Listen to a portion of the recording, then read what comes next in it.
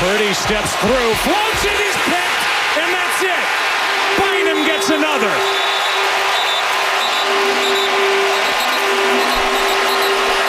The Vikings with another takeaway. And that interception will end the night with one snap to go, and the Vikings are going to move to 3-4. I hate you. That's all we heard all night long on Monday Night Football. Oh, baby, oh, baby, oh, baby. I don't have a long one in me after last night. As Kirk Cousins and the Minnesota Vikings light up the Niners, Kirk Cousins, Captain Kirk. I can't believe we got diced up by Kirk Cousins.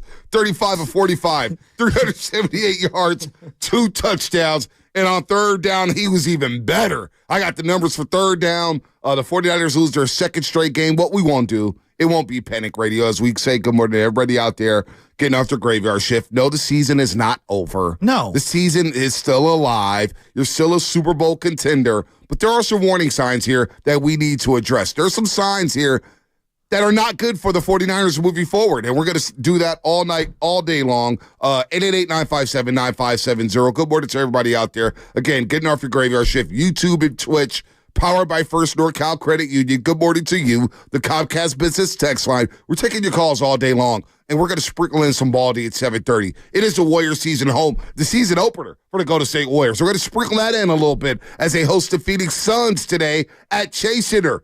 TV Bonte is back. Well, Radio Bonte is here for the morning roast. Good morning, Chasky. Niners lose to the Vikings 22-17, and there's just so much to dissect from this Monday night loss. We'll get to Kirk Cousins because I have major Kirk Cousins thoughts. We'll get to Brock Purdy, the offensive line, the running game. What a valiant effort by CMC, playing every single snap. Like, the guy is an absolute – he's an all-time talent, right? That's all-time. I cannot get over this. Look, there are many reasons why they lost this game. But one of the biggest ones that I'm going to have a hard time swallowing, and Steve Wilks, I'm not firing him. I'm not running him out of town. But my God, one of the biggest blunders I've ever seen. The Niners score right away. It's 10-7. A minute left in the second quarter, all right? He hits Osborne. Oh, then he hits Madison on a little check down. There's 16 seconds left. 16 seconds left. How many timeouts? No timeouts. How many? No timeouts. No timeouts. Okay. All They're right. at the 40-yard line, going the other way. They basically need 60 yards to score a touchdown. They need 25 yards to get in the field goal range with no timeouts, correct? Situational awareness. Yep. If a play takes 4 or 5 seconds, if they complete it inbounds, tick, tick, tick, getting that offensive line, maybe they have a spike, maybe they have one play. At most, that's being aggressive. 16 seconds left, and Steve Wilks brings 8 guys to the line. I watched it 5 times. 8 guys to the line of scrimmage, and Warner's the only guy that drops. 4 guys into coverage, 4 guys running routes. And Charvarius Ward is left on an island on a deep ball. It's a 50-50 play. Yeah, maybe Charvarius should have made the play. Whatever. What are you doing bringing that many guys to the line of scrimmage? 7 guys are attacking the quarterback with 16 seconds to go. Six-man blitz. Six-man blitz. My head almost exploded. Some might say it's a fireable offense. I will not say that. Some might say that. Come on. But Bonte, that's one ridiculous. of the worst situational play calls I've seen from a DC in like 25 years of 49er football. I couldn't believe what I saw from Steve Wilks. Couldn't believe it. That was bad. And the Vikings get a big-time touchdown. They go 16-7 at the half. And look, that was a microcosm of what went wrong yesterday. Charvarius Ward was barbecue chicken yesterday. He got cooked. And then they have Justin Jefferson. All right? Deommodore Lenore got cooked. And then they have Justin Jefferson. Hell, at times they didn't have T.J. Hawkinson. At times they didn't have Addison. Well, Addison had a career day yesterday for him, the rookie out of USC. 7 catches, 123 yards. Again, Kirk Cousins threw for 378. He was 35 of 45, threw for 378 against this defense. So the defensive line, and I see the call stacked up here. Line them up, 888-957-9570. This defensive line, led by Nick Bosa, this was their game. This is their game on prime time to show that they were elite. Well, they showed for the second straight week that they allowed another team to control the line of scrimmage. Yes. I thought in the first half, the Vikings established themselves on the ground. Now, overall, the numbers don't look great for the Vikings on the ground. But in that first half, they averaged 5.3 yards a carry in the run game. That opened up the play-action passing. That opened up passing lanes for Kirk Cousins. That made the Niners defense soft. So in 6 quarters, 4 with Cleveland, the first 2 against Minnesota, the Niners at one point was giving up 5 yards a carry. Wow. With Fred Warner, Drake Greenlaw back, Bosa, Hargrave, Armstead, whether it's Gregory, Farrell, Drake Jackson, I don't really care. Kinlaw. The defensive line is not getting it done. It starts with Nick Bosa. Okay. Nick Bosa has 3.5 sacks in the last 12 games. What about Eric Armstead, who's getting paid $20 million? And what about Hargrave? He wasn't good either. This defense is led by Hargrave's been good this year. Hargrave's been good this year. I agree. I watched T.J. Watt make a game-changing play Sunday. I watched Myles Garrett make game-changing plays on Sunday. Yeah. I watched Micah Parsons make some game-changing plays against the Chargers last Monday Night Football. I can't argue. Where's the game-changing play from Nick Bosa been at? I can't argue. It starts with Bosa. As Dre Greenlaw is throwing his body around with reckless abandon, and Fred Warner is broken finger. I don't know what happened with the hand, and then he got clipped in the thigh. These guys are giving their body. Can somebody on the D-line make a play? And look, you got to give credit here. I thought Kirk Cousins, look, I owe this man an apology. He was masterful. He threw on time with anticipation. He evaded the rush. He was pre-snap audibling. He was in full command. You saw post-snap. He recognized where the blitz was. Here's a blitz beater, changing arm angles. Look, I know that might have been one of his best primetime games of all time. It was a great job addition. He was incredible. Well, he did great in his job interview.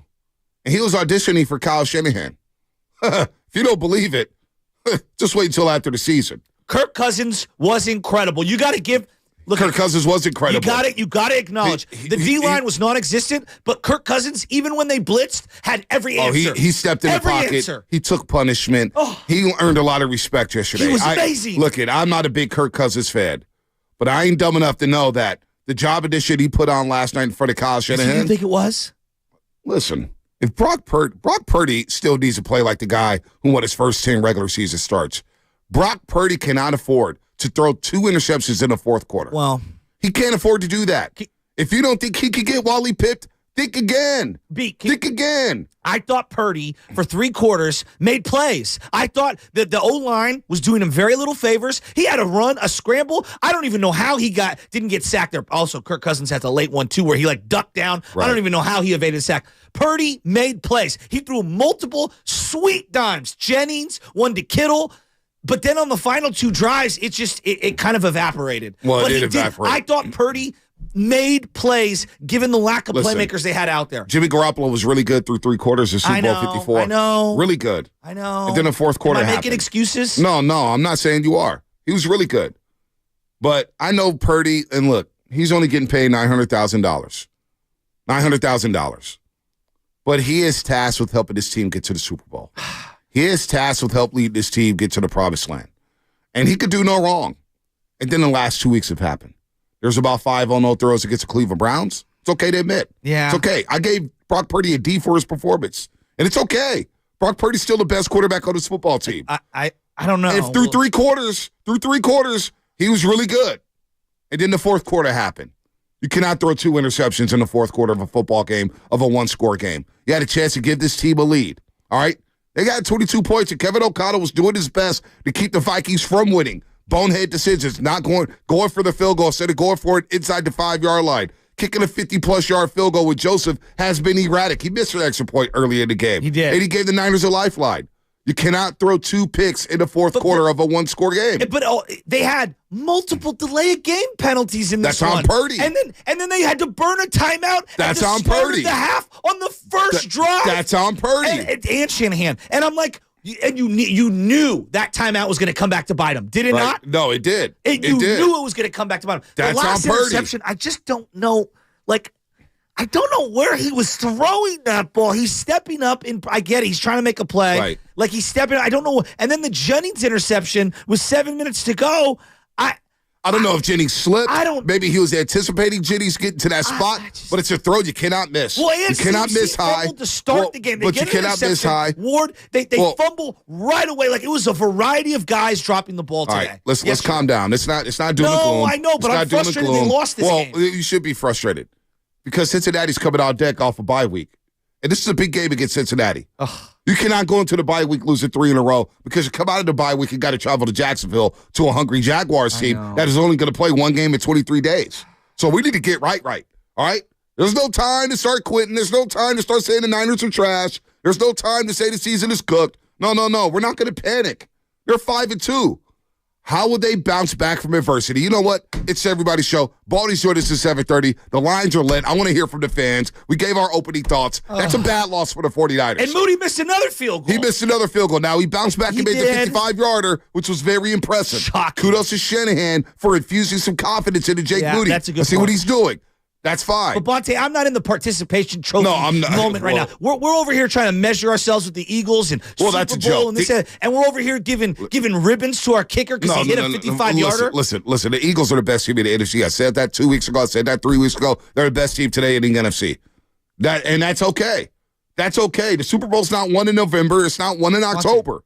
It's not. It's won in January and February. Bonte, they got cooked by Addison, a rookie, and Powell and Hawkinson. Oh, I know. A.J. Brown is sitting there licking his chops. A.J. Brown, DK Metcalf, Tyler Lockett, Jackson Smith, and Jigba. What about Jamar Chase and T. Higgins coming to Levi Stadium on Sunday? Their DBs, you don't think they're licking their chops? Their DBs were getting absolutely abused. When they weren't holding or doing some sort of like hands to the face, they were getting torched. Absolutely torched. And Cousins was masterful. He was intermediately masterful. and deep. He was at one point 8 for 8 on balls 10 yards or more for like 180 yards. And on third down, he was like 70% completion. Well, not third down, I had it. 77. Third down, I had him 9 to 12 for 183 and 8 first downs and 2 touchdowns. Oh my God. On third down alone, he threw for 183 yards. He completed a screen pass on 3rd and 12, and I'm going, what are we doing? Why are we blitzing?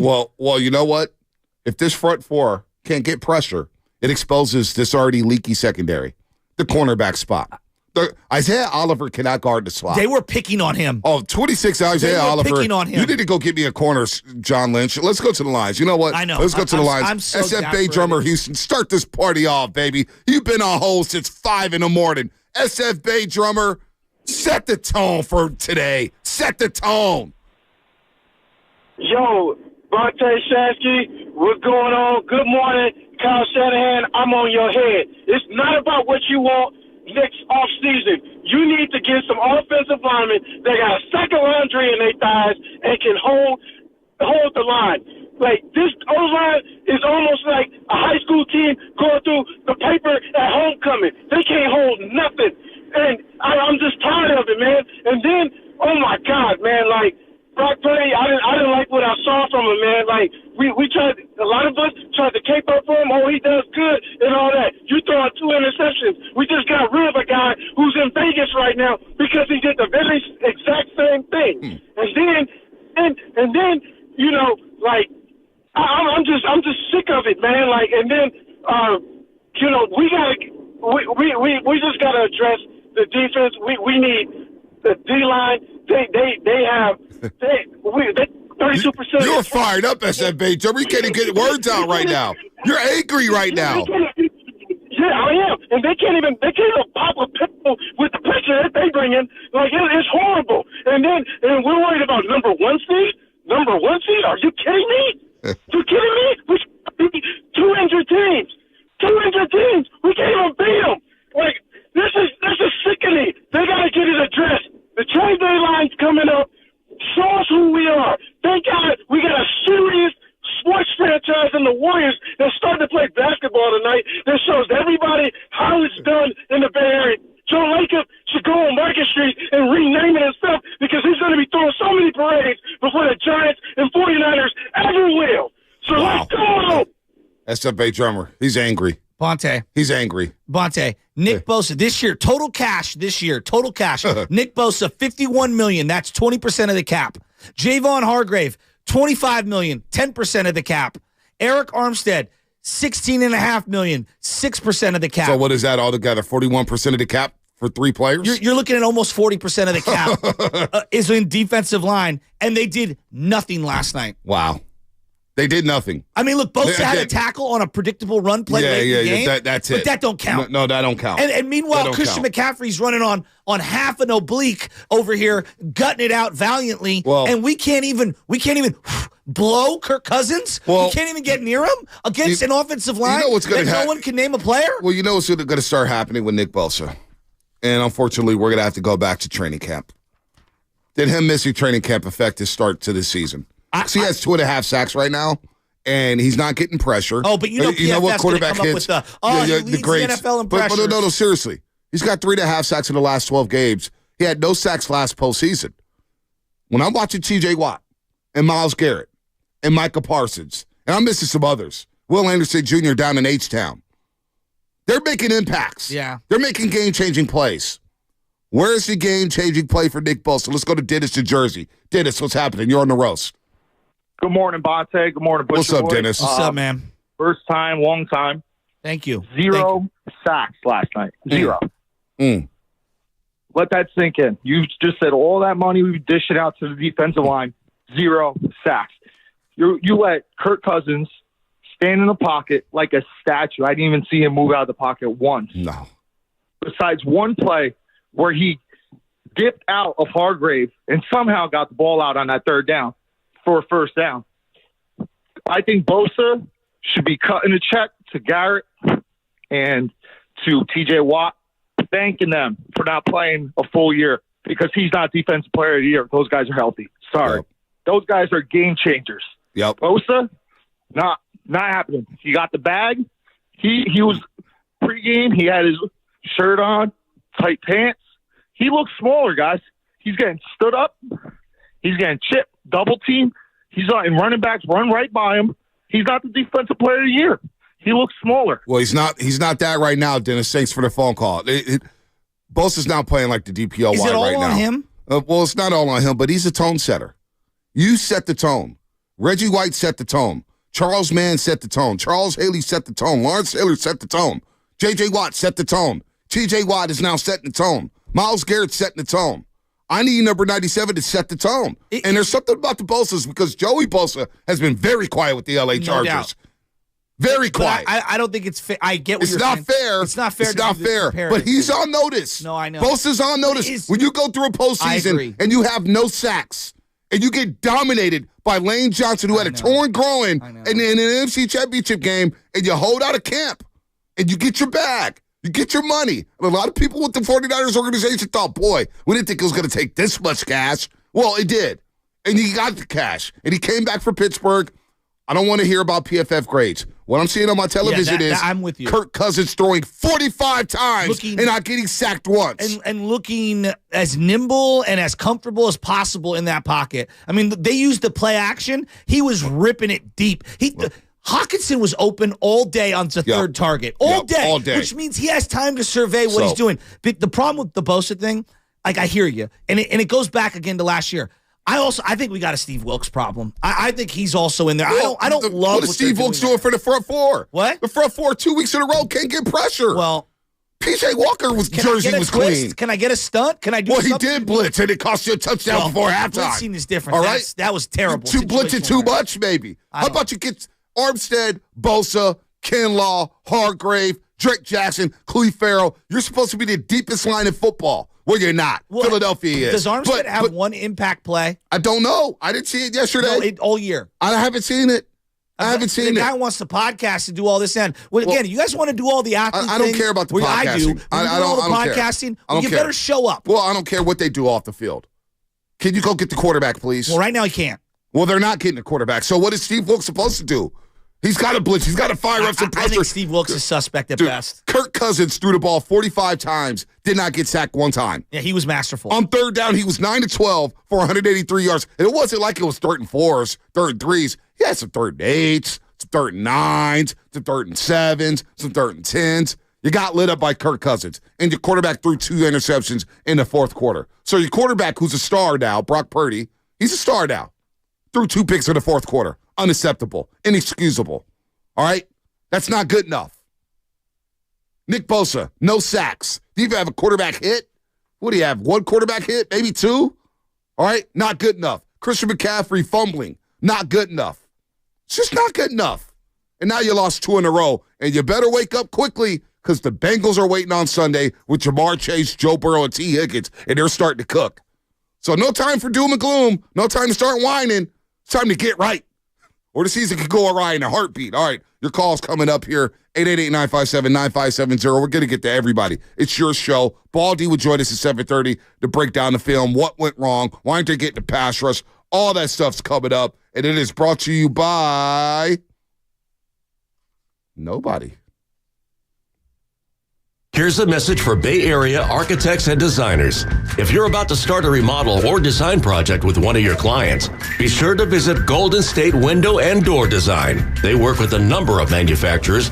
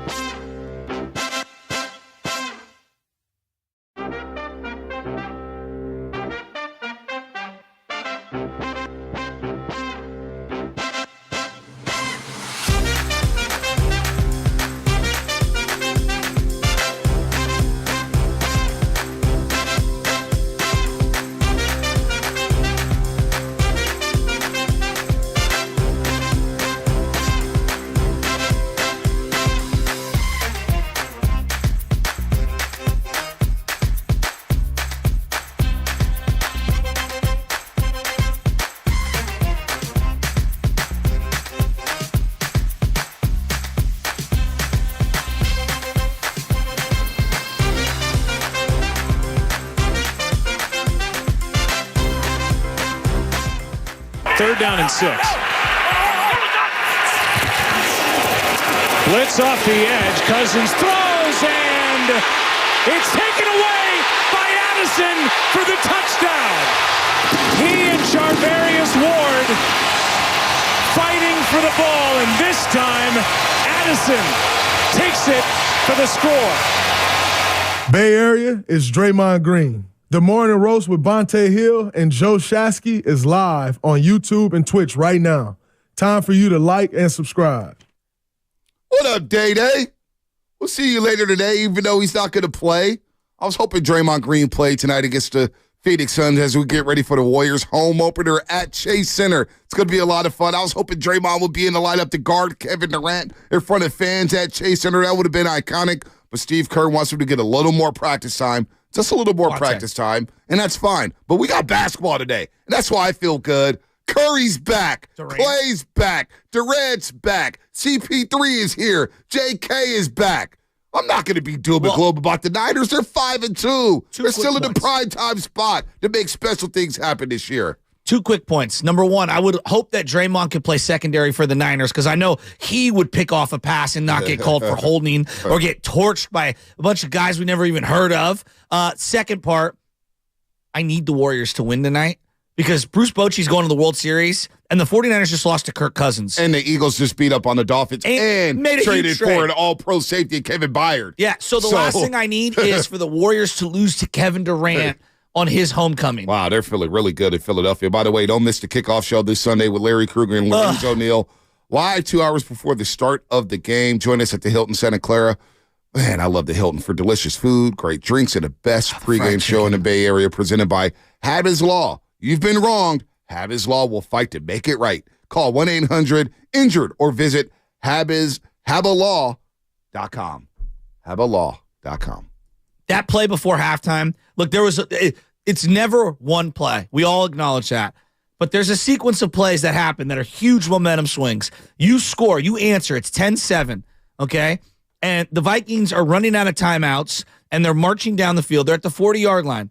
Situational awareness, at worst, you can give up a pass to the sidelines. No, give up a pass in the middle of the field, make the tackle. No, but I'm saying at worst, you give up a pass to the sidelines, they get a field goal attempt, is what I'm getting at. Right. Like, you play more of a prevent, defense. Got the 40-yard line. You can't. You don't even need to give up a field goal. Well, I'm just saying, at worst, Fonte, like risk assessment, you cannot give up a deep ball dead. Now, look, you can make the argument, Ward needs to make that play. Well, Ward went for the interception, just go for the tackle. But at the same time, Wilks put him in a position. We're getting to where you're a 6-man blitz on 3rd down, no timeouts. 7.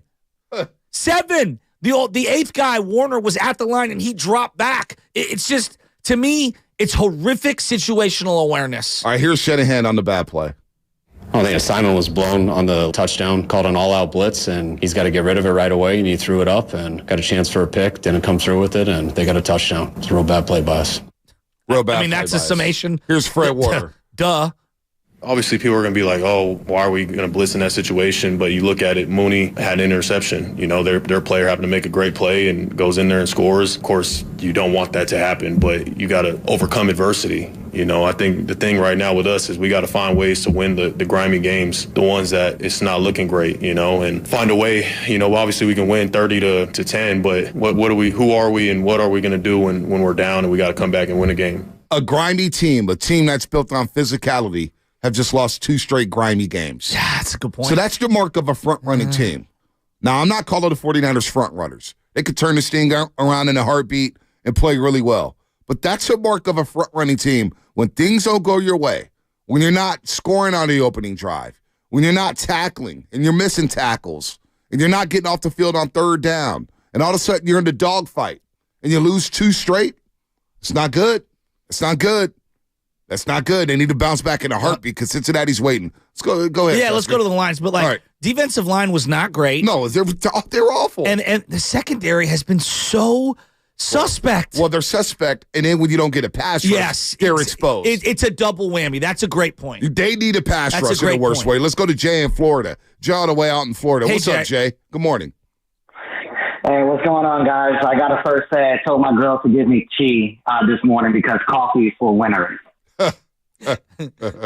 Damn. So I got 3 points, and I'm going to get them real quickly for you guys because I know you got other callers and things to go on. But you guys have already been kind of preaching to the choir what I got to say. I think in the last 2 weeks, we literally went from juggernaut to JAT, just another team, is what I feel we witnessed. When you guys were talking about just the front runners a second ago, my point was we're not the bullies on the block anymore. And I want to bring up Kittle when he had that F Dallas shirt on. I don't mind him having a shirt and showing it. I mind the timing of it. Do it at the beginning of the game. That's what bullies do. Show that, hey, no matter what you do, it ain't gonna happen out here. Doing it when you're all those scores up and everything, that's not a bully. You were scared to kind of show it. So we're not showing that we're the bullies on the block. And the last thing, I just have 2 points on Kyle Shanahan. Number one is a little bit of a conspiracy. I feel that it was Kyle Shanahan's call to do that blitz before the half ended. The reason why, it's not like in Steve Wilks' nature. He usually plays off in just regular situations. I don't see why he would want to blitz. And it's not like in his nature from what we've seen. Yeah. I hear you. The other thing. Go ahead, Jay. Just one last thing. And the other thing about the Kyle Shanahan criticism that I have right now, and it's hard to say criticism because you have to take the good with the bad with everything. But I'm wondering, is his offense too complex? Like when we're a couple players down, I was really excited to see what Ronnie Bell might do, what Jordan Mason.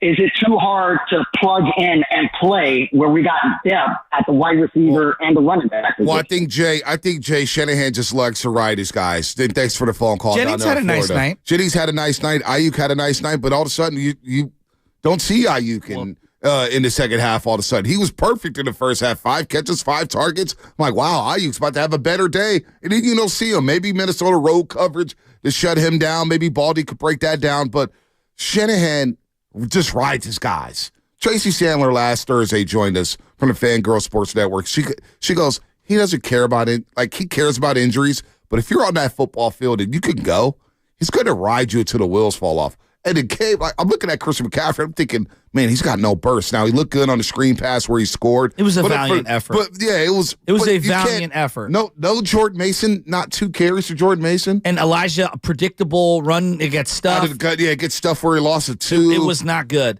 They don't have a lot of playmakers. Ronnie Bell, a little wiggle, maybe some wide receiver screens. Shanahan just rides his guys. That's who he is. But like the Jennings thing is interesting to me because like if you're throwing rhythmically, like you can hit him and he can move the chains and he can box guys out at times.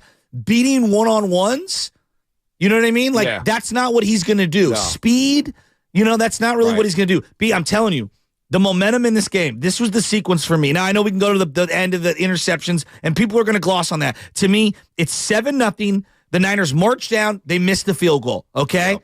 Okay, now the Vikings got all the momentum. Vikings roll all the way down. They get into the red zone.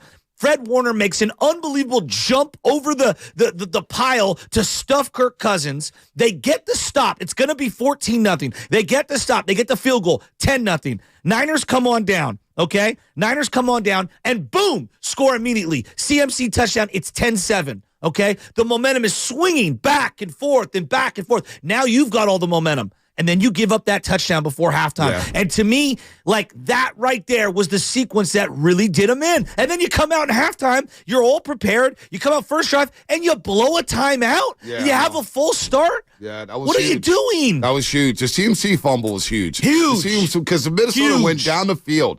They went down the field and sliced you up. That was a long, long drive. You know what Minnesota did, too? After Moody picks him on the first possession. Moody picks him on the first possession, but they ran a lot of clock yesterday. Yeah, they did. Minnesota controlled the type of possession. By the way, we're going to get to everybody. Jordan in Union City. Bay Rob's on the line. We got Z up in Canada. Z, hang on tight in Canada. We got John and Tracy. We got the rest of you. 888-957-9570. We're reacting to the loss last night. Niners lose their second straight. They lose to the Vikings, and Kirk Cousins lights them up. Out of all the quarterbacks to light them up, I swear to God, I was ready to call it sick today. I can't believe that Kirk Cousins, 2-10 on Monday Night Football, and of course he lights up my Niners. Go figure. Roasters, though, we got some good news.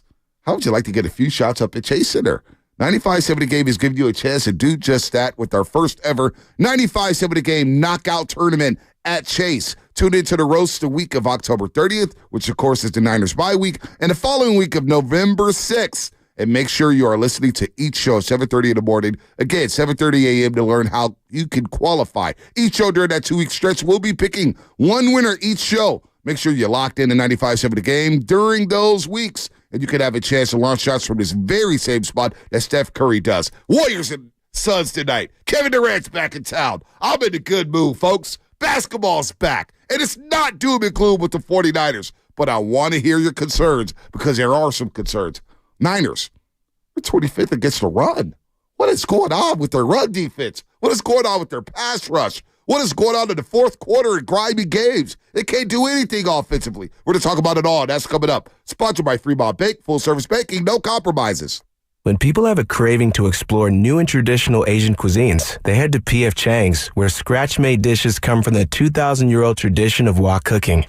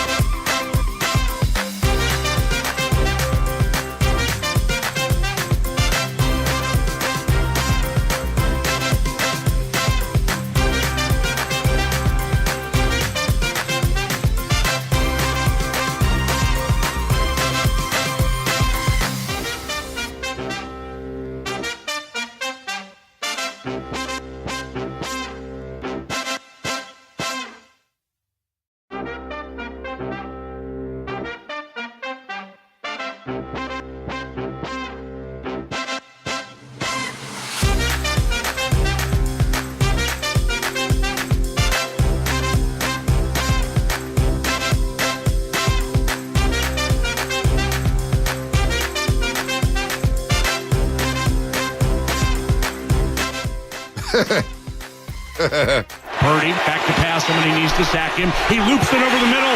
Intercepted! Yes! The Vikings beat the Niners! And Cam Bynum has a 2-interception night. And now a fight unfurls on the field. And we're not over-exaggerating that. There were punches thrown. These sour-ass Niners can go ahead and get out of town. What? Paul Allen, Say Vikings Radio Network. These sorry-ass Niners. Can you isolate that? I want the Just play it whole one more time? the fighting part and then sorry-ass Niners. Put that all out there. Wow. This segment is sponsored by Golden State That was Lumber. the guy we had on? Yeah. Wow. Paul Allen. This segment is sponsored by Golden State Lumber, serving the Bay Area for 3 generations. When you succeed, we succeed. Visit GoldenStateLumber.com. It is a Warriors game day brought to you by Xfinity, the Xfinity 10G network made for streaming live sports. The Warriors in their season opener tonight against the Phoenix Suns. And we just got breaking news here that Bradley Beal, the newly acquired member of the Phoenix Suns, of course, he was in that trade for Chris Paul, going over from Washington to Phoenix. Bradley Beal, unlikely to play with back tightness. So no Draymond Green, no Bradley Beal. It evens up the playing field. I'm feeling my Dubs are going to be 1-0 tonight. Bonte, I just read a long-form piece of journalism, which I don't read very often, and it was like Bradley Beal's the healthiest he's ever been. Well, his mind and his body and his spirit is in a good spot, and now he's not going to play. We're taking a cautious approach with Beal's back ailment to begin the So new the season. reverse of the Niners with CMC. Yeah, basically. Shanahan will play you with Every a torn single oblique. snap. It does not care. It run you up the middle. I got to say about 2 guys real quick. Fred Warner, we've said it week after week after week. The guy's a gladiator. He's an all-time 49er. I'm already ready to say it. All-time 49er. CMC playing every single snap with a torn oblique. Yeah, that's legendary status. Insane. Now, was he the same exact player? No, but they don't even come close to beating the Vikings without CMC because they couldn't run anything at all. That guy is a monster. Well, Alex in Atlanta yesterday came with the stat of all stats. What's that? Said the Vikings give up 56 yards on the ground at home per game. That's a home field advantage, too. Yesterday, That they give up 50 yards on 14 carries. Wow. Christian McCaffrey averaged 3.2 yards a pop. Brock Purdy, 2 carries, 16 yards. Elijah Mitchell with the 1 carry for -1 yard. Actually, excuse me, that's just the first half. My bad. I'm telling people lies out here. Where's I think my he had stats at? 2. I could be wrong. Yeah, he could have had 2 carries. Yes. No, Elijah Mitchell had 1 carry only had minus the 1. one? Yeah. So CMC, I'm not far off here. 15 carries, 45 yards, 3 yards a pop. Brock Purdy, 5 carries, 19 yards. George Kittle, 1 carry, 2 yards on a little tight end jet sweep to get a first down. Overall, the Niners, 22 carries, 65 yards on the ground. Not going to get it. 3 yards a carry. Not going to get it. Minnesota, 21 carries, 74 yards, but they averaged 5.3 a pop in the first half. So, listen, man, that's not good enough. No. That's just not good enough. Let's go ahead. But CMC giving everything he had, like I respect the hell out of him. Too. He's a gladiator. And like he's an all-time. The other guy that I got to give love to, because we're all negative this morning. And no, we're not negative. There's positivity. Dre Greenlaw throws his body around with reckless abandon. I don't know where he stands in the pantheon of great linebackers. That's not for the debate today. My guy Golson and Whitner used to throw their bodies at dudes. I'm talking projectile shoulder blasts, give you every ounce of their body. Dre Greenlaw's on the same level. Dre Greenlaw is one of my favorite players of all time. Just the way he plays. He knocked Madison so hard, he almost knocked himself out. Well, at that point in the game when he knocked out Madison, early fourth quarter, because on the second play of the game, he had a tonesetting hit on the tight end. I mean, he obliterated the tight end. I think it was, who was it? It wasn't Irv Smith. No, it was the other guy. It was somebody. It wasn't Hockenson. No, he lit somebody up. But when he did hurt Madison for the 1 yard loss, and he damn near hurt himself, at that point, he had a tackle for loss, a quarterback hit, and 8 tackles. I mean, he was everywhere. They missed him. Everywhere. They missed him. Everywhere. Let's get to the lines. I love Greenlaw. Yeah, let's get to the lines. Rat-a-tat-tat. We got everybody out here. Full phone lines, 888-957-9570. And 925 Comcast Business Text Line. Steiny and Evan Giddings was said this last week. Evan Giddings. Bosa has 3.5 sacks, and 2 of them were unblocked. He has 3.5 sacks in his last 12 games, including the postseason. It's not good enough. These sour-ass Niners can go ahead and get out of town. Bay-Rob. What's up, Bay-Rob? Long time no talk, Bay-Rob. What's going down? Man, it's all good, man. You know I got my ear to the mic, man. I listen to y'all all day, but I ain't gonna drive y'all crazy with all my rants. But anyway, man, I'm feeling like Butcher Boy this morning, man. Hey, for some reason, I knew we couldn't get it together, y'all. And so when I knew we couldn't get it together, I said, man, let us just make it in this half. If we give up 3 points, I'm fine with that, man. Why did that dude call that all-out blitz on third down like that? Makes no sense. Like, that killed me. It killed me. Then, you know what I'm saying? We just couldn't get it together, guys. I ain't gonna panic, but your boy Wilks is suspect on this defense because it's a few quarterbacks that's moved the ball on us, and most of them second string, the boy Dobbs, when we played against Arizona and Joshua Cleveland. Dobbs. You know what I'm saying? Them Walker. dudes move the ball. Come on, dude. These second string, these backup quarterbacks, and they moving the ball on us like that with this type of defense. And then you already know I'm finna go there, Bunte and Butcher Boy. Bosa, you got your money, Playboy. What's going on? And Armstead, you know how I feel about Armstead already. Can nobody bust through this line and get this dude not one time? Come on, y'all. Not one time. Bay Rob, good call, man. Good call. Look, I don't know where Armstead is. I don't know where Bosa is. Philadelphia let Javon Hargrave walk, and all of a sudden their defensive line looks better. And Hargrave's been good for the Niners. They let Hargrave walk, say, we'll just draft Jalen Carter, and we get Jordan Davis in shape, and now we got the best defensive line. So I don't want to hear anything about Philadelphia today. Philadelphia's a better football team, all right? They're the better football team as of today. I don't want to hear anything about the Eagles. We're not on their level. We need to lick our wounds, get over these 2 losses. Brock Purdy was good for the first 3 quarters. But you can't throw 2 interceptions in the 4th quarter of a football game. You just can't do it. That's inexcusable. You don't get a pass for that. You don't get a pass because Debo was out and Trent Williams was out. He had plenty of time. Nobody was complaining about the offensive line up until the 4th quarter. They were fine. Brock Purdy had time. He threw dimes. He had a solid game. When you throw 2 picks in the 4th quarter, you get heat. When you don't get sacks and you let Kirk Cousins throw it 45 times for over 380 yards, you get heat. When you allow a touchdown before the half on the all-out blitz, one of the silliest play calls I've ever seen from a defensive coordinator. 3rd and 6, no timeouts, and you're calling all-out blitzes? They're at the 40-yard line. They need at least 25 to get in the field goal range, and you call it all-out blitz? That's unacceptable. That's an unacceptable loss from a team I consider a Super Bowl contender. So you know what? It's time to get right. No panic, no doom and gloom, no saying the season's cooked. But you know what? You got the Cincinnati Bengals and the Jacksonville Jaguars on deck. These are monster games. Because if you lose these games, forget Philadelphia. You're going to be in 2nd place in the NFC West. You may not even win. You may not have won your division if you lose these next 2 games. So you need to get right. And that's a real thing. You may be in 2nd place in the next 3 weeks if you don't get right. So you're going to bring up Bosa, rightfully, right? The other guy that I think we have to address, Eric Armstead. He's the 3rd highest paid 49er of all time. Do you know that? Yeah. 3rd highest paid 49er of all time. $86 million he will make through this year. $86 million. Bonte, the guy, let me just read the last couple. Since the 10-sack season where you had to keep him, I wanted to franchise him, had to keep him, and you paid him DN money, even though he's a D tackle.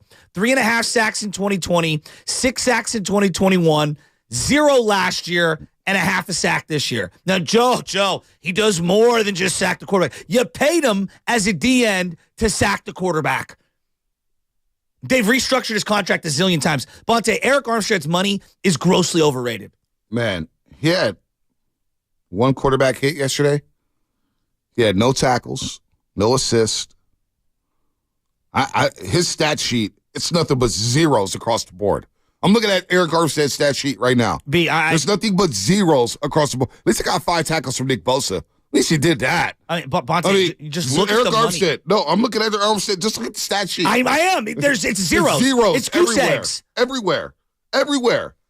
I did not see number 91 yesterday. Beat 40%. Maybe he'll talk about that on the podcast. 40% of their salary cap is that defensive line, and they can't get home. 40% of this year's salary cap is the D-line that can't get home. Actually, more now that you've got Kinlaw. So I'm just talking about the top guys. Yep. Let's get to let's get to TC in Sacramento. Then we got J-Dub on deck. We're getting to everybody. It's your show today. TC Sacramento. What's happening, TC? Good morning.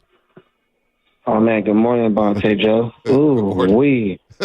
Ooh wee. Ooh wee. I called her yesterday. I tried to call and say, man, don't let that dude dice. Hey, look, your boy looking average. They both looking average. Kyle and Brock, bro. There ain't no excuses about the injuries or none of that, dog. You get what I'm saying? They better get it together, bro. I'm telling you, everything is starting to unravel. Hey, you know what? What is it? What's the solution here? Because I thought Brock was good for the first 3 quarters, TC. The interceptions in the fourth quarter cannot happen. Cannot happen. We ran Jimmy Garoppolo out of town for the same thing. Period. If he's supposed to be the real deal, bro, he's supposed to be overcoming all that. If he's the real deal, like everybody wanted to be and everybody saying, he's supposed to overcome his faults and Kyle's faults. That's what great quarterbacks do with a coach. It feels a little egregious. Go ahead. I thought he was I'll let you retort. I thought he was really good in terms of playmaking when there weren't a lot of plays to be had for about 3 quarters. Almost inexcusable, the final pick. And then I don't know what happened on the Jennings pick. Was it just a poorly thrown ball? Was it a combination of the wrong route or getting chipped off the route by Jennings? It was a terrible pick. Shanahan said it was a terrible pick. So they're both, okay. Those were bad. That's what Shanahan said. Those were bad. Go ahead, TC. Those are bad, bro. The anticipation, all that anticipation, BS that he's doing, bro, that's going to catch up to him and it's starting to catch up to him. Throwing the ball when the receiver's not there. Let him get up. Go ahead. No, go ahead, TC. You good. Keep going. You're cooking. Yeah. No. Yeah, exactly. Like all that anticipation, bro, got him in trouble. That wasn't nothing about Jennings running the wrong route or any of that, bro. This dude's throwing the ball before the receiver is getting there. That's going to get him in trouble, dog. Well, early in that first half, I thought that wide throw, he threw an absolute dime to, I believe, Jennings on a deep ball. He threw dimes at Kittle. He threw dimes at Ayuk. I thought he was fine. I thought Purdy was really thought he good. Made plays. But again, at the end, you're going to get judged by interceptions to finish games. Mm-hmm. But Bonte, he did throw one medicine ball to Kittle that I was so happy. Oh, the high one? Oh, dude, Kittle got blasted in the groin. And I thought it was an abdomen at first, but thankfully it was I tell you what, the family jewels. With Kirk Cousins lighting up the Niners defense in front of Kyle Shanahan, who Shanahan has spoke so fondly of. And we know that Kirk Cousins could be available in the offseason. Listen, man, Brock Purdy's been a great story. And I still believe he's the best quarterback on this football team. I do too. But again, I'm looking at Shannon Sharp on my screen. And I keep going back to what Shannon Sharp said before the season. Patience and the Shanahans do not go together. They're not patient. And so I say that to say, you guys thought I was losing my mind on Friday bringing this up. But how many of these games can Brock Purdy afford? I don't know. You throw 2 picks in the fourth quarter against Cincinnati. You come back against the Jacksonville Jaguars and play a subpar game.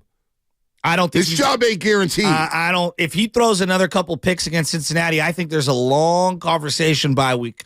Like, what does it look like? I thought he was really good, though, in terms of he was under duress for the majority of the game, and he had a couple of really nice scrambles. I thought I was trying to build controversy. Jimmy would have been sacked 7 times, 8 times. Yes, listen, y'all thought I was trying to build controversy or try to build drama. I'm not about that. I don't like narrative radio. Real. I don't like narrative radio. I don't like drama. I just like to call it like it is.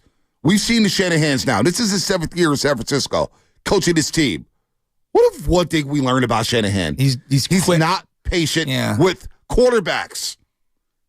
So don't let Purdy struggle like this in the fourth quarter the next 2 weeks against big boy team. These are Super Bowl contenders on decks, folks. Well, the Cincinnati Bengals and Jacksonville Jaguars are playing for a Lombardi too. He has thrown the ball down the field better than Jimmy. The only area where, and again, you're not going to make a lot of these passes beyond the numbers in those 2-minute drill situations where you have to get 15, 20 yards and get out of bounds.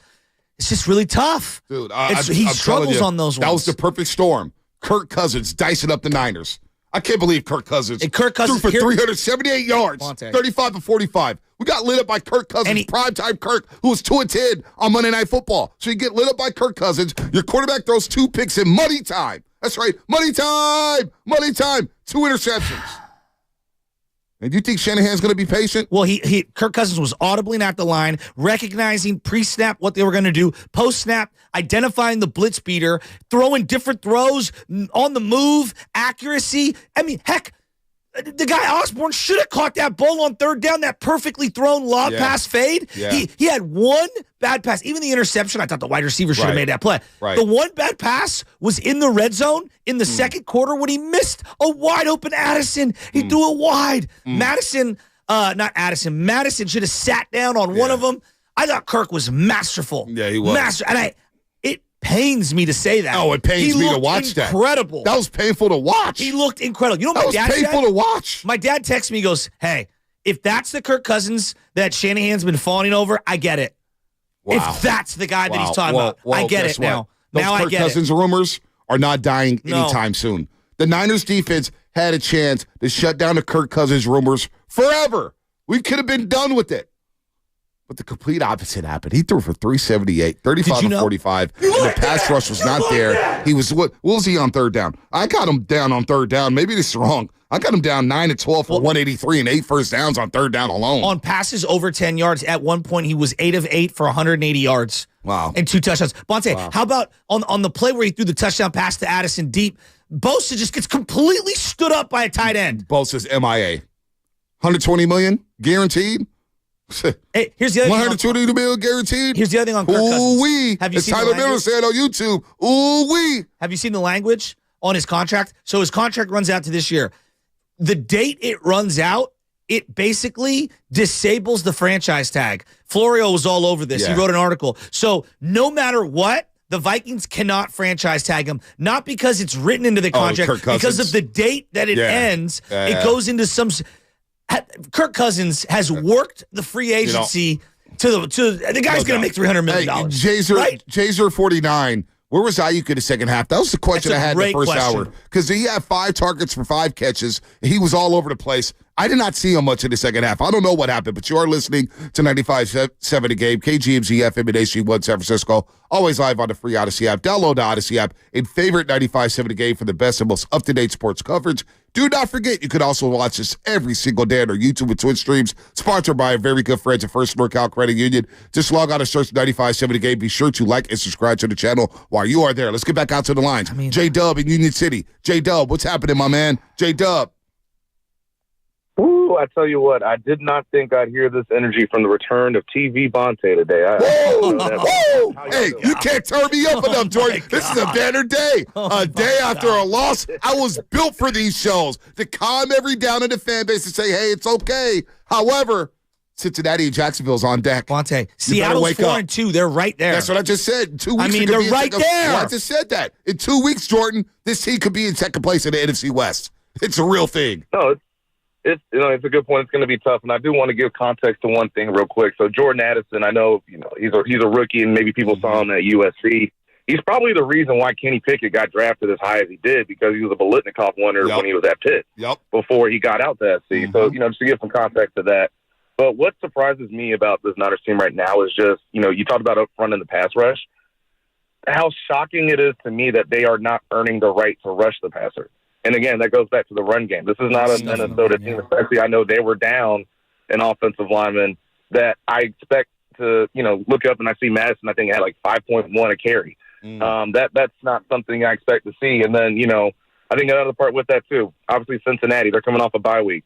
I know they got the OPI for it, talking about the Vikings when they run a trick play. You don't think the Bengals are going to try a trick play pretty early in this game coming up? Yeah. Jordan, real quick, I'll let you finish. They did a double pass that worked brilliantly and got caught for one of the most bogus OPIs I've ever seen. Yeah.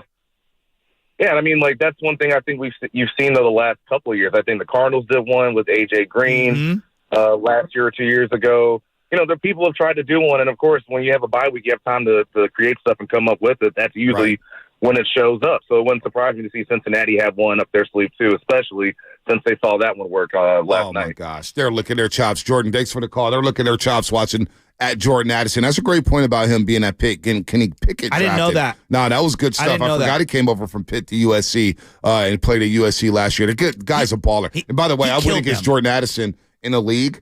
I lost by 0.5 because of Jordan Addison. He lit in me fantasy? up. In fantasy. You lost to him by 0.5? Yeah, I lost to him by my guy, Jude, SF Psychos. We don't root for injuries, No. but in fantasy, if a guy's like... Well, he was out the game. I was like, thank God. Oh, yeah. Well, he was out the game, and then he came back and got a catch. I lost 124 to 123.25 because of Jordan Addison. No way. Yeah, he scored 32.3. He had 32 last night? He had 32 last night. 7 catches, 123 yards, 2 touchdowns. I had Osborne and a 40-yard touchdown. 40-yard touchdown, which is another I'm down bonus. bad. When you're playing Osborne, you're down bad. Well, I was going for my 4th in a row, and now I'm down. That loss dropped me to 3-4 in my Frisco Ballers League. So, it's all good. Let's go to Mo. Actually, no, Z in Canada. Let's get Z in Canada. I know there's Canadian rates. Oh, Canada. Oh, Canada. Z, what's happening? Good morning. Good morning, Z. Bonte and Hill brothers, how are you doing? We're good, baby. We're good. I want to talk about Brock Purdy a little. Okay. 2 weeks ago, he was the NFL MVP betting favorite. Like the narrative around him was that. Now, my thing is I still look at him like a baby because he's still a rookie. He's still like basically just played one season of NFL football. Now, 2 weeks ago, the conversation was Brock Purdy is NFL MVP betting favorite, and they're going to write the movie script for Mr. Irrelevant, and the Niners are going to roll to the Super Bowl.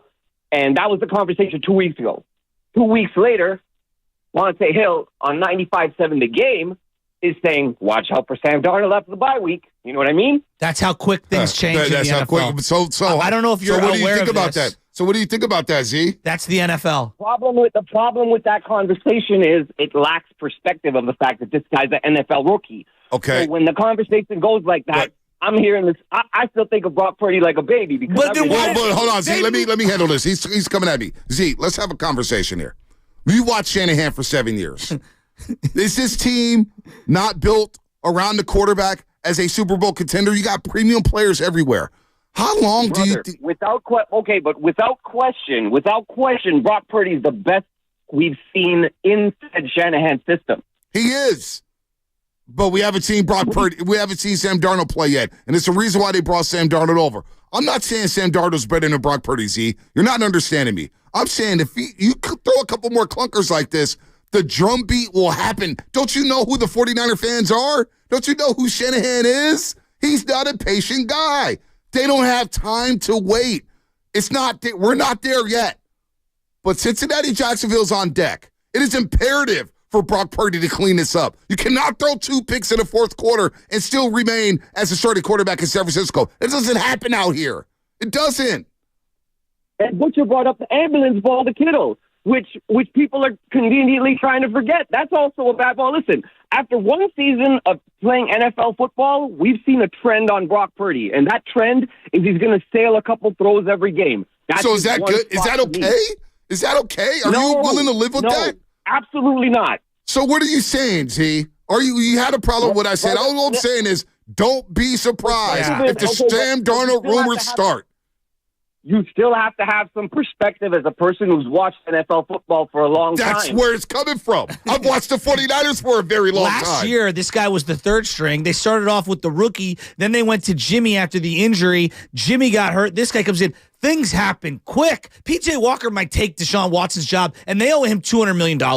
I mean, that's how the NFL works. Nick Mullins had one game, and I said, boy, Nick Mullins lights up this game. We're going to have a controversy. And what happened 2 weeks later? There was a controversy. Yes. I know 49er football, folks.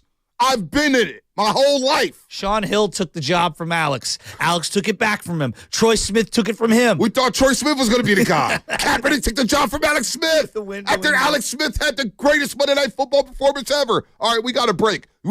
Presented by Hab's Law. We got a break. You've been wrong. Hab's Law's fight to make it right. Call 1-800-INJURED or visit habslaw.com. Get a bounty.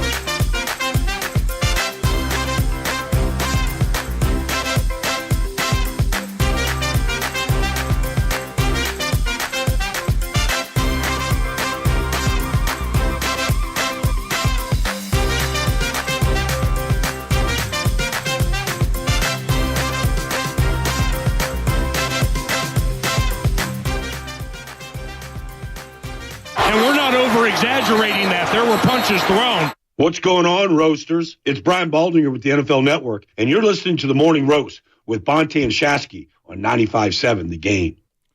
Oh, Baldy's going to join us in 13 minutes. I can't wait to have Brian Baldinger on. By the way, Roasters, how'd you like to get a few shots up at Chase Center? I would. Where the Warriors will play tonight against the Phoenix Suns. The season starts. Kevin Durant's back. No Bradley Beal. He's unlikely to play. Draymond Green's already ruled out.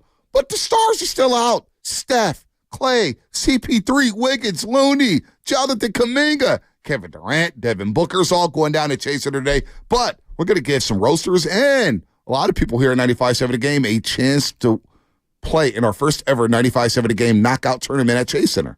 Tune into the Roaster week of October 30th. That's the 49ers bye week. We probably all need one. And the following week, November 6th, make sure you're listening to each show at 7:30 in the morning. Again, 7:30 a.m. to learn how you can qualify. Each show during that 2-week stretch, we'll be picking one winner each show. Make sure you're locked in the 95.7 The Game during those weeks, and you can have a chance to launch shots from the very same spot that Steph Curry does. 30 scored 30 today, Steph Curry. He's dropping 30 in the opener. Especially after he saw Guru yesterday. Yeah, Guru. He asked Guru for a picture. Did you hear the story? Nah. It was so good. Yeah, we put an good. Instagram post, 95.7 The Game, at 95.7 The Game. Go check it out. You'll laugh your butt off. Did you see the stat that came flying across the internet last night? No. About Kyle Shanahan and 5 points or more deficits. Oh, yeah, I got it up right here. What is it? Yeah. Let me, Spinelli sent it to the thread. My jaw dropped when I saw that stat. Let me see here. It is, Spadoni sent it in the thread yesterday, and it is, 49ers trailed the Vikings by as many as 8 points earlier in the fourth quarter. Per True Media Sports, the 49ers are 0-35 in games it trailed by 8+ points or more in the fourth quarter under Shanahan. Worst in the NFL since his first season in 2017, and that includes the playoffs. If the Niners are down 8 or more going into the fourth quarter, they are now 0-36. Well, and they're 0-29 when it's 5 or more. 0-29 with 5 more. The worst part about last night's loss, you had not one but 2 opportunities to march down. And this, again, I think Shanahan's really good. But if there's one, I would say, weakness to his entire system, the drop-back passing game, when you absolutely have to pass, it leaves a lot to be desired. And I'm sure that you could say that for a lot of schemes. But that's the one area. When they do play action and they can get a lead and they're running the ball, it's good. But when the run game's not working, can you drop back and throw the ball down the field when everyone in the stadium knows that's what you want to do? Yeah. They struggle at that, and I'm sure a lot of teams do. So I don't think that that's Shanahan exclusive. Purdy's got to make better throws. All right, let's get to John and Tracy. He's been on hold for way too long. John and Tracy, I apologize. Hey, John. You've been on hold for way too long, man. Go ahead, take your time. Give us all your thoughts on last night's game. What's going on, fellas? How you doing this morning? Good, man. Good, John. I'm frustrated. My kicker can't hit a 40-yard field goal. I got a great. quarterback throwing the ball all over the place in the fourth quarter, and a defense that can't get home. And Kirk Cousins kicked our ass. Hey, John, you know why I feel great? Because I feel you. John, I'm right there with you. John, no. John, I love this. Adversity. Who's going to stare adversity in the face, in the eyes, and knock it out? I call cap on that. No, I love adversity, John. Let's go. What you got, John? So you want to talk about adversity? I don't think this team has it. Honestly, this D-line the last 2 years has been our staple. It has been the heart of this team. Everyone knew that when the game was on the line, Bosa, Armstead, whoever was lining up opposite of Bosa would come through and make a play. This year, it ain't there. I'm sorry. So you're already giving up on the season? As much money. I'm not giving up on the season, but how everyone says we have Super Bowl aspirations, I'm thinking we're going to be lucky if we make the playoffs. What? John, lucky to make the playoffs? You're down that bad? Come on, John. No, hey, guys, look it. We got carved up by Cousins. Yeah, that is they funny. had a makeshift O-line. I read something last night on Twitter. Someone said that the Vikings had like the number 1 offensive line through the first 6 games. My response to that was, well, we must have played the other best 6 of them because our D-line can't get home. No. What is going on our D-line? So you think John, because you waited on a hold for a while, and I want to give you your time, and I appreciate the patience. You think this team's going to struggle to make the playoffs? I think this team's going to struggle. Yeah. If something does not change on that D-line to where these guys start to eat, everyone knows our corners aren't the best. Even if we trade for someone, who are we going to trade for? Well, they already traded for Randy Gregory. Well, the Eagles are going to jump in front of us to trade for them. They're going to go trade for Hunter, or they're going to trade for another safety. Yeah, I'm not ready to go that far. John, I hear you. I understand his point of view. I'm not ready to go that far. Thanks for the phone call. Here's what Bosa had to say about the defensive line. We have a lot of really good players on the D-line, and obviously a lot invested in it, and you have to make the plays when they're there. You kind of get lulled to sleep by some of the protections, and when those ops come, you have to be ready for them. And I'm not sure how it went for the other three guys. I could only focus on myself. There's definitely a couple opportunities there where I could have changed the game, and I need to do that with the kind of player I'm supposed to be. Well, at least he's taking accountability there, although he still sounds sleepy. He was talking about being sleepy and they lull you to sleep. Well, it sounded like Bosa will still sleep after the game, but at least he took accountability that he needs to play better. When you get the $120 million guaranteed, and you don't show up for training camp, now all the people who are saying, oh, you need to just come to training, now all those people are going to talk. And you're on primetime television. Standalone game on Monday Night Football. TJ Watt just sealed the deal in L.A. at SoFi Stadium. All right? Myles Garrett put on a show in Indianapolis. Put on a show. Hassan Reddick, Sunday Night Football. Oh, put on a show. Who else? I'm missing Max Crosby. Crosby's a monster. Plays every single snap. Yeah, he it's his last game. What I saw from Bosa yesterday was unacceptable. I don't care if they're chipping you, doubling you. You got to make plays. Well, again, I'm going to go back to this. Cash this year, this is how much money. He got a $50 million signing bonus, which he's earned. But you're making $51 million this year. That's 19% of the cap. Javon Hargrave got $23 million signing bonus. Okay, 25 overall this year. That's 9.5% of the cap. Trent Williams, who didn't play last night, $20 million. Eric Armstead, $17 million. Those are your top players. Those are the four highest paid players this year. 40% on the D line, and then you get another 10% for Trent Williams on the O line. You're not getting the impact. No, you're not. You're not getting the impact at all. Hey, I'm so fired up today. I haven't even ate my breakfast, man. I'm ready to roll.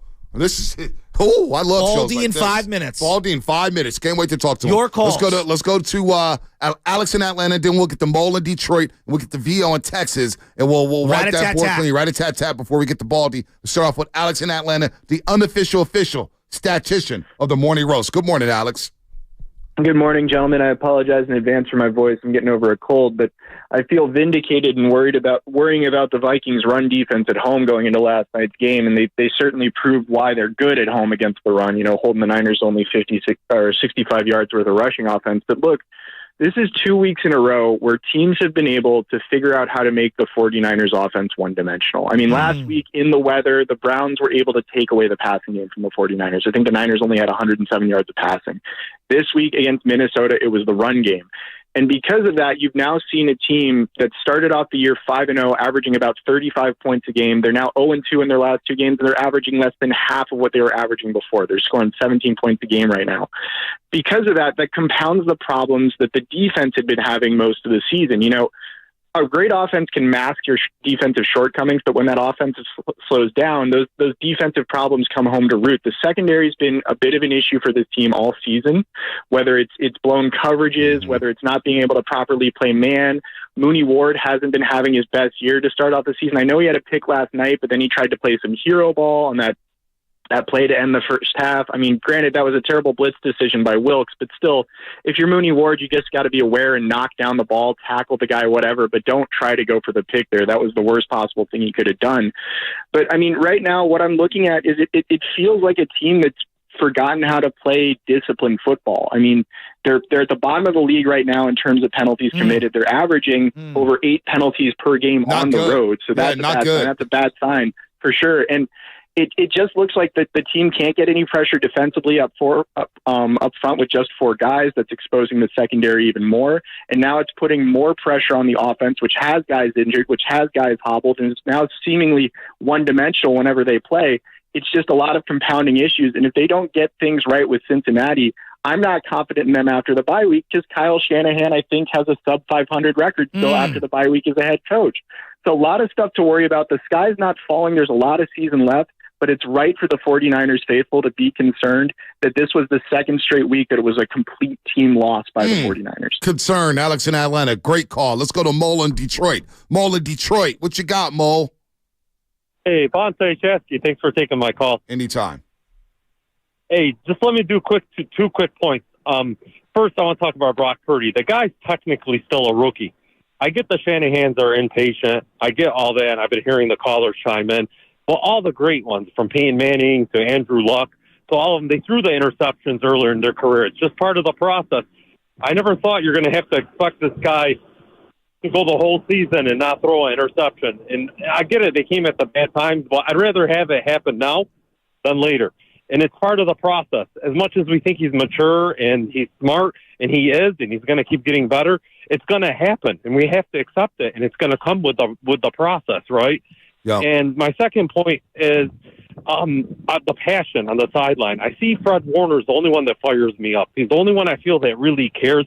I see George Kittle after the games. He's smiling, hugging players. It's like he takes the loss like okay, on to the next game. Maybe I'm wrong. Maybe it's just my lens from Detroit watching on my home TV, but I don't like his attitude. I feel like Fred Warner puts everything out there. He puts his blood and soul on the field, and after the game, you could see the sadness in him. And I see like George Kittle like a clown out there, like he's happy. It just pisses me off, to tell you the truth. Well, I don't know what you guys' thoughts are on that, but thanks for taking This my is call. what I would say is that, everybody handles losses differently. Exactly. I'm not going to judge George's character. Right. I understand those. People were frustrated when Jimmy Garoppolo was smiling when they were down 20. I know. It was just like a smirk. It was like, it wasn't even a smile. Fred Warner is one of my favorite players of all time. And there's a reason, because Fred plays like it's his last game every single game. When I watch Fred Warner, that's the heart and soul, the heartbeat of this team, without a doubt. There's not a question in my mind. And so I love everything about Fred. I'm never going to say a bad word about Fred Warner. And George Kittle gave us all. Here's what I have a problem with. George Kittle, false starting. You know what I mean? Like, you've been in the league 8 years. You cannot be false starting. That's where I have a problem. Xavier, 199, he spent on a super chat. Wasted a third-round pick on Moody. Nice pick, Purdy. Good morning, Roasters. Keith Murphy, the unbeaten 199. We paid for Watt and Garrett and got a lemon and Bosa. I don't think that's fair, but we want to see more from Bosa. All right, let's get to it. Brian, Richie Rich, Hector, VO and Texas. We'll get to you all. 888-957-9570. Let's get to Baldy. We do it every single Tuesday. Brian Baldinger, presented by our proud partner, Golden State, serving the Bay Area for 3 generations. Building better starts with Golden State. When you succeed, we succeed. Visit GoldenStateLumber.com.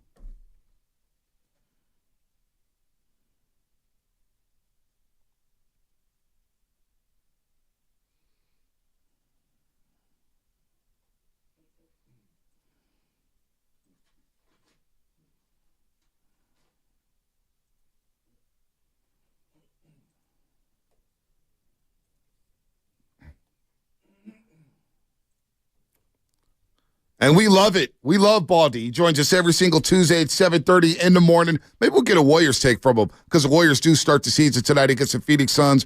But we are reacting to last night's loss, the second straight loss for the 49ers at the hands of the Minnesota Vikings and Kirk Cousins, 35-45, 378. How about Jordan Addison? How about T.J. Hawkinson? How about Kirk Cousins on third down, 9-12 for 183 and 8 first downs? Baldy, I'm going to start here. We'll get to Brock Purdy in the offense in a second here, but defensively just not good enough. Let's start with the play before the half. All-out blitz, 6-man blitz, no timeouts for Minnesota.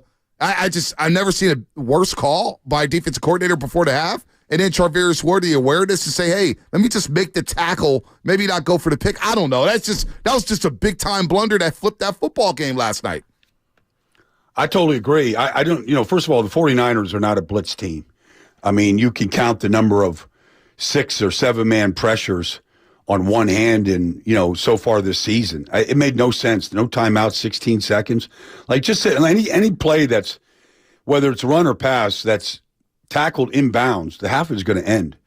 So the idea that you're going to leave your corner, who's a good corner, but leave anybody out there hanging with no free safety. I mean, if you just get him down, the half is over. Right. I get that part. But I understand, the competitive part too to Charvarius. I just didn't understand the call. It made like even if you get to Kirk Cousins, which they couldn't do, but even if you get to him, it's not going to make a difference. Right. I mean, you're not going to do anything if you even get the ball. Right. I just didn't. The call just didn't make any sense, and it really bit him. Yep. Because I mean, Addison is a great player, and he had a ball wrestled from him on the third or fourth play of the game, and by Charvarius, and he got him back. And actually, what they are, and that's what he did to him. Yeah, Addison kicked their butt last night, I thought. I thought he was excellent, him and Powell. What's going on with this defensive line? Baldy, that's where you have been all over how great Javon Hargrave was as an acquisition, how great Nick Bosa was the last couple of years. You got him, Bosa, Hargrave, and then Armstead I'd throw in there, making big bucks, 40% of the cap. No. And I'm seeing very little impact. Was that Kirk Cousins pre-snap, audibling, and post-snap making plays happen? Was that a lack of pressure? Why are they not getting home? Well, I mean, it's a good question, Joe, because they got dominated up front. I mean, Darisaw, O'Neal, Dalton Reiser has been there for, I don't know, a fortnight right now. They handled him. I've seen very little from Hargrave. Nick Bosa right now is strictly a power rusher, and his power moves are not winning quickly in the pass game. I mean, for Kirk Cousins to drop back 45 times, not get taken down once. Now, he's got some, he's got a little bit of just moxie to him about how to maneuver in the pocket. He's pretty good like that, but I mean, not to take him down one time. Right. I mean, I can't imagine a worse flight home for the 49ers defensive line. However long that is from Minneapolis, to go home and not get Kirk Cousins to the ground one time. It's almost impossible to think about. Unacceptable. That's what it is, Baldy. It's unacceptable. Is it scheme? I agree. Is it scheme or is it individual players not playing well? I mean, you got to win your one-on-one. I mean, this whole business, Joe. Yeah, that's what I'm. You got to win your one-on-ones. Right. I mean, period. I mean, you can help with twist stunts and five-man pressures and some of these things that are all everybody has, but ultimately, Nick Bosa has to beat Christian Darisaw. Yeah. He knows he's going to get chipped, with O'Neal over there, but he's used every good pass rusher sees chips. That's it's no big. That's no excuse. But you saw very little, if nothing, from Armstead, nothing from Hargrave inside, no power rushes. I've seen what surprises me is I really thought that we were going to see a little bit of Bosa and Hargrave the way we used to see him with DeForest Buckner. Like these twist stunts and two-man games. Right. And we haven't seen any of that, really, so far this season. Well, hopefully we see it against Cincinnati because they're waiting off a bye week and they're trying to get rolling there. I'm sure Jamar Chase and T. Higgins were licking their chops. We'll get back to the defense in just a second, but that's a good point, Baldy, about the defensive line here. Offensively, they just got no push in the run game. And that's been the most disappointing aspect of the last 2 weeks. I get it. Cleveland's got one of the best defenses. Myles Garrett, Jim Schwartz and company, they're getting after it. But last night against the Vikings, and I don't know if Christian McCaffrey is 100%. I don't know if they could have used Mason. They're just not getting any push up front. And I guess that goes to both sides of the line of scrimmage. They've been dominated in the trenches. And so when we got the long view of the team being the best in the NFC, hey, I don't see it because of the trenches, Baldy, and the offensive line is not helping the case here. Well, I played without Trent. You got the best in the world out there. He's not out. And then the Vikings, to Brian Flores' credit, played him with the five-man defensive line. And sometimes it was even six when they put a linebacker up on the line of scrimmage. And they just challenged. They challenged the 49ers, to knock them off the ball. They didn't. They're not a big knock them off the ball team to begin with. They're more of a stretch zone team. And it's up to, but they their safeties, Bynum and Harrison Smith are really good in run support. And, they won the line of scrimmage, fair and square. And so, ultimately, though, in this game, because of the way you mentioned it, Joe, especially, or Bonte, whoever did, they were so good on third downs that it limited the 49ers to 8 possessions in the game. And they turned it over on 3 of them. And then they got stopped on a 4th down.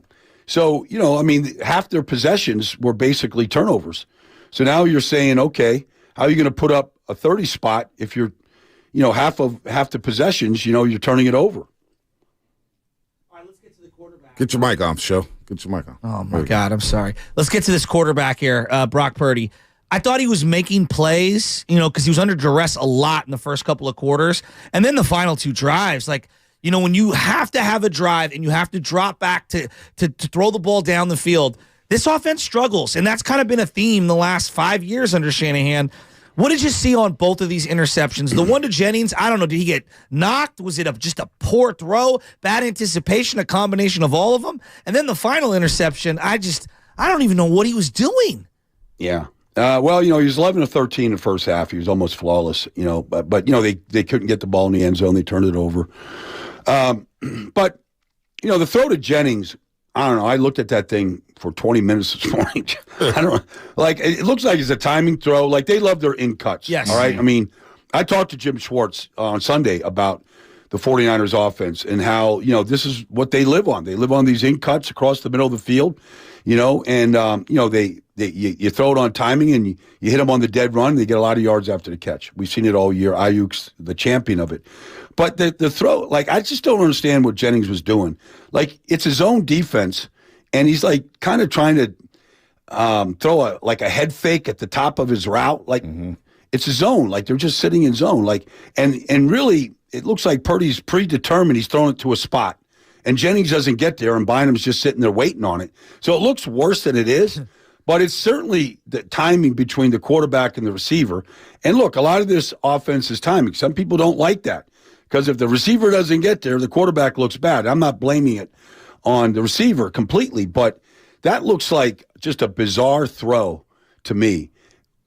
Thinking that the receiver's got to get to that spot. If he gets to the spot, he's going to beat the safety to the ball, but he doesn't get there. And then the last one, I don't know, he steps up in a pocket and he kind of wings it, and it's just not a good throw. It's just a careless throw. The 2 he missed in the first half, he just sailed the throw. Right. And so when he did miss, he missed high last night, including, the final interception. But you got 2 shots to go down the field to win the game. Right. I mean, quarterback, no quarterback, whatever. You got 2 shots to go win the game. Defense did their job, got the ball back to him in good field position, and they couldn't do anything with it. No, we're talking to Brian Baldinger here on the Morning Roast on 95.7 The Game. I wonder, maybe you saw this on the film, but Brandon Ayuk got off to a hot start. 5 targets in the first half, 5 catches, 57 yards.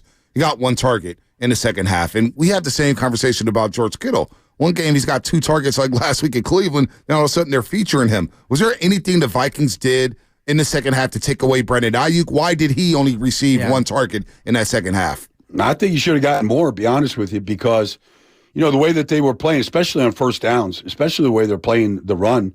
I mean, they were basically selling out to play the run, and they did that, and they were good at it. And they're a big blitz zero team. You're going to get some one-on-ones out there, and I like my chances of Brandon Ayuk against, whether it's Murphy Murphy or whoever, Evans, whoever's on the other side. I mean, I like my chances against him. You got to give him a little bit of time. And, they chose not to do that. They went to Jennings. They went to, at the very end, they went to McLeod. I mean, it just seemed a little bit unusual that you wouldn't feature your best receiver. I see all these teams across the league. Kelsey getting 12 catches. A.J. Brown putting on the show Sunday Night Football. These other teams, these elite teams, Stephon Diggs. Josh Allen knows where everybody in the building is covering Diggs. Everybody knows that Josh Allen loves number 14, Stephon Diggs. Yet you see him get these targets. It always seems like that's a problem with the Shanahan offense where premium players like Kittle and Ayuk, we just forget about them. It's very strange to me, Baldy. Well, especially with Debo out.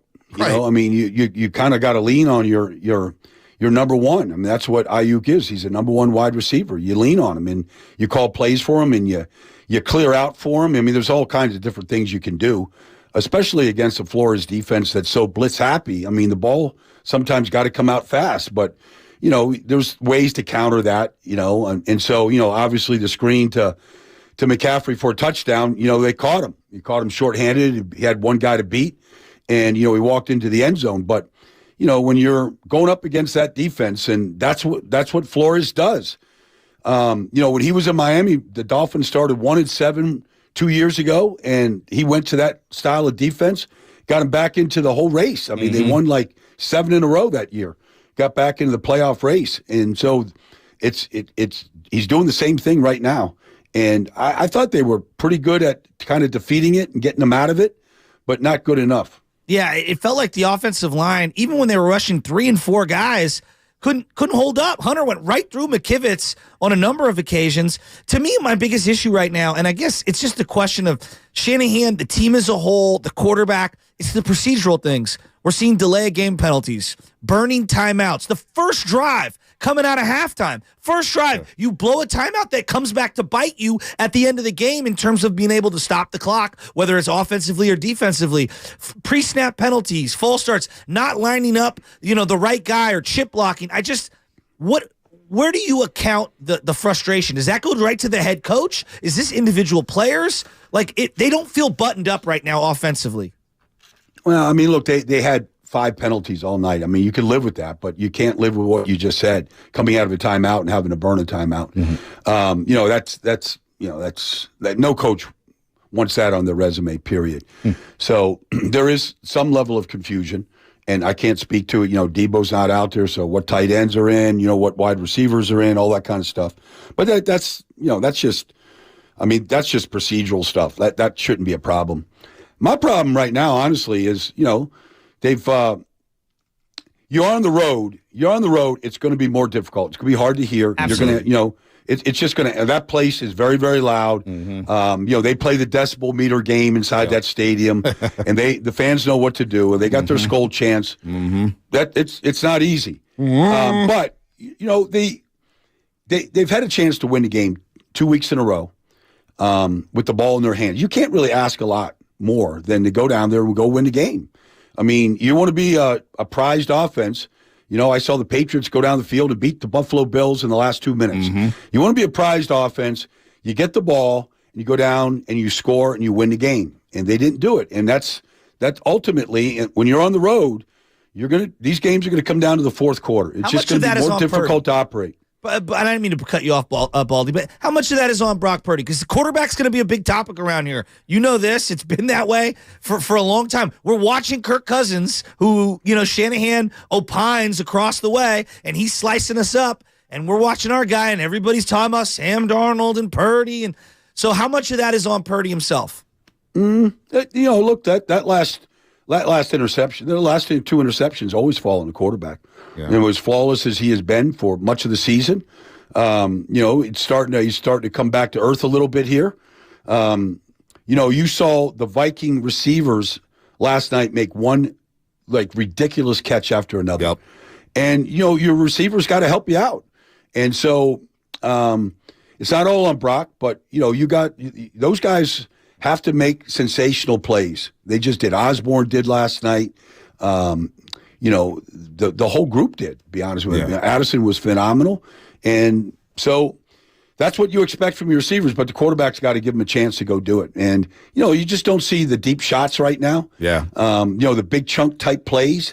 Obviously, McCaffrey's touchdown on the screen was exceptional, but you really didn't see a lot of big chunk type plays. That's kind of what's missing from this offense right now. No doubt about that, Baldy. We watched the league, and I put the Niners in this division of Super Bowl contenders. Philly, Miami, Kansas City, maybe Buffalo. Jacksonville has something to say. Detroit got humbled, but Baltimore's coming. But we look at the NFC, and the NFC runs through Philadelphia, and I've always believed this when both teams were undefeated. How wide is the gap between the Eagles and the Niners right now today?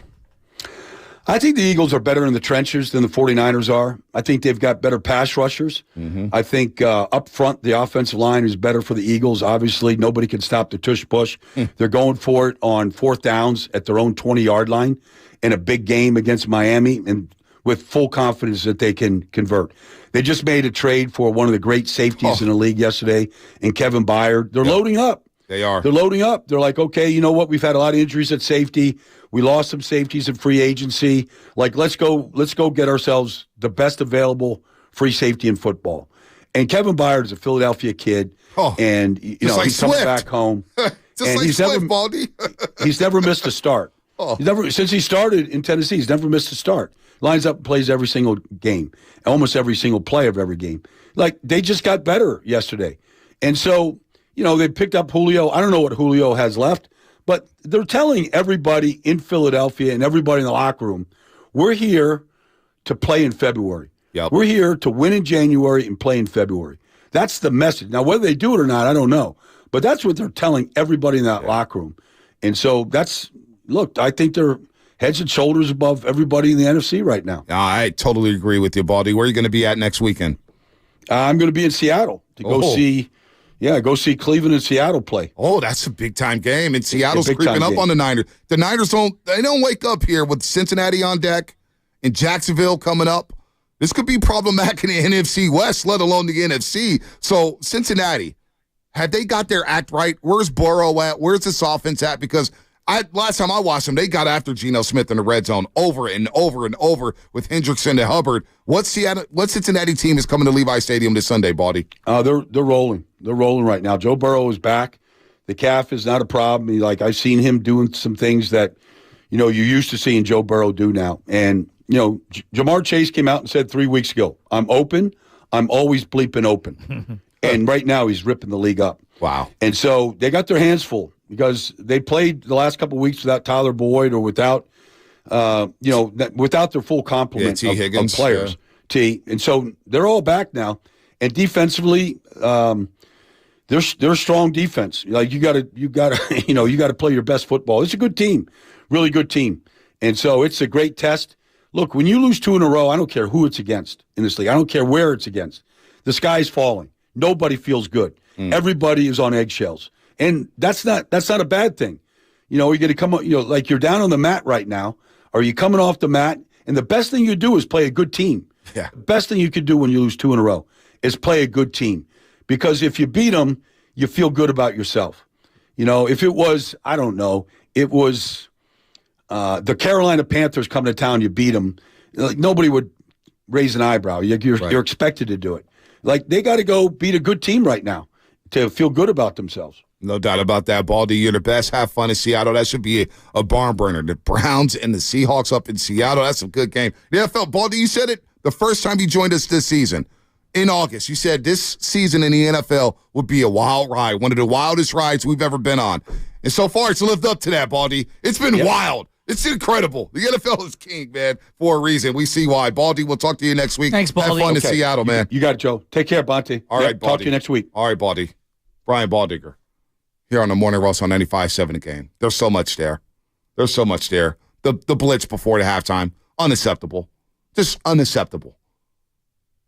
It cannot happen. Bosa, he heard what he said about Bosa. He's a power rusher right now, and it's taking too long for him to get to the quarterback. He has no speed moves. You asked the question about Philadelphia, and I think right now the big difference between the 49ers and the Eagles, I mean, there's many of them, but the biggest one to me is in the trenches. And we can go offensive line, but I want to go defensive line. They're paying 25% of their cap this year to that defensive line. Yep. And they're getting bang for the buck. Bang. Watch the games. Those guys are dominating the trenches. Yep. All right? Yep. Dominating the trenches. They don't have one guy making more than 6% of the cap.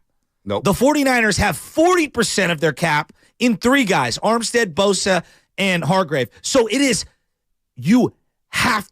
paramount for those guys to dominate. And when they're not dominating, you're not getting bang for the buck. Wow. Right now, that is letting this team down. We can talk offense and the kicker missing kicks, and I don't think the quarterback was good enough when they needed him to be good enough, and I don't think the play calling was that great yesterday. But at the end of the day, if your top dogs ain't playing like top dogs, you got no shot. No doubt. You got no shot. No shot at all. No shot at all. It starts up front. It always starts up front. It always does. Offensive and defensive lines. It always starts up front. Up front, we're not getting it done. They gave up 4.7 yards a carry to the Cleveland Browns 2 weeks ago. And that was with P.J. Walker at quarterback. So you knew they were going to try to run the ball. You still couldn't stop it. I thought in the first half, Minnesota held their own in the run game. Averaged 5.3 yards a carry in the first half. Akers ran hard. He did run hard. Madison ran hard in that first half. Your guy Akers looks better with them than he did.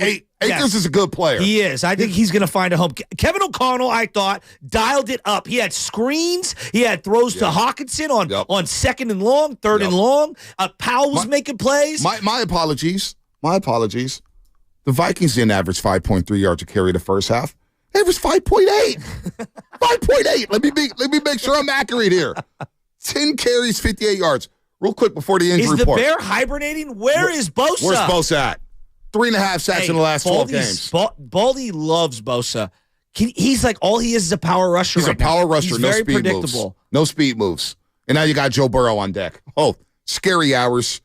Scary hours. VO in Texas. VO in Texas. That really disappoints me. VO in Texas. What's happening, my man? Man, what's good, man? I came to give y'all a temperature check, from Texas, man. I've been on here before. Shout out to y'all, man. I love y'all. Thank you. Y'all the truth. Hey, I'll be down there Sunday. I'm flying way from Texas for this game, man. I love it. And I'm coming to represent. And I'm gonna tell y'all what the issue is. My man said there's no passion. I think this is something that nobody's really paying attention to. Yeah. You remember Saleh and D'Amico were sideline guys. They you know were. what I mean? Yeah. They were involved with the defense. They were pumped up. They got the defense involved. They felt the energy of the game. Wilks is kind of separated. You know what I mean? He's up in the booth. He's kind of quiet. He's looking. He ain't really intense. You know what I mean? He's not really with the feel of the game, and I think that trickles down to the team. You know what I mean? And we're running a different system. We're not a man. We're a zone. We need to get back to the zone. You heard Bosa say at the press conference. I'm not used to blitzing. With the sleepy self, but. We got to get back to what we do. Runs the fort. Our corners are not good enough to play man, bro. If we play man against Cincinnati, you think Powell and Addison and whoever else, Michael and a bunch of Tito's they had last night, dog, them three are going to carve us up. You know what I mean? Jamar Chase and T. Higgins and Boyd. I mean, those are elite playmakers. Not to knock Addison. He might end up developing into a great player. These are big boys coming to town. He had a career game yesterday. Jamar Chase is going to put on a show. What about A.J. Brown staring me in the face? Thank you to NBC for giving me the day off on Sunday. Warriors will be playing the Houston Rockets on Sunday. I'll be at Levi Stadium watching Joe Burrow and Jamar Chase. Boy. You won't be injured. Yeah, no, I won't be injured. Maybe the Niners defensive psyche will be injured. I'm with them on the energy. Yeah.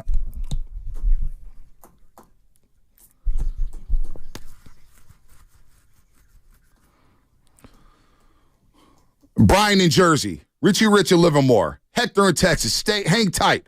You guys are on deck in the 8 o'clock hour to set the tone. All you. I'm coming straight to you guys. So hang tight. 888-957-9570. Line them up. Line them up. The Warriors are back on the floor tonight. They'll be without Draymond Green. The team announced over the weekend that Draymond will miss tonight's opener against KD and the Phoenix Suns as he continues to recover from his sprained left ankle that kept him out all Dubs preseason games, but he has made great progress. He was playing 5-on-5 during practice. And Steve Kerr just wants him to get a couple more practices in to get his stamina up. We may see him Friday night against the Sacramento Kings. However, for the Phoenix Suns, real quick, Bradley Beal, unlikely to play. Back tightness. Devin Booker, 50-50 with a toe injury. 50-50 Devin Booker as the Warriors get ready to host the Phoenix Suns. And by the way, as Joe Lacob said, as we said, Kevin Durant's getting a standing ovation, and he deserves one tonight. Let's make sure we show up and show off for Kevin Durant for what he did in a Warriors uniform. Then after that, it's time to kick the Suns' ass, baby. Let's go Dubs. Injury report brought to you by Boxer & Gerson, Northern California's premier workers' compensation law firm, helping injured workers get their lives back for over 40 years. What's coming up on the game? Sponsored by Fremont Bank, full-service banking, no compromises. Brian in Jersey, Richie Rich in Livermore, Hector in Texas. The rest of your calls. What went wrong for the 49ers as they dropped their second straight game? We got issues in San Francisco? Where's the pass rush? Where's the secondary? Where's the clutchness from the offense? We're all discussing it here on the Morning Roast on 95.7 The Game. Golfers, swing into the Golf Mart for the hottest new fall arrivals from TaylorMade, Callaway, and Titleist. Come by and...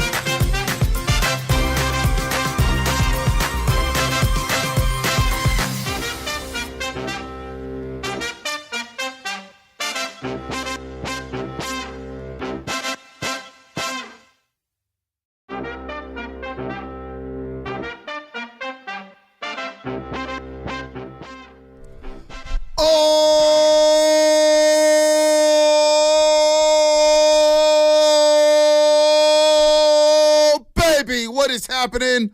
Bay Area, what is happening nationwide? Thank you for listening to the Morning Roast. We love you. If you're getting off your graveyard shift, we love you. You overnight dancers getting off your shift, we love you. Cops, CHP, plumbers, engineers, carpenters, steel metal workers, we love you. Baby mamas, baby daddies, we love you. YouTube and Twitch, we love you. Powered by First NorCal Credit Union, Comcast Business Text Line, we love you. Spadoni, Lubman, well, sometimes Lubman, and Shasky, we all love you. 888-957-9570. You guys know the drill. You guys know the drill. Day after a game, it's all about you. Your thoughts. Now, we just snuck in Baldy at 7:30. He has some very great things to say about this defensive line. Bosa, just a power rusher? Can't get home? Where's your defensive line? What about the play call before halftime? Purdy, 2 picks in the fourth quarter? We got a lot to dissect, but I don't want to waste any time here. Let's go to Brian in New Jersey. Brian in New Jersey, what's your thoughts on last night's loss? The second straight loss for the Niners as they opened the season 5-0. I'm an avid 49er fan. I'm automatically going to tell y'all from the rip, you got to get rid of Wilks. He's been handed the number one defense for the past 2 years, and the defense can't get off the field in third down. Yeah. That is a coaching problem. He has to go. And one more thing. Kyle Shanahan, guess what? They got the tape on Purdy. It's time to change the game plan up. What is that tape? What is that tape? What is that tape? Well, I'm curious what you think that is. I think, he needs to know how to throw not inside cuts in the middle of the field, even though I know you say that's the president of that offense. Mm-hmm.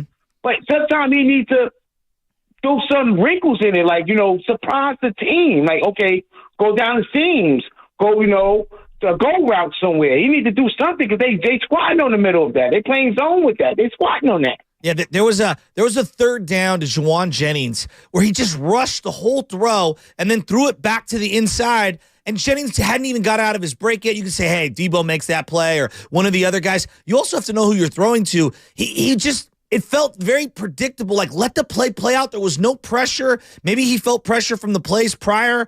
I don't know. There were a couple of throws. I thought he was really good in the first couple quarters because he was under duress. But there are times where I'm like, hang on to that ball and make something happen here. Well, third downs for the 49ers have been a problem for this defense. They're 20th in the league when it comes to opponents converting third downs. Opponents are converting more than 40% of their third downs against the 49ers.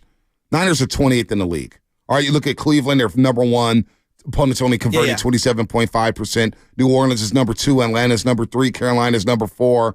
But you look at the Niners, they're 20th in the league, just above Philadelphia in terms of opponents converting third downs. And while my numbers here, maybe they're a little off, but I had it before the last play, before the last 2 minutes. Kirk Cousins 9-12 on third down, 183 yards, 8 first downs, 2 touchdowns. That's not good enough. No. It's not good enough. Let's go to Richie Rich in Livermore. Richie Rich, what's happening, man? You're on the roast. What's up, my guys? Thanks for taking my call, man. I got a couple things. What's up, baby? How you doing, B? Good. Hey, so this is things I've noticed, and everyone's kind of pretty much doubled down on them. But first and foremost, the O-line, right? They had CMC kind of pull a rabbit out of a hat. I ain't seen no big holes getting open over the last 2 weeks, especially without Trent. It's trash. McKivitz is already suspect, let alone without Trent, which is a big problem. You know what I'm saying? You're making CMC do major work, and when you shut down, Ayuk, what do you got? You got nothing. You know what I mean? And then you got Purdy looking average. Mm-hmm. Now, second, what I really want to touch on is the defensive line. I know everyone said it sucks. I haven't seen nothing out of them, which is a big problem. But one thing I noticed, and I know you guys are like, I'm like you guys, where whether I watch the game at the game or I watch it live, I crack a beer at night, I make a drink or something, and I watch it slowly, and I see things break down. Mm-hmm. And one thing I noticed what's really bothering me with Bosa is not the fact that he ain't really getting pressure because he's not, but Bosa normally is always at the back end of a play. The minute he gets beat, he still is running on the other side. He's at the end of the tackle. He's adding a hit, whatever. That dude ain't doing a damn thing. He's getting beat, and his legs stop working, and his head's just moving, watching the game go by him. And that's a problem, man. Like, when we're missing tackles, you need that guy over there making that last hit. Whether they get 7 yards or not, you got to do your job, bro. And that's a problem that he's not doing. You guys let me know. Watch that on the next game. I'm going to. Or rewind the last couple games. And you'll see he's just giving up, man. He's not looking good. That's a problem. Hey, great call, Richie Rich. Great call. Here's what Baldy had to say about that defensive line. He joined us moments ago. Here's Brian Baldinger on the Niners defensive line. Well, I mean, it's a good question, Joe, because they got dominated up front. I mean, Darisaw, O'Neal, Dalton Risner has been there for, I don't know, a fortnight right now. They handled him. I've seen very little from Hargrave. Nick Bosa right now is strictly a power rusher, and his power moves are not winning quickly in the pass game. I mean, for Kirk Cousins to drop back 45 times, not get taken down once. Now, Kirk's got some, he's got a little bit of just moxie to him about how to maneuver in the pocket. He's pretty good like that, but I mean, not to take him down one time. Right. I mean, I can't imagine a worse flight home for the 49ers defensive line, however long that is from Minneapolis, to go home and not get Kirk Cousins to the ground one time. It's almost impossible to think about. That was a 4-hour flight. We had the layover in Minnesota last year. Remember, it was like -5. Well, we ran into Stunnerman. We ran into Stunnerman and Carl Gordon. Carl, your homie. Yeah, he was listening to 95.7 the game. He screenshots, and he just doesn't even tag. He's just listening. He's tapped in. He's on the world of big screen. Yeah, he just sent me to his good tailor, man. Carl, right on, man. Your tailor's legit. He charged me an arm and a leg, but he's legit. So here's like the first interception by Purdy, okay? They throw the pick. Vikings get the ball back. 5:30 to go. It's 22 to 17. Yep. 25-yard line. Yep. Bosa steps up, tackle for loss. Predictable run play. All right, that was a big tackle from him. Then they throw a deep ball, and Charvarius Ward just gets, it's 2nd and 13. A horrible penalty. Inexcusable, where he totally grabs a guy, okay? They get an automatic first down. And then they try to dial up the blitz. Kirk Cousins, beautiful feel for the blitz coming, dime little pass. Okay, now it's 2nd and 2. Akers gets the first down. And then again, they're going to pass. And again, Kirk Cousins beats the pressure and identifies it. He's at the line audibly, all right? So now it's 2nd and 8. Warner goes down. They're off for a play. Kirk, a dime again to 87, Hawkinson. It's 3rd and 3. And again, Kirk Cousins comes through with a nice play. 9 and 12 on 3rd down. My point that I'm going at, and that's sandwiched in between 2 interceptable drives from Brock Purdy. Kirk Cousins, when they needed to march the ball down the field, he did that. And he got them in a position to kick a field goal. Now, they missed the field goal, and the Niners got lucky. It should have been an 8-point game. Kirk was excellent when push came to shove, and that pressure couldn't get home. I diagnosed all those plays. Couldn't get home. Well, we all diagnosed the play, Shasky. And I'm glad you did your homework because you're doing it in real time. I'm doing it in real time. And you don't even need to write notes down to know that Kirk Cousins did not need to wash his uniform last night. 0. He threw the ball 45 times, didn't get sacked one time. 35 to 45. And as that game is playing out, I'm thinking to myself, this is a nightmare for me. Why? I've been very critical of Kirk Cousins. I'm not a Kirk Cousins fan. I'm really not.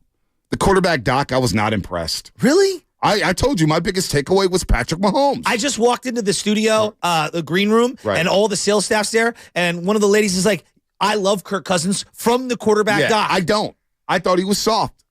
I thought it was soft. Okay, he takes hits. Every quarterback takes hits. They're all tough guys in the NFL. You have to be tough to be in that game. I owe him an apology. And then Mike Florido joined us a couple weeks ago, said the guy doesn't study on Tuesdays. You know, I'm with that. I don't need my quarterback to not study on Tuesdays. But that was my worst nightmare.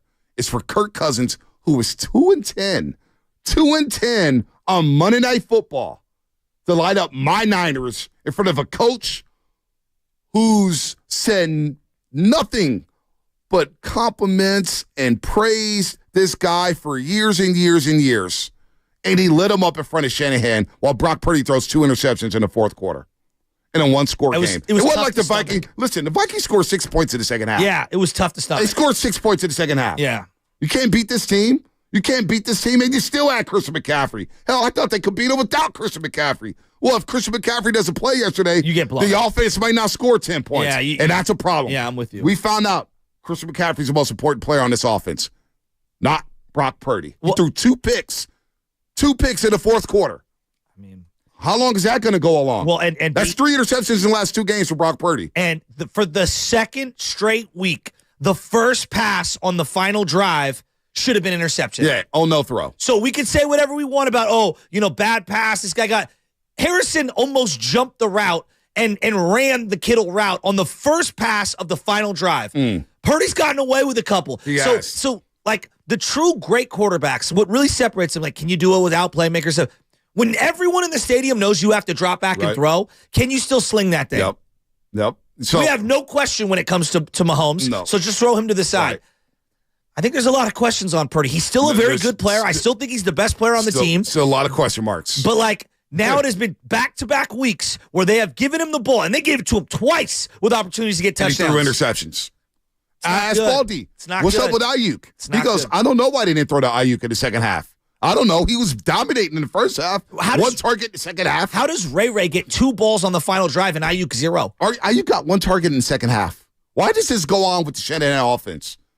Last week, it was Kittle getting 2 targets in a 1-score game, 1 catch, 1 yard. And now Ayuk has 5 catches on 5 targets in the first half. He gets 1 target in the second half? Just 1? Here's the conundrum with Purdy, though, that I think needs to be examined.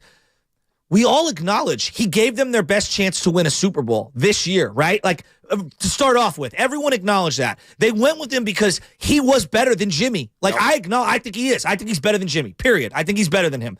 But part of why we signed up for Brock Purdy was this was Super Bowl now with no growing pains. And you're seeing some of the growing pains. And Or maybe the book is out on him, and maybe the league is catching up to Purdy. Is that a possibility? I'm not ready to go they that know far. They know he loves the slant and in routes, so they know Shanahan loves it. There was not too many throws outside the numbers. You think he's getting exposed? No, I don't think. I don't know what's going on, but we're going to find out the next 2 weeks. Would you agree that we couldn't stomach growing pains? That's why he's quarterbacking. Well, you know what? I don't have time for growing pains. Well, that's what's happening. And if growing pains continue, there's a backup quarterback on this roster who's looking for another chance. Oh, God. We are a game or two away from bringing up the SD. You know what SD is? San Diego? It's Sam Darnold. Oh. It's Sam Darnold. I thought it meant Bob We're Melvin. a couple games away. Trust me on this. Darnold? Trust me on this. You can't go, what was it, 5 of 11, 5 of 13 in the fourth quarter for 2 interceptions to win a football game? Back-to-back weeks. Back-to-back weeks? Yeah. All right. And then you got Cincinnati. I mean, look. Here's Kirk hold on. looked so good last night. I hate saying it. He looked so good. Here's Shanahan on the interceptions.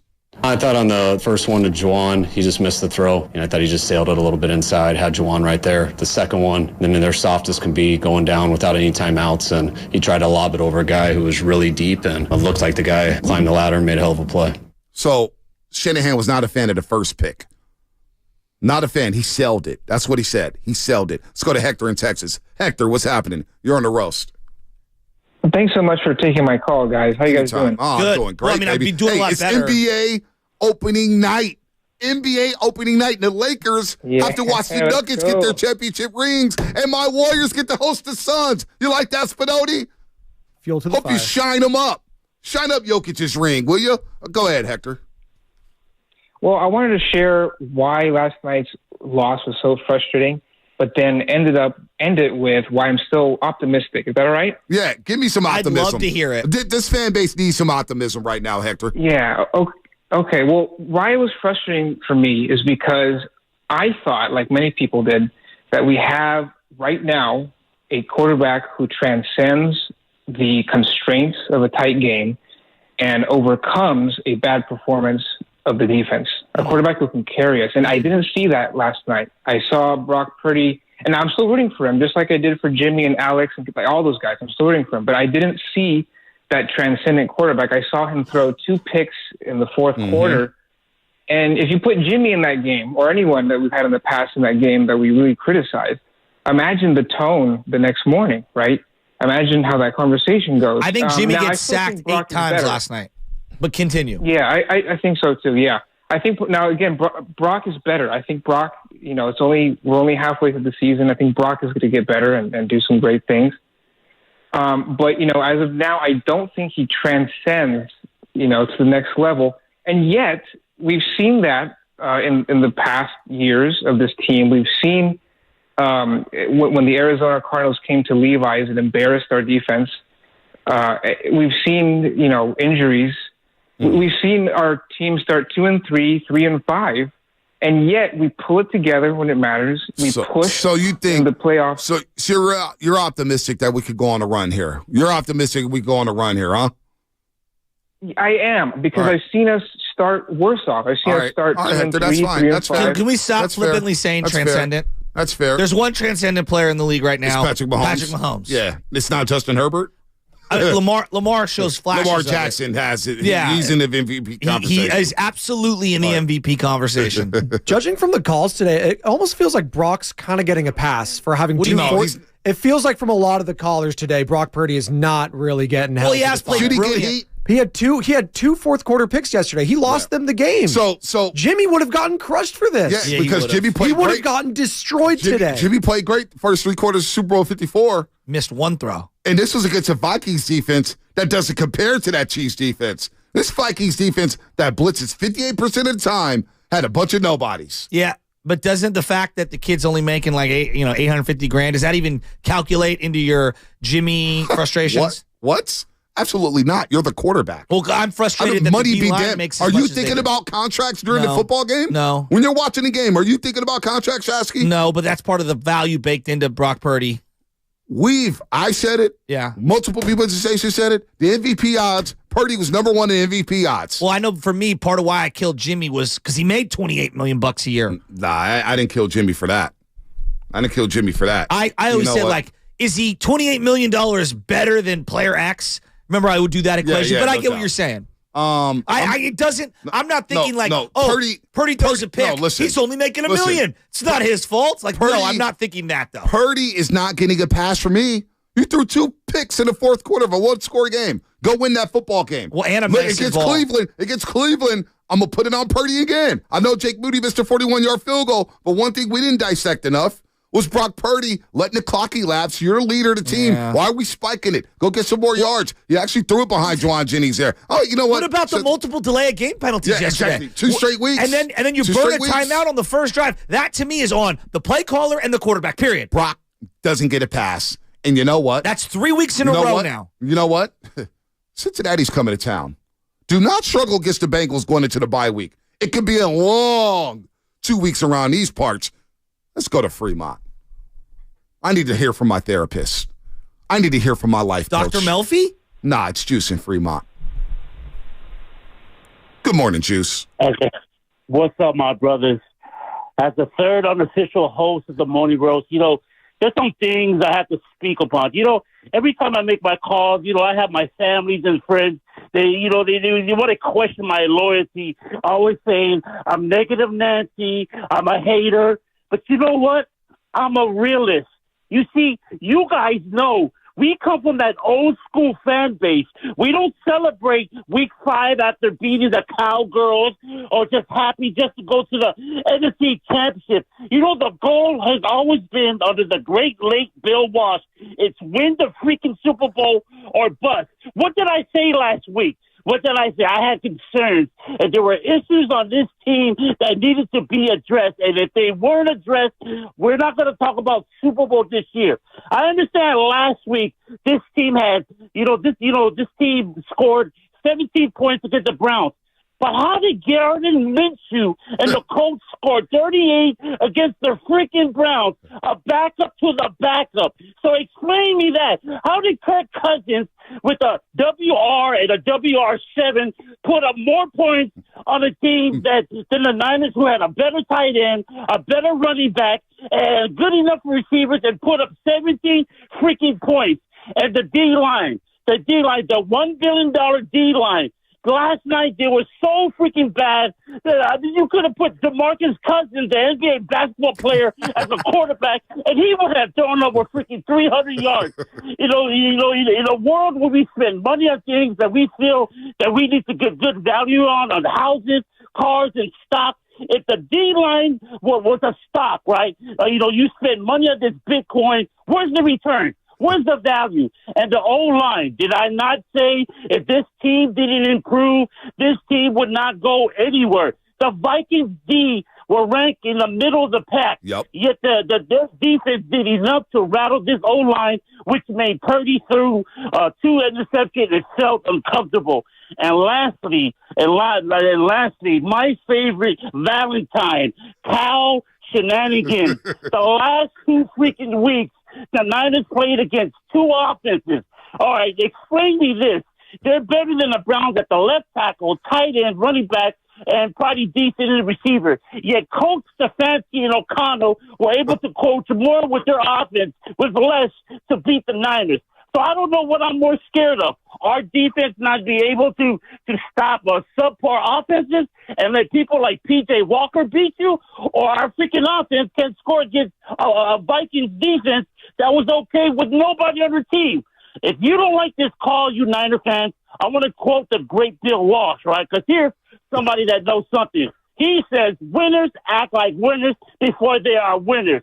Not at 5-0, not to get into the damn division game or the NFC Championship. And so far under this regime, I haven't seen a winning formula. Peace. It's just a Fremont. His favorite Valentine is Kyle Shenanigans. Juicing a blunt for breakfast. Somewhere Messy Marv is so happy. I don't know where we go from that. That was fire. That was just juice. It's juice. It is true, though. Stefanski and Kevin O'Connell. Schooled us. You're going to look at the box score and say the game was close. No. But, I look at situational play calling. They controlled the game. I agree. They controlled the game with their play calling. They knew exactly what Steve Wilks was. We got to, who's the caller said Steve Wilks, something we talked about before the season. Steve Wilks being in the booth and not on the sideline. Is that a difference? Well, because D'Amico will be fired up. Robert Saleh will be fired up. That lifts the player. Who's doing that on the sideline? Well, I told you that, this is a joke, but it's the truth. I lean more Pete Carroll than Belichick in terms of what I like in my coaches. Right. I like the guy that's fired up on the sideline, fist pumping and all that. Yep. They miss that. They do. You can tell me it doesn't make a difference in terms of play calling. Clearly, it makes a difference in communicating with the players because those players in postgame do not feel like they're on the same page with the guy who's up in the booth. They don't. They really don't. Vic Fangio, when he did it with the Niners, it worked for whatever reason. I don't know who they had on the ground, but it worked with the old regime of the Niners. This Niner team is accustomed to their guy being on the ground floor with them. Here's Bosa on the last defensive play before halftime. We try to emphasize those 2-minute drives, especially going into half and at the end of the game, and we want to get off the field and not give them any points. That was the difference in the game. Called a blitz, I think, all out, and it definitely wasn't. I don't know how the back end feels about it, but Mooney was there. Tough luck for him on that. He was definitely there. It could have been his second pick of the game, and I'm sure he's going to be hard on himself and not blame the call. It was a bad call. Bosa just basically told you it was a bad call. Baldy just told you it was a bad call. We've been telling you it was a bad call. Steve Wilks, come on, man. Hey, this run defense, this pass defense. Come on, let's go. Is it fair for me to say out loud? Because like everyone said, hey, you missed on Trey, but you found Purdy. Look at the last 2 drafts.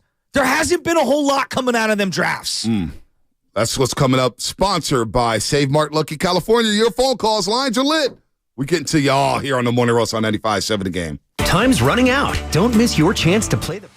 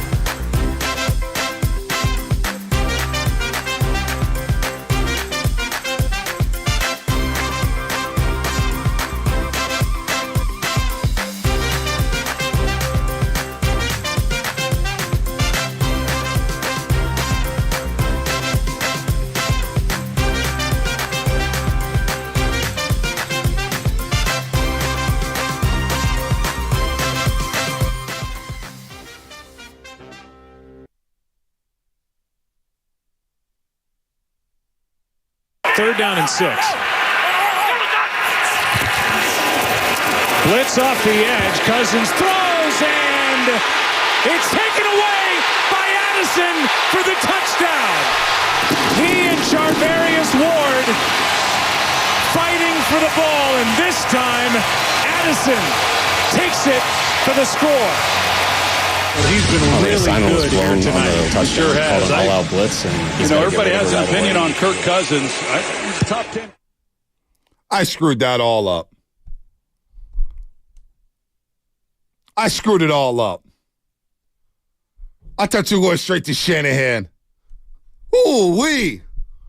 Ooh-wee. It is hot in here today. Niner fans, where are you at? Don't panic. You're 5-2. All right? The goal is still the same. How did they go from looking so good to so thin so quickly? Well, injuries happen. Injuries happen. But you know what? It's all good. They're 5-2. You can't ride against the Cincinnati Bengals. It's right in front of you, Niner fans. Well, it's not the end of like all of a sudden we're done with this team? No, we're not done with the team. But like on a night where you couldn't get any wide receiver play, outside of a Jennings play here and there and Brandon Ayuk, like where's Danny Gray? Where's the guy you drafted just the year before in the 3rd round? They say that they don't have a quarterback who can get the ball. Okay, on a night where you're spending 1,000 picks and millions of draft capital and money and salary cap on defensive line. Drake Jackson, 2nd-round pick last year. Where's he? Well, he had 3 sacks in Pittsburgh. And hasn't done anything since. How about TDP, the running back you took in the 3rd round last year? See Drake Jackson's snap count. Nowhere there. Spencer Burford, he looks suspect at guard. Womack doesn't play. Zakel doesn't play. Davis doesn't play. Drake Jackson, 15 sacks or 15 snaps yesterday. By the way, you brought up Isaiah Oliver. He's getting Isaiah roasted. Oliver played 42 snaps yesterday. How bad is Ambry Thomas to not be able to take Isaiah Oliver's job? Isaiah Oliver was getting targeted over and over and over. Oh, he's not good in the slot. Quick twitch guys, fast guys. You got a problem in the slot. Is K'Wan Williams available from Denver? I'll take K'Wan back right now. Right now. Well, and here's another question I have. This Jair Brown from Penn State, I thought he was supposed to be a ball hawk. Could this secondary use a ball hawk? Well, but the safeties have been fine. Gibson and Hufanga they've been fine. Yeah. When was the last time they broke up a pass? Hufanga was playing stuff yesterday. He had a pick. Hufanga, did he almost have a pick last week at Cleveland? Hufanga's been fine. K1 out for the season, by the way. Season-ending surgery yesterday. Really? Yeah. Wow. K'Wan Williams. Wow. Well, there's K'Wan. There goes my K'Wan. Jake Moody missed another kick. Yeah, I know he also made it 55 yards. Okay. Cameron Latu this year. IR, Luter. No, seriously. You turning up. No, I'm just saying they need these guys to play. Gibson and Hufanga have been fine. The safeties have been fine. All right? That's one area. The safeties and linebackers have they? If the secondary's getting torched, have the safeties. That's Lenore and that's Ward in one-on-one coverage. Well, they can't guard their man. What do you want the safety to hold their hands? The safety's been fine. I'm not allowing that. That's ridiculous. I'm just asking out loud. Just point fingers. I'm asking out loud. You know what it starts with? It starts with the freaking quarterback. Why are we afraid to start with the quarterback? Defensive line, sure, they're not getting after the quarterback. They're highly paid. They're highly paid. They're not getting after the quarterback. Yes. Brock Purdy had us out here saying he's playing better football than Mahomes. Well, he was. So let's start with the quarterback. You're down 5. You have 2 chances, not 1, 2 chances to lead a game-winning drive. Back-to-back weeks. And you know what? Back-to-back weeks. Last week he got away with about 6 no throws. All right, go back and watch the game. He was not good against Cleveland. Hold on. Let me finish my thought. 4th quarter, you throw 2 interceptions in a 1-score game on Monday Night Football. And you're supposed to be the real deal. You're supposed to be you're Shanahan's guy now. And Kirk Cousins is out there slicing us up. Who's Shanahan, even Super Bowl 54 week, he was talking about Kirk Cousins. That should be Garoppolo. He played against the Chiefs. He's still talking about Kirk Cousins. Shanahan will always talk about Kirk Cousins. While he's going 35 for 45 for 378, our quarterback, who's supposed to be the best quarterback since Steve Young in a 49ers uniform, threw 2 picks in the 4th quarter. But I thought he was really good for portions of this game. So that's where I find it very difficult. Yeah, but you know what? It's money time. Yeah, but like we money as a time, fan base, he failed. As a fan base, we had 40 calls lined up ready to go, destroying Trey Lance and running him out of town for 7 dropbacks in a preseason game. Yes, I know. And yet, in multiple drives in back-to-back weeks, I feel like we are afraid to criticize because of the body of work that he's done in regular season and postseason Well, I'm games. not. You throw 2 picks in the fourth quarter, you deserve heat in this market. And if you throw 2 more picks against Cincinnati, or you throw 2 picks against Jacksonville, it's just a matter of time. Did I crown him? It's just a matter of time before we start bringing up the but. No, we all maybe. He was so good against Dallas. We scored 17 points against that Minnesota defense. And I get it, 3 turnovers. And I know how good he was in the first 3 quarters. Jimmy Garoppolo's good in the first 3 quarters in Super Bowl 54. Yeah. Where was that conversation? What was that conversation like? Yeah, that was a big game. Where was that conversation like? I was in Chicago where Trey Lance stunk it up at times, but it was a monsoon. Did he really get a fair shot? I don't know. Well, we both agree it's not all on him. But you're the quarterback of the football team. You got to be able to overcome. And that's why I'm telling you, the nation is waking up this morning and they're like, I told you Brock's not as good as we thought he was. I just know where this is going. Well, I'm not saying that at all. No, I'm saying the nation. But I'm saying we can't be afraid. Last week I gave him a D and people got on my line saying, but Philly's still the best team. Well, first of all, Philly's the number one I'm going to debunk something right now.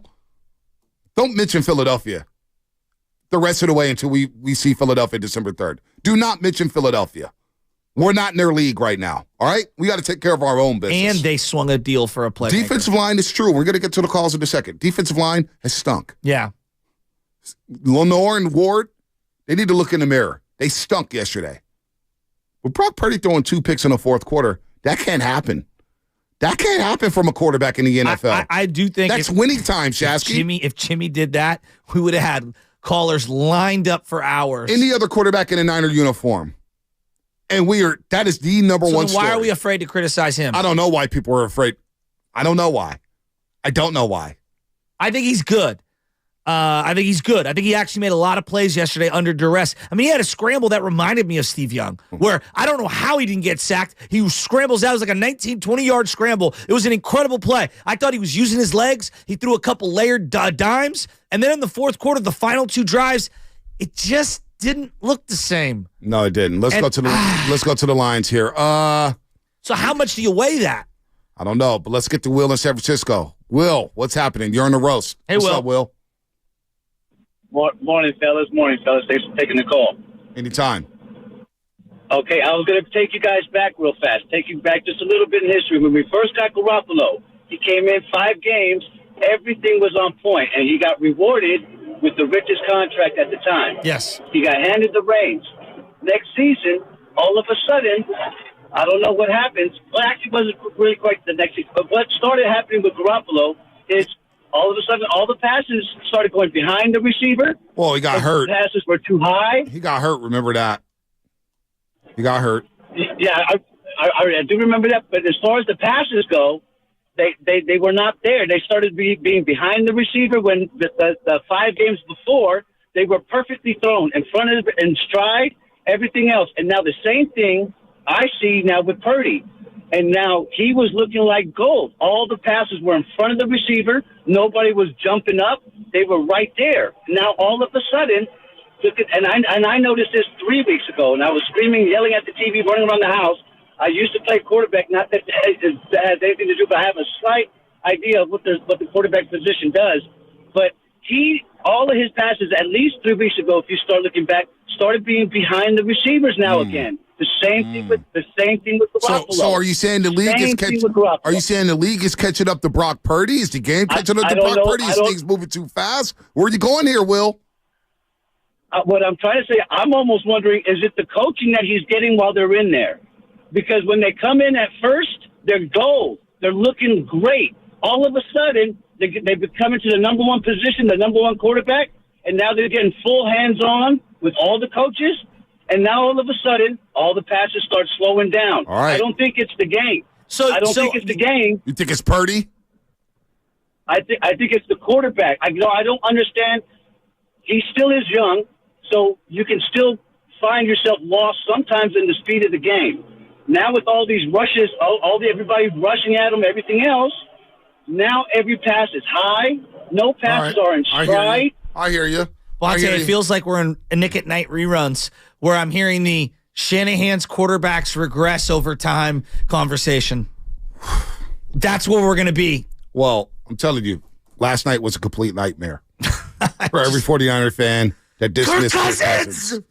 Kirk Cousins lit this defense up for 378 yards in front of the coach, who has complimented him every step of the way. Unsolicited, Shanahan would bring up Kirk Cousins. Do you think they FaceTimed on the way home last night? I think there was. What was that conversation like on the field before the game? It's a great question. You guys hear what Troy Aikman said during the game about Kirk? No. He's been really good here tonight. He sure has. Everybody has an opinion on Kirk Cousins. He's a top 10 quarterback in my book. Top 10 quarterback. Well, you looked like it last night. And I can't take nothing away from him. But now, this Niners defense had a chance to end the Kirk Cousins conversation for good. We had a chance to end it. No, it's alive and kicking, folks. Especially if Brock Purdy produces in the fourth quarter the rest of the way like he did last night in the fourth quarter. So I struggle with this so much. I felt like part of the reason why they were even in that game, CMC fumbled early on. They get an interception, boom, CMC fumbles right away. That's not on Purdy. The interceptions are. But I thought part of why they were in the game was because of Purdy. Purdy played well the first three quarters. So then when he doesn't play well in the fourth quarter, I get it. Fourth quarter matters. I'm not here to say that it doesn't matter. How much do you weigh it, I guess, is the question. The fourth quarter's money time. I know. That's what everybody's watching. It's clutch time. That's how it's the crunch greats time. are the greats. The greats are the greats. Joe Cool is a fourth quarter comeback. It's the fourth quarter. Yes. Do we ever bring up the first three quarters for Jimmy Garoppolo? When we talk about Steph Curry, it's because of the fourth quarters. Exactly. And when we ripped him, it was because of the Game 7, 2016 fourth quarter. You're 100% Money time. right. Money time. You're right. Money time. You're right. That's all I'm saying. But I felt like the guy, Colt McKivitz, sucks. And he was under duress, and he was making plays, and then it just evaporated. The drop-back passing game, when they need to throw, and they have to throw, it's the one element of the Shanahan offense that I just think leaves a lot to be desired. They scored 17 against that defense last night. Let's go to Big Boris in South City. What up, Big Boris? Good morning, Big Boris. Good morning, fellas. Thanks for taking my call. Love you guys. Listen to you every morning. Thank you. We'll start by quoting Michael Irvin. Oh, my God. This was horrendous for a second week in a row. I got three things to talk about. Bear with me. I'm going to criticize Purdy. That's going to be number 3. Number 1, I felt like deja vu. Yesterday's game started exactly like the Cleveland game. We picked them off in the first series, and then the second series we come back and McCaffrey fumbles. McCaffrey's got to clean that up. He, in my opinion, is the favorite for MVP, not Purdy. That's just my opinion. There it Some is. would say Purdy is. He's got to clean up the ball handling and get those touchdowns and not turn over the ball. That's the first one. Second of all is the defense. That was horrendous. First of all, Shasky, I don't think we should pick apart the defensive backs. I think they're okay. Ward didn't have a great game. He had some penalties, and that horrific play before the halftime, that was on him for sure.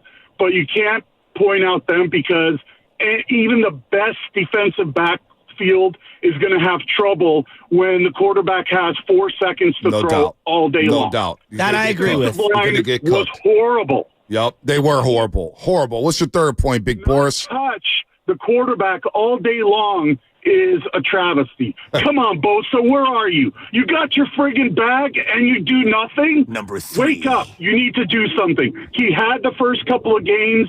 Everybody was like, oh, he missed training camp. He'll be okay. It's the 7th. We're in week 6. There's no 7, that is. There's no excuses now about missing training camp. You're right, Big Boris. Get to the quarterback, guys. You're right, Big Boris. Hell of a call. So now Bosa's the ski mask assassin? He's ski mask Hall of Famer if he don't step up. 3.5 sacks in the last 12 games. Talk about it. That ski mask brought to you by Skims, by the way. Skims. Kim Kardashian. Shout out to Kim I told K. you the Kim Kardashian curse is real, dog. Well, you know what? Real. We were just talking about Bosa being the best pass rusher in 49ers history, the best pass rusher in football. Yeah, I need to pump. Please. TJ Watt said, hold my beer. Myles Garrett said, hold my beer. Max Crosby said, hold my blunt. Like, come on, man. Like, let's stop. Myles Garrett, come on, man. Bosa, where you at? Where you at, Nick Bosa? 3.5 sacks in the last 12 games. Now I'm all about pressures. I'm all about quarterback hits. But at some point, you got to make a game-changing play. Last night was your night. Monday Night Football against Kirk Cousins, where you knew he was going to be. He was going to be in his spot within the pocket. Kirk Cousins didn't move much at all. Kirk Cousins was brilliant last night. He lit us up. I couldn't believe lit us up. It was an absolute nightmare. Audibly at the line, calling out the checks, throwing to guys no one else has ever even heard of. You couldn't even claim these guys in fantasy because they're so low down on the waiver wires. I felt like the football gods was punishing me. What do you mean? Because I've talked so bad about Kirk Cousins. I've slandered him. Well, they've got $45 million in cap space. Should they go get him right now? Yeah, well, they might.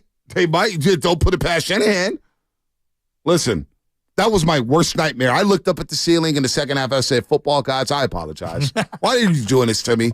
You let this guy who looked like, how he stole America's heart during the quarterback dock. He went 35 and 45 for 378. But the worst part about it was, on third down, he was 9 of 12, 483 yards and 8 first downs and 2 touchdowns.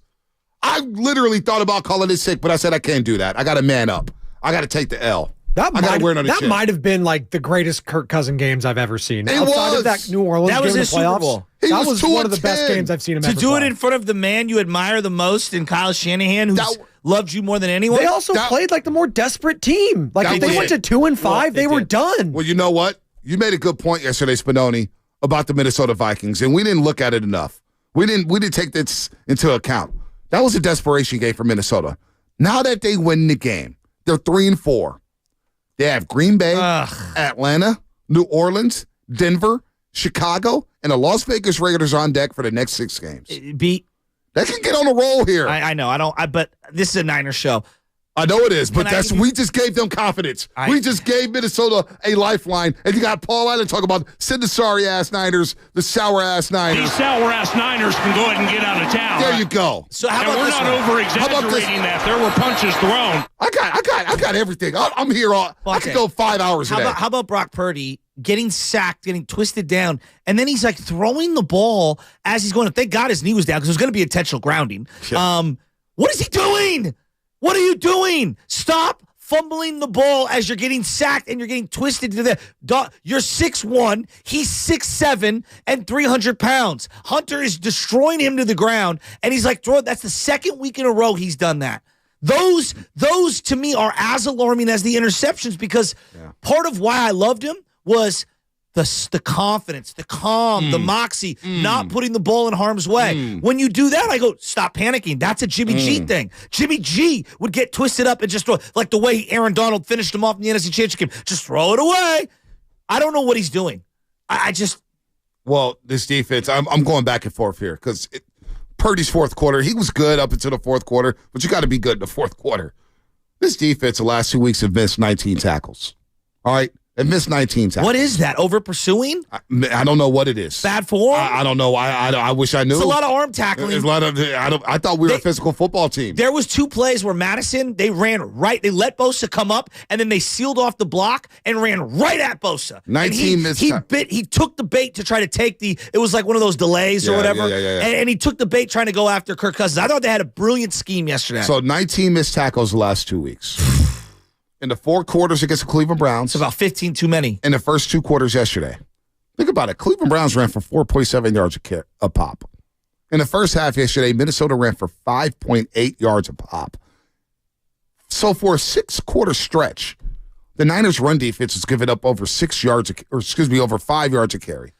My concerns from the preseason have now baked into the middle of the season, and now I'm very worried about them stuffing the run. And that goes back to Eric Armstead, Javon Hargrave, and whoever's on this defensive line. Like Randy Gregory can't play enough for me. Let us be real. The preseason, nobody was playing. So there was no Hargrave reason to be played. concerned. A little bit. Played like a possession or 2.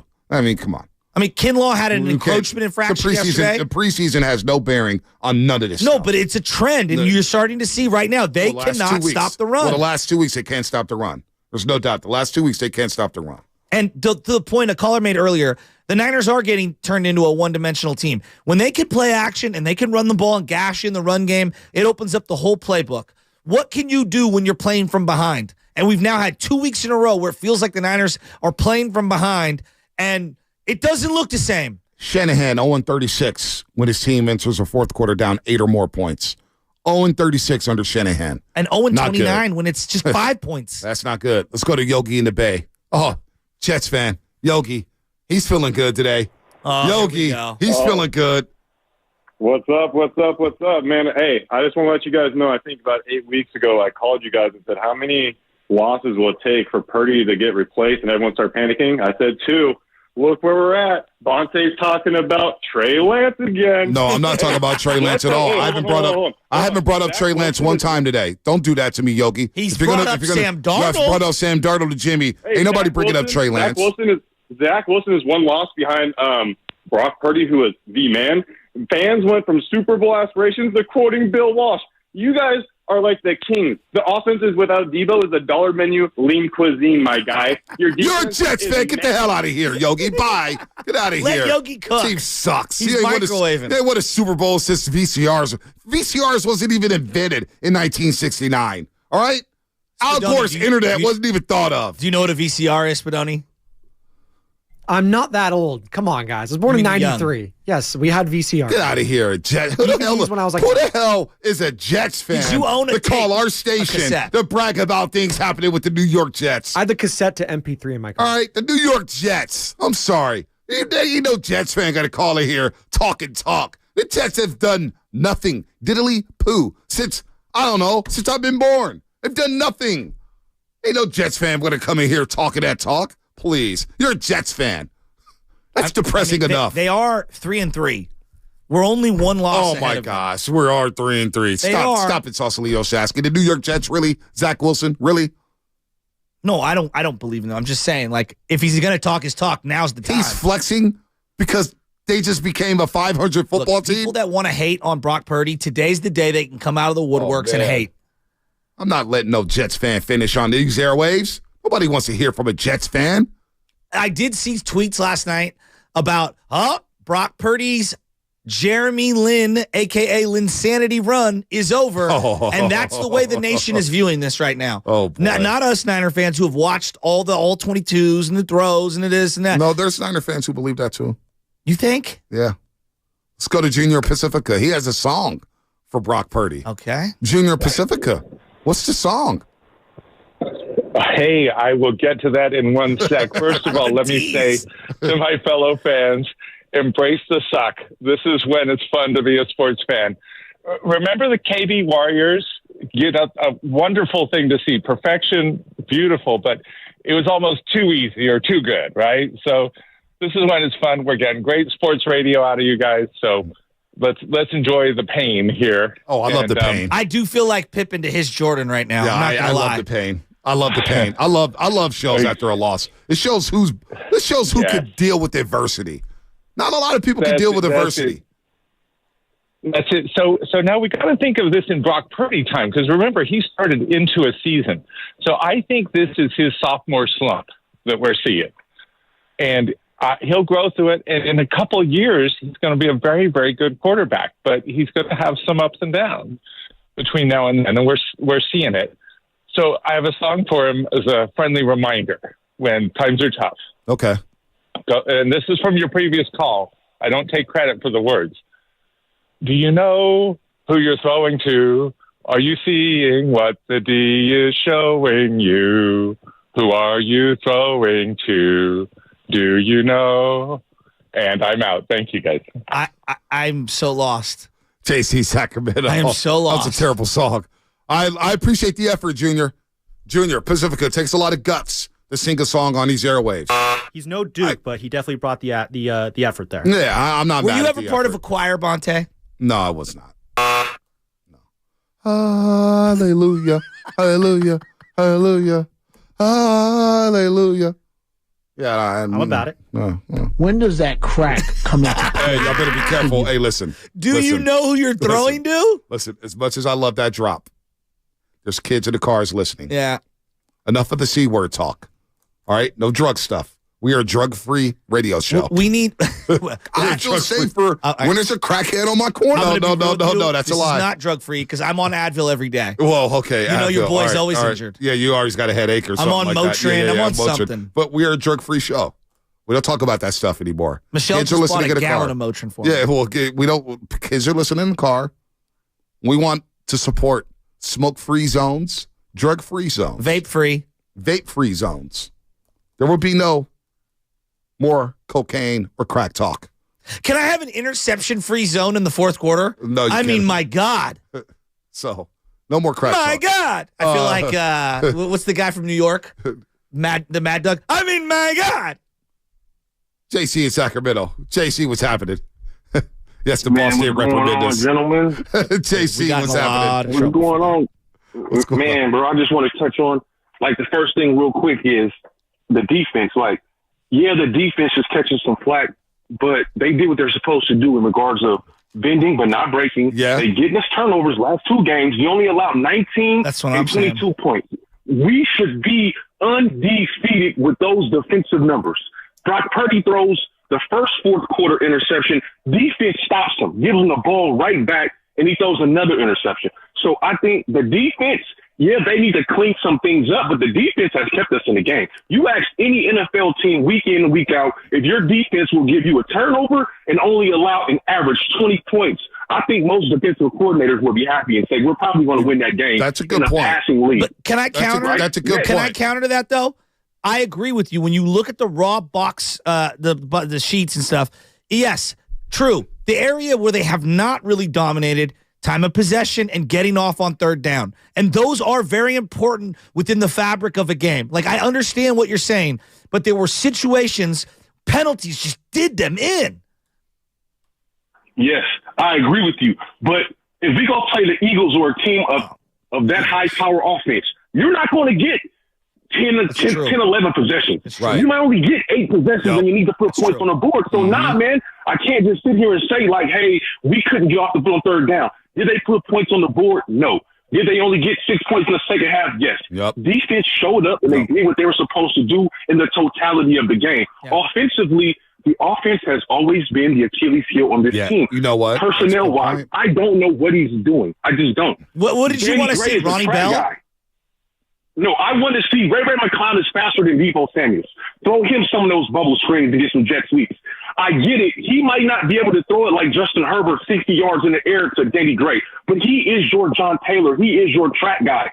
Put him on the field as a decoy. Get him a bubble screen because we know he gets a step or two, he is gone. It is daylight. You got to switch it up. We had no speed last night. Yeah. Man, Kittle, he's good, but he's older. You know what I'm saying? Jennings is big. He's not Megatron. He's not running a 4-3 and big. He's just big. And IU, he's probably a 4-4, 4-5 guy. You got Danny Gray. You got McLeod. Get the speed on the field because you get it in those guys' hands real quick. Yeah. They can take it like Addison was. That's all I'm saying. JC, you make a lot of valiant points here. And you know what? Ray can't line up properly. You know He's what? always lined up improperly. You know what? And we'll get to Ayuk sound in just a second. But I did think before the season, I said this may be the year the offense picks up the defense. And the offense will maybe need to carry the defense at times. Because there were question marks about the secondary.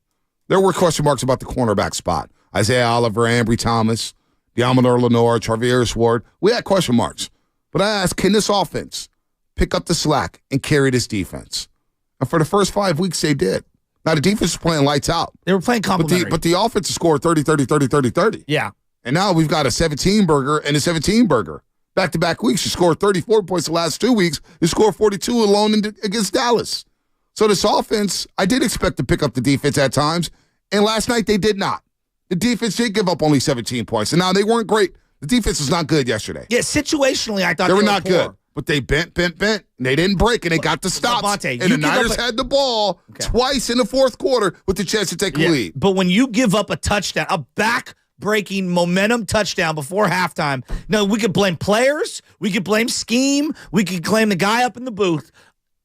That's inexcusable. That was a huge play. Even if you give up a field goal before halftime, it is huge. It's not great. It's not great. It is but huge. You cannot, with 16 seconds left and 0 timeouts, give up a 60-yard bomb to a wide receiver with an almost all-out blitz. No, you cannot do that. That can never happen. It can never happen. College, that's fireable. It can never happen. But your quarterback also threw 2 picks in the fourth quarter. Both are true. That can't happen. Why did Ayuk not get any targets? We asked Baldy that same question. I think you should have gotten more, to be honest with you, because, the way that they were playing, especially on first downs, especially the way they're playing the run. I mean, they were basically selling out to play the run, and they did that, and they were good at it. And they're a big blitz zero team. You're going to get some one-on-ones out there, and I like my chances of Brandon Ayuk against, whether it's Murphy Murphy or whoever, Evans, whoever's on the other side. I mean, I like my chances against him. You got to give him a little bit of time. They chose not to do that. They went to Jennings. They went to, at the very end, they went to McLeod. I mean, it just seemed a little bit unusual that you wouldn't feature your best receiver. Yeah, it's really wild to me. He had 5 catches for 5 targets in the first half. He got 1 target in the second half. Ayuk cannot be guarded out there. He needs to be featured like he is CeeDee Lamb. He needs 10 targets in a football game like that without Deebo Samuel. Come on, man. I'm with you on that one. O'Connell was really good, but there was one decision that I think gave the Niners so much life. They crossed the 50-yard line with like under 13 minutes to go. There's about 9 minutes left in the game, okay? 9 minutes left in the game. And it's 4th and 4 from about the 40. I think they got to go for it. If I'm running that team, Kirk Cousins and Kevin O'Connell, you got to go for it. They punt, and it goes in the end zone. It's basically... It was their first punt of the night. You gave them 20 yards for free. Right. Go for it there. Well, the Niners got a gift, and they couldn't cash in. No, they did. But they also got a gift in the third quarter when the Vikings faced a 4th and goal, and they kicked the field goal. Thank you. It was already a 2-possession game. He had 2 The field goal does nothing but make it a 2-possession game again. It's still a 2-possession game. So Kevin O'Connell made 3 decisions in that second half. One to go for the field goal when it was 4th and goal inside the 5. Yes. One to punt it, and then one to go for the field goal with Joseph, who misses kicks all the time. He gave the Niners 3 opportunities to remain in that football game, and yet they couldn't take advantage of it. Were you surprised that they punted in that 4th and 4? I was surprised by him kicking a field goal. I was surprised by all 3 decisions. You're listening to 95.7 The Game, KGMZ FM in HD1 San Francisco, always live on the free Odyssey app. Download the Odyssey app and favorite 95.7 The Game for the best and most up-to-date sports coverage. And do not forget, you can also watch us every single day on our YouTube and Twitch streams. Sponsored by our very good friends at First NorCal Credit Union. Just log on and search 95.7 The Game. Be sure to like and subscribe to the channel while you are there. Also, the Comcast Business Text Line. We see all your texts. It is the opening night of the NBA. We got the Phoenix Suns visiting the Golden State Warriors. So quick news and notes about that game before we get out to Coach Schaefer from the Bay Area Panthers. Devin Booker, 50-50 with the toe injury. Bradley Beal, unlikely to play, back strain. All right? Draymond Green, out with an ankle injury. So you got 3 stars. Got 2 for sure out. You may get Devin Booker, who's out, and Kevin Durant's all alone for the Phoenix Suns. But I can't wait to see the debut of Chris Paul. Let's go. How about Speaking this? of Chase Center. How about Draymond Green? Yeah, I just said that. No, I know, but Draymond Green doing something very newsworthy, creating an open for me and you after all the times we've traded him. All right, Dub Nation, it's Draymond Green. Tip-off is coming later today with the great Tim Roy, and then tune into the Morning Roast tomorrow morning for the best Warriors coverage. Whoa! Well, the best Warriors coverage is a lie. It's not the best coverage. Not even at the station. Let alone the Spark It. I thought it was Tiny and Gil. Well, I said our Warriors coverage. Our, like you and me. Oh, well. It's not the best. Well, I try, but I've had a lot of bad trades. Yeah, you've had about a lot of bad Warrior takes. This year, I'm trying to play the Corey Joseph role and play third point guard on Warrior Talk. Yeah, I don't know. We're struggling in that department. But shout out to Draymond Green. If he says it, it's true. Speaking of which, I can't wait for the Warriors. We got knockout too, Lubin. Yeah, we got knockout, Lubin. I know you were dying for me to read this. Big knockout guy. Big knockout guy. Who has a brighter championship window this year, the Warriors or the Niners? Hey, Roasters, would you Later like to on get in the week. a few shots at Chase Center? You guys quit early. It's only week 7, guys. They're 5-2. Why are you guys freaking out? We have people calling for Kirk Cousins to be the quarterback of the Niners. Well, nobody has called and said Kirk Cousins should be the Niners quarterback. I'm getting texts about Sam Darnold. Yeah, well, nobody's called about Kirk Cousins. That's cap. Nobody's called this station and said Kirk Cousins should be Kirk Cousins, but Yeah, that's a lie. Don't lie on the callers like that. By the way, knockout. First ever 95.7 game knockout tournament at Chase Center. Tune into the roast the week of October 30th. That is the 49ers bye week. And the following week, November 6th, make sure you're all listening to each show at 7:30 in the morning. Again, 7:30 a.m. to learn how quickly you can qualify or how you can qualify. Each show during that 2-week stretch, we'll be picking one winner each show. Make sure you're locked in a 95.7 The Game during those weeks, and you can have a chance to launch shots from inside the Chase Center. It gets some of the best here at 95.7 The Game, the first ever knockout game tournament at 95.7 The Game. It's going to be a lot of fun. Let's get back to these lines real quick, Shasky. Let's go to Coach Schaefer from the Bay Area Panthers. O-line grades. Big He's in the trenches. And right now, Coach Schaefer, I don't feel good about the Niners trenches. What's happening, fellas? I'm a little hoarse from yelling at my 80-inch big screen last night. What a so you got to put up with me. I starting to sound like Randy Macho Man Savage. Oh, yeah. Little cup of coffee. Oh, yeah, brother. What do you got? All right. So, you know what? First off, I'm just going to say, everybody get off Brock Purdy's butt. They're ready to throw the baby out with the bathwater with him right now. And last week or 2 weeks ago, he was the best thing since sliced bread. Okay? He's going to have these ups and downs. He is a young quarterback. Remember Mr. Irrelevant that came in, and we can't expect him to be Joe Montana every dang week in his second year of playing. Come on now. Give me a break. Now, as far as the offensive line go, I'm not going to beat them up a lot because guess what? They didn't do that bad of a job. If you look at the overall totality of the game, okay, second half, they definitely stepped on their foot a few times, but we got to really, really look at the bad part of our defense last night. Okay? Defensive line, right? Defensive line did not get any push, did not get any pressure. Not ADP line, the DBs. You know what? I've seen a freshman boy at a homecoming dance is what it looked like last night. Trying to grab these guys instead of tackle them. Grab some cloth, put your face mask in their chest, and take them to the ground. All right, Coach Schaefer. Coach Schaefer, maybe you had a little too much to drink last night, too, watching that game. I was getting a sense of McVay meets Mel Kiper Jr. in that talk. Todd. I'm just thinking about that 80-inch TV that he was yelling at last night. Well, hopefully he didn't break it. I don't think he broke it. Well, if you break TVs now, you have to film it. That's what everyone does on TikTok, right? Yeah, that's stupid. I'm not here for the filming of the reaction of you watching the game when the team loses. Right, just break. I'm out on that. Like, that's just stupid. You guys are just real stupid. fans get angry in silence. Right, lonely, just dumb, and depressed. You want to get depressed? How about Bruce Bochy going back to the World Series? Oh, that's when I busted out the ice cream last night. Well, did Farha bust out the cherries and the sprinkles too? Bob Melvin, though, apparently going to be the new Giants manager. Bo Mel. Yeah. It's about as inspiring as Colton McKivitz' right tackle. Grounded to second.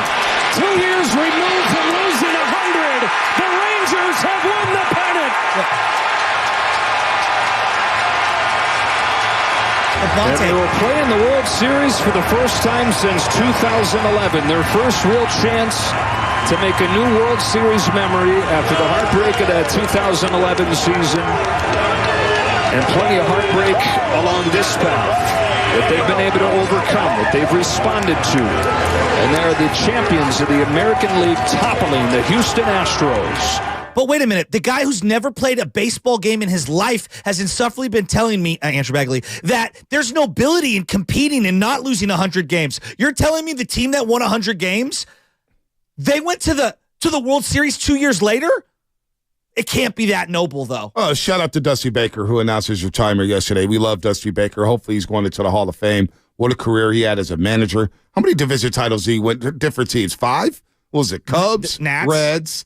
Reds, Nats, Giants, and the Astros. Yeah. 5 different teams. He led a division title, led a team to a division title. What a career for Dusty. And one of the managers at the beginning of my love of baseball, he is a baseball lifer who deserves to be in the Hall of Fame. No doubt. He didn't need the World Series ring for me, but I'm glad that he got it because I think he's an automatic lock now. No doubt. Let's hope the Rangers can beat either the Phillies or D-backs. That Game 7 is tonight. I'm rooting against the Phillies so hard. For the D-backs. Yeah, I am too. I am rooting for the D-backs. No, I'm saying like to win it all. Yeah, well, anybody but Philadelphia. All right, we're going to get back to the Niners. Antonio, Upper Mission Will, Slep Rock, Brett, Richard, Vince, you guys are all on deck. What happened last night in Minnesota? My worst nightmare happened. Kirk Cousins carved up my favorite team. 378 yards. And the Niners have now lost their second straight game. Are you panicking? You doom and gloom? I'm not panicking. Kicker talk? You guys want to talk? He did nail the 55-yarder after missing the 40. I got confidence in Jake Moody. He also pushed one OB. And the quarterback also threw 2 picks in the fourth quarter. He doesn't get a pass. When did we start giving passes to quarterbacks who throw 2 picks in the final quarter? When did that start happening? Anyway, that's all coming up. Presented by Fremont Bank, full-service banking, no compromises. It's a frozen pizza kind of night.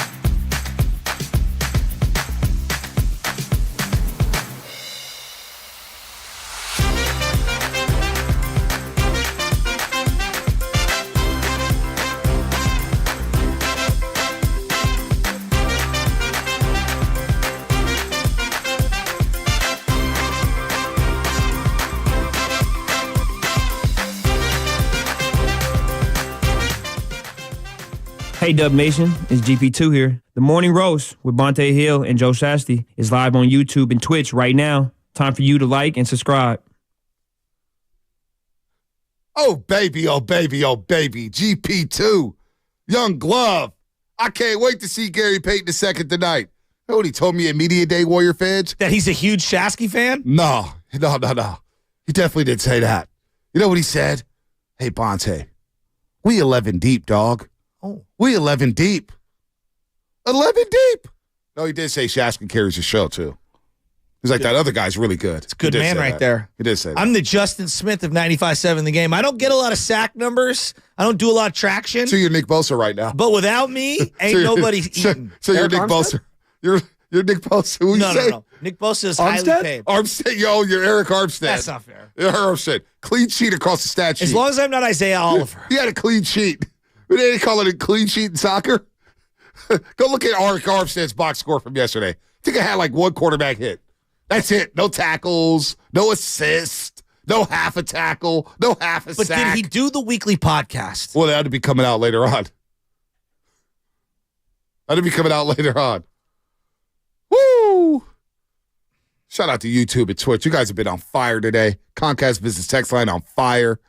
Of course, YouTube and Twitch powered by First NorCal Credit Union. We had the Comcast Business Text Line, and we got all the calls. And we're going to get to y'all right now. Starting with Antonio in Oakland. Then we'll get the Upper Mission Will. Let's start off with Antonio. We'll go right down the line here. Antonio, what's happening? Oh, man. I hate losing like that, man. You know, Nick Bosa, I think he's still rusty because, you know, he missed training camp and stuff. It's kind of what the Raiders got with Josh Jacobs. But anyway, man, Brock Purdy, he played really good, man. But he made those two bad passes. Like, why would he loft it up to a little Ray McClough? If you're going to do that, loft it up to, like, Brandon Ayuk. Doesn't he have Megatron arm length? Juwan Jennings, he called freaking Hail Mary touchdowns in college. You know, he's 6'3" athletic. Don't do that to a little guy like that. But, like Kirk Cousins, that was the best game I ever seen, man. Like, Kirk Cousins really played good. I give him credit. But where's the pass rush at, man? Put pressure on him. Hit him. Quarterback hits. Man, now it's like, damn, I want us to get Chase Young now. Trade for him. We got to make some type of deadline deal. Wow, how many DBs, how many DNs do we need, Antonio? We just traded for Randy Gregory. How about the 40% of the salary cap ones that we're already paying, play like it? Go all out, man, because I think Randy Gregory's really good, man. Like, I know next Randy game, we're at home, and they always win at home, so I think we're going to rebound next week. Be 6-2 because right now we're 5-2. Last year at this time we were 2-5, right? Yeah, last year, no doubt. Last year, and we're still on our second quarterback. Trent Williams being out. Is that a 1 week thing? I don't know. I hope not. They need him next week against Hendrickson and Hubbard. They need him against that Bengals defense. Well, and they're going to have to put up points. I feel like Jamar Chase is unguardable right now. Yeah, he's looking at Charvarius Ward at Yelmer and Illinois. He's like, which side? Him and T. Higgins are fighting. No, I want this side. No, I want number 2. No, I don't want number 7. No, I want number 2. I want number 7. Who's Isaiah Oliver stopping? Oh, my God.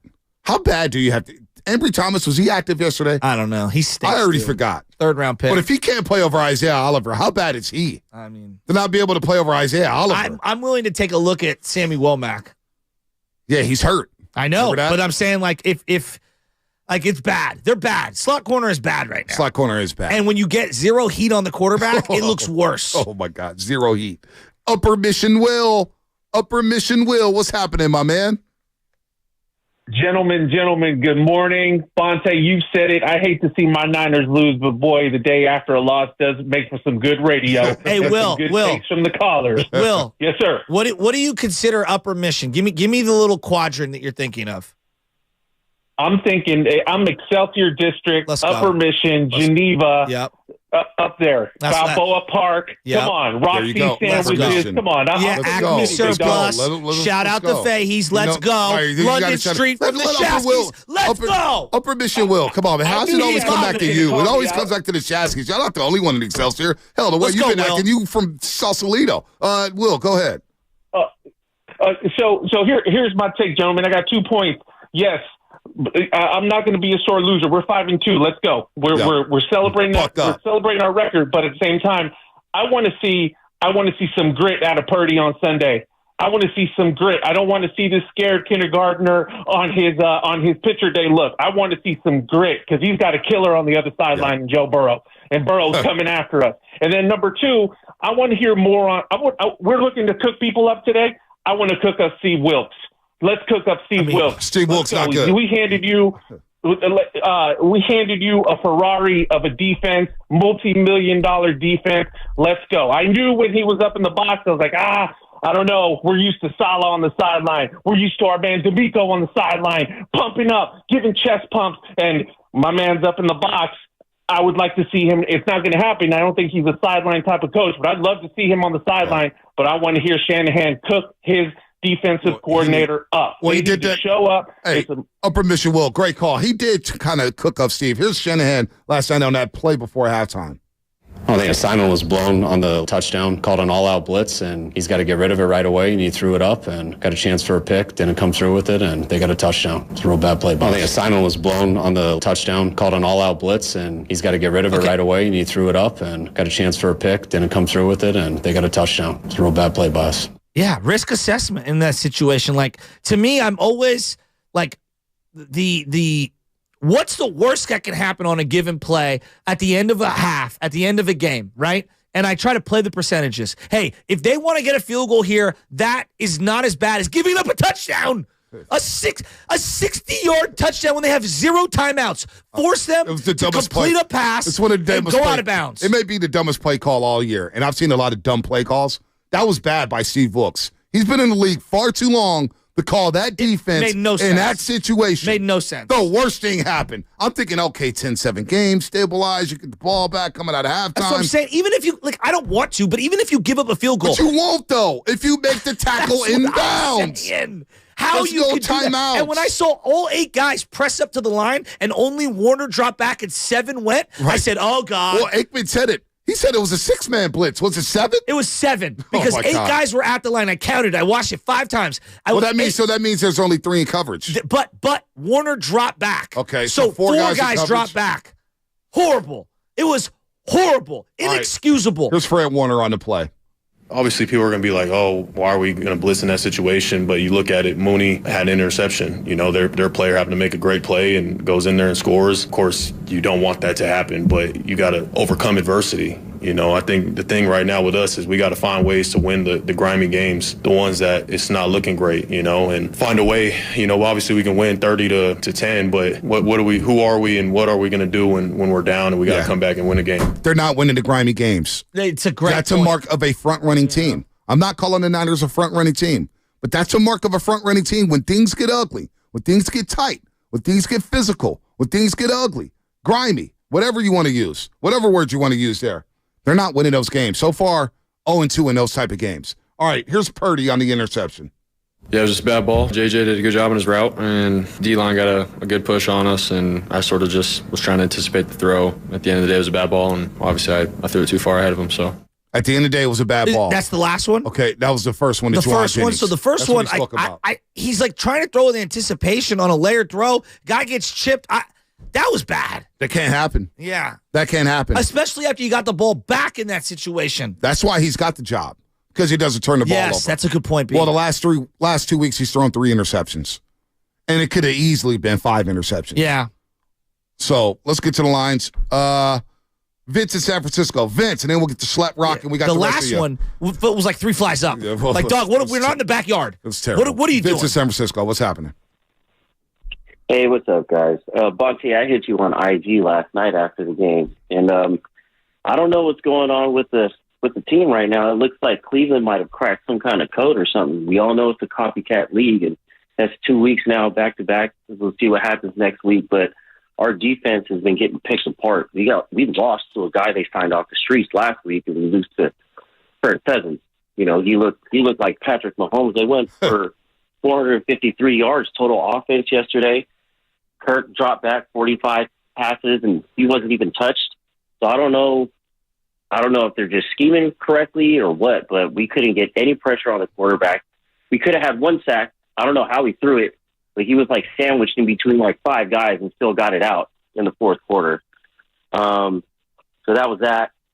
Our offense, I think our offense is built like a Ferrari or a European sports car. when every part is working or when every part is there, our offense is unstoppable. But Debo wasn't there. CMC went out last week. It just looks off. It's not the offense isn't running the way that it needs to. And I've been screaming for a cornerback for like 7 years now. And I saw an article a couple weeks ago. What is the possibility that we try to make a move? Well, it's probably too late now, I think. But trying to get a Patrick Surtain. That was a name. I don't know if he's available. I don't know why they would give him up. I just saw your message on IG. Thanks for the long message there on IG. I appreciate it. Why is the screen game killing them so bad the last 2 weeks? Look, you can make all the plays for corner, can make all the trades for D linemen.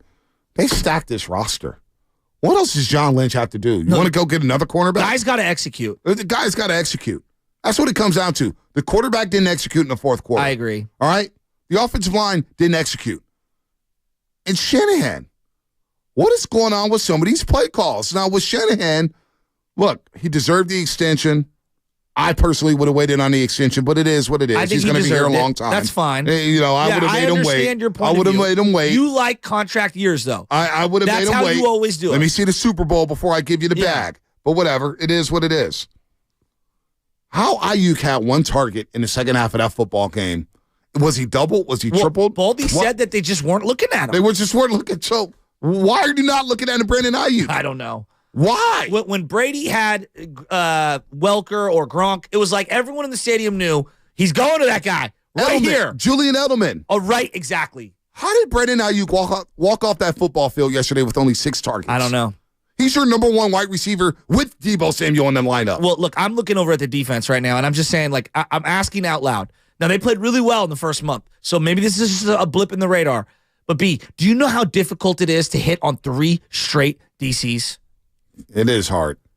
We just assumed that would be a formality. But the DC wasn't a problem the first 5 or 6 weeks. Well, they were even last week. 40 points. Even last week, the DC wasn't a problem. You shut down the Pittsburgh Steelers. You shut down the LA Rams in the second half. You made the proper adjustments. Does the secondary look good? Does the D-line look good? No, the defensive line doesn't look good. Okay, the defense is a problem. So how's that on Steve Wilks, though? Buster, go get the quarterback. When you inherit a Ferrari, I expect you to get in the car and drive 120. Nick Bosa said it's not hard to play defensive lineman. It's not that many calls. So then what is going on? I don't know what's going on with Nick Bosa. You tell me that's your guy. He looks like he's getting dominated on the line. All right. And I see no creativity to free him up to get him going. He's got 3.5 sacks in the last 12 games. You tell me what's wrong with Nick Bosa. I brought up that he had no sacks in the postseason before the year, and all of a sudden I was labeled a Nick Bosa hater. So I backed up off of it. It's true. I'm not going to bother Nick Bosa. My guy you guys needs explain to step to me. He needs to step up. Explain to me what's going on with number 97. But I haven't seen a swing move. I haven't seen, like Hassan Reddick, I saw him the other night put on 4 or 5 moves in about 10 different snaps, okay? Can I see a variety of moves from Bosa? Well, here's Baldy. Can I see a twist, a stunt, something? Let's hear from Brian Baldinger on the Niners defensive line. Well, I mean, it's a good question, Joe, because they got dominated up front. I mean, Darisaw, O'Neal, Dalton Reiser has been there for, I don't know, a fortnight right now.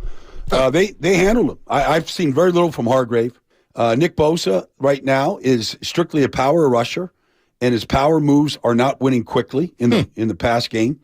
I mean, for Kirk Cousins to drop back 45 times, not get taken down once. Wow. Now, he's got some. He's got a little bit of just moxie to him about how to maneuver in the pocket. He's pretty good like that. But, I mean, not to take him down one time. Right. I mean, I can't imagine a worse flight home for the 49ers defensive line, however long that is from Minneapolis, to go home and not get Kirk Cousins to the ground one time. It's almost impossible to think about. So if Bosa's not in shape right now, how long is it going to take for him to get in shape? That's inexcusable. I won't accept that. This, because you know why? Because every person, not you, I'm saying I have no question about Bosa's, ability to stay in shape. And I kept saying, I was the only one saying, what's going on? Why isn't he here? He needs to practice. There's a difference between being football shape and being in the other shape. But I hear you. I was obsessed with it. I wanted him in camp. Clearly. But however, Pittsburgh, we didn't say that after the Pittsburgh game. I mean. Did we? He was dominating Pittsburgh. Again, he made some plays. We said, okay, Bosa's ready to roll. It's been 6-7 games. Second half against the LA Rams. What do you think? Second half against the LA Rams. I never thought, Bosa needs a training camp. Bosa looked like Bosa. He did. I have not seen one dominant half from Bosa. The L.A. Rams game week 2 was dominant in the second half. I sat there and watched that game. I thought he was good, in not person dominant. at SoFi Stadium. Okay. He was pushing that pocket every single play. I'll take your word for that. So that can't happen. So one half in 7 weeks. Well, I watched him That's get shut not down. 122 million. I watched him get shut down last week in Cleveland. I don't think it has anything to do with training camp. What's going on? You got Hargrave next to you, Armstead, Drake Jackson, Randy Gregory, Cleveland Farrell. That's not enough. I just don't see him beating these one-on-ones when he has them. That's a problem. That's a problem. Let's go to Schlep Rock, San Mateo. Schlep Rock, what's happening, baby? We can go to Schlep Rock real quick. We get to see Mr. Windex tonight. Kevon Looney. Jay Center. Let's go, baby. Come on, Schlep Rock. Exactly what I'm talking about. Hey, you got to break out some houndtooth and herringbone prints when you're doing that post game and pregame and post game. I want to see what kind of outfit you put on with the herringbone and houndstooth for the fall. But here it is, guys. There was 2 teams out there last night. The better team got outplayed by the second best team last night. Kirk Cousins was like, I'm too young to remember this guy playing, but from what I heard, this guy had ice water in his veins, and that's what Kirk Cousins was playing with last night. He looked like Johnny Unitas, from what I'm told. Looked like Johnny Unitas. I don't know what happened to Brandon Ayuk, but he was moving the ball, moving the chains in the first half. Second half, not one ball thrown to him. One target. We know he knows how to find soft spots. No doubt. Him and Kittle, I do not know why they were not going to them more in the second half when they were behind, but those guys, even when they're covered, they know how to sit down and find a soft spot. So I don't know what's going on there. And Fred Warner, I'm sorry, he played his ass off last night, but if your middle linebacker is making most of your tackles, once they get past the line of scrimmage, no tackles in the backfield, no tackles by the lineman. I don't know what's going on, but you got to get Fred Warner some help, guys. Well, Fred looked like he hurt his hand. I think he's going to be okay, but the thigh at the end, that looks. I hope he's okay. That's one he's going to feel today. I don't know if you saw the thigh hit he took. Of course, I watched the whole game. T.J. Hawkinson, I watched everything. I saw it. He came back in the game, though. I know he did. He came back in. That's adrenaline. Greenlaw had the hand or whatever it was. He came back in the game. Look, they're beat up, but I don't want to hear it. I don't want to hear it this morning. All right? The quarterback threw 2 interceptions in the fourth quarter. Christian McCaffrey fumbled. Delay games. Penalties. They get penalized all the time, feels like. They were 28th going into the game last night. All right? Defensive line. Where's the run? Where's the pass rush? Kirk Cousins threw the ball 45 times and threw for 378. On third down, he was even better, going 9-12 for 183, 2 touchdowns, and 8 first downs. Come on, man. Come on. That's an inexcusable loss. And now, this is where we're at now. All right, Seattle's half game behind the 49ers. We see Seattle and Philadelphia sandwiched in between Seattle later in the season. Cincinnati's coming to town, and Baldy said Cincinnati's rolling. Cincinnati is rolling. And they have Super Bowl aspirations. Absolutely. We cannot sit here and panic. We got to get up off the mat, and we got to win a game against Cincinnati, by all means. That is a gots-to-have-it, desperation. You got to win that game at Levi Stadium. I'm with you. You'll walk off that field on Sunday with the 3rd straight loss. And like the great Bernie Mac said, rest in peace in Players Club. Oh, you lose to Cincinnati, it's going to be trouble. Oh, I think the longer Debo's out, the more difficult this is going to become.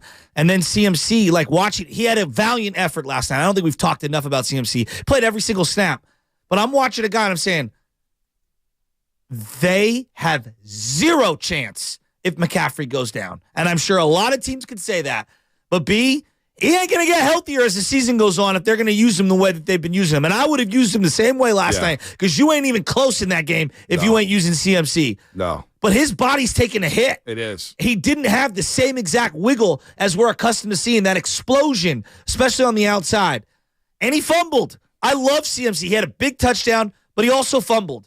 I don't know, man. This offense, they're going to need one of these other younger players to step up. And the one Ayuk, Schleprock brought it up, and we've been talking about it all show. The one Ayuk target was when Purdy actually improvised and threw it back over the middle of the field. That was Ayuk's only target in the second half. And a Purdy just a little stronger arm, and he's got that play.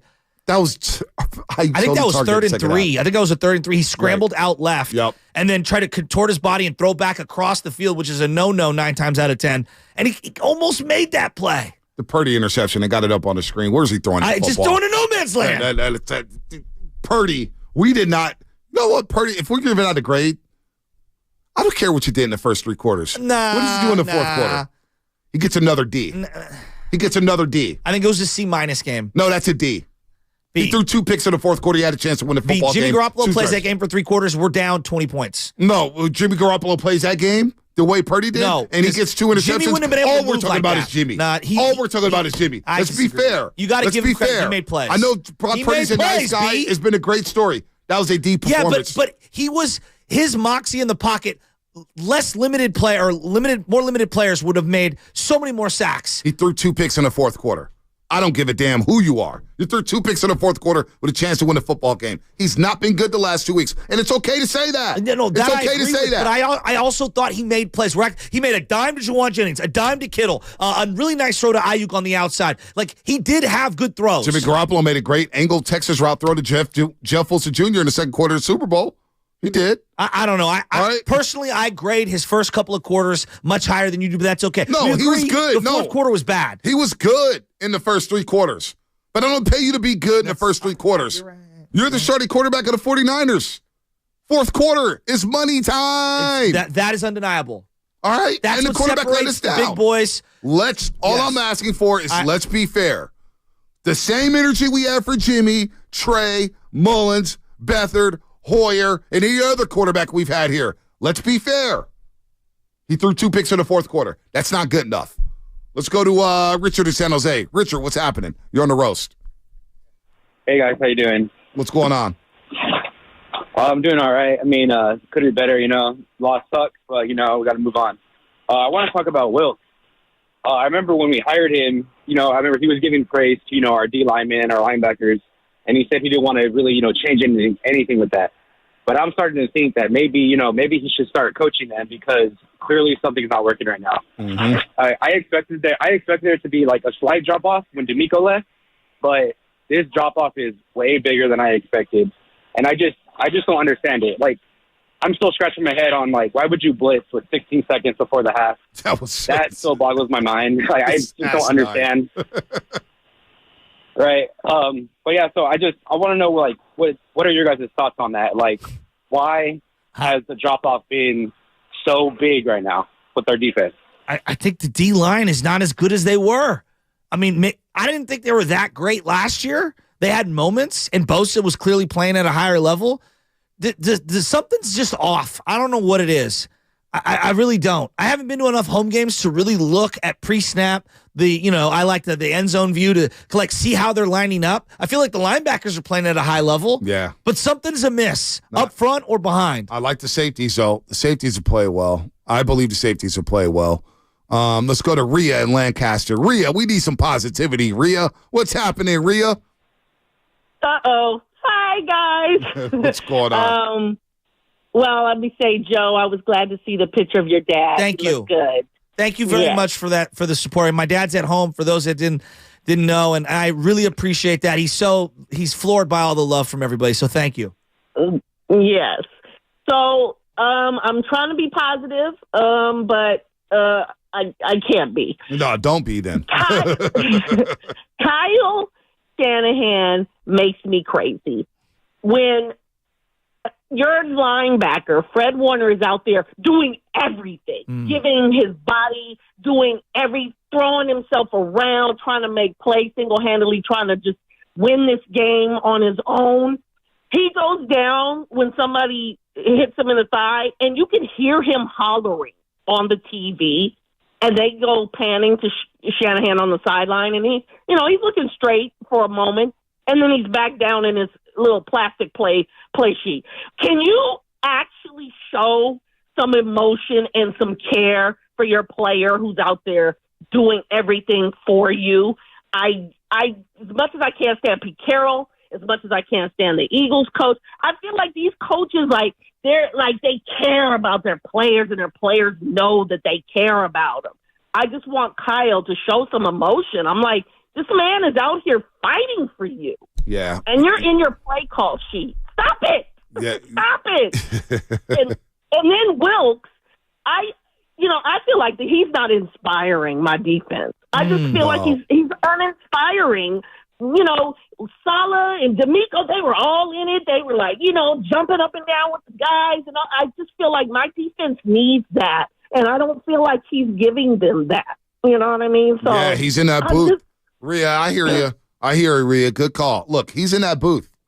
And I wondered about that before the season. What's it going to look like with him in the booth? Is he going to make a transition down to the sideline? Be around Shanahan? I don't know. But boy, the defensive line, MIA. The cornerbacks, MIA. The run game, MIA. What is going on with fourth quarter passing game, MIA. What's going on with the run? Moody, 50-50, right? No, but the run game's important. Like they're not winning without the run game. No, well, without Long Big term. Trent. Without Big Trent, it was tough. They got no push. But where's Jordan Mason? Yeah, I don't know where Jordan Mason is. You got to be able to run through holes. There was no holes last night. In a game where it was extremely physical, why not use your big, punishing physical back? Even if it's just to lean on the other team. Look, tomorrow's going to be a big Warrior day. We're going to empty out the lines right here. Thanks for all the calls. Tomorrow's going to be a big Warrior day. We'll be reacting to the opener. It's Kevin Durant. Yeah. It's Kevin Durant. You know who he is. But you know what? We're going to get back to these Niners because I'm not sure a lot of y'all understand how big this game is on Sunday. This is a pivotal point in the season. You cannot lose 3 in a row heading into the bye. You don't beat Cincinnati on Sunday. I don't care who's on the field. No excuses. You don't beat Cincinnati on Sunday, then maybe the Niners aren't who we thought they were. Maybe we're not really a Super Bowl contender. Maybe they're just a contender to win the NFC West. We'll see. We'll talk about that later. We got some things to clean up, but let's get to Drew in Oakland. Drew in Oakland, what's happening? Drew, you there? Drew going once? Drew is here. Thank you. Thank you for answering. Oh. The fact that I have to create a fake name in order to get through to this show leads me to my point of your disloyalty and just complete annihilation of Brock Purdy. You go from Trey Lance is the GOAT to Brock Purdy is nothing to, oh my God, we're going to win the Super Bowl to Brock Purdy is nothing again. Okay? Where is your loyalty? You are both some fair weather fans, and I can't believe either one of you right now. Anna, this is Anna, Bonte's significant other. Yeah. Can I let you know something? I've been watching this team for 40 years! 40 years! I've yelled at quarterbacks every single week for 40 years! Joe, Steve, DeBerg, everything in between. Bono, Ken Dorsey, Rattay, Pickett. I've seen them all. Colin Kaepernick, Alex Smith, Jimmy G. This is what we do. They drive me insane. And look, Purdy was awesome. But it's a week-to-week league. It's the NFL. And I'm standing up for Bonte on this one. This is what we do. We're crazy Niner fans. And we obsess about the quarterback. Okay. First of all, don't ever yell at me. I know, I'm teasing. It was all Anna, make it quick. I love you, Anna. Because I'm about to start yelling in a second, too. Don't rush me. Don't rush me. You have 4 hours to talk. We have a radio show. We got 4 lines. Chestnut, what do we have to say? Go, Purdy. Oh, Purdy. God. Babe, I love you. I'll talk to you later. And Bye-bye. I'm totally teasing Bye-bye. Anna. No, I know. Listen, I see some of these YouTube chats. I better be careful. You better be careful, some of these chats. You better be careful. Yeah, I wasn't going to let you drown. No, I know. Steiny do that to Goo when his girl called in. His wife, no doubt. And I said, you know what? I got to jump in here and take a bullet for my guy. That's how Sam Lubman. You knew Anna was calling. Don't talk to me after the show. Some of you on YouTube better be careful. She forced me to do it. I don't You know. calling my girl crazy. Stop. Calm down. Let's relax. Let's relax. All right. I will text her on the side and say, calling Anna crazy when Shasky's screaming like a maniac at her about Steve Young. Be careful. Be careful with what you say about my lady. All right. Be careful. I apologize. Not you. I'm saying the YouTube. No. But like, I seen my guy. This is like an offensive lineman seeing his quarterback get roughed up after the whistle. I came over and I was ready to fight for his honor. She was not happy with what I was laughing at Brock Purdy. We're not over-exaggerating that. There were punches thrown. I was just like, well, that's the second interception, babe. Brock. No, you did not. No, You're doing scoreboard on your girl? Dude, before I say, hold this on Brock. Brock's that guy. He wins this game. Let's go. And he threw that pick. And she goes, you guys are going to flip out on Brock. Nobody ever called Trey Lance to go, by the way, Anna. But, hey, some of y'all, be careful what you say about my lady, all right? Hey, I'm going to be real. At least my lady listens to the show. Loveman, that was nefarious. Yeah, that was. At first, I thought it was your sister. ABC, always be contenting.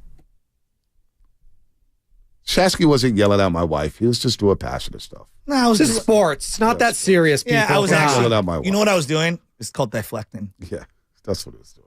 Because you know why? I looked at my guy, and he looked a little uncomfortable. No, I was comfortable. I need to save him. I just wanted her to let her get it out, and I was going to hang up on her. That's all. Well, once she started bashing you for the Trey Lance, that's I said, fine. That's fine. That's fine. I can handle that stuff. They're saying, I can handle adversity, right? I'm one of the people around here that can handle adversity. She should have called in his I rise up for the shows to date. What'd you say? I said she should have called in as Tiago. Oh, yeah, she should have. Dude, listen.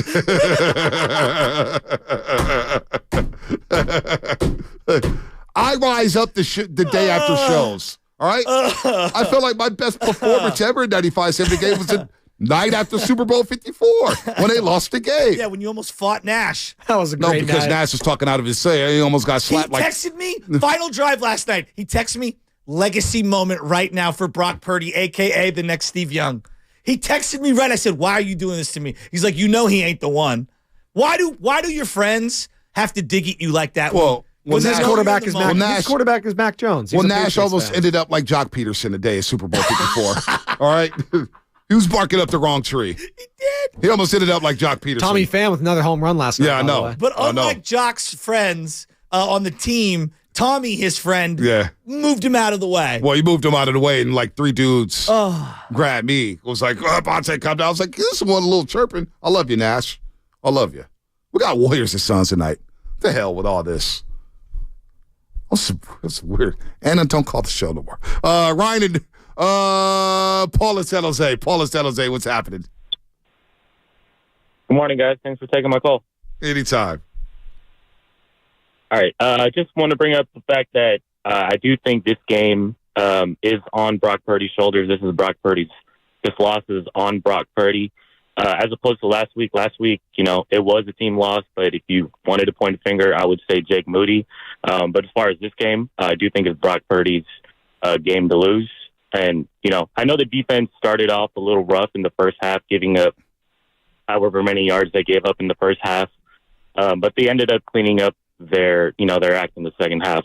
But I don't know what happened to Brock Purdy in the second half, and I kind of wanted to bring up the fact of Trent Williams' absence to you guys. So I don't know. I feel like he looked a little rushed and a little more hesitant, knowing that he doesn't have that protection on the left side from Trent Williams. And I feel like our running game was a little more, wasn't as effective as it is when Trent is in. And I just want your guys' thoughts on how Trent Williams' absence really affected this game. Absolutely, Trent's absence. I think Trent's absence was bigger than Debo's. Yeah, I do too. Rat-a-tat-tat. Last 3 calls a day. Been a fun show. Been a very fun show. Got Warriors and Suns. We can talk Warriors tomorrow. Get a day off from the night. Well, we're going to talk some Niners tomorrow because they could be in trouble if they don't handle their business against Cincinnati. It's a big game. And Cincinnati wants payback from a couple years ago when the Niners won in overtime in Cincinnati. And we're happy about that loss.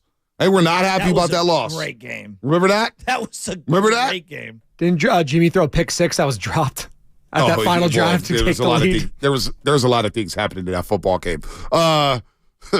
Manny and San Mateo. 30 seconds or less. Manny, what you got? What you got, Manny? Hey, good morning, fellas. we're getting killed on those outside zone reads. Yep. Our D-line was number 1, number 2 on paper before the season. 45 dropbacks, no pressures, bro. Are you kidding me? Not one pressure, not one hit. Hit the guy, do something to Kirk.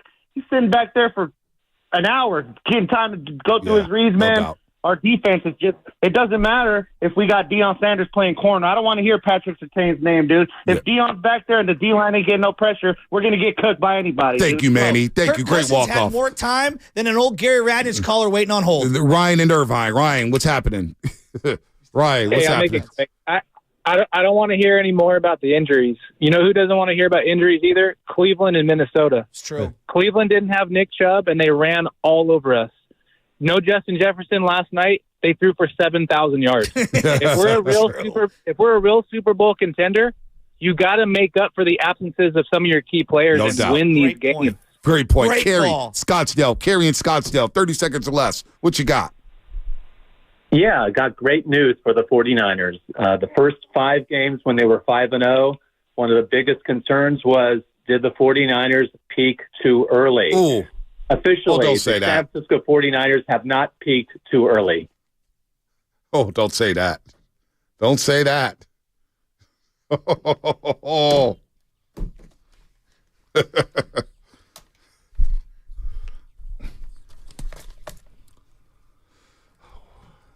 I love this show. I love these roasters. We got basketball. My final thought is I'm smiling ear to ear.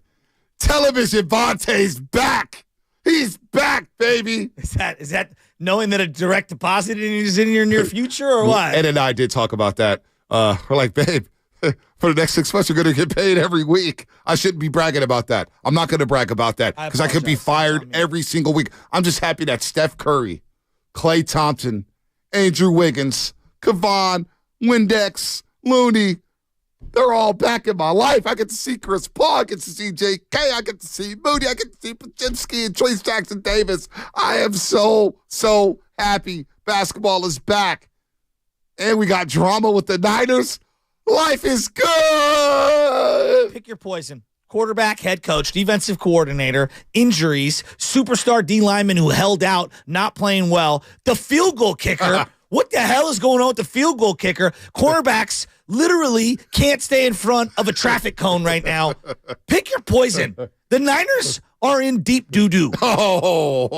As Dan Campbell said, they're deep doo-doo. We're going to drag you into the deep end of the water and see if you could swim. Oh, no. They're 5-2. Dare I say, Dan the Dibley, sky's not falling. Sunday is a must-win. Oh, you're still in my thunder. Since he's a must-win.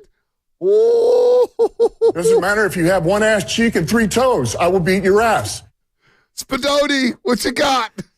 Oh, man. Well, the first game on tonight's slate for the NBA, it's Nuggets-Lakers. And I just want to tell Warriors fans this. I just want them to leave a lasting image today before they take on the Phoenix Suns. You know, I'm not going to say anything else. I'm just going to let Tim Roy take it away from Game 6 just a few months ago. And the season is officially over.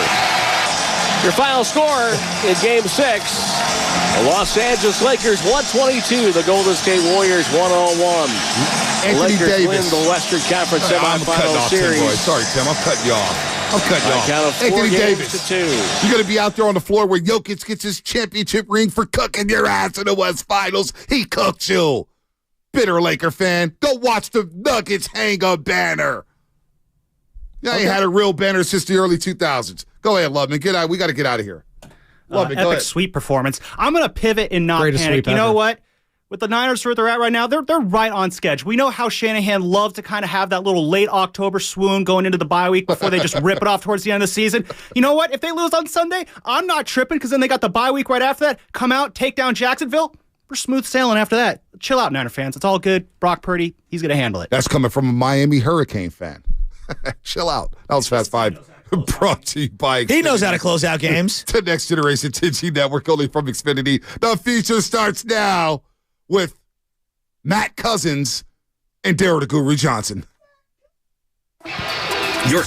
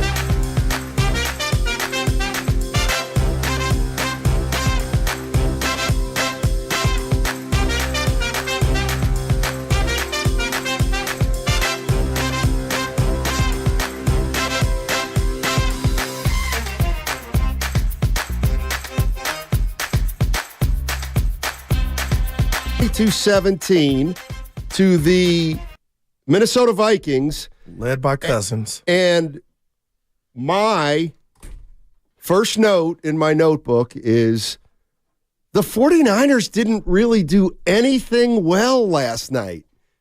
It didn't feel like. It felt like Brock Purdy wasn't great. It felt like the running game wasn't terrific. It felt like the receivers were just so-so. The defense was I don't know, Goo. I expected a little better effort after the loss last week, but we didn't get it. No, we didn't. We didn't get it. And I'm including myself in this. We don't know crap, okay? We do not know crap. We're sitting here talking about this team, looking at it, and I was through a prism of the Super Bowl, and all of a sudden, where has the defensive line, led by the $120 million man, Bosa, Steiny, where have they gone? They got no pressure on Kirk Cousins, who had felt like dropped back 90 times. It starts right there. And you are right. I don't have the answers. And I'll say this, Brock Purdy, it wasn't Cleveland bad, but when you have the ball and you're supposed to be this hot shot that you know, that we all put you on this pedestal, I don't think it's asking too much to take the team down the field and score. And it's just a trend, Steiny, a little blip on my radar. The interceptions are coming at the most inopportune times. So I am shocked as all outdoors that the 49ers have dropped 2 in a row. Kirk Cousins looked masterful. Wilks, the new defensive coordinator, you calling an all-out blitz right before half, and they got 100 yards to go? Yeah, it could have been picked. It wasn't. They cut up the Niner defense, the Vikings, without their version of Randy Moss, and that's Justin Jefferson. I didn't see it, and the Niners all of a sudden, Steiny, flies are getting in the house. You know why? They got a screen problem. What is going on with the Niner defense trying to stop the screens? Cleveland did it. I am shocked, man. I am shocked. And you got Cincinnati coming in here with the two brothers, Higgins and Jamar Chase and Mixon and Burrow. Steiny, your boy is shocked. Picture me shocked. I knew you'd be shocked at some point this year. I was shocked last week. Yeah, I know. And they're 5-2. You'll be shocked maybe 2 or 3 more times because they're going to go 12-5. Like a boy. You know what I'm saying? Oh, man. And Brock, I need a little more mustard, Grey Poupon, on those passes across the middle. They're not reminding me of Jimmy Steiny, but they're floating a little too much for me. You know what? And you said I'm keeping it real, man. No. 2 in a row. Maybe you're keeping it real. But, I just always like to think about stuff like the first week. Just give me a snicker here, somebody. Remember the first week we were talking about Brock Purdy?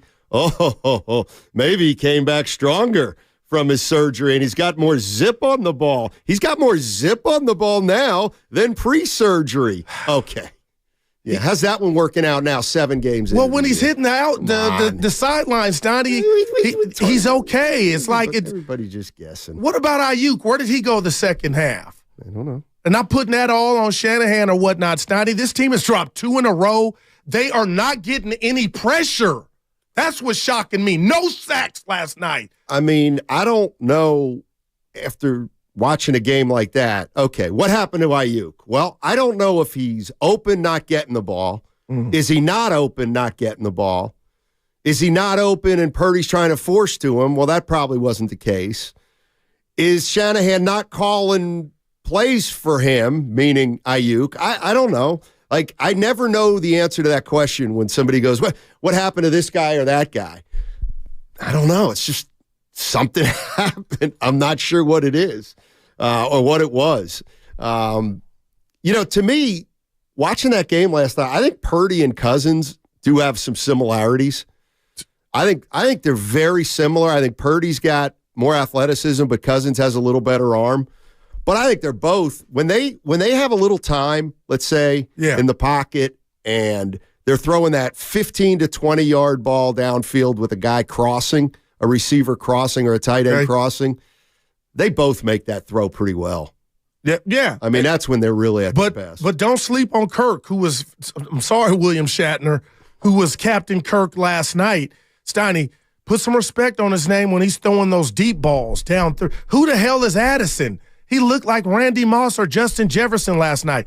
The Niners' corners were getting picked on. It's either a flag or they're getting beat. I don't recognize this defense. And I said, Robert Saleh parlayed his great time here into a head coaching job. DeMeco Ryans is in Houston. I don't know. I know it's early, and I don't want to sound like a front runner, but if you look at social media or you just watch that game, you cannot tell me, a non-pro athlete, that Bosa missing the preseason is not why he's off to a slow start. Steiny, they're blocking him with one guy. And Eric Armstead, you got your money. JD was on this show defending him a couple weeks ago about how, he's been doing some things that go unnoticed. And Hargrave, where are you at?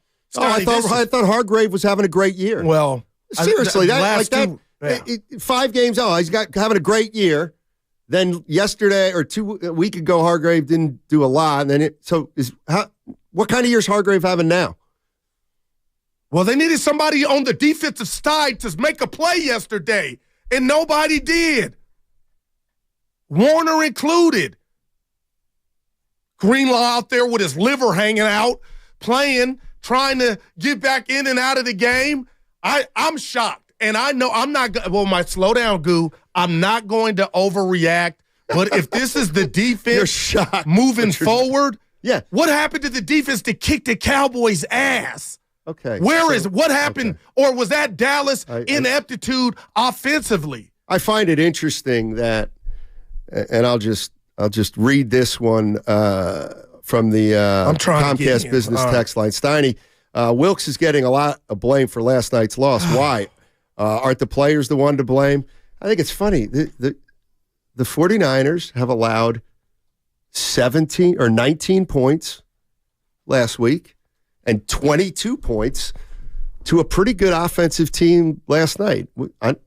Why is the defense the problem? Why is the defense the problem? They've given up 19 and 22 points. It's not that bad for the NFL. Well, you're right there. And they did have the ball to win it. The problem is you've scored 17 in the last 2. And all of a sudden, Christian McCaffrey, MVP's fumbled 3 games in a row. And Steiny, the fumbles have happened in the red zone. That was a big fumble. Oh, it was early. Like, I'm shocked that he fumbled against Dallas right at the 1-yard line. Fumbled against Cleveland. And he fumbled last night. He's lost 3 fumbles this year? With my count, tell me if I'm wrong. I thought he didn't fumble all 3 fumbles, and he didn't fumble at all. Did he lose all 3 this year? So he hasn't, and he didn't lose a fumble last year.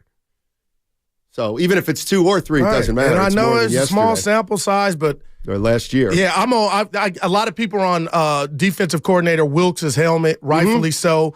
But Steiny, he's as good as what the players are on the field. That front is not getting home. I hope we get JD or Larry Krueger in here at some point this week because I need another set of eyes. I could not believe Kirk was sitting back there with his Norelco, whatever he shaves with, because he had all day.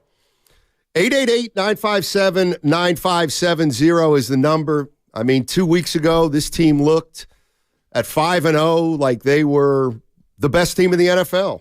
2 weeks later, it's amazing, but now we have some questions.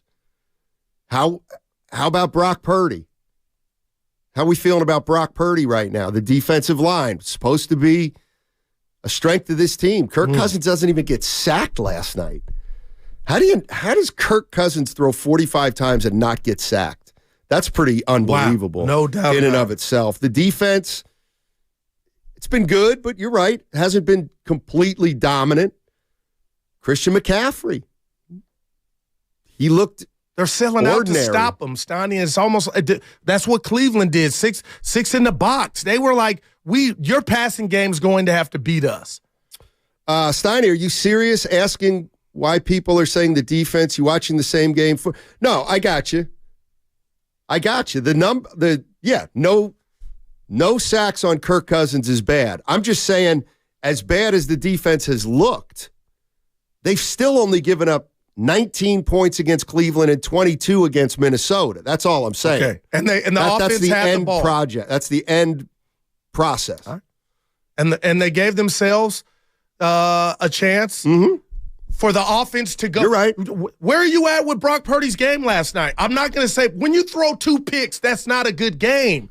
And they Steiny, they were kind of like floaters. And I'm reading The Athletic, and everybody's blaming Jennings on the route.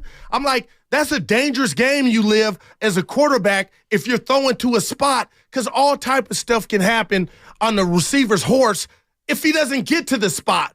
But I mean, my goodness, those are 2 weeks in a row. Well, you know what? Last week he got him in field goal range to kick that field goal. But here we are. All of a sudden, I'm not out on Brock Purdy, but I'm like, how many more of these can he have? Well, interestingly, he was 11 for 13 in the first half, right? I mean, so the first half, even though they had only 7 points, his numbers were looking really good. Him and Ayuk were making beautiful music. So him and Kittle. I don't know. But then again, you can't throw 2 picks in the fourth quarter of a game that's close. Right. So I don't know. It's funny because we were talking to the boss, and he said, man, if Jimmy Garoppolo has a game like this, the fans are eviscerating him. Oh, man. And it doesn't feel like anybody's eviscerating Brock Purdy. And my feeling is, well, don't you think because Brock Purdy's only quarterback 12 or 14 total NFL games, doesn't he deserve a little less evisceration than Jimmy Garoppolo, who'd been here 3 or 4 years? Good point. And they were fantastic games, right? Brock Purdy has put himself in the clouds along with us talking heads. But Steiny, we did it because of what we saw. All of a sudden now, I'm not saying, am I talking about, I'm concerned about the arm strength on the throws down over the middle of the field? Those balls were kind of hanging up to where the DBs were like, oh, it's coming to me, interception.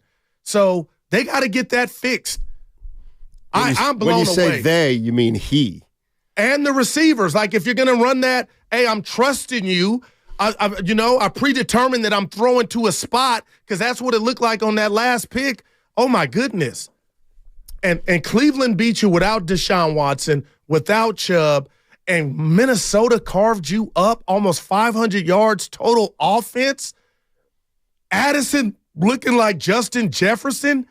This defense is a mess right now. It is a mess. It's not a mess. I'm sure Dallas watched that game like, can we play the Niners this week? They can't. Well, you're right. But Cincinnati's got to be licking their chops. I would love for my team's defense to be a mess. You going point total. I ain't mad at you. I'm going point total. I am. But you're right. I mean, this looks Kirk different. Cousins threw for 380 yards. And now all of a sudden, Bosa can't get home unblocked.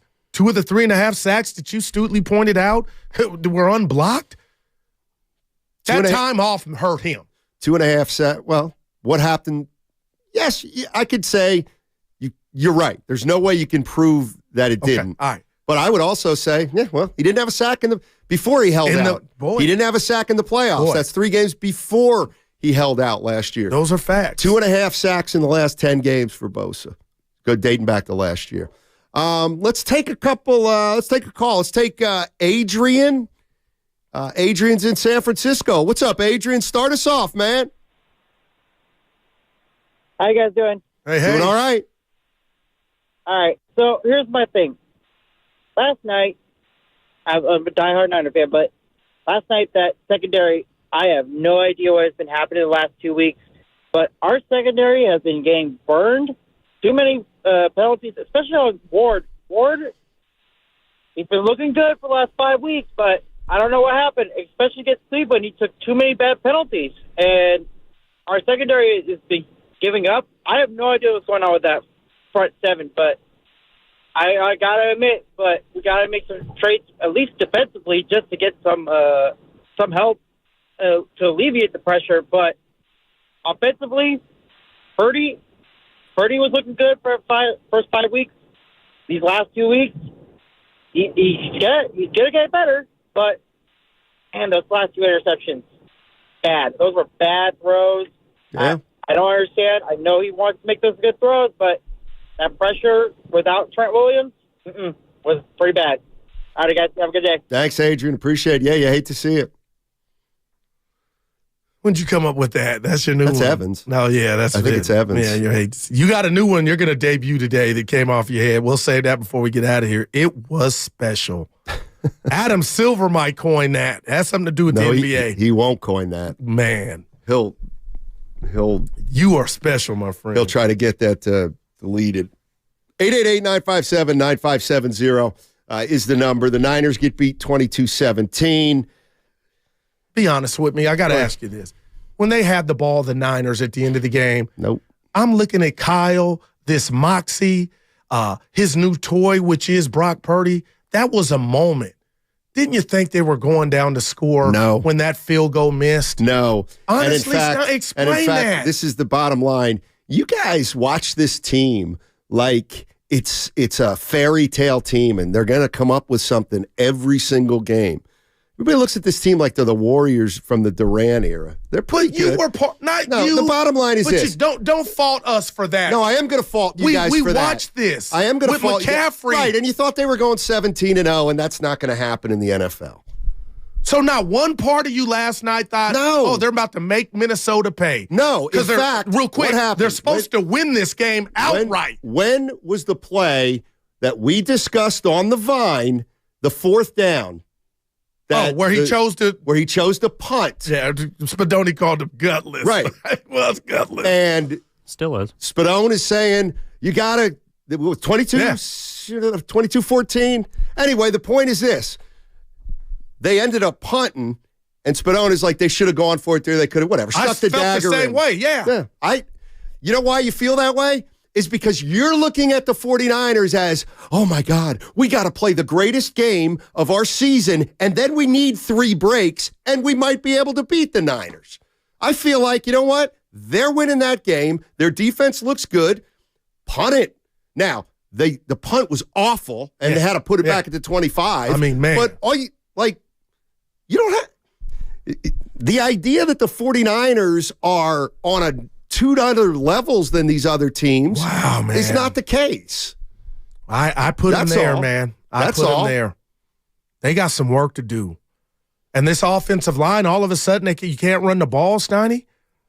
And I know Trent Williams was out, so I'll leave that there. But if the key to stopping this Niner offense is loading a box and daring Brock Purdy to beat you over the top, I mean, man. Oh, now that's a problem? I don't know, but it has been the last 2 weeks. But what about the first 10 games? I mean, I don't got the answer, Sway. Yeah, I'm going Kanye. That's what I'm saying. Yeah. I mean, who can feel good about what you've seen from the Niners the last 8 quarters? And you've had the ball. The Golden Boy has had the ball with the chance to make it his moment. That's what's kind of giving me, Brock's going to, here we go. And no, interceptions. Yeah. That felt like a Jimmy Garoppolo experience offensively last night. I guess let's put the rat on the table, brought to you by Atco Early. That's what that felt like. So, thank you. Purdy's the Golden Boy, and now the Golden Boy hasn't come through. The Golden Boy's had 2 bad games. Well, who called him the Golden Boy? See, I got my hand up.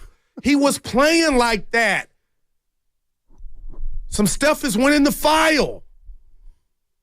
That's why you keep a file. He's played 15 games. He's an unwritten book. Ooh. Kirk Cousins looked masterful, slicing and dicing this Niner defense, mainly on 3rd down, Steiny. You kidding me? The guy was accurate, man. And he had too much time. too much. Like, 8 of 13 on third down. Here's the way. Okay, Purdy and Cousins. I think if you put Purdy as a quarterback for the Vikings yesterday, I think he does just like Cousins. I think. I don't. Because I thought, and that's that's Cousins disrespectful to Kirk. I thought Cousins had more time than Purdy to set up shop back there. But great quarterbacks perform great when they don't have that time. Patrick Mahomes, that's stop. Where. But Patrick Mahomes, stop, and that's my point. One quarterback can be great under a lot of duress. Mahomes, like everybody else, is going to pay the price. Man, I never. Like, and the I didn't say quarterback, Purdy's Mahomes, but it was headed that way, Matt. Stop it. It was. No, it wasn't, Goo. Now, Mahomes is a generational player. Oh, there's no doubt. Okay. But this ain't about Mahomes. Purdy's a good quarterback with a ton of weapons. No, he's a good quarterback when he's got time to throw and brush his teeth. Okay. We're starting to see some cracks when the offensive line is not giving him all day. So why did you assume? Because we hadn't seen the Niners' offensive line collapse. Why did you assume that if Purdy's ever under duress, he might not thrive? Because I hadn't seen it. Well, but everybody under duress looks different. Yeah. 888-957-9570 is the number I see, but we got a bunch of guys on the line. I know they want to let off. Guru, so we'll start hitting them on the other side. Hey, you want an opportunity to play knockout on the Chase Center floor? We're going to give it to you starting next week. Next week, Monday, October 30th at 7:30, 12:30, and 4:30 for your chance to win. Again, chance to play knockout at Chase Center. We're going to give out 10 slots, as will all the shows. So the contest is going to run for 2 weeks, everybody. First chance to win Monday, October 30th, 7:30, 12:30, and 4:30. 888-957-9570 is the number. And that segment was also brought to you by Consumer Cellular. Freedom calls. Consumer Cellular offers the exact same.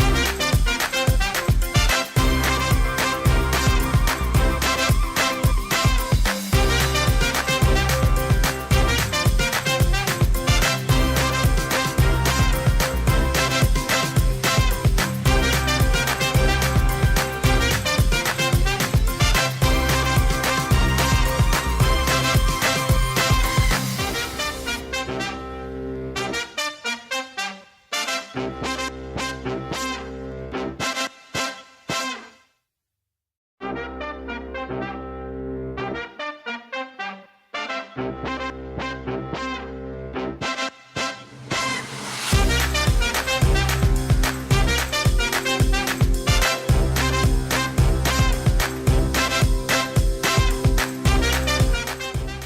down and 6. Blitz off the edge. Cousins throws, and it's taken away by Addison for the touchdown. He and Charvarius Ward fighting for the ball, and this time Addison takes it for the score. Now, back to Steiny and Guru on 95.7 The Game. Joe Buck. The legend. See, this is where I try to put this in perspective. And this is just the nature of football. It just is. Oh, boy. Ward comes up with that ball, the 49ers probably win the game. Or even if he knocks it down, they might win the game. But the guy wrestled it from him and stayed on his feet, and boom, now you're down 9. Like, that's, there's 3 to 5 plays every game that could change an entire fan base's mood on the following day. Okay, well, if he makes that catch and the Niners win 21-15, we're belly aching, but we're also 6-1. You know what, Steiny? But the people want to talk, and we're going to go to them. It's bigger than that. The Niners have set a standard to me, and they've reached that standard more often than not every Sunday or Monday or Thursday. Mm-hmm. And all of a sudden now, I'm watching 2 Rudy Poot teams come in here wounded and hurt, having their way with the Niners, whether it be with the run, the screen game, and for Kirk Cousins, without his best weapon, to almost go for 500 yards total offense. That's a problem. That's bigger than the catch, because you're going to play better teams. And we're talking about home field advantage. I'm done with that mess. I need to see something this Sunday at home against Cincy. And Wilks, I'm just telling you, not contractually, but your seat is hot, because this defense all of a sudden is going the other way, and we need to know why. There were no injuries. Bosa played. Hargrave played. Armstead played. And you're giving up a touchdown with 16 seconds left in a half on an all-out blitz? That's a bad call. And the cornerbacks now, Steiny, they can be had. Well, I'm thinking of Turpin for Dallas getting behind somebody for a touchdown. Same cornerbacks that played the first 5 weeks, right? Well, yeah. If I'm a Niner fan, I'm not feeling good about jack squat right now. Well, and when this is where I got to push back when you're like, the 49ers, it's bigger than this. They've set a standard. Dude, they were 3-4 last year after 7 games, and the year before that they were 3-5 after 8. So they didn't have McCaffrey a lot of that 3-5. That's fine. And they reached the NFC Championship. That's right, game. And they're 5-2 right now. Like, I'm just emotional about it. I'm not mad about it or saying you're wrong. I'm just saying. But are you shocked? No. About what specifically? Losing to Cleveland and Minnesota. Not really. Where you were favored by 10 and you were favored by 7. I mean, shocked is the wrong word. I mean, I'm not shocked by anything that happens in the NFL. Well, did I expect them to win 1 out of 2? Yeah, probably. But, I mean, the one thing that we found with the Niners is when they're missing one of their guys, it just changes things a little bit. And 2 weeks ago, they may as well have been playing without Deebo Samuel. And this week, they were playing without Deebo Samuel, Trent Williams, and you got beat. Yeah. All right. And you got beat by a pretty good team, too, by the way, whether you like it or not. Well, they were 2-4 coming into the game. That's right. And they had won, think 2 or 3? But all the metrics said this team was better than 2-4. Well, all right. They made the playoffs last year. Steiny, I'm going to say something that I don't know if you don't want to say, because and you ain't no scaredy cat. The elephant in the room and the right on the table is Brock Purdy the guy that quarterbacked all those games and looked like the next Joe Montana, or the guy that's had the ball with the game on the line against Cleveland and Minnesota, moving forward to where are you with Brock Purdy? I'm nervous. And I'm nervous because I put him on that pedestal. So, Steiny, if this thing goes left, oh my goodness, Kyle can do and call so much. But those interceptions and the lack of mustard on them in the middle of the field they're high. They concern me. Almost got Kittle hitting the family jewels. That happened, but I'm just telling you, I'm not putting this on Brock, but Brock ain't looking like Brock the last 8 quarters. That's a concern.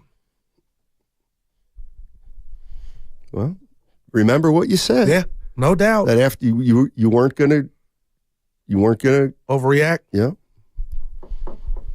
Let's go to we got the country represented here. Oh wow. Let's go to Eddie. Eddie's in Seattle. What's up, Eddie? How you doing, man? Eddie. Hey, Steiny and Goo, big fan of the show, first time caller. How y'all doing? Thank you, man. Let us hear it. Talk to us.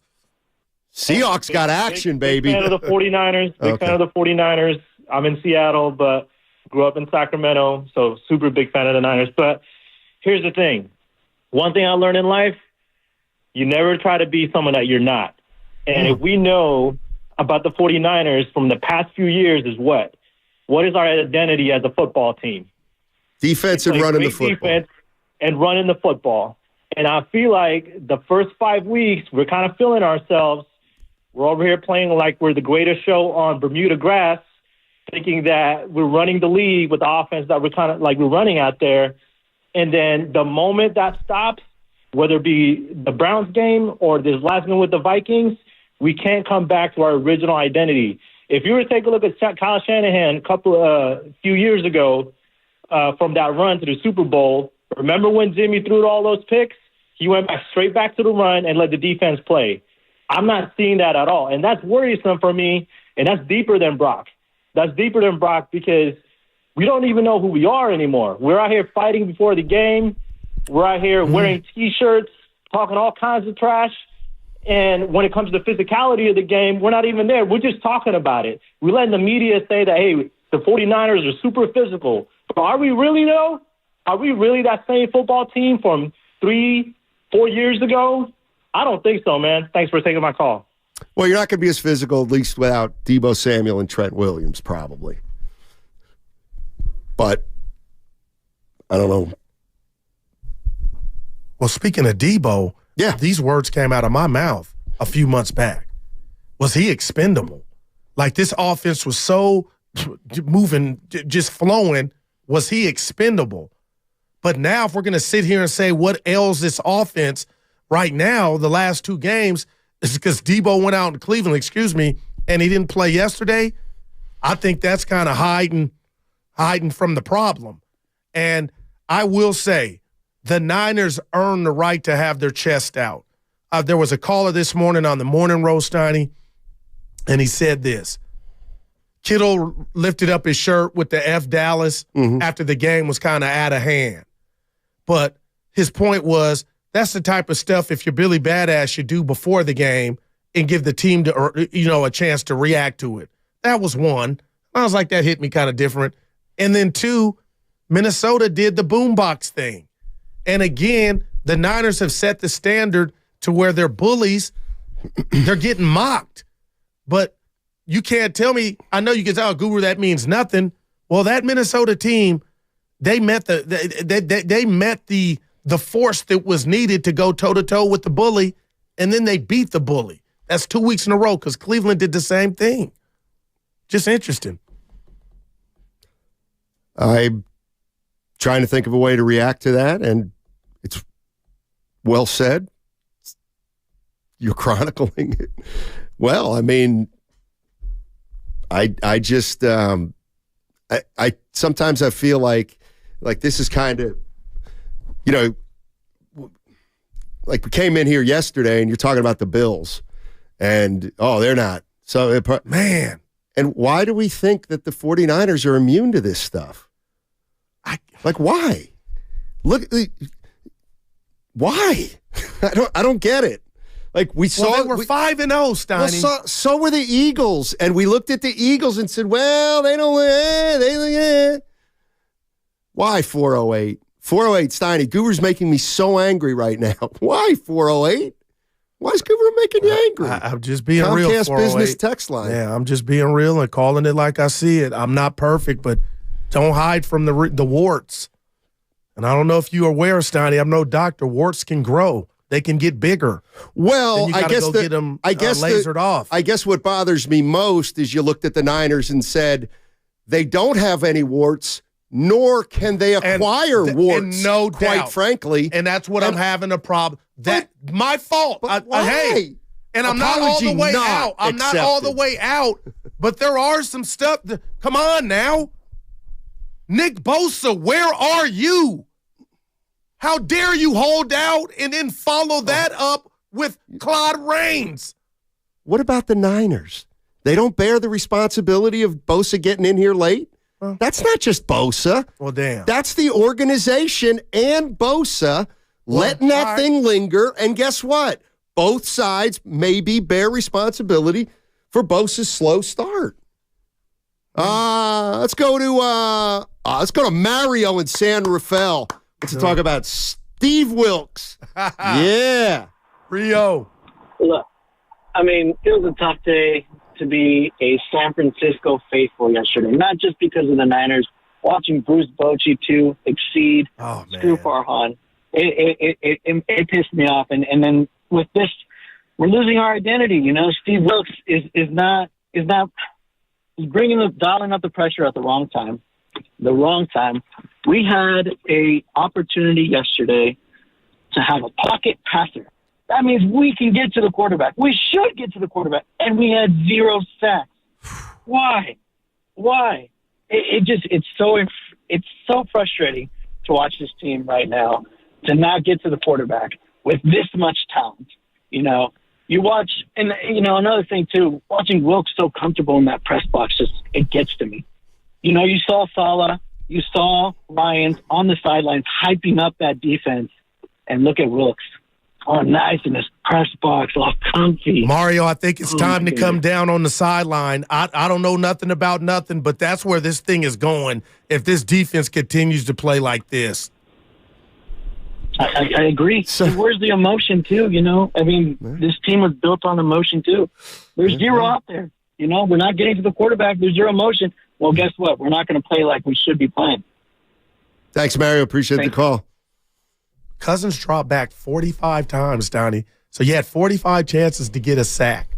They got one. Then when you wasn't called. Should have been grounding. Oh my goodness! I thought it was a fumble, but anyway, man.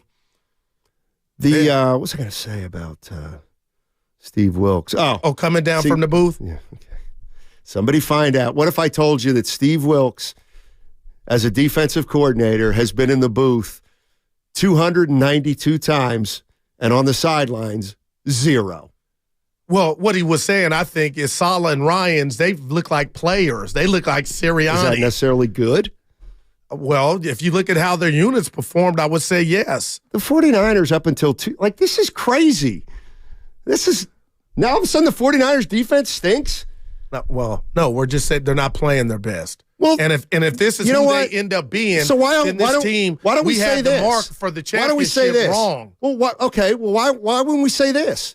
Man, 49ers defense hasn't looked dominant the last 2 weeks, but damn, they still only have given up 41 points in the last 2 games.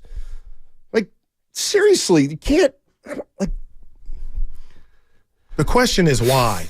Why? What? Why they have regressed these last 2 games? Because it's the NFL. The D-line. No. Yes, you're paying is. $120 to $97. It's not cool to just sit on your ass and not get to the quarterback. You're the one that came up with the stat just 30 minutes ago about it's been 11 games and he's recorded 10 sacks. 10. That's a bigger problem. And I'm out here running my fat mouth about, Reggie White, Michael Strahan. Went through the whole playoffs without a sack, and we just pushed it up. He got a raise. Yeah. You hate to see it. That's Evans. Let's go to Brian in Oakland. Hey, Brian, how you doing, man? Hey, Steiny and Guru, long time, first time. Love the show. Oh, thank you, man. I appreciate it. I just wanted to point out something. It seems like about a month before the season started, being a Bay Area local here, especially on the drop with Bonte on 97.5, where the whole focus is like December 3rd, Philadelphia, December 3rd, Philadelphia. How about focusing on, executing play by play instead of worrying about something in a couple months from now? It seems like from the organization, from the top down, the media, Niner Nation, they're all bought into this whole, mystique that there's no one ahead of them until December. Let's slow down. What do you think? I'm one of Who them. can't? Yeah, I'm one of them, Stoney. He's incapable. I own it. And I'm not by myself. I haven't been. This team was Billy Badass. See, the one thing I was thinking about is here's what I think. I don't think the Niners in the last two games have been that dramatically different from the Niners during the first 5 games. But the big difference has been the way the fans feel and have felt about the Niners through 5 games and now after 2. After 5 games, everybody's ready to anoint them. The best team in football. They can't be touched. Okay, well, that's probably not true. They're one of the best teams in football. We know that. Well, now they lost 2 games. Now they stink. No, they don't. They don't stink. Of course they don't stink. Anybody chirping now about how badly things are going? You want to bet against them? Want to bet against them now? I'm going to take a couple weeks off. Okay. Yeah. But nobody's saying they stink. We've been looking at this. Would you bet against them? Would you bet against them right now? I'm scared to bet against them. I don't know who they are. Exactly. That's how I'm feeling. That's my fault. No, you do know who they are. They're a team capable of getting to the NFC Championship game. No doubt. They did Okay, that. so I'm holding them to that standard. Okay, so I'll make a bet with you right now. I'll bet they make the NFC Championship game. Oh, I'm not that dumb. So you would not take that bet? They got 10 games. So that means we're 5-2 and we're still fine. If you're because I'm with you. I wouldn't take that bet if I were you. Mike in Oakland. Let's talk about the Niners D. What's up, Mike in Oakland? Hey, guys. Gotta agree with Steiny on this one because the thing is that defense and offense don't exist in a vacuum. The Niners' offensive line got whooped the last 2 weeks, and that means they can't control the time of possession. And Minnesota and Cleveland got all the chances they needed, and that defense gets tired. It doesn't look the same as when you're running the ball and you got 35 minutes on the time of possession. So that's why the Niners' defense looks different. Appreciate the call. Well, the first play of the game, my guy from Minnesota, the running back, ran the ball for like 15 yards. Madison, right? Tossed to the left. I was like, oh, boy. So you could laugh at this assessment, but that set the tone. So to the caller's point, he made a lot of valid points, but to sit there and say this was because of fatigue, miss me with that. Madison got the toss from the start, and Minnesota was going to be able to have some success, enough to have success on the ground. And he averaged, 8 carries, 4.9 yards. Akers been MIA on my fantasy team, 10 for 31, and they averaged 3.5 on 21 carries. Is that what lost the Niners the game? No, but the ability not to get stops on third down and Kirk slicing and dicing you and Jordan Addison looking like Justin Jefferson, that's what got you beat. I mean, I thought it was like I said, my number 2 thing here, Goo, was what did the 49ers do well last night? Wow. They didn't run it great. Purdy wasn't great.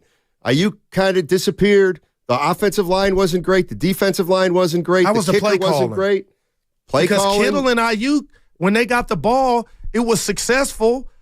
And I don't know why or what Minnesota did, Steiny, but how did you go away from that? And if my life is on the line or the drive is on the line, and I know this is not Madden, I'm not throwing to Jawan Jennings over Ayuk or Kittle. Well, what if he's open? Maybe was he open? Because it was an interception. Well, that's kind of what I mean. I mean, was Ayuk? I don't know. Yeah. I don't know why they went away from Ayuk. Here's the way I look at the NFL. All right. The 49ers, they hammer Pittsburgh. Pittsburgh stunk in the opening week. The 49ers were great. Now look at that win. Blowout. Week 2. Week 2 was that game, remember, where we talked about how, hey, you know what? The Rams were up 17-10. One time of possession in that game. It was tied in the fourth Well, why quarter. didn't we acknowledge that at the time? I did. But you guys told me, Goo, they won the game. No. You were telling me when I tried to say that was impressive from a Rams standpoint. Okay, well, they look, won the game. Well, that's Goo, my it don't point. matter. That's my point. So the Rams are up 7 late in the second quarter, and a guy drops a ball right in his hands that turns into an interception. No doubt. The Arizona Cardinals are the following week, and we're all a little bit surprised how they moved the ball on him, and that it was a one-score game in the second 99-yard half. drive. Cleveland Browns, 2 games later. The 49ers are in a game. They have a chance to win. Their kicker misses it. Like, they don't get that break. They were 5-0, but like nobody would ever acknowledge that maybe they're not as dominant as we thought they were, even though they're 5-0. Well, what about the Dallas on Sunday night? It's a great win. Yeah, no, it was a dominant win. Okay. What usually happens after a dominant win? You tell me. I think there's a letdown, especially against a team like the Cowboys. But, listen, I'm not. Well, these have been 2 letdowns then, if that's, if that's where you want to hang your hat. I'm just talking about why is this, you know what? I'm going to leave Brock alone. Defensively is why my mouth is open. Here's my thing. That's what's shocking me. Did you make a prediction on the 49ers record this year? 13-4. Okay. Okay. They're knocking on the door to 13-4. They win next week. They're like they're on pace. And they might even go 15-2. But Steiny, this cornerback, this secondary is getting had. There's no pass rush. Secondary's best friend. Let's go to TJ in the city. Hey TJ, how you doing, man? Hey, what's up, Steiny? What's up, Goo? Good morning. Good morning. Talk to us, baby. Hey, man. So, what's funny is the first 5 weeks of the NFL season, the Niners were putting up 30 points a game. Everybody was calling Purdy 30 Purdy, whatever, 30 for Purdy, whatever the nickname was. The defense was looking good. Everything was good. The last 2 weeks, defense didn't look too good. They didn't look like their regular self, but they didn't look all that bad. Now, my question is, why is Brock Purdy at the very bottom of the blame list? Why is the defense getting all the blame? Fred Warner gave you an interception in the first 5 minutes of the game, and then Christian McCaffrey went on to fumble the ball. The offense didn't score nothing in the second half. They didn't score much. So, and Brock Purdy was making the 2 interceptions that Brock had should not have been interceptions. If Brock Purdy's name was Jimmy Garoppolo, the airwaves would be going crazy today. So here's my thing. If people keep putting Brock in the same sentence as Joe Montana, his 40-yard dash is like Lamar Jackson, stop putting him in the conversation with other elite quarterbacks. Brock Purdy is an average quarterback playing with a superstar-studded team, and there is nothing wrong with having an average quarterback like Brock. Let me say that. Can I interrupt? I got to interrupt. I'm not caping for Brock. Put me in the worried, like, oh, my gosh, maybe we're seeing some regression. But you can't throw the Jimmy out there because he hasn't done it over and over in regard to the oh-no throws. These are 2 so-so games, bad games, but he's nowhere near, to me, there. That we've not seen that many, Steiny, to where we can throw the Jimmy label on him. Well, he might not be as good as Jimmy Garoppolo. I mean, all signs point to the fact that he is better than Jimmy Garoppolo, but Jimmy Garoppolo's first 20 games as a starter for the Niners, he was 17-3. It's just what he was. And Brock Purdy started out, what's he now, 10-2, 11-2, something like that? All right, 888-957-9570 is the number. Steiny and Guru with you. Also, we got some breaking news. The Giants, that would be the San Francisco Giants, they're hiring Bob Melvin. Bob Melvin, former San Diego Padres manager and Oakland A's manager. Bob Melvin is the new San Francisco Giants manager. All right. Hey, don't miss the kickoff show this Sunday with Larry Krueger and Lorenzo Neal live 2 hours before the start of the game. Join us at the Hilton Santa Clara for delicious food, great drinks, and the best pregame show in the Bay Area, presented by Habas Law. You've been wronged. Habas Law will fight to make it right. Call 1-800-INJURED or visit habaslaw.com. Also, that segment was brought to you by Caltrans Stormwater Program. Let's change this to that.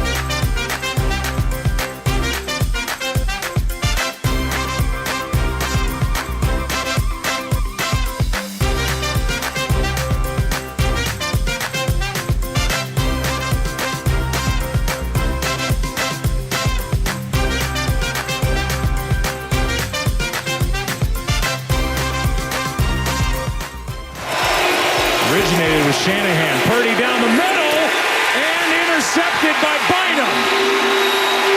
Purdy threw it right to him. Now, back to Steiny and Guru on 95.7 The Game. Steiny and Guru. Can you feel it? We started at 10 today, and we talked about the 49ers loss to the Vikings, and I was and have been a picture of restraint. The bottom line is this. There were a lot of reasons why the Niners lost that game, but a big reason they lost is because of how good Kirk Cousins was. He's better than Brock Purdy. And see, this is this is where it's not going to be I told you so. No, this is your moment. Go ahead, flex. It's going to be 1 minute tops. Like for everybody, I'd rather have Brock Purdy than Kirk Cousins. Really? Okay, you can still feel that way, but let me ask you a question. You really think Kyle Shanahan wants Brock Purdy instead of Kirk Cousins? You watch a game like that last night, and it becomes clear why Kyle Shanahan really likes Kirk Cousins. Because he's really good. He's a really good quarterback who, like many really good quarterbacks, hasn't quite experienced the success in the playoffs that other quarterbacks have. I'm done. Well, I'm done. I'll say this about Kirk Cousins. I mean, 14-4 were his numbers, 14 tugs to 4 picks going into that game last night, Steiny. He had been 12-21 all time in his career on prime time, but he was 2-10 on Monday Night Football. And was that all his fault? No. But last night he was in his bag, and I got to give him credit. And I think it's disrespectful to Kirk to say somebody as new as Brock Purdy, who we are still – the book is out. You can't do this. Is disrespectful to Kirk. You can't be disrespectful to Kirk Cousins for the last 3 years, okay? And now because he had a good game say, well, now we can't be disrespectful to Kirk Cousins. No, he's having a good year. Right, but y'all have been disrespectful to him for years and years and years. Well, Steiner, you take it out of context. We only say it's disrespectful when it's prime time or money time. Okay. There's not a throw he can't make. Pre-read, the dude knows what he's doing. Well, then why got paid this Why much. did it shock the hell out of you that he did what he did? Because it's easy to say, I'll give Kirk Cousins his respect, but the reality is you don't because you're blown away that the Vikings could have won this game. Right. Well, I thought we'd see a lot of chuck and ducking from him, and the Niners front D-line would get after it. I mean, to have a guy damn near throw 50 pass attempts, drop back 50 times, and you're telling me I just can't get over this. The Niners couldn't get one sack? What do the kids put? GTFOH. That's what I would have said to that. 888 Think of my guy. 957. I do. 888-957-9570 is the number. We're talking Niners. They lose to the Vikings 22-17. They're 5-2. They got the Bengals coming into Santa Clara next weekend. But I really did look at that game last night and think, what did the 49ers really do well? Did they do anything well last night? And we can start with Purdy. I have no problem starting with Purdy. He wasn't very good. 2 interceptions, you can't be good. But they just didn't run the ball great. But Minnesota they were loading the box. Stein, it's going to be hard if Earl Campbell was back there or the greatest running back. So what's the alternative? The passing game. Okay, what happened? Well, they didn't have many possessions because Minnesota was dominating the time of possession, but they had the ball enough. 36 minutes, 35 minutes much? Minnesota had the ball. Damn. And when you're converting 70% or more on that on third down, like, I just wonder moving forward, is that how you stop the Niners? You do your best to sell out, stop McCaffrey, the MVP, and then you put it on the youngsters, his wits. Yes. Wow. But I thought they had passed that test, I guess. Well, hold on I'm not saying they failed it. But hold on a second. Cincinnati's going to try to do the same exact damn thing that P.J. Walker, Cleveland did, and Minnesota did. And I'm going to be honest, partner, you could tell me Minnesota had a bunch of close losses going into that game. I didn't think they had a chance. But they stopped that run. Well, you didn't think they had a chance against Cleveland. Cleveland to beat the Niners. You got to give everybody a chance. Let that be our lesson today. Well, you look at what played out Sunday before Monday night, but we ain't talking about the other games. We're talking about, is Brock Purdy the guy? Yes. Did I crown him too soon? I'm not changing my answer, but I'm telling you, I'm a little nervous. It's the same quarterback he was 3 weeks ago. No, Steiny, throwing the ball over the middle, those look like Garoppolo. I'm being real. Those look like Jimmy throws, but they're happening when the game's on the line. And I thought this kid early was immune to that. See, when you say that, I'm being real right now. When you say they're happening with the game on the line, he's had one game where he just threw 2 picks. The game last week he threw an interception against Cleveland. Right, but last week he led the team to a chance to win a field goal. Before that, he threw a pick. Okay, so 2 games, and now he's got a problem. I'm different. 2 chains. No, you're doing exactly what you said you never do, and on that is drive you're giving the benefit of the doubt for the field goal position. If you watch closely, the first ball should have been picked, and he's been getting away with a lot of that. And I'm wondering, now he's been getting away with a lot of it. Coming home. Now he's been getting away with a lot. He's been getting away with some throws. Then why did you crown him? Well, because what did you see if you had been getting away with lucky stuff for the last few weeks? The outcome. Let's go to Jimmy in Dublin. What's up, Jimmy in Dublin? How you doing, man? I'm good, man. How you guys doing? Hey. Hanging in. Hey, man, I just want to say something, man. Like, see, this is what I don't like about, like, homers and these Niner fans. So, last night, right, as soon as the game was over, I went to social media, and I made a post, and I said, let's see how long it takes before these unloyal Niner fans start treating Brock Purdy just like they did Jimmy Garoppolo and just like they did Trey Lance. It's like, I mean, like, a dude can't lose a game or two before they're ready to send him off. And the Niners act like they, like in the last 10 years, like, I mean, okay, the Niners have had some success, but I just don't like that. And then I want to say one more thing. And Goo, you might deny this, but I remember months ago, back during the summer, and Steiny, you were bringing up, man, like, what if the Niners went out and got Kirk Cousins? And Goo, along with you and all the other callers, oh, man, who won? Kirk Cousins is trash. His record is blah, blah, blah. Hey, Kirk Cousins is better than any quarterback that the Niners have had in the last, I could say maybe 10 years. Yeah. You guys could, elaborate with that off the Right. He might be. He said not one lie. It is not a might be, Steiny. Kirk is better than Jimmy, right? You tell me. If you put him with Kyle, if they had a quarterback contest, Kirk would win it. Arm strength, all of a sudden. that. No, ain't no all of a sudden, man. Kirk, I told you before this game started, he had a quiet 14-4. Okay. The dude can make every throw. He's thrown for 4,000 or 5,000 yards in this league. I'm speaking for a lot of people, and they don't need me to be their lawyer. But Steiny, the only thing with Kirk is I felt like he wasn't clutch. He would mess it up when it was money time. Okay. And last night I was waiting for that pick. I was waiting for that throw. It didn't happen. And you know what? It hasn't been happening here lately. But those are just words. And I'll tell you why they're just words, because at the same time, you did not give them a chance to win the game. I did. So to me, it's easy to, Kirk, he is good. He's pretty good. He's pretty good. He's pretty good. I didn't. Well, but then you got to acknowledge that a chance to win. Okay, so tell me if I'm not being Kirk Cousins was the best player on the field last night. It's not even close. All right.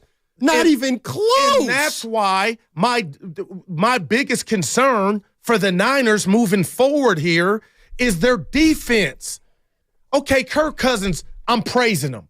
He deserves it. Shame on all of us for doubting him. But 2 weeks ago in Cleveland, P.J. Walker, he won a game. He beat you. So that's why I'm concerned about the defense. And last night they did nothing to put that to rest. No sacks. Couldn't get off the field on third down. And Kirk Cousins was missing the best receiver, one of them, in the league.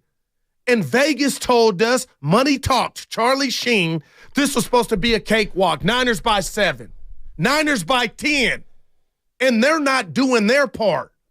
So if the Vegas you ain't a gambler, that's fine. So if the Vegas part doesn't get you, I'm just up here like, okay, if Kirk did Not that, every favorite and PJ wins. Walker Not did every that, favorite wins every game. that. I mean, but come we're on. talking about 2 games in a row. What's Joe Burrow looking? What are they going to do? I don't know, but a week ago or 2 weeks ago, they were done. Remember, they were done because they started 1-3 and Burrow was hurt. Well, I guess they're not done. Like, I thought the Vikings were done at 0-3. Well, hold on. I guess the Vikings aren't done. I got to pull my I guess the 49ers were going to win the Super Bowl going 17-0. I guess they're not going to do that. I got to do something to you. I got to pull you back in. Hit me. Because you're too far ahead of your skis, and I'm shocked you're not claiming the Cousins stuff like you are. But you're sitting up here acting like you weren't a part of this Niner mania. Not like you are. You know, no, it ain't just me. No, it's you. You knew, Stein. You were like, Goo, this thing is incredible. You were in there too, and now I feel like, you look at you smiling, I feel like you're saying you were the guy with air freshener. Everybody slow down. That's right. No, you were in there too. That's right. So meet us halfway. I'm actually not going to meet you halfway. You were in that too. If you think I'm going to meet you, come on now. Your hype machine, you're crazy. So where I'm were never you when gonna they meet were the 5-0 and us doing the shows? They looked invincible. Brock Purdy's a good quarterback with great weapons. He's a good quarterback with great weapons. And it was about the home field advantage with Philly, right? So what? They're one game behind Philly. Again. And here's the other thing I said. So what? It's about that's what you were looking at. Listen to what I also said. I said I've said this all season. They have an extra weapon. When they've got Purdy, McCaffrey, Kittle, Ayuk, and Debo, it's an extra weapon. They're at another level. The last 2 games, they played without Debo, basically last week, because he was ineffectual, and they played without Debo this week, along with Trent Williams. When they have a regular team, he's not going to look as good. Brock Purdy is not going to look as good when he just has a running back, tight end, and receiver without that wild card of Debo Samuel or whoever is the guy who gives them that 4th weapon. Like that you did say. Horace Bird on YouTube, Guru, quit trying to throw Steiny under the bus. This is my guy. I'm not. I just feel like you're pointing the finger at me and the rest of the people that got drunk on this Niner team and how dominant they looked. That's all. Yeah. But I know it's football. So you predicted them losing to the Browns with P.J. Walker at quarterback? I didn't think they were going to go 17-0. I didn't. I'll give you that. And here's what I also don't understand. If you predicted the Niners go 13-4, why are you so irate? Because you're losing to teams that you're better than. Okay. I understand you can lose any given Sunday, but don't look at me when a team is favored by 10 and they lose like it's just nothing. And don't look at me when you're playing Kurt weak-ass Cousins without his best weapon and you're favored by 7 and this defense got shirts on, will kick your ass and bringing the radio out like LL Cool J. You set a tone and a standard. Now all of a sudden the bullies get knocked in the mouth and their lunch money taken and you want to tell me there's nothing to see here. Well, I'm going to tell you that all your hype for 5 games was overstated. And you got a defensive coordinator problem. Stop it. Stop it. What do you mean we there got you defensive? Go, handing out hall passes again. The guy, he's 7 games Come into out his the booth and get on the field and inspire your unit. You know what? You're like your 2 predecessors. You're just trying to get a reaction. No. What reaction? Well, you don't know. His unit. Okay, like what's going on? Dude, what do you know about whether he should be on the sidelines? Kirk Cousins dropped back 45 times and they didn't get a sack. Okay, I know that Warner said they got to play with more passion. Okay, so it's because Wilks is up in the booth. Oh, that's not that. Well, dude, I'm just saying that out there. Come on. Well, that's now. what I mean. Yeah, I mean, like you got to get that fixed. But that's material. Okay. Yeah. Let's go to Miguel in Phoenix. Miguel's in Phoenix. What's up, man? So, hey guys, how you guys doing? Hey. So to your comment on we have a defensive coordinator problem, I believe we do. I don't remember in the last couple of years. So yesterday after the post game, Nick Bosa was asked about that 3rd and 6 call. he called out the play calling. He straight up said, hey, I can't talk for the secondary, but he did not agree with that call. Go back and look at it. I don't know if you guys have the actual clip of that, but he called out the play calling. And then on the offensive side of the ball, Brock Purdy, he's got the rest of this season to get his act together. And I'm not saying he's bad. I'm not saying that. But you give Kyle Shanahan a few more games like this, and guess who's available at the end of the season? That guy that just outperformed you on Monday night. So thank you guys, and we'll see how it goes. Hopefully it goes better. Appreciate the call, Miguel. Let's hear that Bosa sound, Goo, about what Miguel was talking about.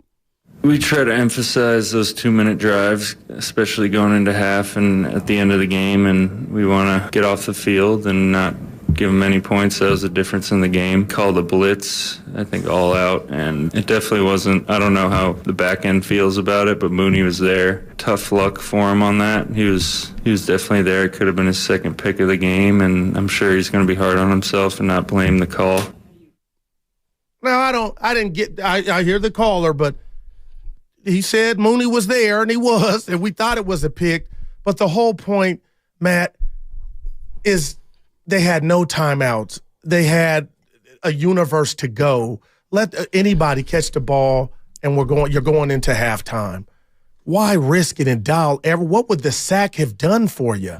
What would an interception have done, maybe? Well, you know what?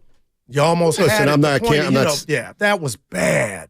It's just why blitz all out there? That's all. This is just me, and obviously the blitz is going to come into question, and you probably shouldn't have called it.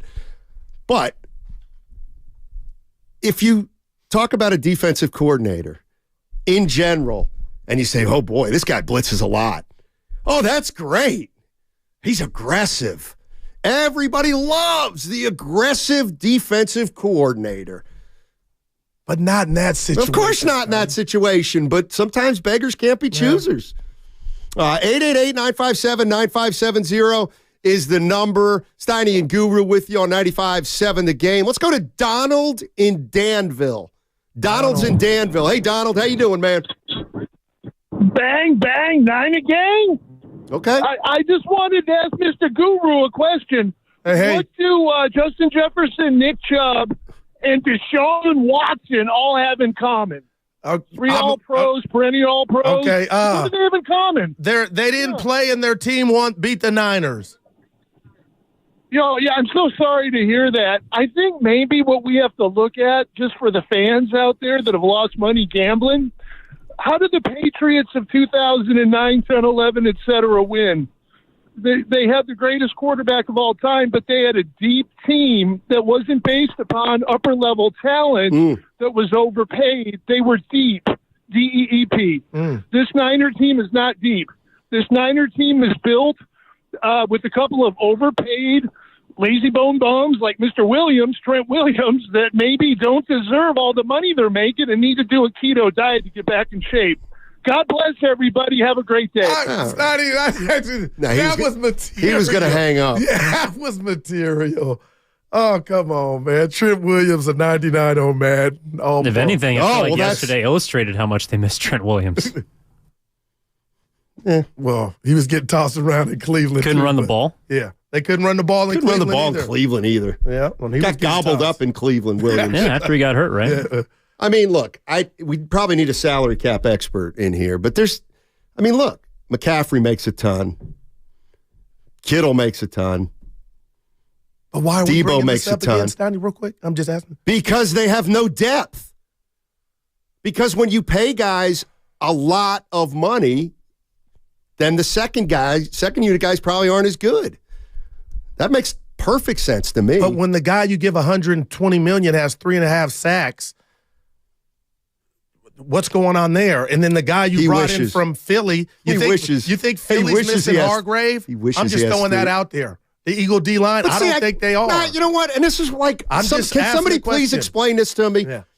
After week 5, Hargrave was the best free agent signing in the NFL. We took this guy off Philly. He is clogging the middle.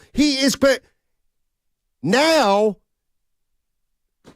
all of a sudden he's like the biggest problem. And I'm not saying he hasn't played 2 bad games. I don't know. Well, I just know they're not getting home as a collective. Let's go to Flea in Oakland. Flea. What's up, Flea in Oakland? How you doing, man? How you guys doing, man? We can't, all the starters played bad. Yep. You know what I'm saying? We have to blame it on the whole squad. Purdy was anticipating throws, and sometimes it works, and sometimes he needs to let the play develop. That interception, he was anticipating and did not let the play develop. Our defense, our front line is not getting to the quarterback. They knew something at practice when they went and got the guy from Denver, that the defensive line, wasn't getting there to the quarterback. Plus, Shanahan should have spoke to. He should have been on Purdy a little bit more at the end of the game. Like, do not throw no pick. Let the play develop, because he was anticipating all game long. He was letting the ball go while receivers was in their breaks and guys was just missing interception.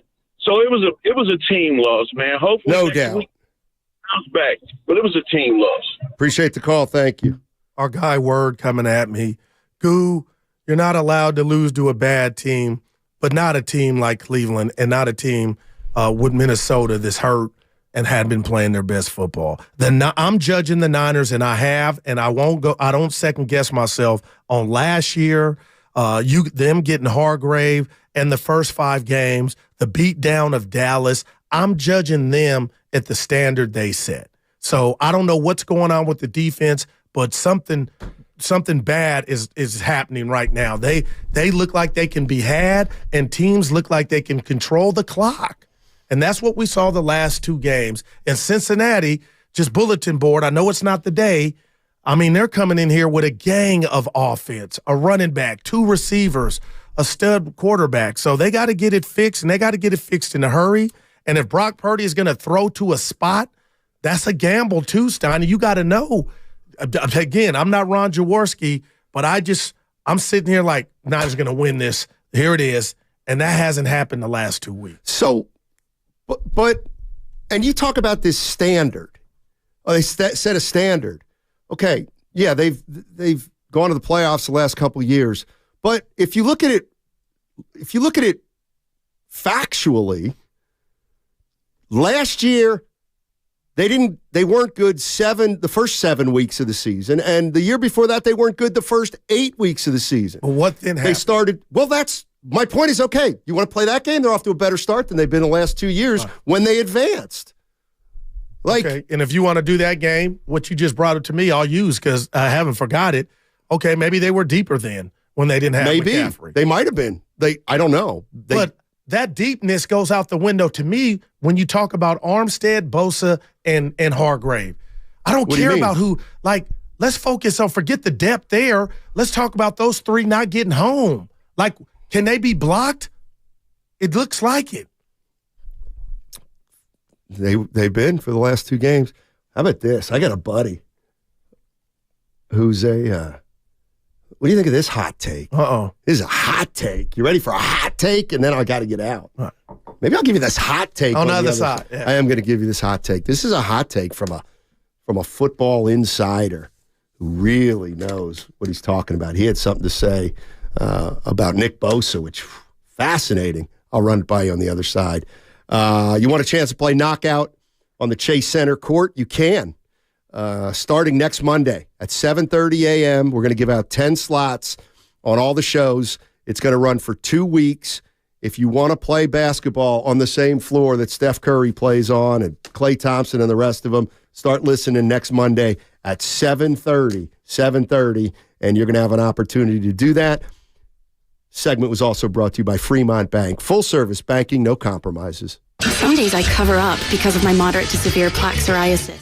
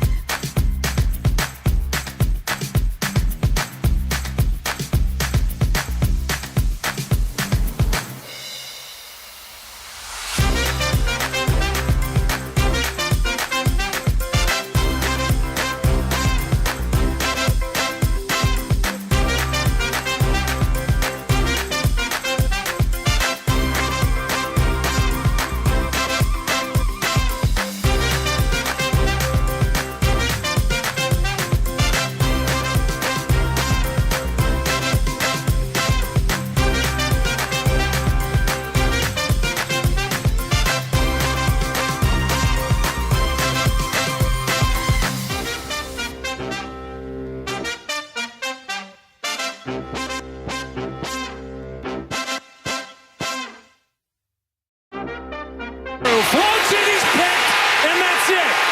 Bynum gets another.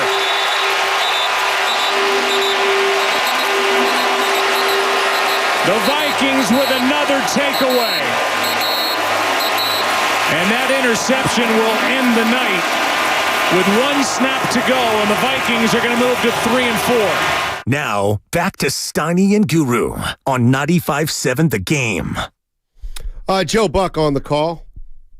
Joey. Vikings 22, 49ers 17. I'm talking about that ball game all today. By the way, tonight, season opener for the Golden State Warriors. Season opener for the Warriors that play the Phoenix Suns. Let's go. TNT. Without who? Oh, let's go through. No Draymond Green. We're Warriors. No Bradley Beal. And Devin Booker is questionable. Spadoni, did you hear my line?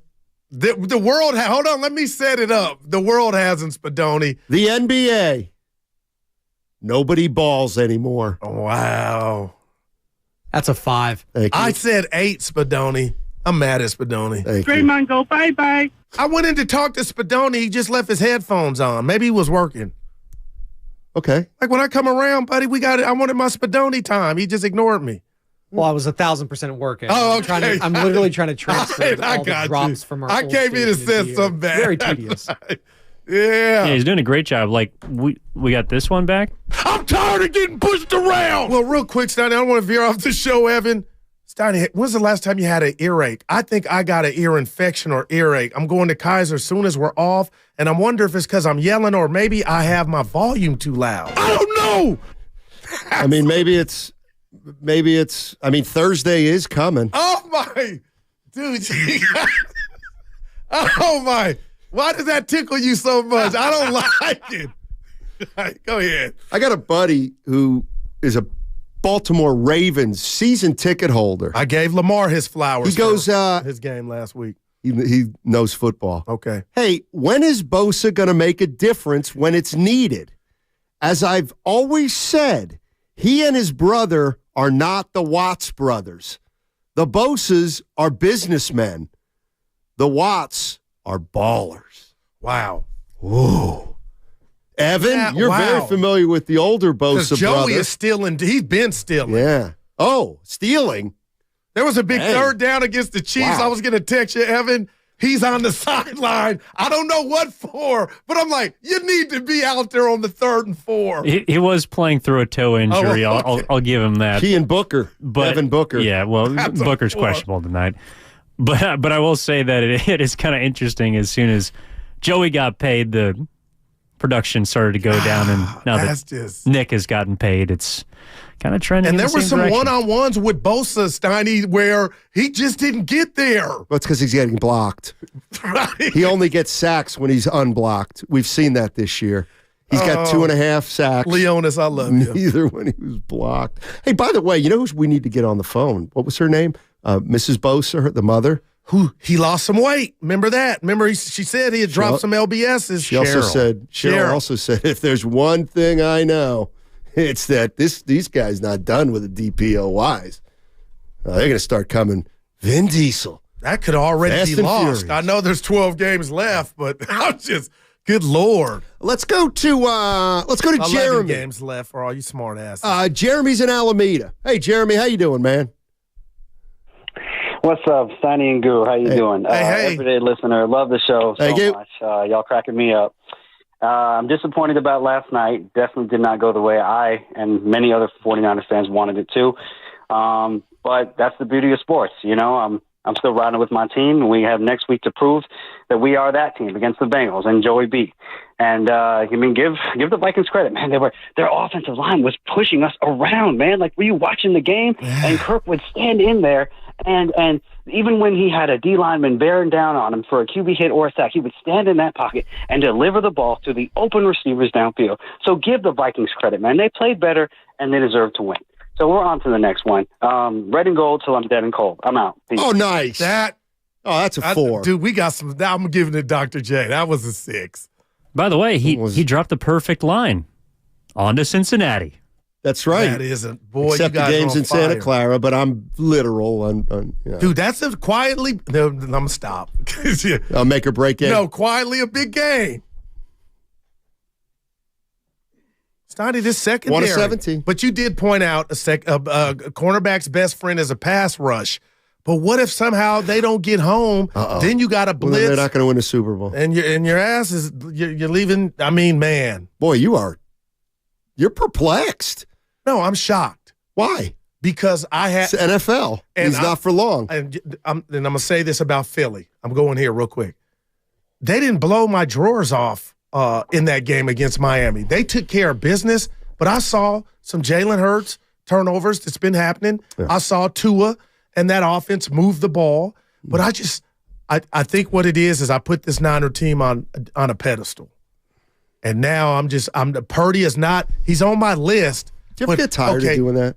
It's prematurely. Do you ever, dude, you got some material. You know, you can't allow a Hall of Fame career. Me out. It's okay. But you're the only guy in the room. Was saying this. Hey, can I throw something serious at you? Is it serious? What if Brock really starts to regress? Then what? Are you going to cry? No. Then what is this? I thought your voice cracked. No, seriously, Steiny. If it's okay, but what if he really starts to regress? Where are they at as a team? What do you do at that position? Okay. I'm not there. Why don't you ask 49er fans that? 49er fans, give the number 957-9570. You know what? I'm going to quell that. What's your biggest concern about your team right now? We'll get to that later on in the week. But I'm wondering if this thing continues and he's just average, what does that mean for this offense? And can I throw one more negative or Nancy or scary nugget? Okay. Debo might not be back in 2 to 3 weeks. This thing could be longer. So you need people to do more, not less. Mm-hmm. You're hitting all the chords today. I'm not panicked. I'm just blown away. And mixed with a little panic. Shout out Joe. He stunk, by the way. He was actually no. I'm thinking of somebody else. Because they got a new manager. We didn't say anything. Melvin. I got his playoff record. We're gonna talk about not I like Bo moving. Melvin. We all like him, but he doesn't move the needle. He doesn't move the needle. Like one of their friends got the job. If that you kept it in house, like Farhan, him and Melvin, they got. I just felt like it was like, hey John, I got a job. You want it? That's how I feel. Okay. Bo Mel's a real one. He's all right. No more Gabe. People gonna miss him. No, they're not. I think they are. Nitpicking at him, jealousy. Nobody's gonna miss Gabe Kapler. Yeah, seriously. The women. There, look at you. The women started. I don't know if that's all right. Let's move on. Yeah. Let's go to Matt in Oakland. Let's talk Niners. What's up, Matt in Oakland? How you doing, man? Hey, fellas, how you doing? Talk to us. Since I'm more of a Warriors fan, I freak out about that, and I'm quite worried about Clay. All right. Let me offer a little bit of perspective here on your football team, which I've been enjoying. They were in both games. Exactly. The guy missed a field goal. The kid's, 23? He's the top 15. You're missing your Hall of Fame lineman. You're missing your second best offensive player. The other guy, the best guy, is banged up. Defense is a little banged up, and it's hard to win on the road, and Cousins was perfect, and you were in it at the very end. So quit freaking out. That's all I got to say about that. And what are we going to do about Clay? That's a much more important topic for me. So want to know if we can talk about that. It is opening day. Yeah, go ahead. What are you worried about most? I think I know. That he's not Clay anymore, that he's just it's gone to his head, and that he's lost that carefree stuff, and he's more about himself. And if that's true, I hate to say it, but if he's not going to do, $25 million for 4 years, then see ya. And I do think that Katie will get a standing O, and that's going to be cool because he's a weirdo. But boy, he was something else for us and for the team, and I hope that happens. And maybe they'll win. We'll see. And I also, where do you think they're going to end up? That's what I want to know. Oh boy, guy. It's all on. He's told you to stop freaking out. No, he would. He said stop freaking out. Stoney, Purdy's 23. I want the hair on your chest to grow back because you're the guy that said you wanted to see Brock Purdy without the weaponry. No, remember, and now we've seen 2 games. Right. And I'm not saying it's exactly what I thought he'd be. Wow. It's exactly what I thought he'd be. And again, by the way, hey, I appreciate that. By the way, Kirk Cousins is one ward play from the 49ers winning that game. I mean, yeah, was Kirk Cousins great? He was. No, he was great. But he was also one throw from having that thing get picked off, and then we're looking at him a little differently. But I think I figured it out with the Niners. They need to be healthy. They need to be healthy because they're good when they're missing a weapon, but they're great when their weapons are all there. They're almost unstoppable when all their weapons are there. That's what it looked like. But the how last hard? 2 games, they weren't. Stein, let me just ask you this. You told me all week, last week, it's the NFL, Goo. I mean, how many teams are going to be whole at the same time? Like, you're always going to be missing a component. Okay. And Debo I'm just on the Well, they didn't miss a component scenario. for the first 5 games. So when they're healthy, I think we can, that's what you hope for. If they're down a weapon, guess what? They're going to have to win uglier. By the way, Evan, do you have the Warner sound that you talked about with their mental toughness? This may be. Oh man! This may be. I can play it in here if you want. I got a nugget for you and Evan that I want to throw at you. All right, listen to Fred Warner. Maybe we should look inward. obviously people are going to be like, oh, why are we going to blitz in that situation? But you look at it, Mooney had an interception. You know, their player happened to make a great play and goes in there and scores. Of course, you don't want that to happen, but you got to overcome adversity. You know, I think the thing right now with us is we got to find ways to win the grimy games, the ones that it's not looking great, you know, and find a way. You know, obviously we can win 30 to 10, but who are we and what are we going to do when we're down and we got to come back and win a game? Is he saying we're front runners? I've been hearing that, but nah.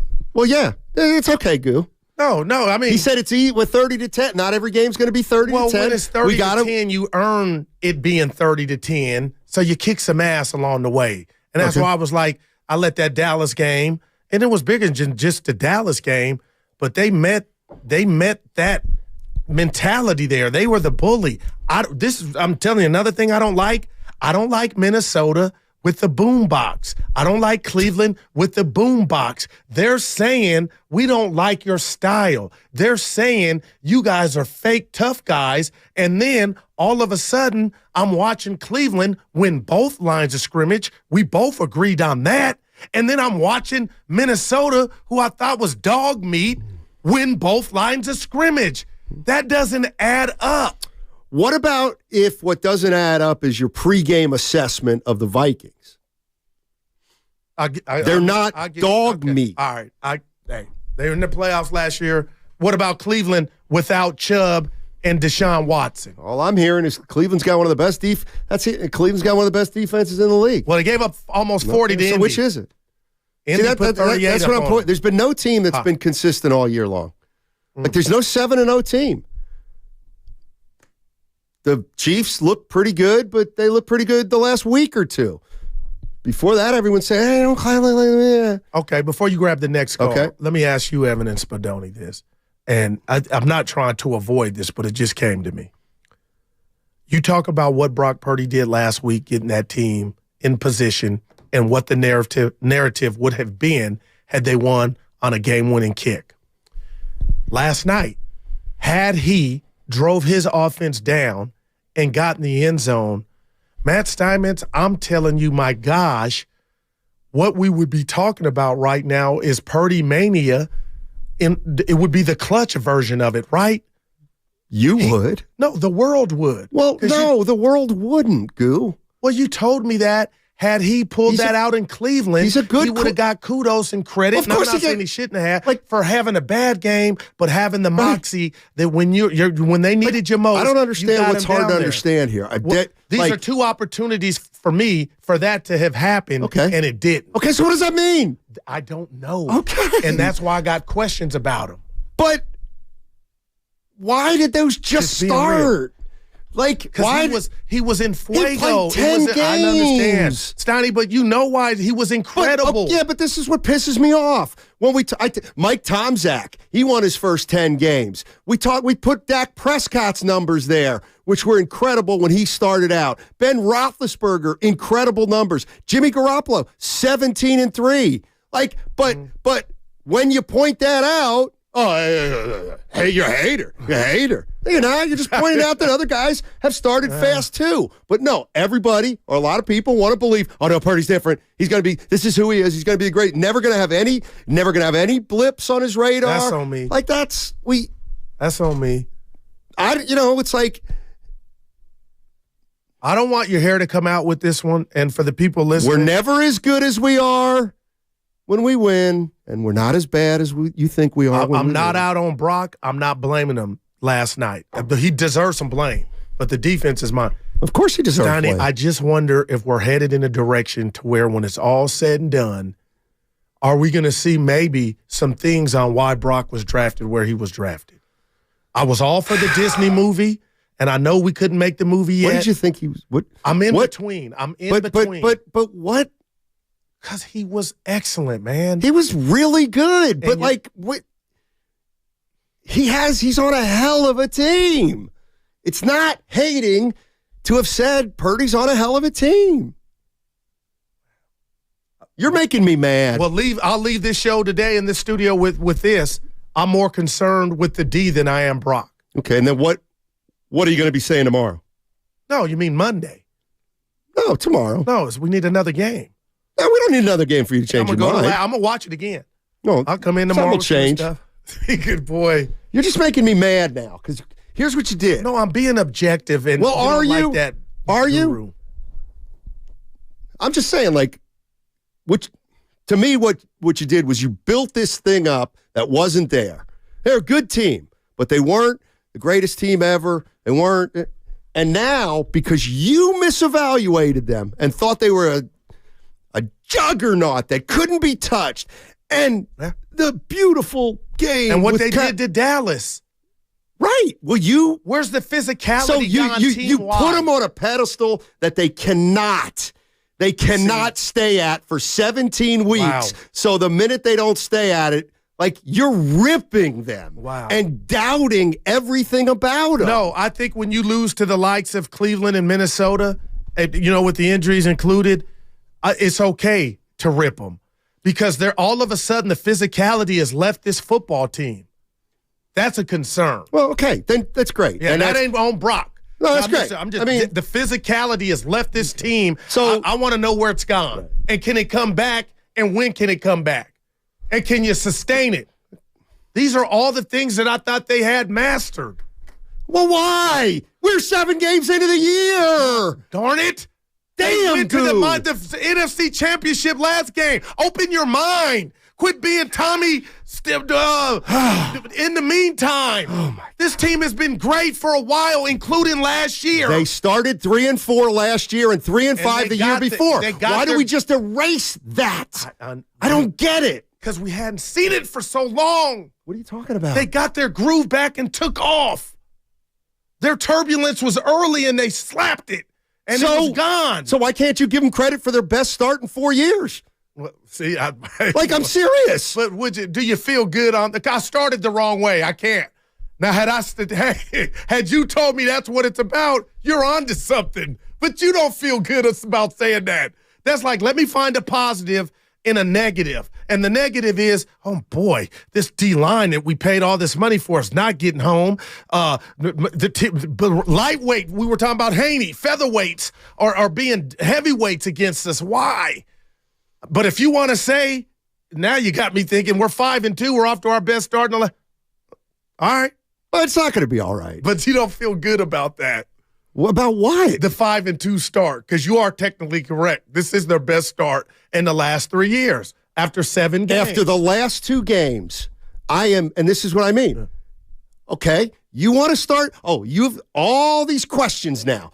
Okay, put your money where your mouth is and bet me that they won't. Bet me that you don't think they'll make the NFC title game. No. Well, that's okay. So you're overreacting. If you still think they're going to make the NFC title game, which I do. I got to give you my all on every game. That's just how I live. Yeah. All right. Let's go to Eric in Pacifica. Hey, Eric, how you doing, man? I'm doing great, guys. Hey, Signing, I feel so bad for you having to sit in the booth with the 49ers fan. They frustrate the heck out of me with the hyperbolic, they're the best team ever, Super Bowl or bust, and then one loss, and oh my gosh, the ship is broken. We're headed into an iceberg. This is not the end of the world. They're a 5-2 team in the NFL, where 5-2 is a great record right now. So let me. You're being fake for one, and let me tell me. I can hear it in your voice. You're being fake. There is no part of you that sat your ass down on in your living room on your couch and thought they were losing to the Browns and Vikings. So miss me with that fake bravado about this is the NFL. The team is going the wrong way, and there's nothing wrong with saying that. How dare you call here and act like you knew they were going to lose as 7-point favorites and 10-point favorites to Cleveland. It's okay to be disappointed, but miss me with that Mary Poppins feel-good stuff. All right, I hear you. You got me. No, he didn't. I never heard that one. No, he didn't, I Eric. feel good. He said, I got him. Didn't. Yeah, that goo pellet. Yeah. Good job, Eric. Well, good job, goo. I could smell it on him. I could hear it. Yeah, we have one of the best records in the NFL. Oh, we stink. You? Yeah, I think 5-2 is one of the best. What, gotta be top 5? What are you? I don't even know who you are. Well, you think you're trying to hide on the side of "I told you so." Exactly. It's not hiding. Yeah, that's it's what front you're and doing. center. Right. It's front and center. I'm right here. Yeah. Like PJ Carlissimo said to Spreewell, I'm right here. Put some more mustard on that pass.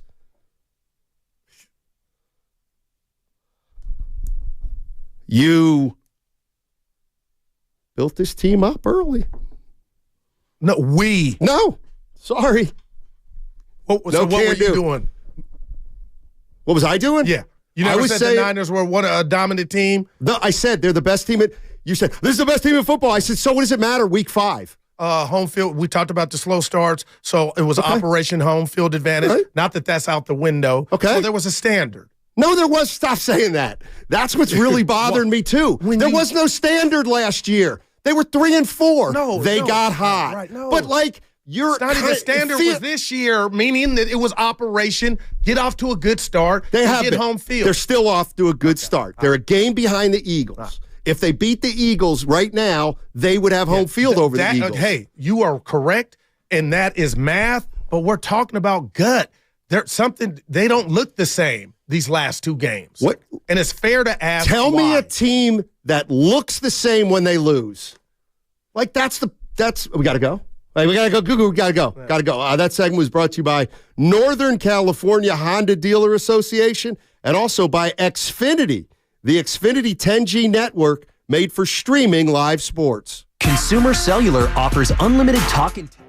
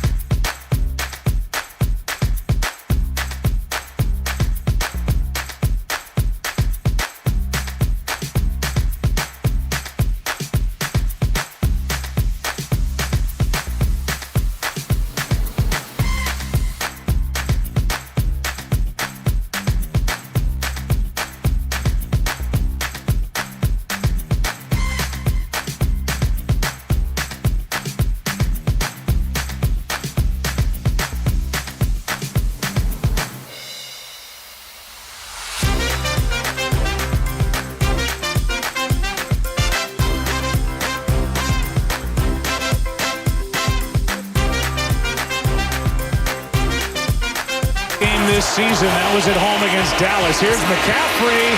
He's gone. Touchdown 49ers. Now, back to Steiny and Guru on 95.7 The Game.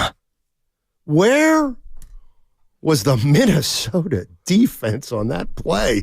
They didn't have a player on that side of the field on McCaffrey's touchdown run. And you would have thought we would see it more, but we didn't. Steiny Guru, 95.7 The Game, 49ers. They get beat by the Minnesota Vikings 22-17 last night. And tonight, we got Golden State Warriors season opener at Chase Center against the Phoenix Suns. No Draymond Green. No Bradley Beal. Devin Booker, questionable. What are you questionable from? He's got a toe injury. You hardly played in the preseason. The NBA. What am I missing? The NBA. What is it, Steiny? Nobody balls anymore. Dude, you got something. We got something. Put it on a T-shirt. That's real.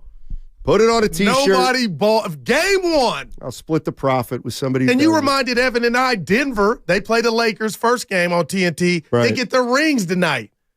Nothing like when the Warriors used to get their bling at Curry. Gosh. Yeah.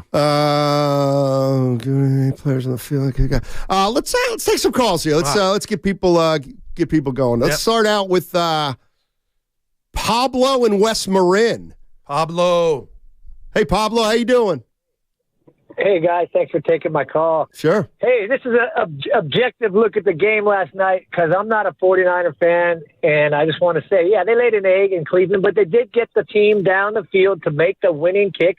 The guy missed the kick. Whatever, a couple good things from last night. They put that guy out there for a 55-yarder, Moody, and guess what? He made it. He came through. That's a good thing. McCaffrey played. He was hurt. You could tell he was hurt, but he still got his touchdown. They're missing Deebo Samuel last night. They're missing their big lineman, Trent. They still had a chance to win the game. And guess what? That last play of the first half, it was 10-7. They got that fluke touchdown. The guy made a play. He made a catch. He got a touchdown. In the second half, the 49ers outscored the Vikings, and we're in a position to win that game. So, hey, Guru, the sky ain't falling, brother. And in the words of the Pete Franklin, the greatest, up y'all, Dallas! Look at you. Look at you. I hope I'm not sounding like the sky is falling. I'm just pointing out what I saw. What you got? How proud are you of that when a guy remembers you from the Pete Franklin days? Sonny, it's everything. Sometimes I love you, man. Sometimes you drive me crazy. Well, it's vice versa. Well, no. Dude, you're starting to drive me crazy on the Vine. I'm like, who is this guy? What about the Vine? It's just, we'll talk about it. I'm clever. I didn't say you weren't. But, I had something here about something. Your doctor's appointment. No. How'd that go? That's fine. All right. It's fine. I'm not healthy anymore, though. I'm not healthy. Well, I'm gonna start taking it easy on you then. You don't have to. All these ass whoopings you take. Let me get us some material off. Damn. I mean, we can spend the rest of the segment with you telling everybody how much you thought Kirk Cousins has been trashed the last 3 years.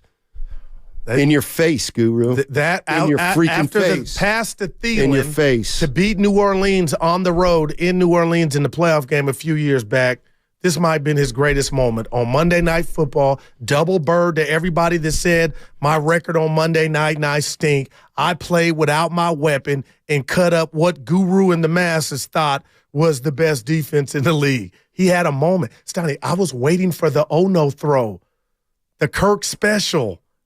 Guess what? You mean the throw that every freaking quarterback in the NFL makes at some point or another, but you single, like the way, I can't stand the way you horses behinds, you signal out Garoppolo and Cousins. Like they're the only two that have bad throws. No, they all do, but it seems to happen at the most inopportune time. It happens at inopportune times for every quarterback. Come on. So mad at you right now. I don't know why your team won. I don't have a team. If my team won, you know it today. All right. Trust me. Let's go to Michael in Pacifica. He wants to talk about Brock Purdy. It's because the Phillies lost. That's a You want to bet on tonight, Mouth? Oh, you break out. You want to give me the run line? Let's go, Michael in Pacifica. You want to talk about Brock Purdy? Talk to us. I'm Mike in San Jose. That's fine. We can go to Mike in San Jose for now. Mm-hmm. San Ho. What's up, fellas?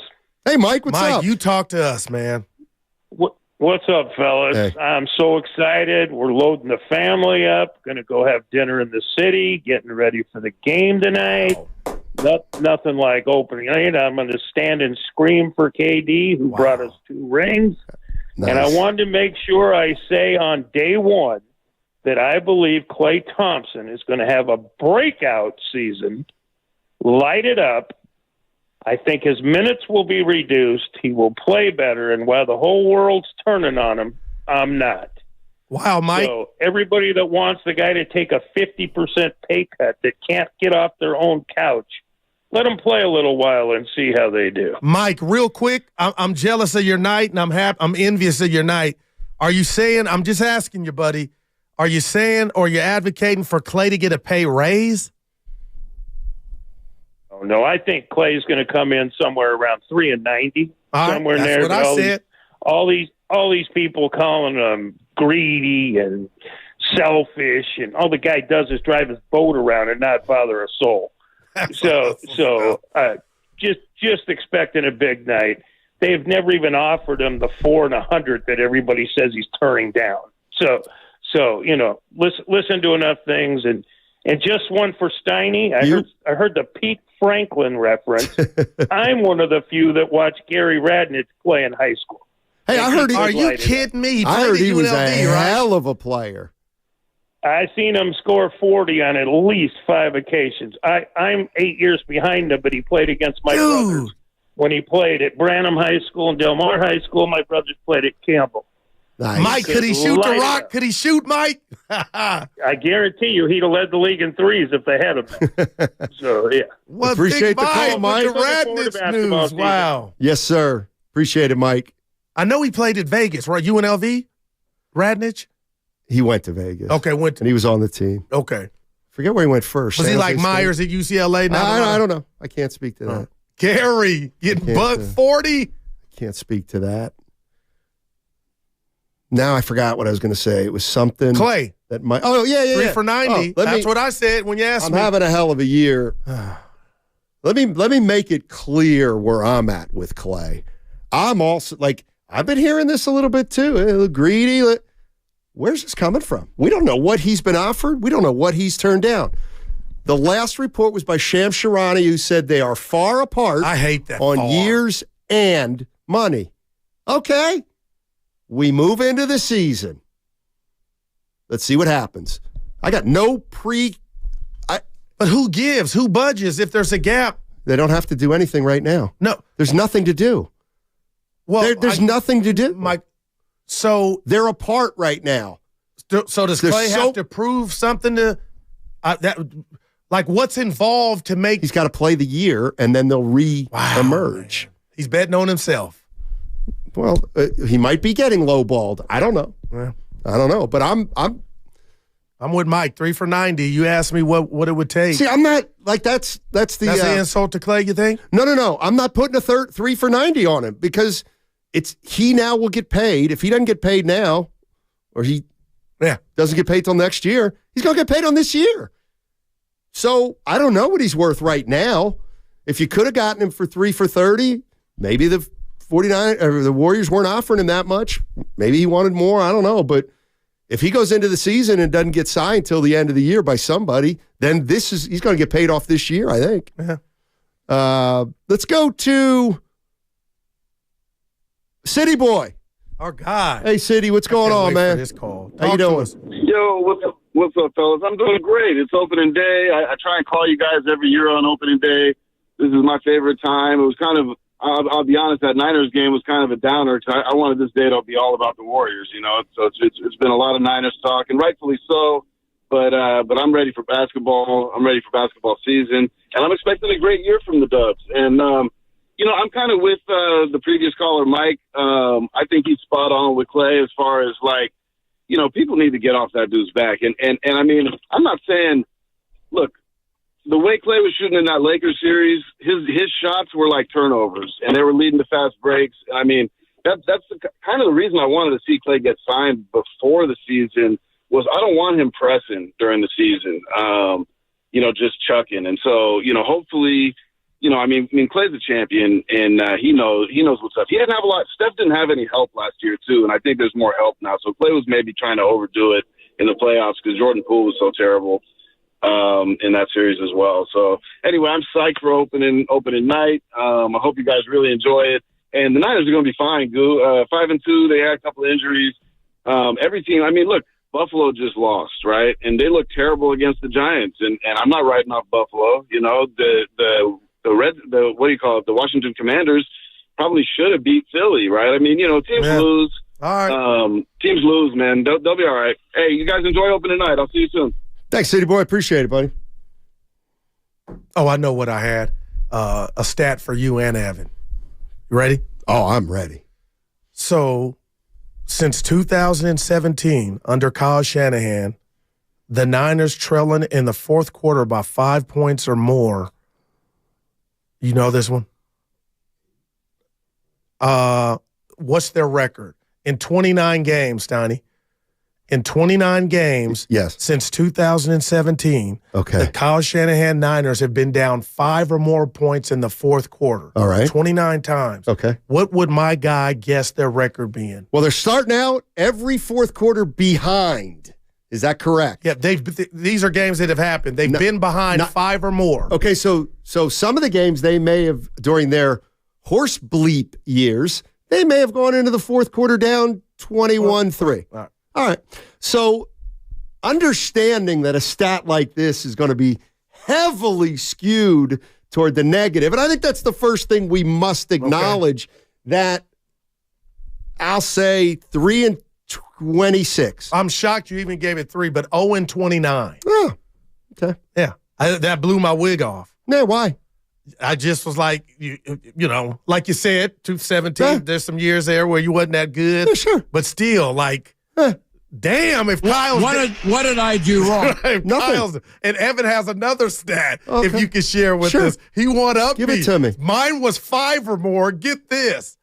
Yeah, well, actually, I think Guru's is probably more indicative of what everyone feels about fourth quarters in San Francisco. But under Kyle Shanahan, when there are 8 or more points behind entering the fourth quarter, what do you think their record is? 0 and whatever. 0-36 now. That makes sense. So that means they got to come from 2 scores down in the fourth quarter. Basically, you're going to do that, 1 out of 10 times? Maybe? Well, they also can't come from behind by 1 score, according to Guru's stat. Yeah. Well, they haven't. I wouldn't say they can't. They haven't in 29 tries. And I think what we got to also understand there, because this is one of those stats you can really, really go into deeply. There could be a game, 49ers losing 17-12. Okay. The Niners score with a minute to go, but their defense lets them go. Maybe the defense lets them down. But that's a whole lot of samples. Joe on YouTube telling me Guru's wig easily blown. I just, you get the Niners, last night they had it, you get them down. Kyle's my guy, but we could blame it on the quarterback or quarterbacks that are no longer here, but I would like to know that was what coach of the last 10 years has the best record when their team trails by 8 or more points.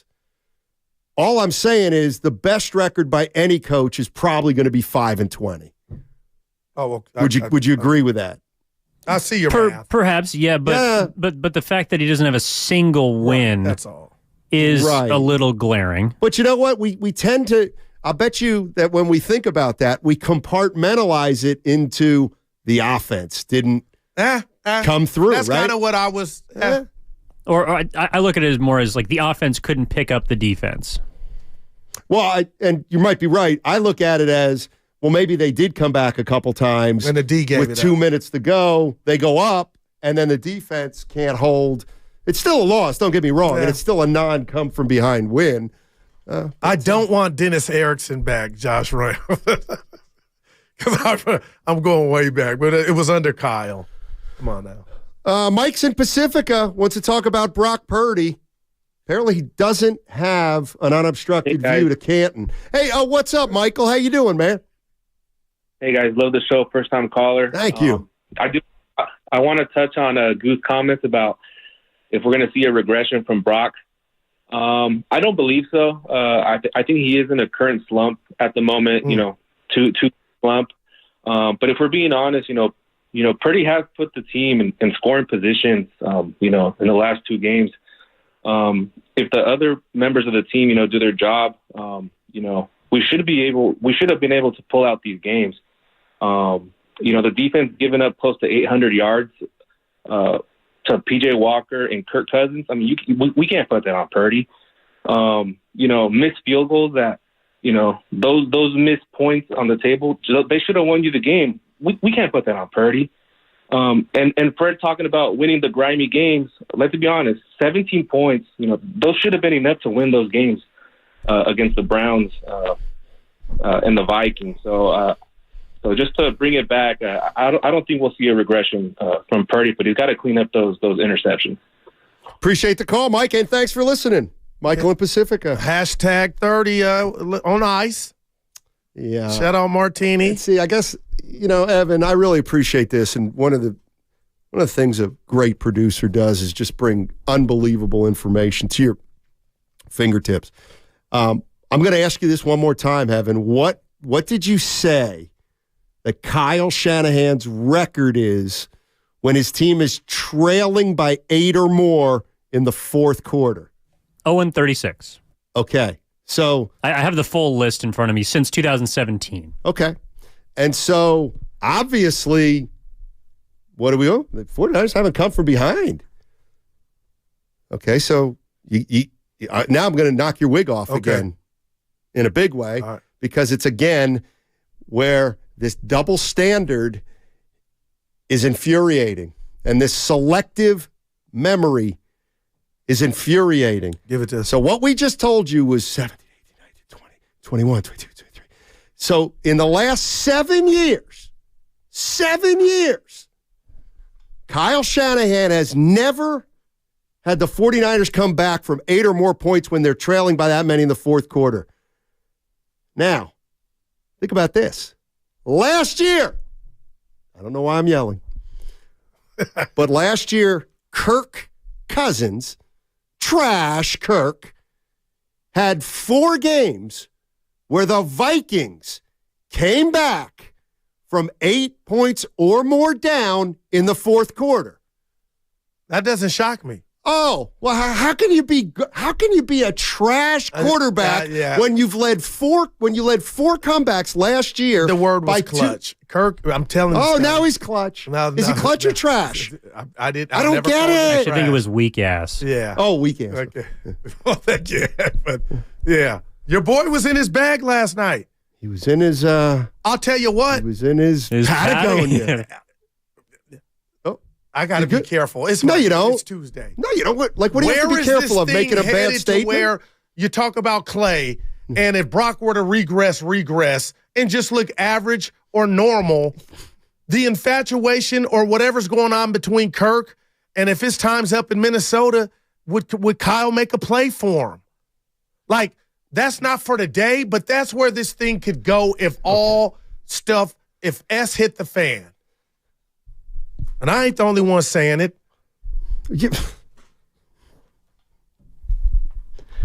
It's obvious. The guy's a good quarterback. Devon's in the Uber.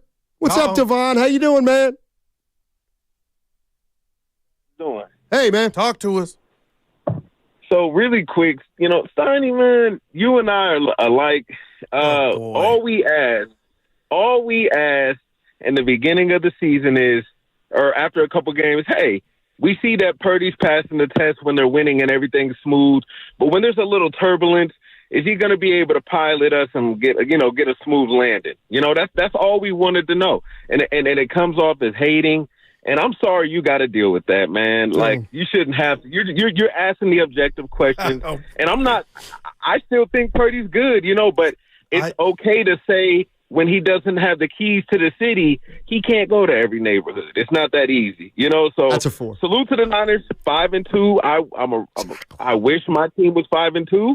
And, Goo, it's okay, man. Like, I already know tomorrow you're going to watch the game again and be like, you know what? Purdy wasn't that bad. He's not that bad, man. He's just not as astounding as everyone was trying to make it seem. And, so let's finish the season. I appreciate that. And listen, I'm telling you, and I'm talking to you, Stoney, you would have gave him a 4 after all that butter he gave you. Listen. Good fan. This is new to all of us. No, it's not. Yeah, and I'm not being dramatic in telling you I'm out on Brock. I put him up in the clouds. Nobody made me do it. And Steiny, I got to be honest. I didn't think he had this in him. Full and shame on me. What didn't? Just a 2-interception game? No, just the throws that are reminding me of Jimmy, some of the throws that are high across the middle that are getting away from him. That's what I'm talking about. And he had some good throws last night. I'm just saying to myself now, okay, these are just 2 anomalies. But what if this gets to 4 or 5 and this, he ain't that guy that we saw the first 15 or 16 games. That's just, that seed has been planted. He might come out and kick Cincinnati's ass.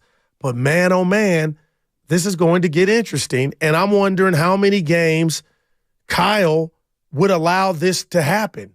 And I could be totally off my rocker here, but I'm not dealing with watching him come back down to earth and be average.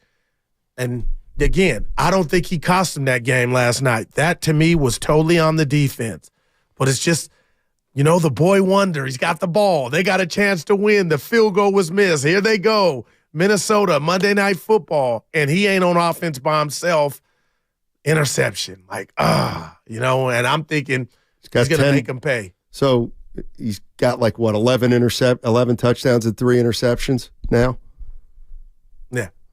Okay. That's pretty good. Isn't it? 3 in the last 2 games. So why would you just look at the last 2 games instead of the previous 10? Janet Jackson? What? I don't know what that means. What have you done for me lately? But that's the problem, Goo, is he hasn't done anything. He's only quarterbacked 12 games. He has not even quarterbacked 16 regular season football games yet. What? Goo, let me share something with you. I'm in a thread. I don't want to be, but it's with the Philadelphia Eagles fans. Dude, I'm in a bunch of them. And you can't shut it off. You say hide alerts, they still come. Brock Purdy is what he said after last night's game. Brock Purdy is just not big time. He caves. Okay. I said, hey, Matt, I always caution my listeners, no matter whom you root for, to not be overly hasty when judging a team or a player. For example, Brock Purdy has quarterbacked all of 15 games. He's 12-3. Let's not assume he altogether is a quarterback who caves. He might be, right, but why do we, i.e. you, have an obsession with declaring somebody who and what they are before we ever know? Oh, yeah. No. Wow. Wolfman Jack, oh, yeah. I'm just telling you, I was giving the kid the flowers for what he deserved and what he had put on tape and their record. I'm not out on him, and I'm just saying and reacting to 2 bad games or subpar games for him compared. Never go full Jeff. I see you, buddy. I know he hasn't. Steiny just said it. We're mad at 17 games. We're mad at you. We're not mad. We are mad at you in Niner Nation. Yeah, there you go. Yeah, we are. There you go. We're mad at you. You're trying to take it out on me, but I'm being objective. Well, these games are what did we say? There's multiple scoreboards. So when you said this team was the best team in football 3 weeks ago. I still feel that way. But they got some issues, man. They got to get fixed. What does that mean, Evan? You taking a 3-pointer? We got to go. Only on the Chase Center floor. Oh, hey, you want to play knockout on the Chase Center floor? I know Guru will weasel as well. No. Are you going to? Wow. Yeah, Steph and I talked about it. Dude, I'm mad. I mean, I can't be mad at me. We'll get to that on the other side. If you're being real, mad at me for what? Mad at you. Being honest? But this show is our diary. You're not honest. You're not. I'll tell them about knockout on the other side on 95.7 The Game. That's because it's gutless. I'm Kareem Abdul.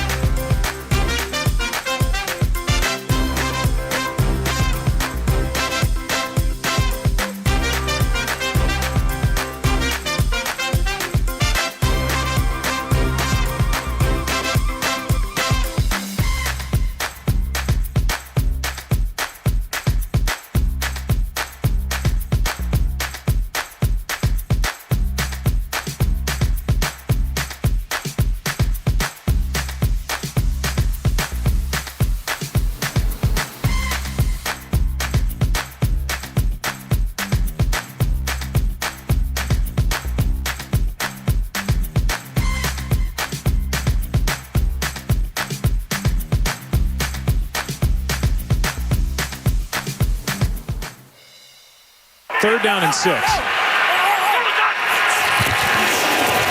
Blitz off the edge. Cousins throws, and it's taken away by Addison for the touchdown. He and Charvarius Ward fighting for the ball, and this time Addison takes it for the score. Oh, boy. Now, back to Steiny and Guru on 95.7 The Game. Joe Buck, you know who he is. He was on the morning roast yesterday. ESPN? Yes, Steiny, Monday Night Football. Hey, listen, man. You want to call me Mouth. I don't like that one. Makes me want to. Like, we were in school. Also ABC. And somebody, ABC. Shout out like Disney. That? I wouldn't like that. My mom's got all the words to get under people's skin. Like, all right, I'll hit you in the kisser. Hey, What? What do you want? You ready for this one? Damn it. You know, Bigfoot is often mistaken for Sasquatch. Okay. And Yeti never complains. You get it? Yeti. That's what Bigfoot's called. Yeah, that was. Oh, Mom. Mom is unreal. Not my auntie's best works. How about this? The only thing flat earthers fear is sphere itself. Sphere itself. Oh. Shout out Kyrie. Oh, Mom, I love you. Yeah. I love you. Boy, did you pass along a gene. You and Pops passed along this word gene. Hey, Matt Simon, Stanley, Guru Johnson with you. And the 49ers lost last night, and they're not going to go 17-0. And basically, according to Guru, wheels are coming off. No, wheels are coming off. You are. I can't wait for Willard and Dibbs. Oh, yeah? Here. I know Willard is going to, oh, my gosh, Willard is going to come down your road. What about Willard posting his Steph Curry picture on top of my, that ain't the Willard I know, Stoddy. What are you talking about? That was my moment. Willard's proud. He took a picture with Steph. Randomly do it when I don't put one up. He outdid me. That ain't the Willard I know. Oh, there's an eye in Willard. That's a 4. I work with some smart dudes. Hey, last thing before we get back to it. I did what everybody's doing at the show, Bonte, Shasky, Dibbs, and Willard. I did a post-game video. So I was in Norm. myself talking about the game last night. God, I wish you supported your brother.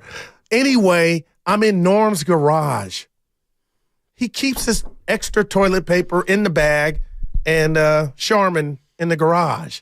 So when I did the video, people don't even look at what I'm saying or listen.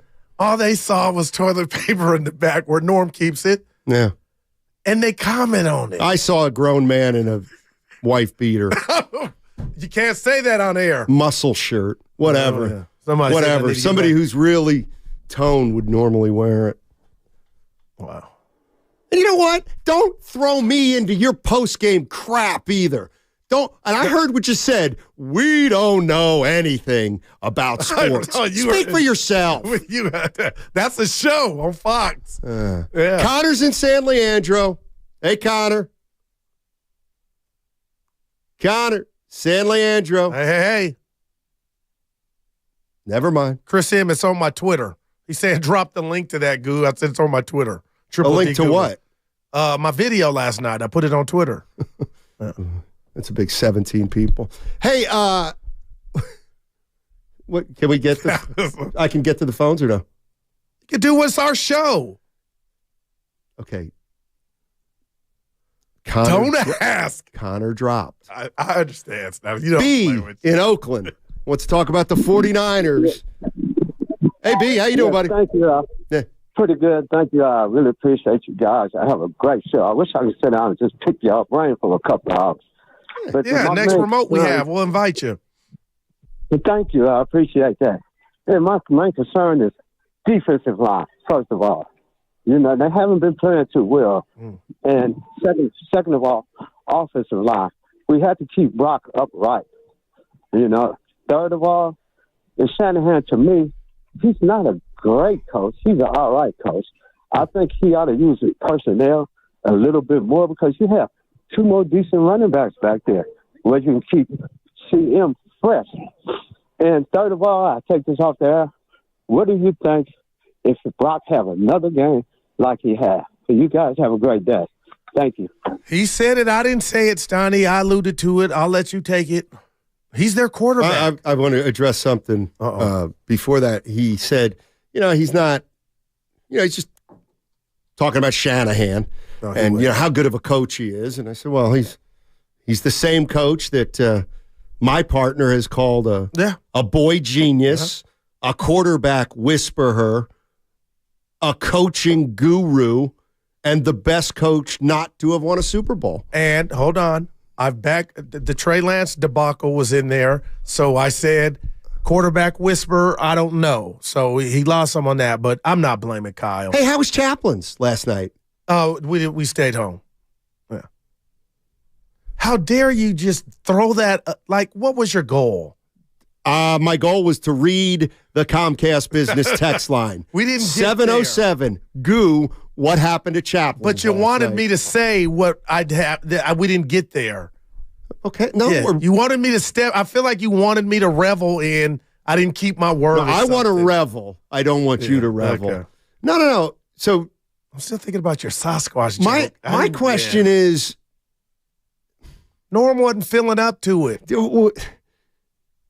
Can you be honest with me? Did you ever really think of going, or is that just something you said yesterday on the show? Listen, did Norm ever have if you one really thought knew me, I had to leave. You left early yesterday. I had an important business meeting, radio related. With who? It was at Chaplin's at 3. I needed to wait on the chef. He didn't show, so I had to get out there a little early, and it was supposed to be at Chaplin's. So I set up this meeting in my city, but Chaplin's didn't open to 4. So where do you think I told the person that I was meeting to meet me in my city? We went to Fridays. Fridays. Okay. So Fridays in Union City is where I was and conducted this little rendezvous I had. Well, you're going to need to share some details. No, I'm not. What are you talking about? Because if you cared about me, you would have known this already. Evan, but anyway. Evan, what he? Norm wasn't feeling up to it. What was his radio thing? I don't know. You sniffing around behind my back? You didn't tell me nothing. Are you sniffing? Hey. Is it another market? I really love you guys. I know I get on your nerves, but I love you guys and your imperfections. Is it sports related?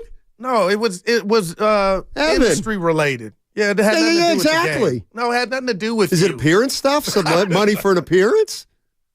Come on, Goo. Drinks were involved. Hey, by the way, yesterday or 2 days ago, I'm out with my daughter who's a senior. And Mary Page. She had her birthday. Yeah. Happy birthday. She starts asking me, like, hey, how much does that guy for the Warriors make, Dad? And I was like, what guy for the Warriors? She's like, the guy who used to run the place. I said, Bob Myers? She said, yeah, what does he make? And I was like, oh, God, well, he doesn't work, I don't know, Yeah. $10 million. Yeah. Damn. And she threw around a couple more expletives. And then she goes, well, okay, like, what about a guy like your boss, Dad? What does your boss make? And I'm like, yeah, I don't know. Where does she get it from, I wonder? I said, Her hey. daddy. Hey, you can't be counting, what's it called, pocket counting? Yeah, people don't like that. I told her that. Yeah. I told her not to do that. Where did it come from, though? Where did it originate? I don't know. Did she ask you how much you make? I would never. She knows I don't make anything.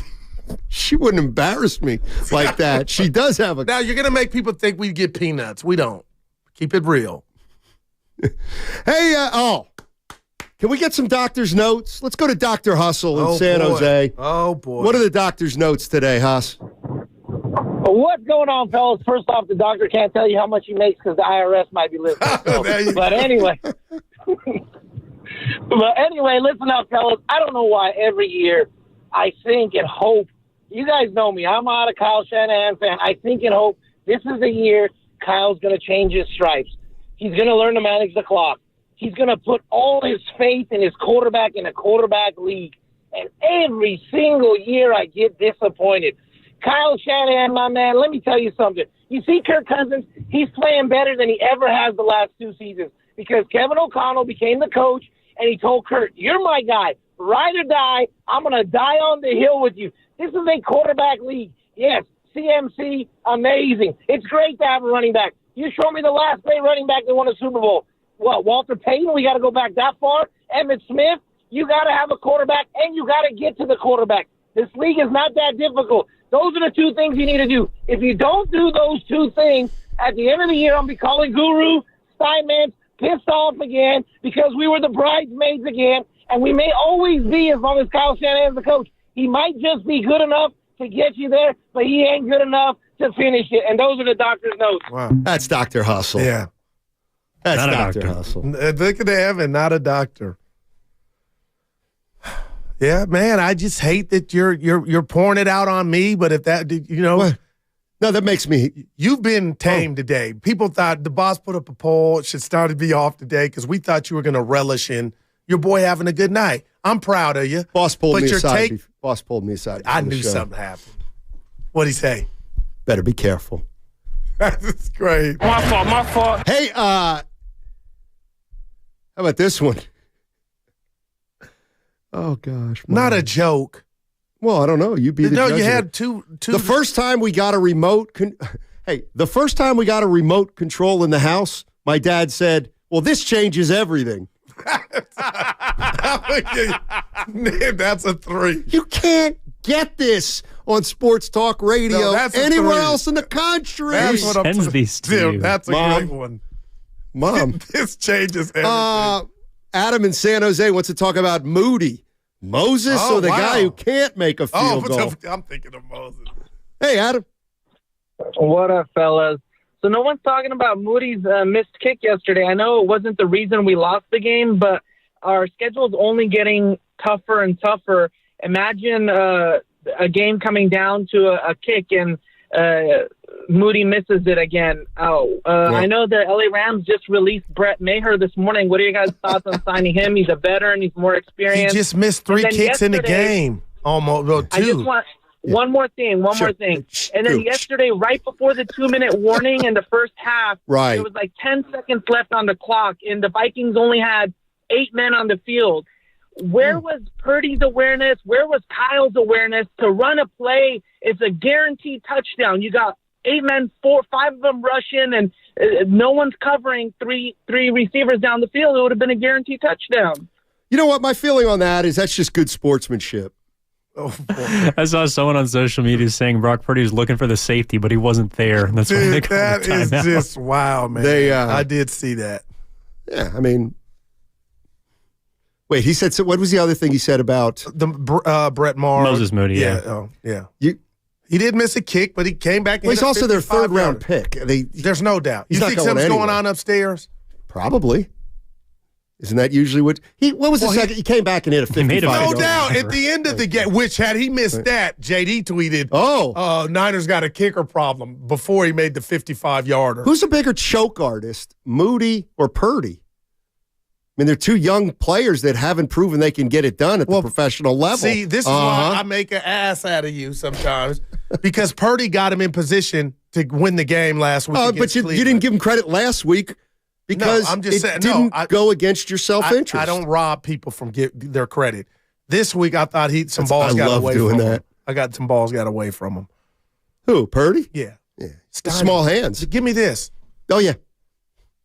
Are some of his bad throws, do they remind you of Jimmy throws? No, they don't. They absolutely don't. The safeties are like, Evan, here it is. No, I watched it. Help me, Evan. Seriously. Couple of his bad throws. You know what's going on here, Evan. Has some Jimmy sauce on them, and I'm going to ask Willard and Dibbs their take on it. His bad throws over the interception. I hope that Willard went way is over. on fire today. No. I hope he takes you to task because That's my guy. No. Because I am too scared to do it, dog. What? Quite frankly, you call this torture chamber you tried to work I'm holding on me? back. Please. I've been restrained today. I need hazard pay for you using me as a piñata when you're really talking to the masses, but you put it on my doorstep. It's incredible. That's not true. It is. You're afraid to call them out, so you come down my road. Evan sees it every day. We talk.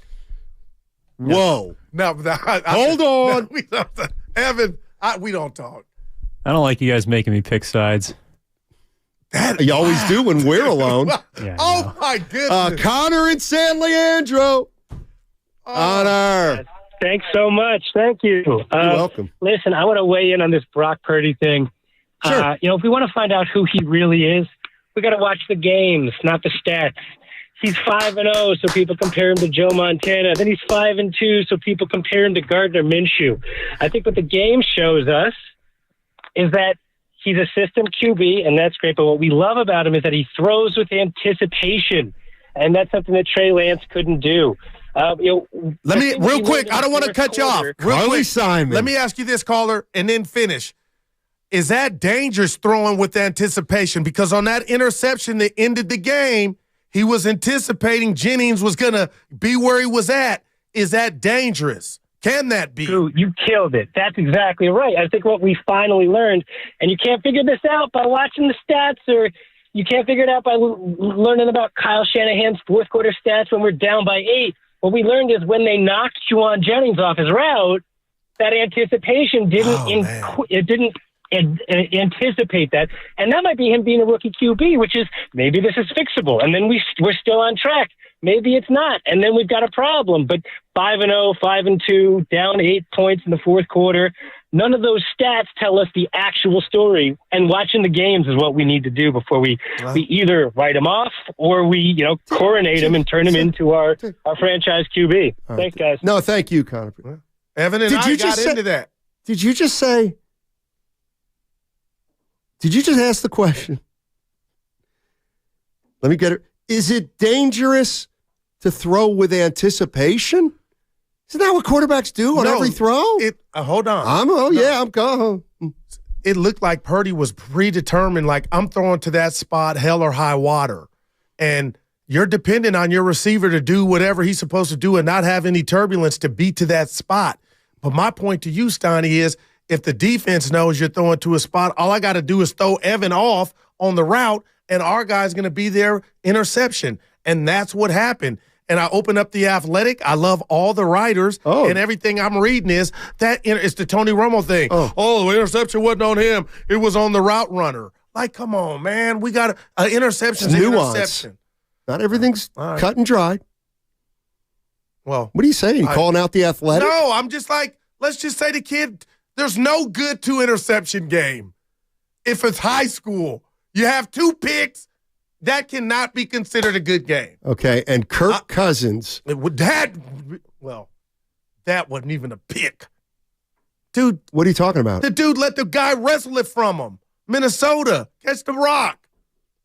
I like Kirk Cousins, and that was an interception. Oh, look. He tried to force it in there. You're doing that because I'm on Kirk's side. I get it.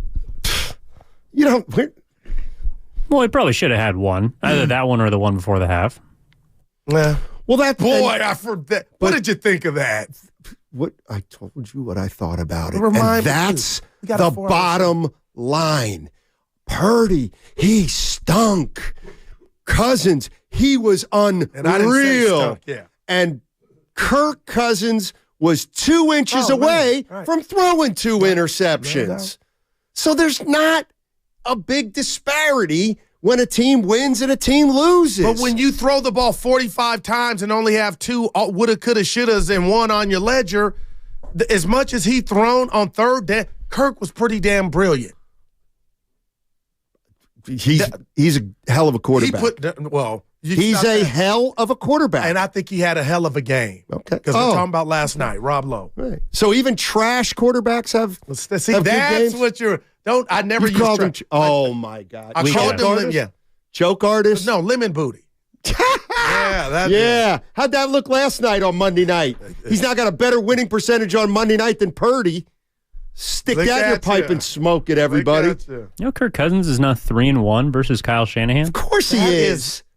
Of course he is. Ever since that doc dropped on Netflix, I'm a Kirk fan. Let's go to Brian in San Jose. What's up, Brian? How you doing?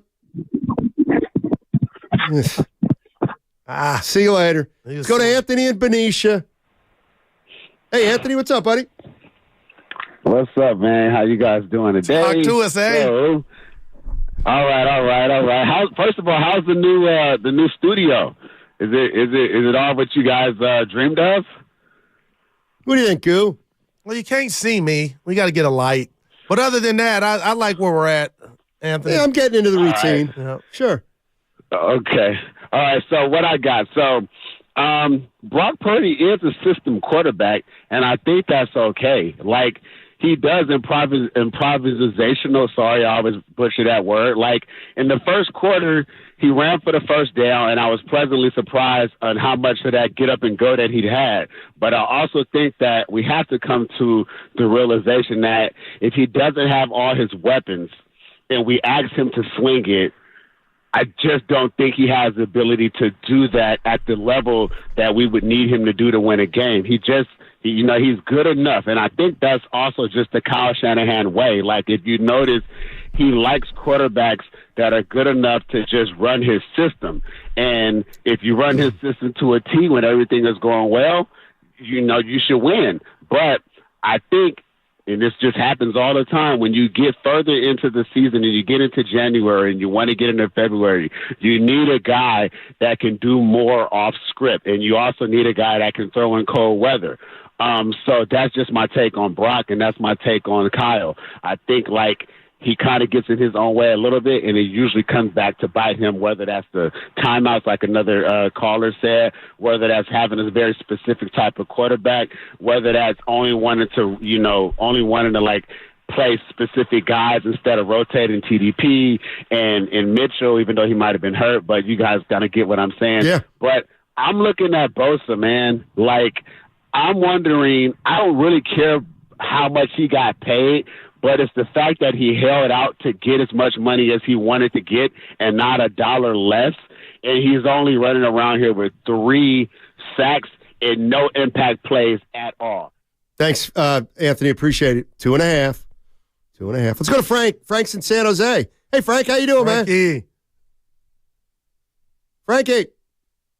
You guys make me laugh, and I'm a gambler, and you guys said the Warriors were going to win, and I lost $10,000, but don't let it bother you. I never said that. I know you ain't talking about me. I know so much about sports, dude. Listen, I'm going to tell you guys about the Niners, and I'm a big Raiders fan, but we're going nowhere because we have no coach. Now, let me tell you something about Kyle Shanahan. Yes. He can't win the big game. He chokes under pressure. His play calling is atrocious. They have a 23rd ranked quarterback out of 32, and you guys think you're going to beat the Kansas City Chiefs? Come on, guys. Wow.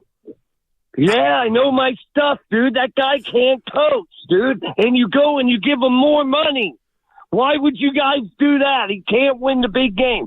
That's why Patrick Mahomes wins Super Bowls. He doesn't care about records. He cares about legacy and rings.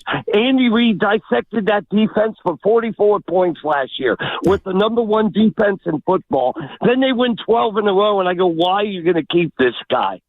He doesn't deserve to be a coach. I'm sorry.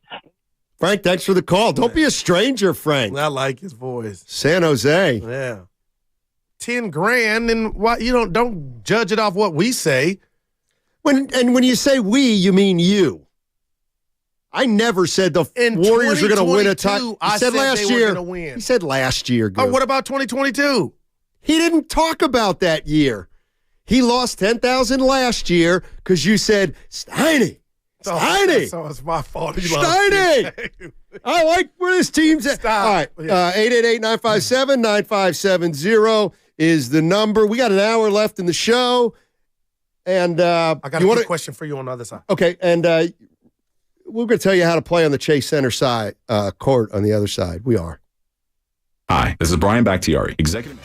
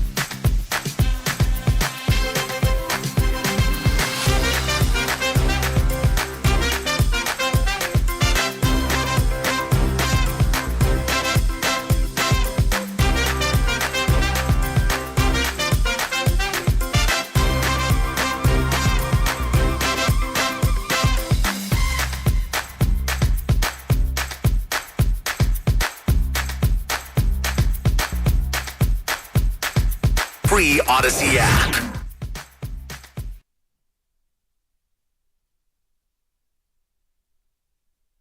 Second and goal, McCaffrey again, and he's in. Touchdown, San Francisco. Touchdown, McCaffrey. 16th straight game. Now, back to Steiny and Guru on 95.7 The Game. Joe Buck. The great Joe Buck.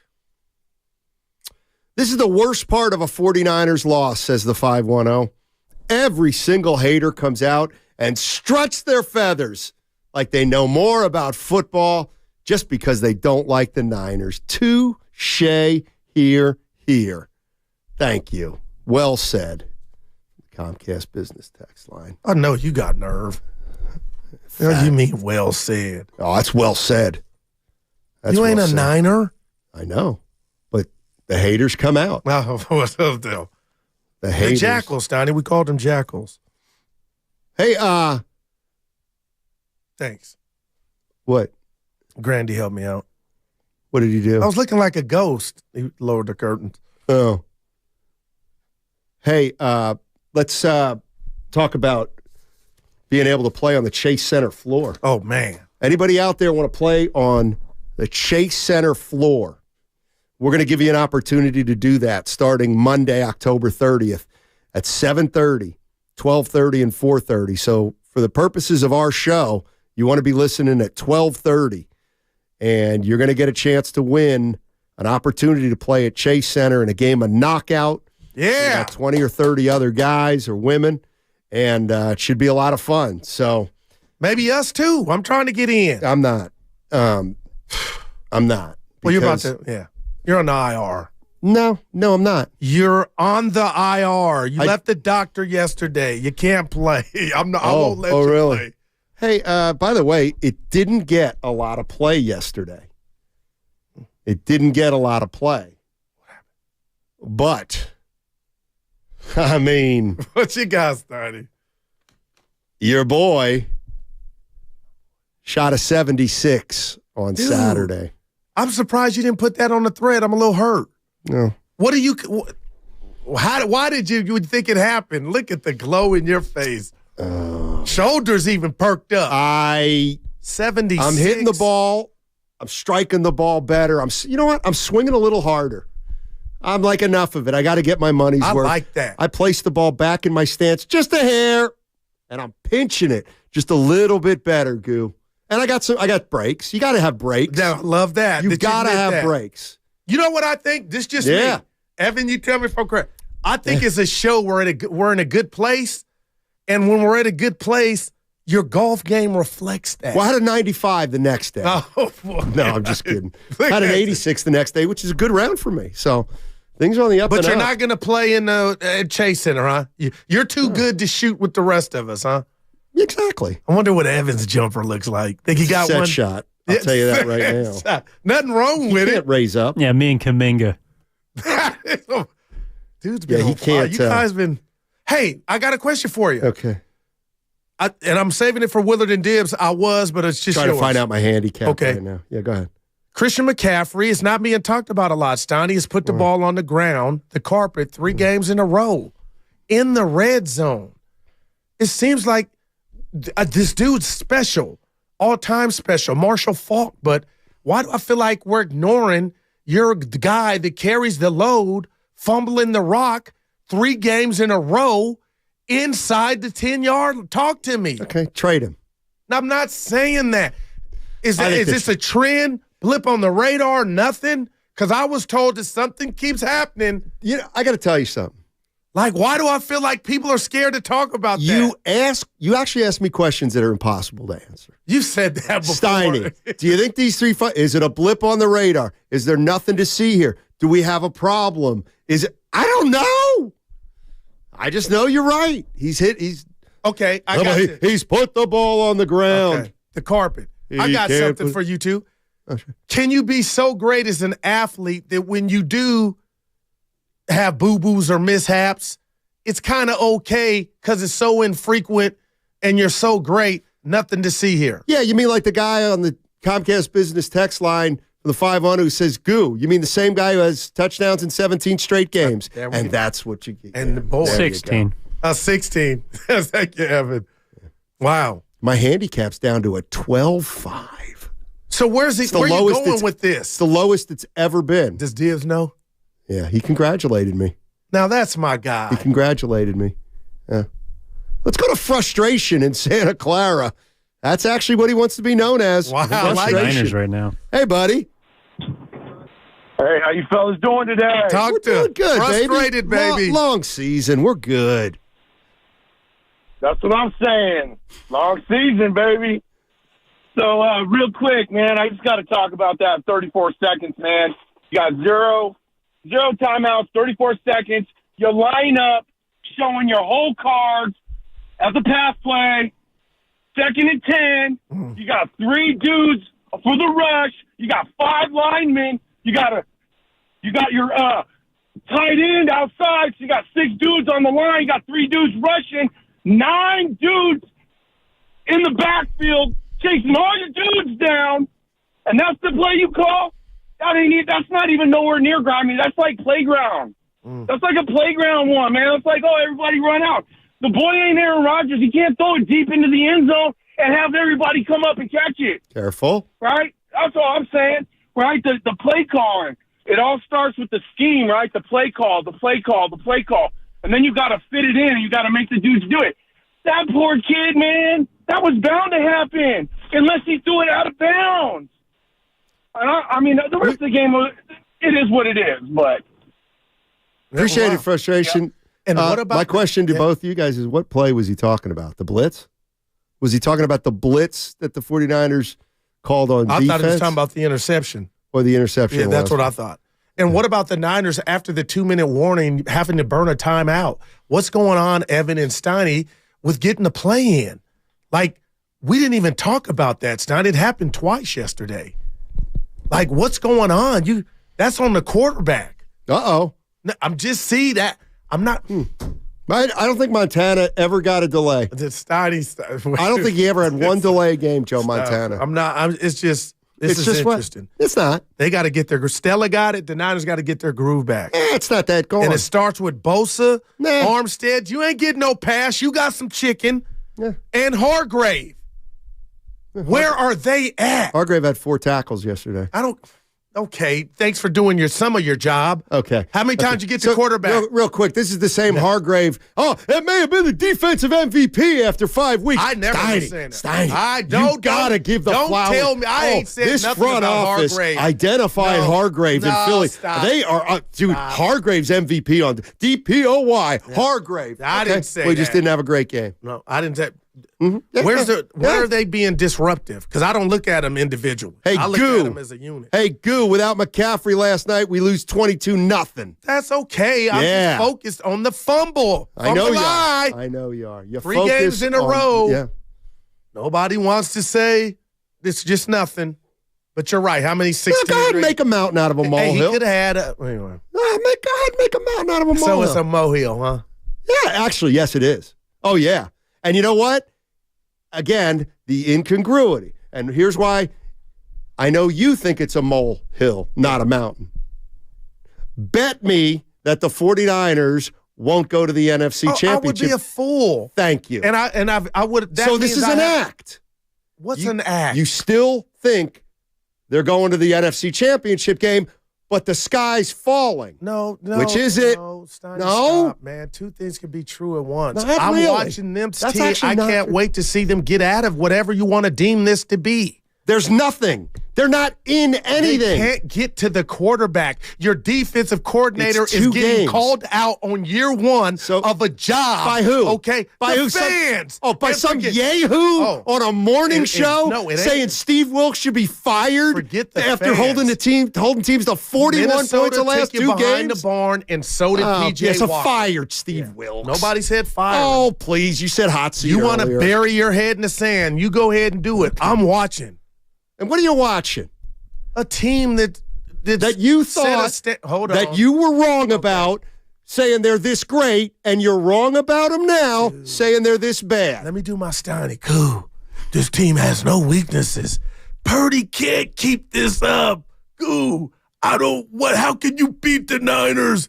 Goo! You How wish. does it? And now all of a sudden you're going to stand on that sidewalk and say, "Hey, Matthew Steinman's Reading, PA. I knew they were going to come back down to earth. Goose come pick feeling me it. up, please." Feeling the pressure. What Feeling the pressure of saying 2 weeks ago, this team's unbeatable. Oh, Steiny, look what they did. Oh, Steiny. That's why I'm perplexed. I don't run from that. Well, I said to Guru, they're 5 games into the season. Okay.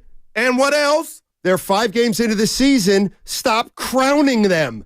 They haven't won anything yet. They're not even a third of the way through the season. So, they're not going 17-0. So where's the guy from Reading, PA that right here, had baby. multiple conversations right here. with me about Goo? Don't you get it? Yes. It's about home field advantage. That's right. That's why they're off to this great start. Yeah. What's your point? Where's that guy?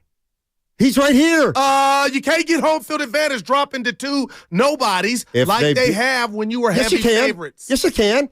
If they win every game up to the Philly game and they beat Philly, they have home field over Philly. So you got great. So that's how you get confidence and continuity is by dropping 2 games in the fashion that you dropped them in, losing to Minnesota and Cleveland. Nah, I got you. No, you don't got me. Got game by game, Goo. Hell, that's how you judge a season. Well, see, I like to be a little more. It's not mister, hard. They're playing for home field? I ain't letting you off the hook on that one. Here it is. Yeah. 49ers win. They're great. Week 2, this team is great. What are you saying? saying? Week 3, this team is great. And what's They're your going to the commentary? Super Bowl. Week What's 4, your commentary? Steiny, this team's unbelievable. Yeah, I'm doing They're the not talking. even going to lose, But I don't think what's coming out ever. of your pie Week hole? 5, What's coming out of your pie they're hole? unbeatable. What Week are you 6, saying? Steiny, this team stinks. All right, we get the gist. What are you saying now? I had to get to game 6. You did. But tell us what you're saying. This is the same team. You're not on mute. This is the same You're team. right there with me. This is the You're right there with me, You wish. and now you're stabbing me in the back. Oh, I'm stabbing you in the come back. Come get it. The knife is in the middle of my back. What if Brock regresses? Don't you get it? They're playing for home field. They're 5-0. They have to do this. Now you want to act like I've been solo. You did what you always do. You went out on a limb. Okay, you went out on a limb, talking mess, and you found out you got beat again. You got beat again by the sports gods. How many times are you going to realize that the NFL season is a long one? Oh, boy. Rick's in Waller Creek. Ricky. All I could do is laugh. Uh-huh. I know. Takes the pain away. I'm sorry, What's Rick. up, Ricky? I've been listening to you guys for like an hour and a half. Yeah. And the only perfect team was the Miami Dolphins.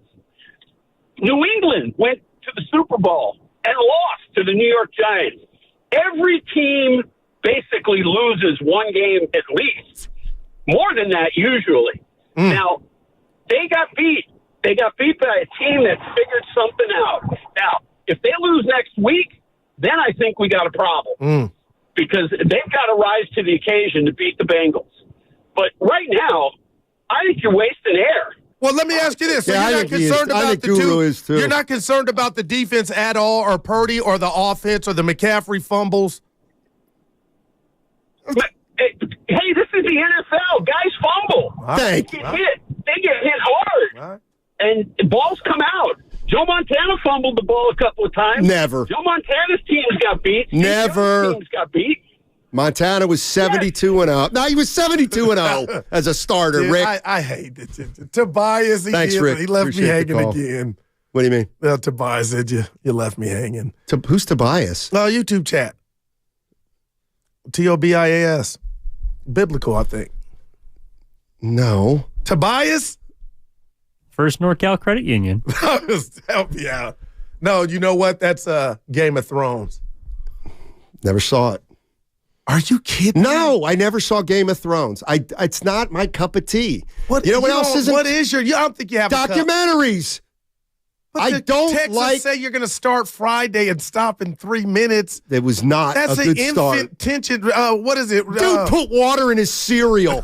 Never seen that in my entire life. The dude poured water in his cereal at the start of Friday. I'm like, you know what? I believe like I'm you out. really were out. I'm out. I'm really scared now that you didn't like it. It was out of milk.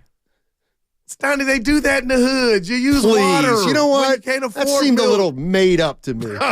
Guru, let me ask you, have you ever put water in cereal? My mom made me put water. We ain't run out of milk. Boy, you better put some water in Why would you just that. have the cereal without anything? Like, water makes it worse. You're on to something. Anyway, I know what you're doing. You owe me an apology. About? You were front running with me. Nope. I can admit it. Not true. Can't wait for the guys to come in because they're going to admit it. So you're trying to make me... I thought I was a hater. No, you're... Wait a minute, I thought I'm a hater. No. Now it doesn't fit your that's on narrative. every other so now I'm a homer. No. Mm-hmm. Through this 5-0 run, you were right there with me. Nope. And now you're trying to act like I was the guy in the Bay by myself. Virtually. Saying, this ain't going to keep up. No, I never said that. I never said that. I know. Exactly. So you are me. No. We're what I said was, when you said, Steiny, 5-0, I kept saying, Goo, it's early. Goo, it's early. Goo, they're 5 games into the season. It's a long season. Let's see how it goes. Okay, where are you at on Purdy after these last 2? He's fine. How about that? Put that in your pipe and smoke it. What does that mean? You know what? I'll tell you exactly what it means, and I'm dead serious. He's the same quarterback the last 2 games that he was the first 5 games. He just has not – he didn't have the protection. And no quarterback is going to be the same when they're under duress. And the last 2 games, to my way of thinking, he's been under more duress than in any of the games prior. And you know what? When you take a weapon away from the 49ers, it means the quarterback's got to do a little bit more. That makes it a little bit harder. It's just like Kevin Durant. Okay, Deebo Samuel is Klay Thompson. So when Klay Thompson goes out, that means somebody's got to pick up the slack somewhere. It can't.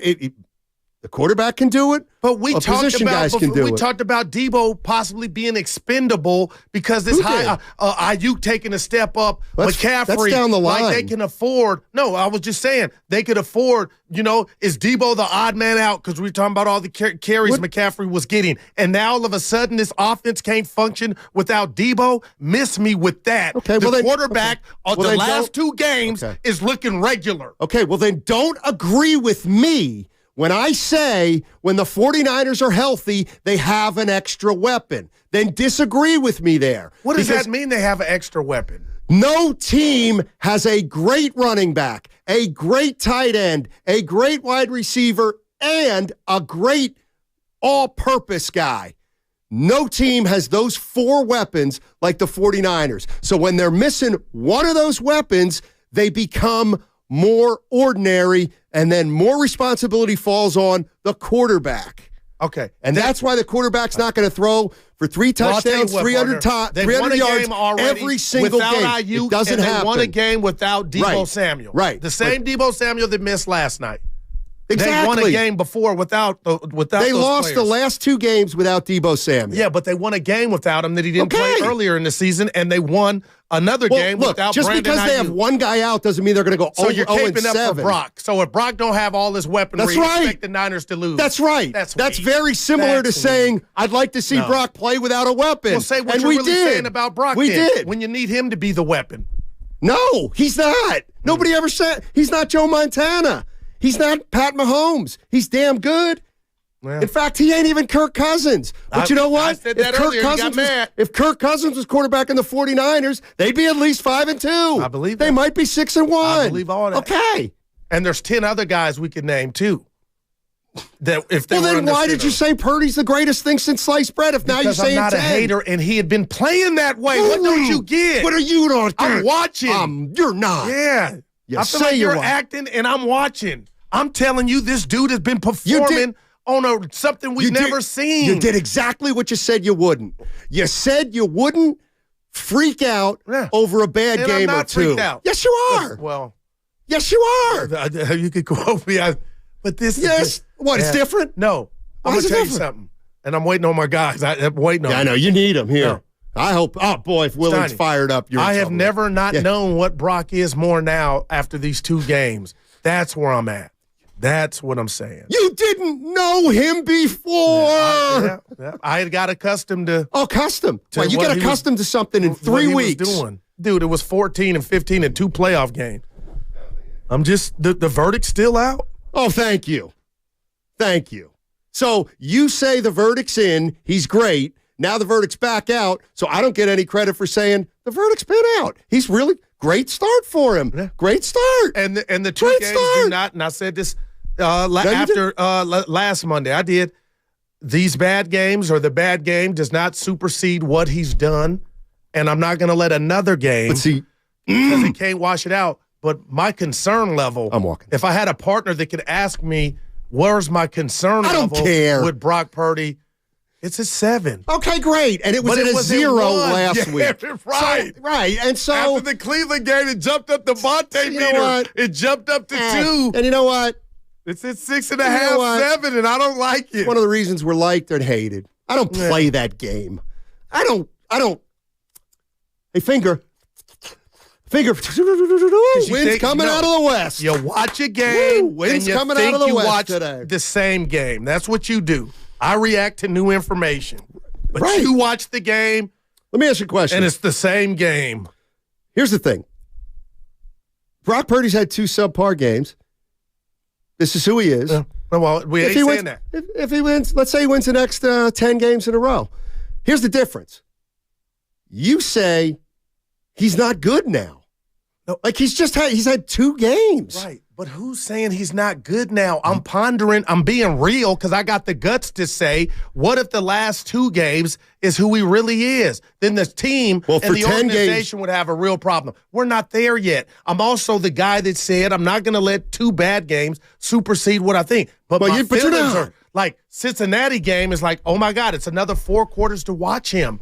Oh, my gosh. Oh, my gosh. And then there'll be 4 more after that. But what if he throws for 400 and it's 3 touchdowns? Then it's quiet NWA, quiet on the set. Right, from you, because then he'll be great again. And then they'll play the next week, and he might, like, a guy can have 10 good games, 7 bad games. At the end of the year, you look up and you're like, oh, he threw 32 touchdowns and 14 interceptions. Right. Like, that's what's going to happen this year. Like, Purdy's going to throw 28 touchdowns and 9-10 interceptions. I just think that's what's going to happen. Let's go to Raymond in Richmond. Ray. Oh, we have Liana from the Yoon, too. Wow. Let's go to Liana from the Yoon. Yeah. We know Liana. Ladies first. There you go, Raymond. Of course, if we can't pick up either call. Hey, Liana. Hey. How you doing?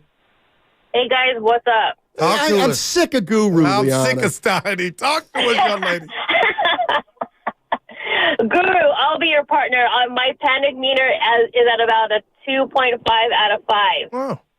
Oh, Liana. Well, then that's 6. Oh, if it's 10. What concerns you the most, honey? Right. What concerns you the most? Look, I woke up and I thought I'd be over it, but I can't stand how our defense allows 378 passing yards for a line that we pay almost $500 million spent on that line. And my second point is, I don't know why Shanahan can't adjust when one player is out. There's 3 or 4 other players that we should be able to use when we're in a crunch. We can't just rely on Debo all the time or CMC. It has to be distributed in a way where we can win with one guy being out. Yeah, all good points. Well said, Liana. Appreciate and I don't know call. I know how we did it because you made this in. I'm more concerned about the D than Brock Purdy. Oh, you don't sound it. We got to go. No, we don't. I have 45 more seconds if I want. Thank you. You know what? Okay, yes, this is what Evan does, too. This is what Evan does. Trying to keep his When job. I get out at 26, it should be 27. When I get out at 27, it should be 25 and a half. I'll get out right now. You want to play basketball on the Chase Center floor? You can. Monday, October 30th is when it all starts. 7:30 a.m. That's in the morning show. 12:30 our show. 4:30 Willard and Dibbs. You got a chance to play basketball on the same floor that Steph Curry does. Listen on Monday, starting at 7:30 with the morning show. Your chance to play at Chase. Mm-hmm. We all hear the radio ads about the IRS. They tell you to be afraid, to be scared, and they try to frighten you into calling.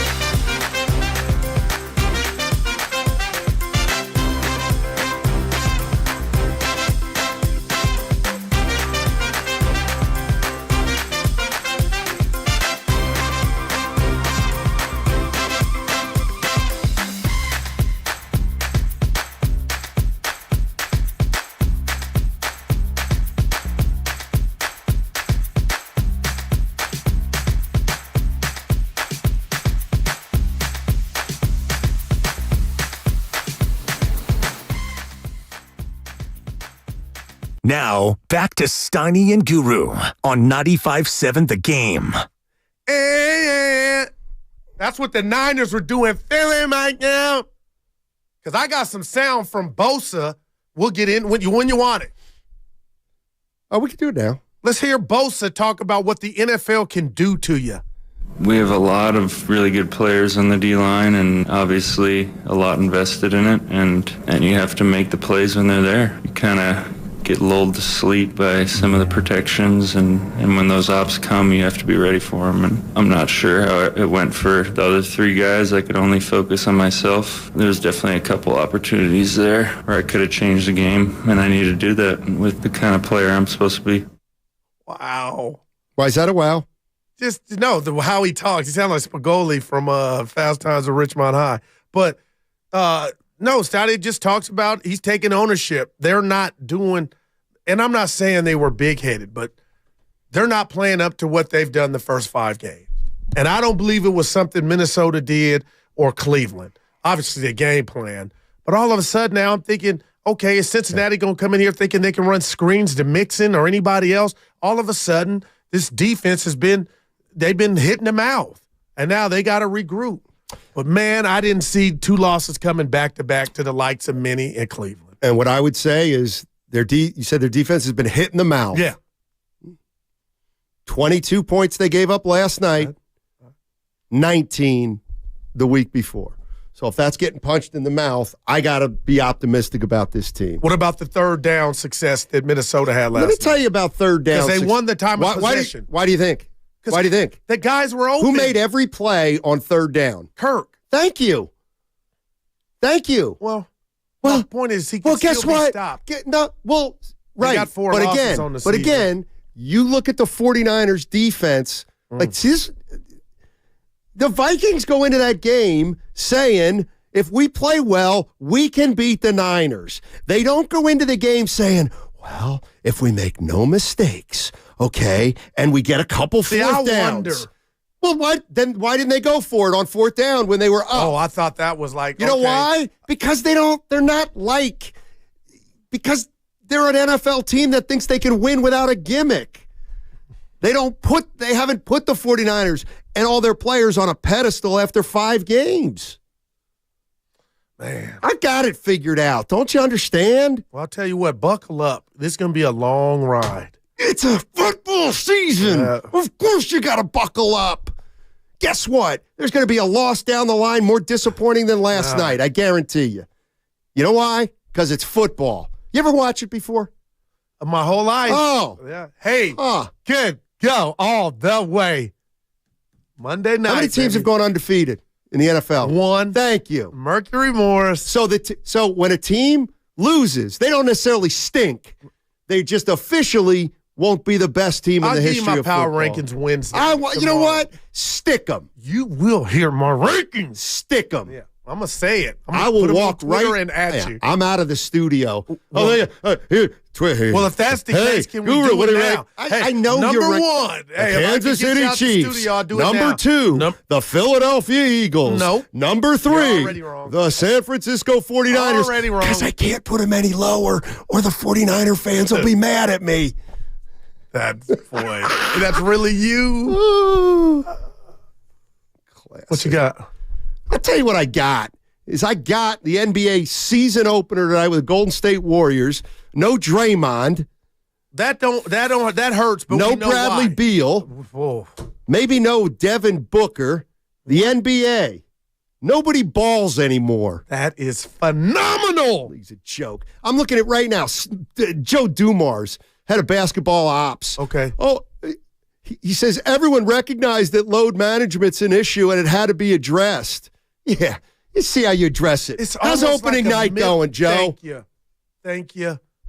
Fired up. All these young studs got all the money and resources in the world to take care of your body, and now you got toe and mine. And then you sit there with all your jewelry on, your $9 million shades on preseason, and I'm like, oh, they ain't playing. They're waiting for opening night. And then we get to opening night. My nail. I got a hangnail. Remember? Dude, I can't stand this. When was nobody balls a anymore. Little teeny Timmy. It's a little tinny, Timmy. Get it? Oh, he's not listening.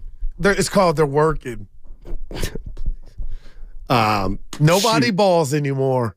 You got to put that on Twitter. I did already. You get a lot of retweets. Not really. No, because it's clever, and Twitter doesn't really understand that brevity is the soul of wit. Shakespeare. Dude, what? Okay, video tribute for KD for sure. Yeah, for sure. Okay. Absolutely. Absolutely. They could play that sound of Bob at the parade. Remember when he got his first one? You didn't do anything. Remember we thought KD might have been mad at that. Remember when everybody thought he was going to stay? Let me guess, you didn't. I had it in December. Remember I said the league says Kevin Durant's leaving. And I was right. Here's the other thing. Wait, I got something else. I nailed something. Give it to me. Kevin Durant. Nobody balls anymore. No, Kevin Durant. It had scoreboard to tribute. No, don't do this. That's not going to be able to do it. It was something that you, Guru. Oh, I said Durant was not coming. Oh, I know what it was. We had Joe Lacob here, and you said, hey, so do you think Draymond will play on Tuesday? Because he really wants to go at Kevin Durant. And what'd he say? No. But that was not a no. He said it was numerical. No. He said no. You think a little extra and it'll be incentive to come out and play? And Raymond goes, he didn't know. No. Yeah, stop. See, now you're hold on. Somebody says Steiny's killing it today. Let's go out to Holly. Oh, good Lord. Holly in San Jose. Hi, Holly. Hey, Holly. What is going on, gentlemen? Hey. Spicy Steiny is my favorite Steiny. Really? Wow, spicy. Yeah. What? Oh, man, you're bringing it this morning, friend. Thank you. What do you like? What do you like? Yeah, what do you like most about me? Well, I'm telling you, first of all, dude, you need to take maybe a Valium and have a cocktail, sweetie. It's football season. We got a lot of games left, my friend. Oh, right. Wow. All right. I haven't heard you sound this depressed in so long. I'm not depressed. I'm being real, and I'm speaking for the 49er fans if I were one of them. This has been a metamorphosis nobody's seen, Holly. Okay, so here's the deal, guys. You know, I'm a basketball girl. I'm not a football girl. But I will tell you that Brock Purdy and the 49ers actually got me to the point where I'm watching football by myself. Oh, I'm liking it, right? They're making it interesting. They're making it fun for me. I like Brock Purdy's story. I root for this kid. I think he seems like a really good kid, and I like that underdog story, right? So I haven't lost faith in what the 49ers can possibly do, but I'm no expert either have I. Right? But I haven't lost faith. I have not lost faith. I think these guys are doing just fine. I mean, whatever. They've still got a good record. They got punched in the mouth. What did my grandmother used to say? Pick yourself up by the bootstraps, boys. Let's go. Yeah. You know what, Holly? Maybe you and I should watch a game together at some point. All of us. Not you. Because 1 minute they'll stink, and the next you're going to want to crown them. I guess we got it. So we are coming back with a crossover. Is that correct?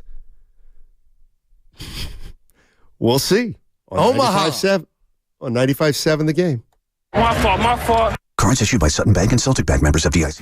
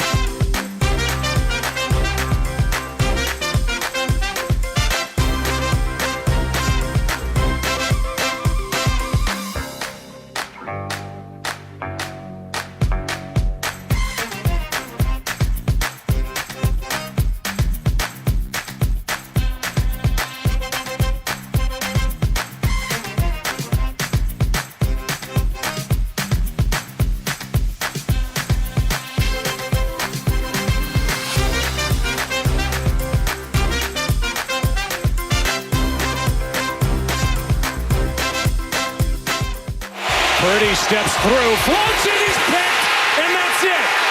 Bynum gets another.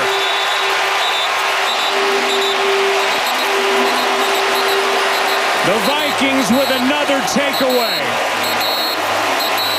And that interception will end the night with one snap to go, and the Vikings are going to move to 3-4. Now, back to Steiny and Guru on 95.7 The Game.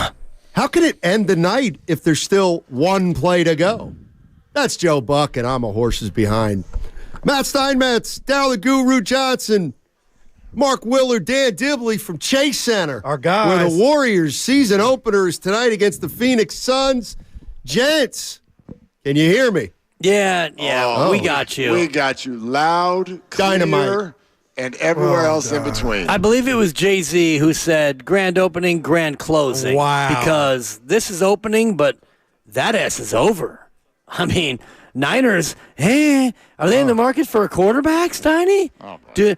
Are we tanking for Caleb now? Oh, boy.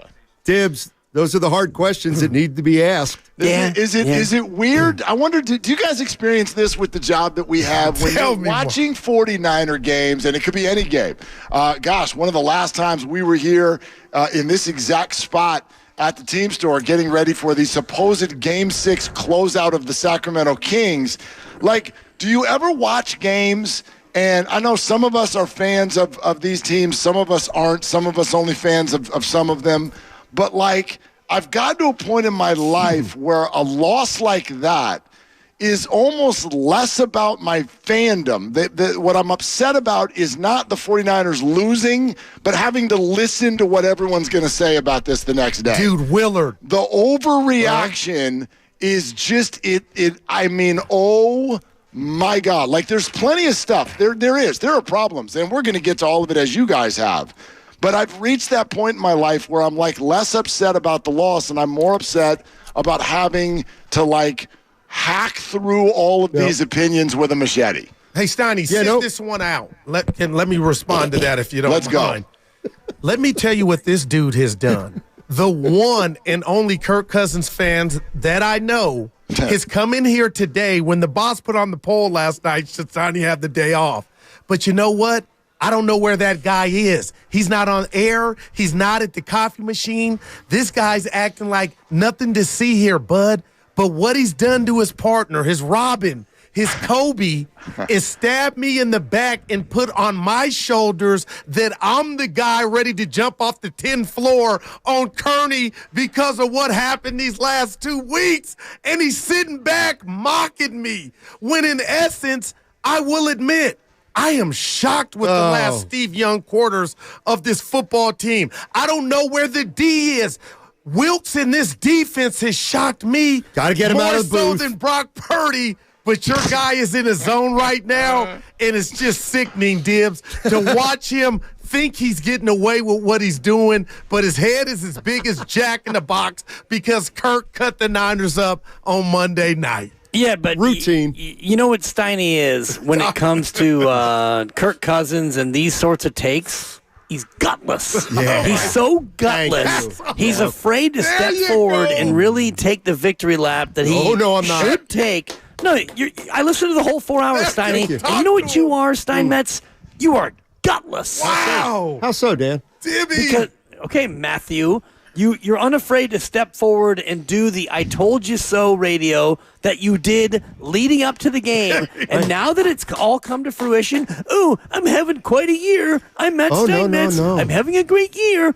Well, have a year. Have Thank a you. day, Steinmetz. Thank you. And go ahead and blow your own horn, toot toot. You know, it's interesting because I was talking to Matt Nahigian before the show, and he goes, "What do you think?" And I'm like, I tell you what, it's a good game last night, and and we both agreed that this can't be about me. Who cares about me? I mean, I've been right before. This game is about the San Francisco 49ers, and the Minnesota Vikings, and what happened last night. That's what it's all about. Oh, the humility's amazing. Can I ask another question? I love you too. Sure. Steiny, what is it that you were right about? Because I'm not sure I'm even clear on what your opinion is. Well, I do know that you love to poke and prod Goo about his all day long. Thank you, Willard. This hell of a year thing that you're doing, baby. this hell of a year thing that you're doing seems to be hypotheticals that you throw out, seemingly trying to push people in a certain direction, and then if it comes to fruition,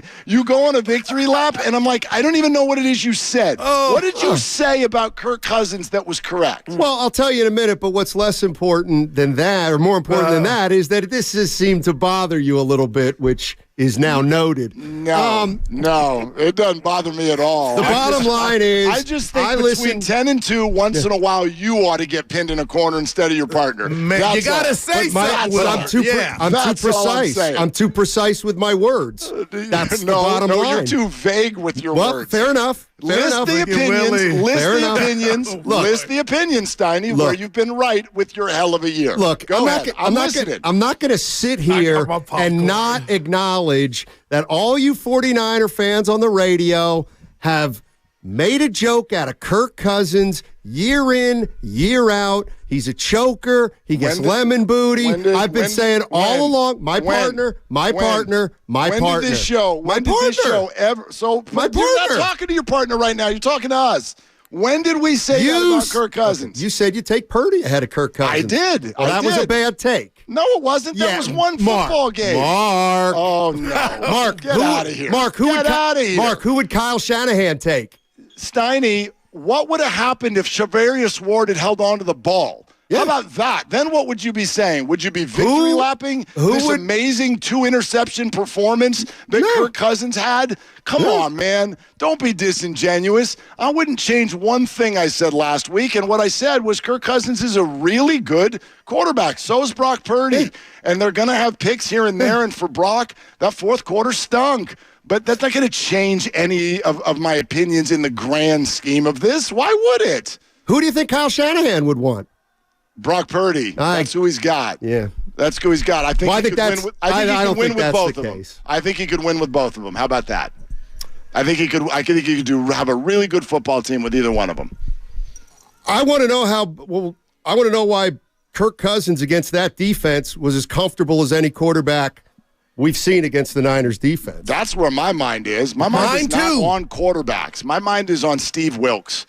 I don't understand so much of what I saw, and more importantly, as I try to do, I try to let the team sort of lead and help shape my opinion because they're there and they know what's going on. When I hear Kyle Shanahan and Nick Bosa on the low take shots at Steve Wilks in the post-game press conference, expressing their discomfort with the way that game is being called defensively, when we know how much talent this team has and how good they've been in the past, that is my number one and maybe only question right now. The rest of the stuff, circumstantial. There were bad plays by a lot of different players, but we got to talk about why Nick Bosa suddenly thinks there's too much blitzing. We got to talk about why Kyle Shanahan clearly hated the blitz call right before halftime, which made absolutely no sense and, in my opinion, cost them the football game. Nick Bosa might need to look inward, according to Evan Giddings. I like it. Dibs, give me something. I mean, what do you want? You're talking about Kevin O'Connell, who comes from a system that has seen the 49ers offense many times, and they've seen the 49ers defense many times, and they devised an offense that would counteract what the Niners defense could do. But I think if we want to lay blame, and it's what we do here in Sports Talk Radio, and it's not a Victory Tuesday, it's a Blame Tuesday. And I know we've got the Warriors here tonight, and we're going to get all up in Warriors and Suns. It's one of 82, but it's the opener, and there are a lot of machinations, Steiny, as you would like to say, around the Warriors. But if you look at last night and you want to do the blame game, I look at the defense more than I look at Brock Purdy, who was less than ordinary with the 2 interceptions, and they both were bad throws. The second one was very much ill-timed, but I look at a defense that has been largely figured out, and the front has no real pass rush, and we've all talked about the secondary as maybe the one weak spot all year, and they got absolutely gashed by Kirk Cousins. And also, the thing that was even more alarming to me was the number of missed tackles again for the second straight week. This team that is a tackling machine is not tackling. And when you don't tackle and you allow third down conversions and you lose the time of possession battle, you put a lot of pressure on an offense that was compromised down your two of your 5 best players on offense were out. Can I ask Dibs a real quick question? Because I asked him this last night, and it's not a smart guy.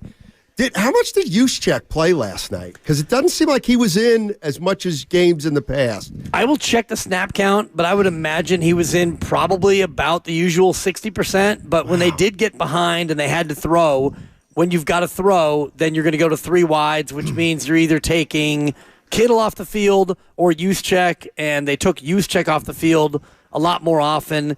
And, Brock missed on not a bunch of throws. He stood in there and made a couple of really, really big throws early in that game.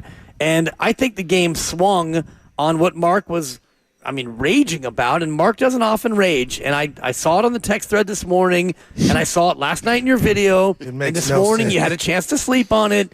That 0 blitz call for a team that, honestly, you shouldn't have to blitz. When you've got Bosa, Hargrave, Gregory, Armstead, Givens, we all know the names. When you have that front, you shouldn't feel like you have to blitz.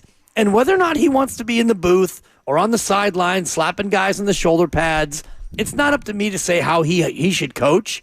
But that coaching call was atrocious, and that was the call that ultimately cost him the game. If you're playing Madden, that was atrocious. Like, Willard, why are you blitzing? All you got to do is let the Viking player with 16 seconds catch the ball, keep them in front of you, and it's over. You go to halftime. Why are you blitzing there? We saw Robert Saleh with the same unit without Hargrave parlay that into a job. We saw D'Amico Ryans with all that fire. Parlay that into a job. And why I'm mad, I'm upset at myself because I put this Niner defense to kick the crap out of the Cowboys on Sunday Night Football. This showed us last year just how dominant of a unit they are. All of a sudden, when I said, hey, Matthew Stafford and the Rams won the time of possession game, everybody went, no. They tumbled me and told me, oh, that's just because he was getting rid of the ball quick. Yeah. That's the only reason that happened. Nothing to see here.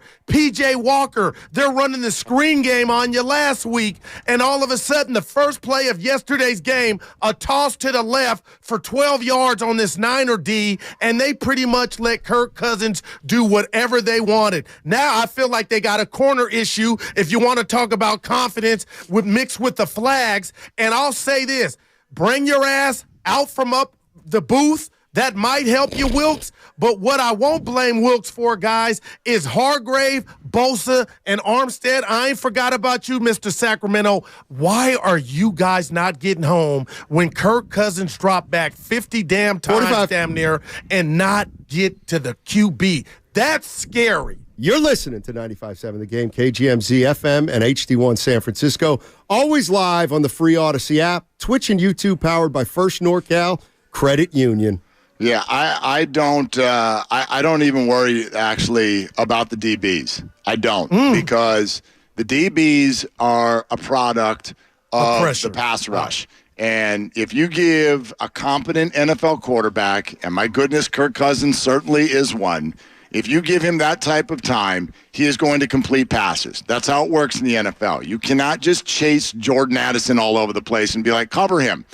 Just stop him from getting open for 4 or 5 seconds. That's stupid. That does not work in the NFL. So whatever the intricacies are of why this pass rush and this run defense, whatever the intricacies are of why they're not producing, needs to be figured out. It needs to be figured out fast, and it is the number one problem that the 49ers are facing. There's all kinds of stuff that comes out of last night that doesn't get brushed off. Jake Moody is a growing issue, and what Purdy did in the fourth quarter, here's the question I would have for the offense.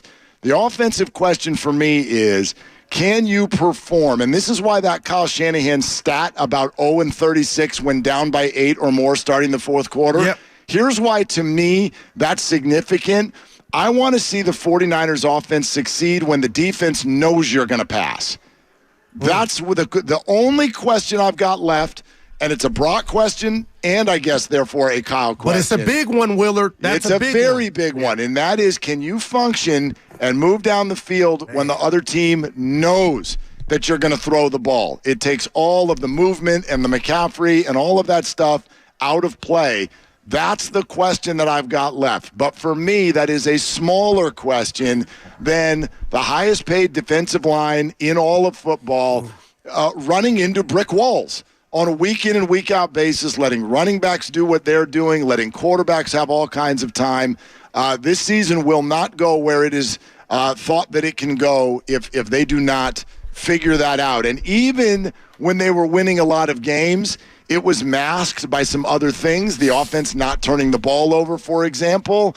But let's be real, they have not looked like we thought they were going to look the whole time. All 7 games. They've not quite been as dominant as we thought they would be. What? I got to disagree with you there. How so? Well, they humiliated Pittsburgh and they humiliated the Dallas Cowboys. Those are 2. Well, again, that's when you got a lead, and I would disagree that solely came from the defensive line. The defensive part of the ball that is playing well for the 49ers is their linebackers. I didn't realize you were talking specifically about the defensive I'm talking line. about the pass rush, right. yes. I'm talking specifically about Bosa, Armstead, Hargrave, now Randy Gregory, Farrell, anybody else that is on that list. That group is not producing, and we know from history, we remember the year they went to the Super Bowl, the way they went to the Super Bowl is by flipping their number of interceptions from 2 to about 20. And how did they do that? They got Nick Bosa, and they made quarterbacks uncomfortable, hurried them, forced them into bad decisions, and the same defensive backs who couldn't pick off a ball the year before, led the whole world in turnover margin. It all works from there. That's how this team is built. It is built for that pass rush to get home, and when it doesn't, they're going to lose football games. Man, right now, pressure-wise, in terms of percentage, they're almost exactly where they were last year. Last year, they were 11th in league in pressure percentage at 23%. This year, they're at about 23%, and they're 16th. But I think in terms of, meaningful pressure, last night was a time where you needed 1 or 2 really pressurized plays. Nick Bosa, Javon Hargrave, Randy Gregory, make something happen. Force Kirk Cousins into a mistake, and you didn't make him uncomfortable at all night, and therefore he picked you apart, and the linebackers did not have a good game. I don't know if Dre Greenlaw is still fighting back from his injury, but you were not tackling the way you normally do, and the Charvarius Mooney-Ward play at the end of the half, well, it was a 50-50 play, and the first time that happened, he actually took the ball away from Minnesota, and the second time he got clowned at the 40, and that cost you 6 points, and that one to me is on the defensive coordinator. You know what? Good points by all of you guys, but I'm going to say this because, I know Randy Gregory can ball. He's had some issues, but I'm wondering within the 49er ranks what they really thought of that D-line, the fact that they felt like without his salary, they were the highest paid D-line, but the fact that they thought they needed his help, get something for much of nothing. I get it. I understand it. But I'm looking at Bosa, and I don't want to give him – it's 7 weeks in, and nobody can mimic the NFL or preseason with him not playing. But when does that run out that he missed preseason? Because I'm watching him, guys. He's being blocked by one guy, and a couple times last night he was thrown to the left or thrown to the right. Okay, is this nothing or is this something? And I'm hearing you, Willard. I think it's something because Armstead got his money. And JD was not caping up for him, but he was telling us the last time he was on, Armstead, he did this and that. Well, he's not getting, it's down the line, no pun intended, they're not getting home, and this has the ingredients to get scary, especially with Cincinnati coming to town and that passing attack. I mean, look, Baldy said it this morning. I hope everybody was listening on the roast. Baldy was talking about it. He said Javon Hargrave is completely missing, and Bosa has become one-dimensional in terms of a bull rush type of a guy. That's somebody, for anybody who's watching or listening and wondering why we would come down the road of a defense that's sort of kept teams down in terms of the points per game so far this year. Watch the film. Watch the film and go deeper with your take because they were playing really largely bad offenses. And I would argue, actually, that even continued into last week against Cleveland. This one isn't. Kirk Cousins can move a football, and so can Matt Stafford, and both of them did. We don't know where that Rams game would have gone if the ball hadn't bounced off of Kyron Williams' hands and the 49ers got a gift interception and changed momentum in that football game. I know Dak Prescott and the Dallas Cowboys came in, and the 49ers absolutely, right? They had a very good game. But if you want to dive deeper into what the defensive line looks like in terms of the pressure they're creating, how many hits they're getting on the quarterback versus years past, it's not right. It just isn't the same.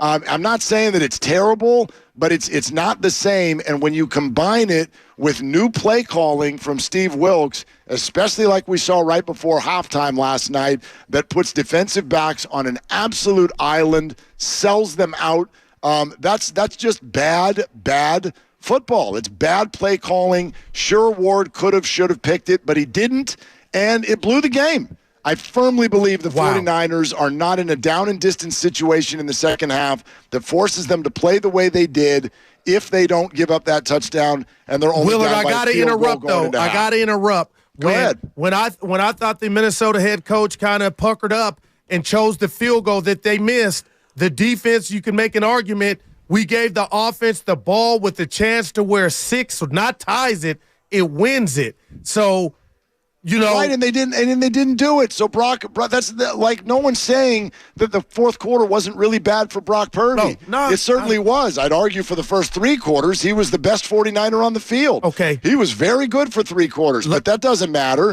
What matters is the fourth quarter, and as I said, it matters what you do when the defense knows you're going to throw the football. So that's a demerit. There's no question. But you're saying, it's interesting to me that people will go, well, no, had the D was win. the culprit. The D was right, the he culprit. had the chance to. Why is the offense even in that position? All right, but McCaffrey fumbles, Moody misses a field goal, and the defense, right before half, put them down by 9 points when they should have been down by 3. Let me tell you this. Well, this is what scares me about Wilks. Scares me. Sports scares me. If he were to get Robert Saleh on the phone and D'Amico Ryans, they would say, boy, you better hang this phone up. What you calling me for? You got the luxury of having Hargrave to go along. We didn't have that luxury. You better get off the phone. What do you need help with? That's why, guys, I think this is serious as to why they're not getting home when you added him to the line to go with Nick. Right. Right, and I think that there's a lot of pieces to this. One is the fact that Nick Bosa missed training camp, and John Lynch himself said you need 3 games to get sharp and you need to get ready. And, well, now he's played more than 3 games, and he's still not sharp, and he's still not affecting games. And you can miss me with the PFF grade and whatever they gave him last night. Right. And, he gets an 89. Well, he was a non-factor. And Javon Hargrave has had great games, but by and large, he has not been the game wrecker inside the interior of the defensive line that you've been looking for. And Eric Armstead's been solid, but he hasn't been flashy. They've had no real threat in terms of pass rush and in terms of game wreckers. And we all watch a ton of football each and every day on Sunday. And you look at guys like Myles Garrett, and he's a guy who is absolutely ruining games. You look at monsters around the league, and the Niners should have one of these monsters. Yeah, but they're not having their monster on defense have that kind of performance. And then you look at Brock Purdy, and he threw 2 interceptions in the final 6 minutes. And, yeah, Mark's right. He stood in. He made tough throws. If McCaffrey doesn't fumble, the scoreline looks different. But Brock Purdy had 2 cracks at it late in the game, deep in the fourth quarter, and he made 2 of his worst throws as a 49er, and that hurts. All right, guys. Well, listen, you have a great rest of the day out at Chase Center. Talk some Niners. You guys, I assume, are staying for the game. Did we ever hear the opinion about Kirk Cousins that you were right about? I was still wondering. I just was wondering. I didn't know if did we hear it? Oh, yeah. Or did we just move on? I can't remember. No, we heard it, and then we moved on. Okay, I didn't. I still can't remember what it was, but okay. Well, one thing, just remember this: I'm having a hell of a year, Willard. Well, it is always in the eye of the beholder. So if you're having a wonderful year, good for you. I'm happy for that. We're listening, guys. They're longtime friends. Let me tell you something real quick about Dibs that I'm sure not everybody knows. And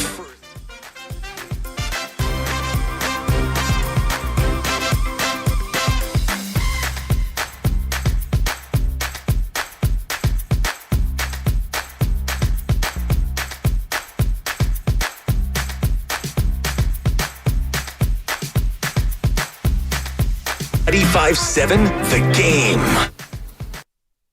he can just hurry off the microphone and run away. He knows that you and I are going to talk for 4 more hours, right? 3 hours and 48. And I just want to say this. Give me 15 seconds. You can have as much as you want. I want 15 on this because today is not about Major League Baseball. And what I say in the open was recorded 3 or 4 years ago about Major League Baseball, you stink. Let me change it, and you guys can edit this in. Major League Baseball, you rule. Game 7 tonight. Game 7 yesterday was awesome, and Bob Melvin's a Giant.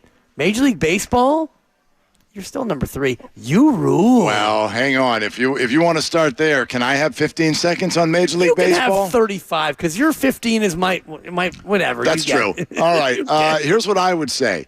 On what has turned out to be maybe one of the biggest days of the year in Bay Area sports. If I'm the San Francisco Giants, I don't know, I'm going to wait till tomorrow to announce that I have a new manager. Duh. I'm going to wait till tomorrow, not tuck it into 49er negative emotion, Kevin Durant arriving at Chase Center, first time to play in front of fans since he left, and the Warriors opening the season. But hey, what do I know about PR? Well, and you Go forgot. ahead. And you forgot about you coaching? Makes his debut. Exactly. Yeah. I don't know. Like, I actually think it's a good hire by the Giants, but for them to tuck it in on a day like today is absolutely wild to me. So maybe we'll get to it later, but let's be honest, probably not. See you tomorrow. Let's get into the San Francisco 49ers. Peter King's going to join us in an hour. We'll get his perspective on this whole thing. We've got a brand new ball game, man. 2 weeks ago, they sat there at 5-0. They could score 30 points, it seemed,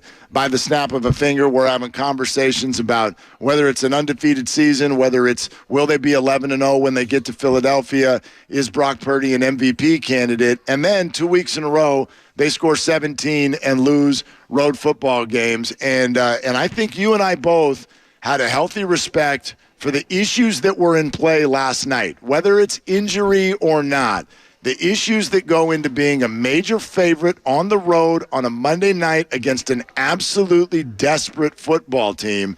And for me, here's one thing that is sort of aside from all the little things that we want to say today. Steve Wilks and Brock Purdy and whether it's Kyle Shanahan, Jake Moody, all of the things that you want to point to as to why the 49ers lost a game. And I want to bring up the fact that it got a little too comfy around here 2 weeks ago. And I'm not just talking about us, because who cares about us? Sure. I'm talking about them. I'm talking about F Dallas. I'm talking about, hey, Micah, if we see you again, it'll get even worse.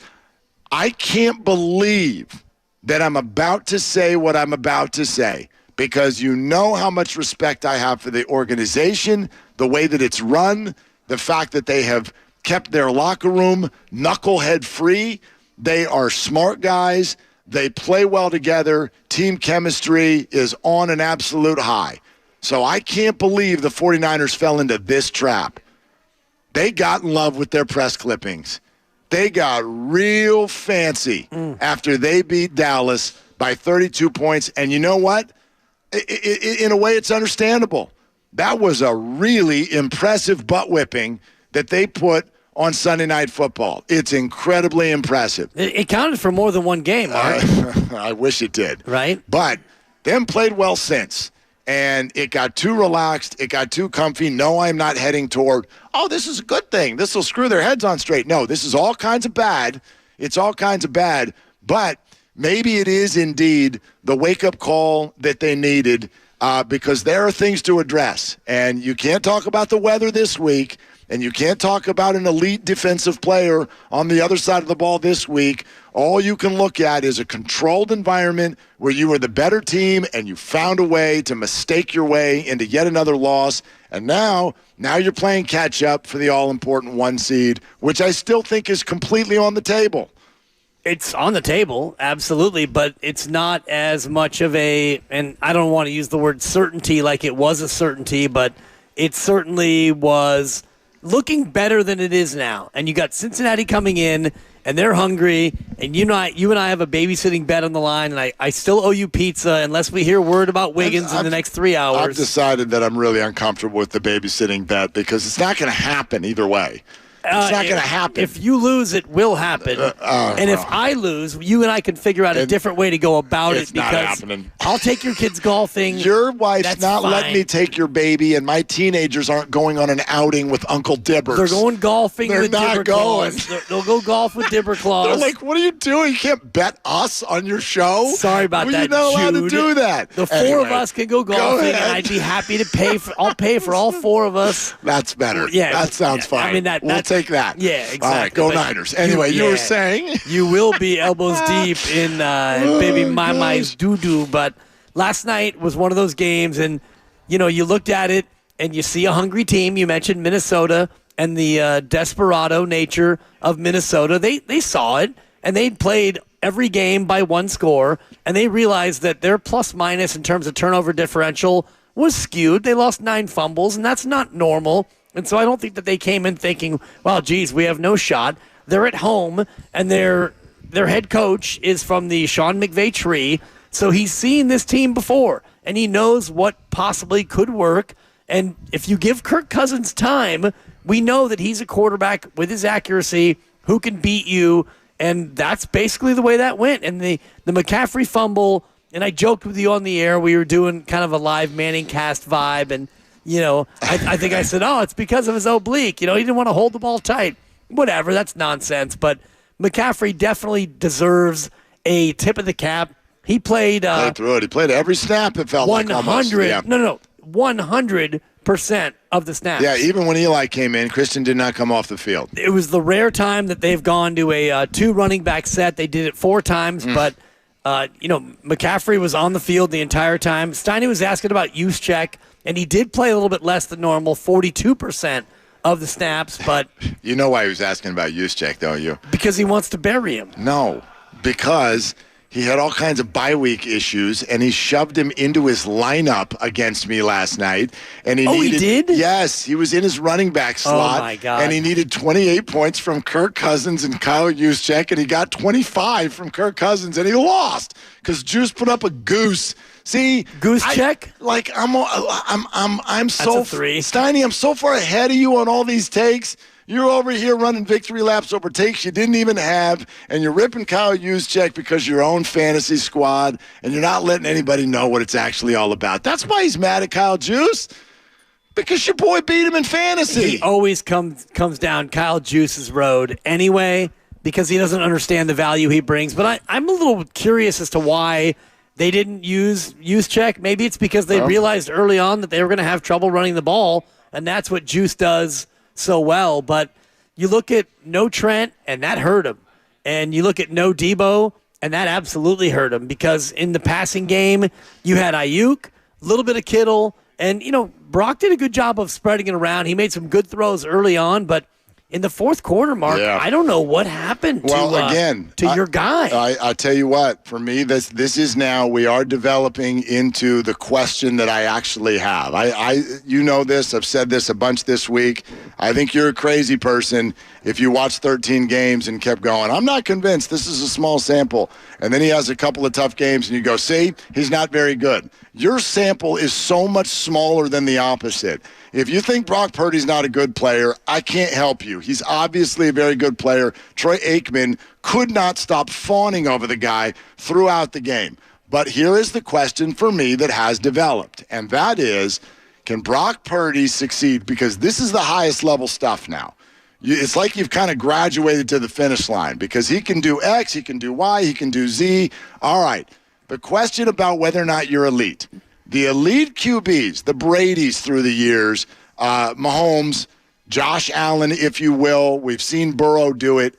Can you give them the ball in the fourth quarter when they're down and the other defense knows they're going to throw the ball, and can you still cut hot knife through butter and go down the field?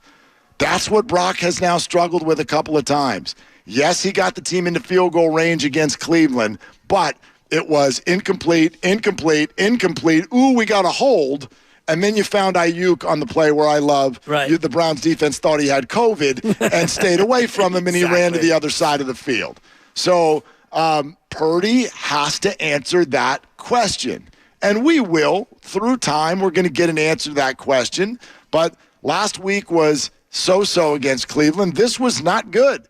This was not good to throw 2 interceptions in the fourth quarter, and that absolutely goes against him. But I look at game flow and situations, and I think that the 49ers have come out in both of these first quarters, and they're flying the ball right down the field. And what has stopped them? Against Cleveland, I guess you could say it was injuries. Was it weather? Was it Myles Garrett? Against the Vikings, it was a fumble. It was a missed field goal. And then it was a ridiculous blitz right before the half that had the 49ers sitting there down by 9 when they had no business being down by 9, and that changes the entire second half. It did. It changed it, and you come out and you get the ball to start the second half, and you immediately you get 1 first down, and then you wind up with a 4th and 25 at your own 21, and you have to punt it away. Not good. No, it's not good, and a lot of that was because of a fumble and Brock Purdy a little ineffective on that drive, and you get behind the sticks, and then you end up having to punt it away, and then the defense, softened up a little bit, and you gave up a field goal 19-7, and now you're chasing the game, and still you get the ball back in a chance, in a spot where you can win the game, and you get down to that 6-minute drill, the 4-minute drill, and that's where Brock Purdy, I think, really struggled. And I don't know if he'll look at the film today and realize that the throw that he made to Juwan Jennings is the kind of throw that kind of reeked of Jimmy Garoppolo a little bit. It was kind of a throw and hope. Juwan Jennings hadn't even really got out of his break, and he threw it it to a spot. Way to the spot. He threw it to a spot, and the receiver wasn't there. Yeah, the receiver was never going to get there, and that, to me, was the one that hurt. The second pick, end of the game, that's going to happen. There's 30 seconds left. You're in desperation mode. You're out of chances. timeouts. Yeah, you're trying to do anything you can. It's not to excuse it. A great quarterback is able to at least get them to the 20-yard line and take a couple shots at the end zone, but you're in a desperate situation where the Vikings can sit back and just cover the back of the field. You're absolutely right. If you want to point to the plays that lost the game, it's the first Purdy interception, and it is the play right before the half where Steve Wilks puts an all-out blitz in a situation where you positively cannot let the Vikings go over your head, and they did. And the McCaffrey fumble. That too. And they can overcome that, though. That's so early, and you're pinning a team at their own 10, and they go right down the field on you. But that, to me, Mark, is points. And what the Niners do better than almost anybody in the league is opening drive points. You do that. This is the first time I think that they haven't scored. It's the first time they fell behind. Like the first time the other team scored first all year. Right. So this is what you do. You go down off the script and stuff, and you score points on that opening drive, and you didn't. The Jake Moody miss needs to be put on the list of no doubt big time. And I know he made good with a 55-yarder later in the game, which was huge for him personally. But the early miss, the early fumble, the 2 picks, the ill-timed blitz, and ultimately, Minnesota was better than you. With all that said, I think we can all agree. Oh, it's over. The defense, the defense is doing things that I don't recognize this group anymore. Okay? Who are you? I know we ask a lot of them, but even go back to Cleveland. They got the lead. Brock went and got the lead in the fourth quarter. And then they handed the ball to P.J. Walker.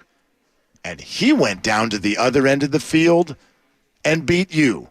Yes, Brock came back to win it again. Moody misses the kick. But do you recognize a 49er defense that allows P.J. Walker to go on a game-winning drive? Do you recognize a defense that after a McCaffrey fumble at the 10 allows the other team to go 90 yards hot knife through butter for a 7-0 lead? That's not something these 49er defenses do. But this year they are. And for me, that is the focus right now of all their problems. You can't stop P.J. Walker. You can. Everybody else does. We're sponsored by Lucky California, and we are at the team store getting ready for Warrior basketball tonight. So there's going to be time for that. Peter King joins us in 45 minutes. Got a lot of time for you as well. It's a What'd You Think Tuesday.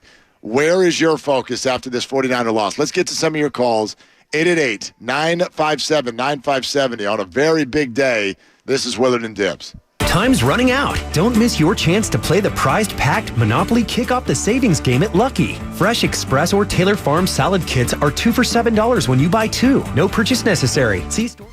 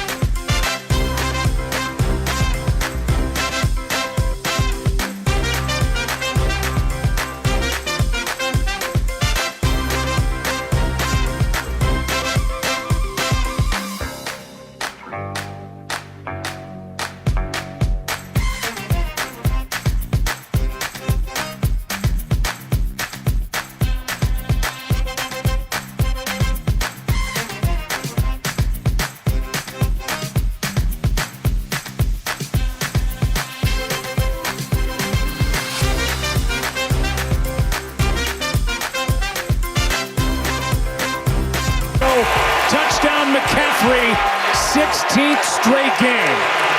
Now, back to Willard and Dibbs on 95.7 The Game.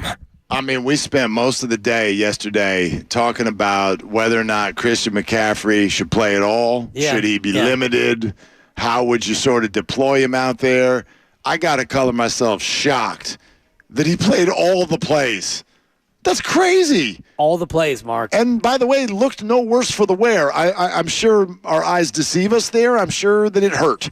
I'm sure it hurt like hell, but that was crazy.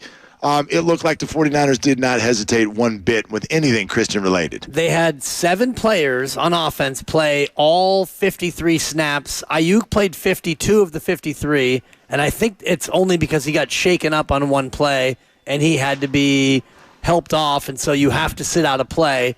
And other than that, you had Kittle play all but 2. They absolutely went for it with their level best. They played every single one of their best players as much as they possibly could, including Christian McCaffrey. And you're right, he looked no worse for the wear. The fumble was unfortunate. Fumbles happen when you carry the ball as much as he does. And, you know, his touchdown streak stays alive, so there's that. Yep, there is that. I mean, when they when he went flying down the right sideline, cut in between those two defenders, and got loose to make it 19-14, be honest, your feeling in that moment is that the 49ers are going to win the game or no? My feeling was go out of bounds and let's throw it to George Kittle. I got another bad beat for your boy fantasy-wise. And this is where fantasy football can really deny you of your true joy. It's starting to mess with me, to be honest with you. I'm starting to get frustrated with all the people around me. Steiny's over here with juice takes that are not genuine. You're telling me you want McCaffrey to go out of bounds. I'm dealing with my son during the game, hoping that Jordan Addison gets one more catch. I'm like, what are we doing? I thought we were 49er fans here. We are. Apparently not. We are, and I'll be honest, when they fell behind and it's, the 2-minute drill, I'm thinking, all right, can I get George Kittle 2 more catches for 28 yards so I can beat who the hell is John? But unfortunately, there was the first down throw. Yeah. Kittle goes, and Brock Purdy, not every throw to Kittle, but a couple of his worst throws. A little high. Were, hospital balls to George Kittle. Yeah, you got him hitting the so I was frustrated, but Christian McCaffrey, 2 more touchdowns, and yes, the fact that he was able to play, and I did say yesterday, and I said all along, if you're going to play him, then play him, darn it. And, well, they played him all right. They sure did. All 53 snaps. How many touches did he end up with? I didn't even track it. I did not track the I got the numbers right here. Yeah. He wound up with 15 carries and 3 catches. Okay, so 18. So 18, which is a little bit less than his average. But it also felt like a time of possession issue, too. The 49ers just didn't have the ball very much. That, and they cannot, and this is something that we need to address. Maybe right here is a good time to do it, and I know we got a bunch of people who want to talk. Yeah, we'll go to the calls here. 9570, but this team, they can't run the football. Is it because Trent is out? 15 carries for 45 for McCaffrey. Brock went 5 of 19, but 17 of that was on... And we need to put some respect on Brock Purdy's That was quicks. great. That was a great play. And that was a great scramble. It was a quick 3-yard burst to get around the corner, and then it's like, look at Brock Purdy. He's got loose. Purdy, legs, yardage, first down. It is funny. That's my Joe Buck. And not bad. It's got a little Summerall in it, it's too. It's a caricature because he doesn't do it quite like that, but he is big on economy of words. Yeah, it is interesting that the 49ers went fishing for athleticism in their quarterback at the top of the draft. And instead found it a year later at the bottom of the draft. No, he's not a running quarterback, but for my money, for my taste, he's got plenty of ability with his legs. Yeah. He can move. We out here trying to function. Exactly. He's got that functional speed, and that was a great example where he gets around the edge rusher, and he's got daylight, and he goes right as far as he needs to. And then the last little hold the ball out, extra 1 yard, little flourish, little icing on the cake. I do have that question at the end.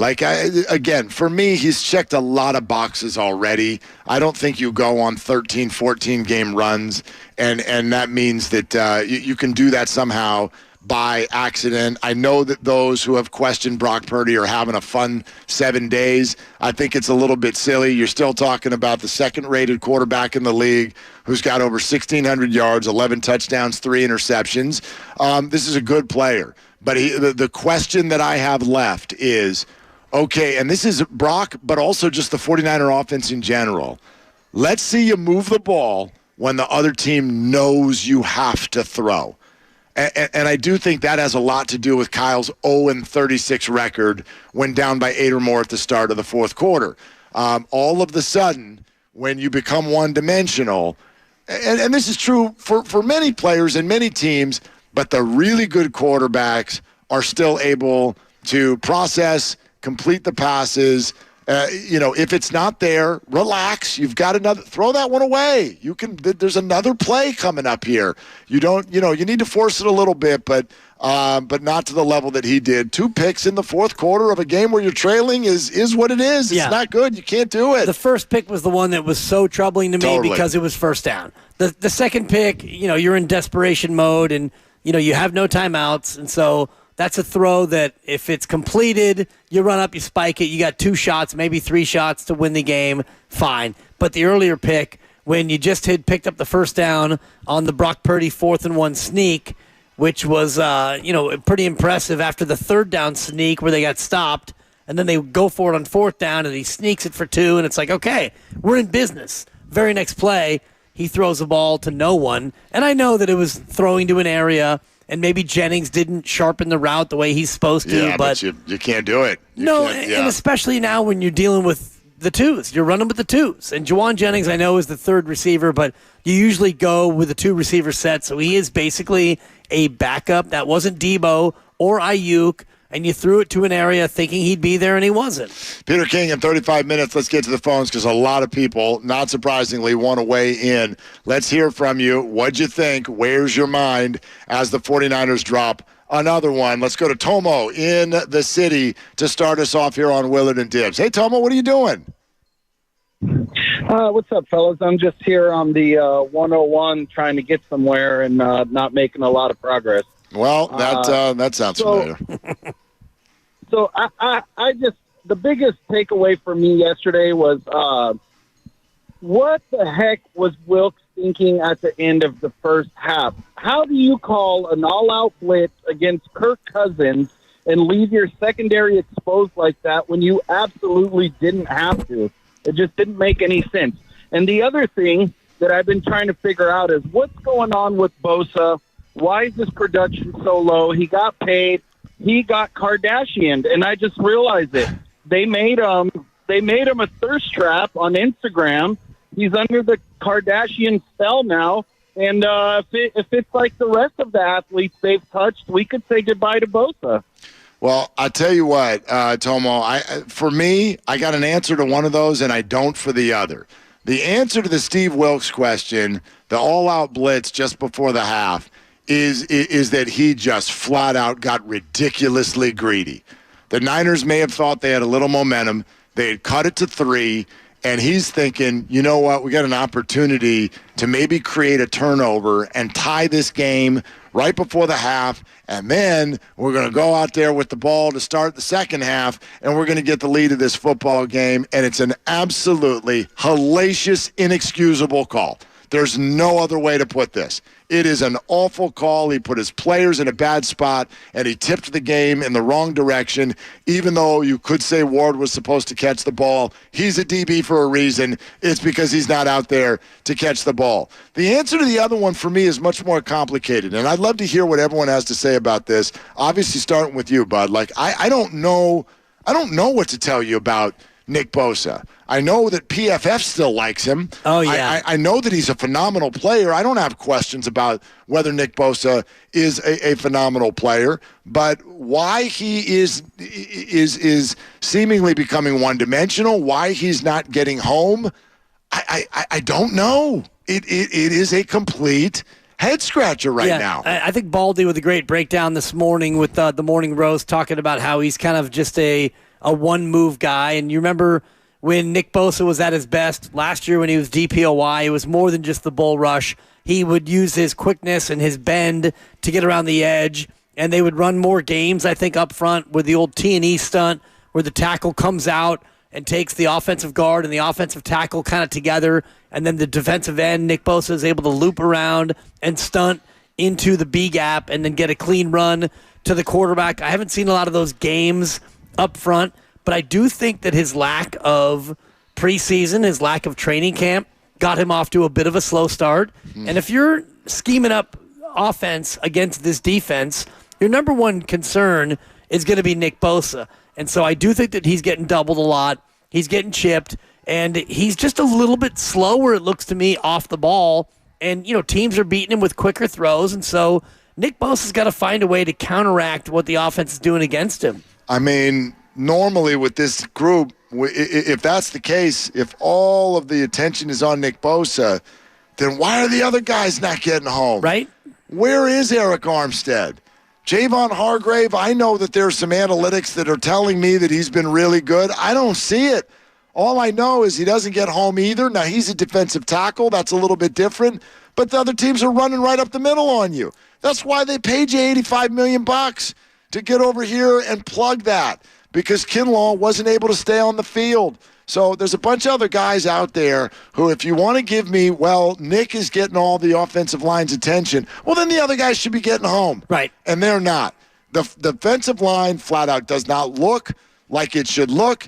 And as a fan, all I can do coming out of last night is get real curious when Nick Bosa himself goes to the microphone and says, well, we're blitzing a lot more, and that's not very normal for me. If that's what you're going to say, it's a 3. It's still in progress. I know. It's even harder on remote. Anyway, the microphones are different. Anyway, point is, if he's going to say in a public setting, the defense is different this year, and it has me a little out of my comfort zone. I know some people will go, you know what, for $100 bajillion, get in your damn comfort zone. Yeah. You should be able to play anyway. And that's a fair thought. But it does make me very curious when you have a new DC and he's calling all kinds of different stuff and the defense is suddenly working at a lesser level than it did before. Third DC in 3 years, and I will allow that to a certain extent, but if you're Nick Bosa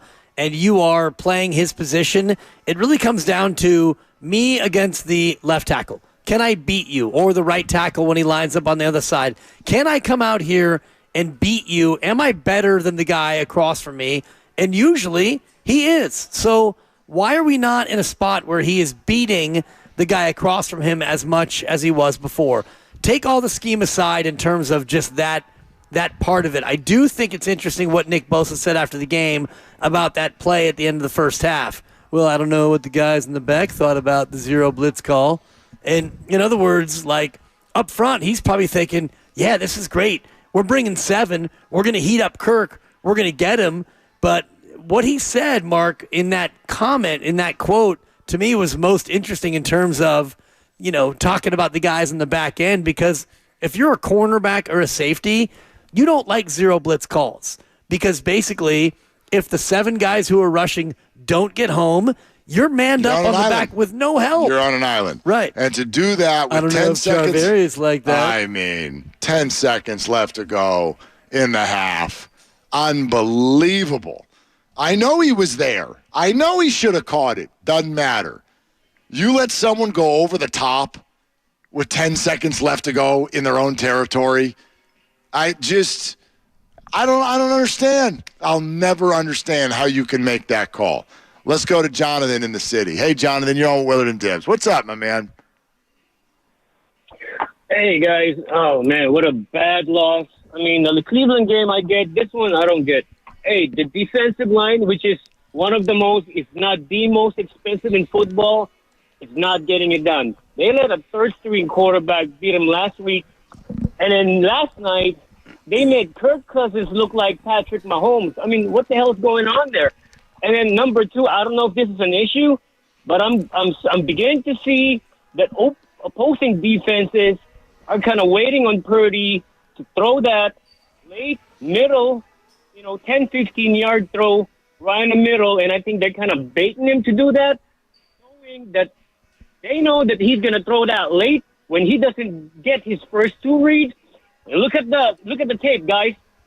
Those 3 interceptions were all the same kind of throws and all kind of same defenses. I'm actually going to disagree with you on that one, Jonathan. I don't think they're the same kinds of throws at all. I think the one in Cleveland, he just threw behind his receiver.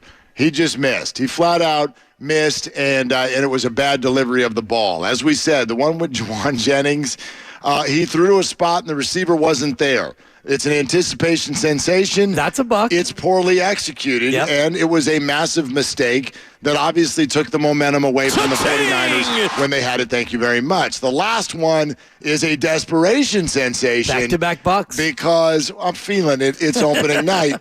It's a desperation sensation because obviously you got 30 seconds left to go. You're trying to win a football game. I want people to think this way with regard to Brock Purdy. It's why I want to focus my question about Brock. For me, it is about what can you do when the defense knows you're going to throw, when the offense has to become one-dimensional. Because outside of that, Dibbs, he actually did not play a poor game. He had a very poor fourth quarter, and he made 2 throws that ended up preventing the 49ers from winning, and that's bad. So that means it's not a good game. Yeah. But for me, that does not mean, the defense has found some sort of a key and they're sitting back on Brock. No, for 3 quarters, he had a great percentage. He was throwing dimes. He was moving in a couple of bad plays, a couple of missed throws, like every quarterback does. Right. He was fine for the first 3 quarters. The fourth quarter for me is the only issue I got with Brock. He had 21 of 30 on the game for 272.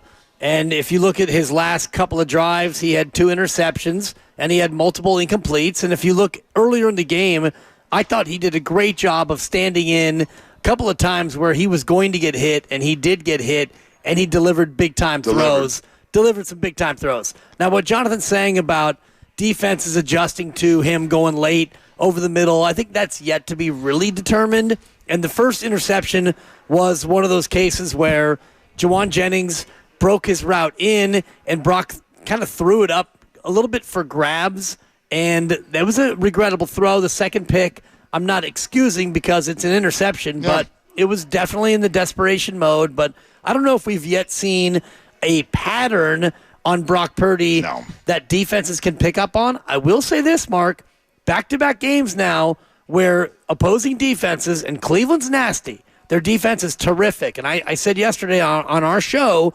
Minnesota's got a good run D.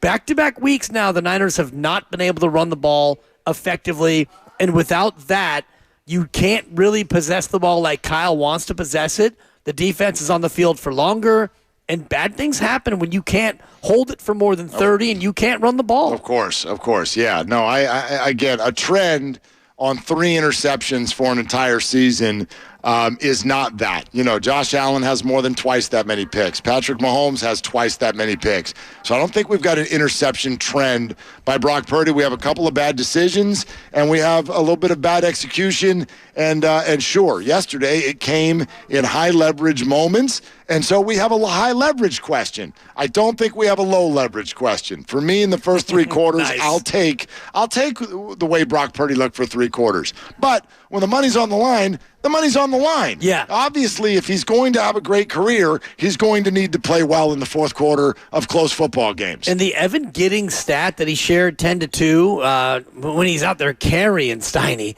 quite frankly. Someone's got to. Shanahan 0-36 when he's got a team down by 8 or more points in the fourth quarter. 0-36, Mark? No, that's why I think there's a fair question. 0-36? That's what we're talking about. Last time for effect. No. Sorry. You want one more? Mark, they're 0-36? Like Ocean's 11. I think we need one more. I mean, yeah. That ain't good, right? No, it's not good. And so that's where my head is. The question being, what is Kyle Shanahan's offense, which it's all based on movement and it's based on ingenuity and all that. So what happens when the ingenuity leaves town? In other words, the defense is sitting there going, you're going to throw it, aren't you? You're going to throw it 20 yards, aren't you? Because you have to. Right. And no more double jet motion, sweet motion. And then you can't function. Gun run and all the rest of it. Yeah, then you can't function Right. nearly as well. How about, is it Nermeen? Nermeen in Georgia. Hey, you're on with Willard and Dibbs. What's up? Hey, guys, it's Nerman. How's it going? Nerman, sorry about that, Nerman. What's happening? Hello, Nerman. No worries. So I want to give you all just my perspective. I played D-line on the high school and collegiate level and then coached on the high school level. When I'm looking at Bosa, he doesn't have a great get-off. So his hand strike and his ability to disengage is just not there. He has a good strike, but he just doesn't win enough. He doesn't get off. And I see the same thing with Eric Armstead. These guys, they don't disengage well. If you can't get off the block, run or pass, then how are you going to get some kind of burst to the quarterback? It's just really disappointing. I think O-lines are catching on what they want to do in their moves, and it's like, hey, man, you got to just simply get off. It's not scheme. It's not any more simple than striking the guy and having your move to get off and then your burst to the quarterback. That's the most disappointing thing to me is just D-line. Norman, can I ask you a question? If that's your sort of assessment of Nick Bosa, has it always been, or are you just talking about this year? I would say he's more this year, but he's never been a guy. When I watch the game as like a fan and a coach, he's never been a guy that's just amazed me with his quickness as far as his hand movement. And he has some move. I'm not saying that. Obviously, I'm grading him as a DPOY, but like Brian Burns, he's a great get-off. He's got quick hands. Nick is just not really – that's not his style, nor is it Eric's.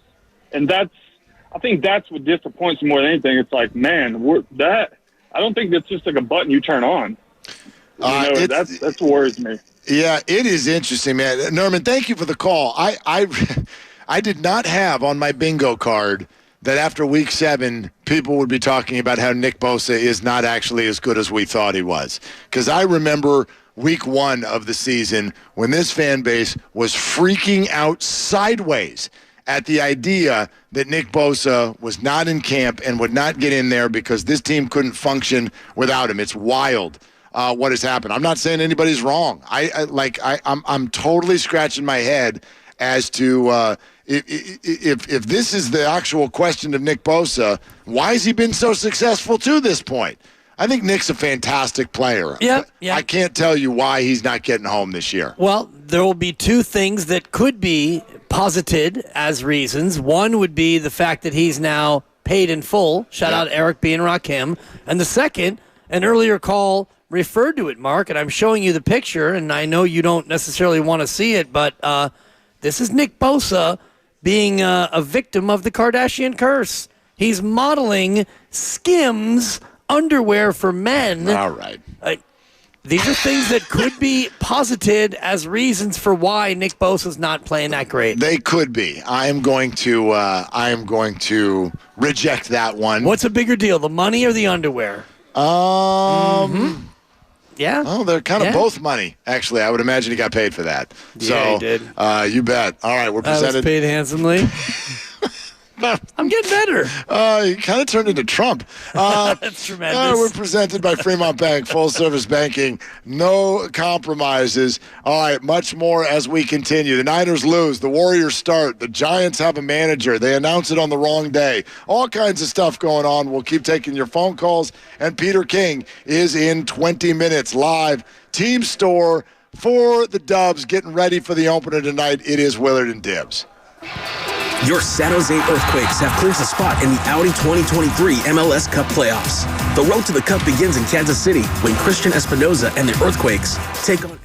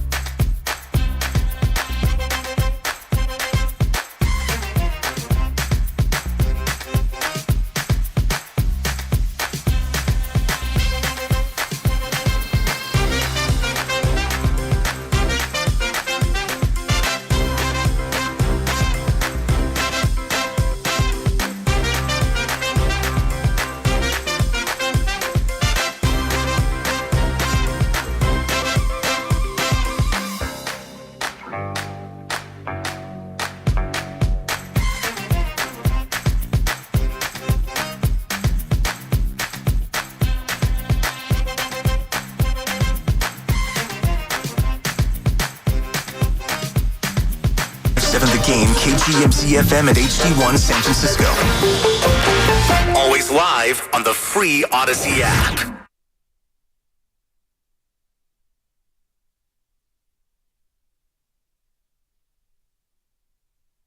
Third down and 6. Blitz off the edge. Cousins throws, and it's taken away by Addison for the touchdown. He and Charvarius Ward fighting for the ball, and this time Addison takes it for the score. Now, back to to Willard and Dibs on 95.7 The Game. Sick to my stomach, man. Oh, God. I got to be honest with you. Good to see you, JD. Welcome back. JD will be with you later on here on 95.7 The Game. The man was in Minnesota last night. Now he's standing in front of us. Pretty good stuff. All around the world, the same song. Yeah. But I'm telling you what, just absolutely sick to my stomach. That's right. Arrow pointed up. The Warriors will be 1-0 in a few hours, young fella. Let's go, young fella. All right, but anyway, we're at the team store at Chase Center getting ready for tonight. Maybe things will go a little bit better. Last night was gross. I mean, that play that you just heard, I got to be honest with you, this is one of I went to the kitchen. You had to walk it off? No, before it happened. Oh, geez. This is not a play that happens in the NFL. When you've got the ball in your own territory with 10 seconds left to go, it's sort of a fait accompli. It's like, oh, they're going to mess around a little bit. Right. They'll play it safe. They're going to either run the ball, they'll throw it out of bounds. No one's going to do anything stupid here. So I went to the fridge, and I hear a yelp from the lovely Christy. Oh, no! Oh, wow. So I wheeled and turned my head, and Addison was already running into the end zone. Oh, God. And I go, you people, what the hell just happened? Right? How on earth would there be a situation where somebody gets over the top against the 49ers, and then, of course, you see the highlight, and you do for a moment, you're like, come on, Charvarius, but at the same time, no doubt in my mind, no way, no how, no blame, goes to Charvarius Ward. The guy didn't catch the ball, and yes, players need to make plays. You do not put your players and your team in that position. And so we can talk about Moody, we can talk about Brock, you can talk about Bosa, you can talk about Hargrave. At the end of it, it's like a blame pie, and you got to pick who gets the biggest piece. And by far and away for me, Steve Wilks gets the biggest piece. That play lost them the football game. Yeah, I mean, you could say that. I don't know if it. Yes, I don't know if it lost them the football game, but you gave Minnesota a great opportunity to get 6 points because they didn't convert the PAT. Which, kickers happen. Kicks happen is the old expression. Brett Maher got released. Yeah, he did. And I heard earlier some scuttlebutt about, hey, maybe the Niners want. No. I got 99 problems, and the kicker is one. Oh, my God. And, you don't need another problem kicker to come in and replace your problem kicker.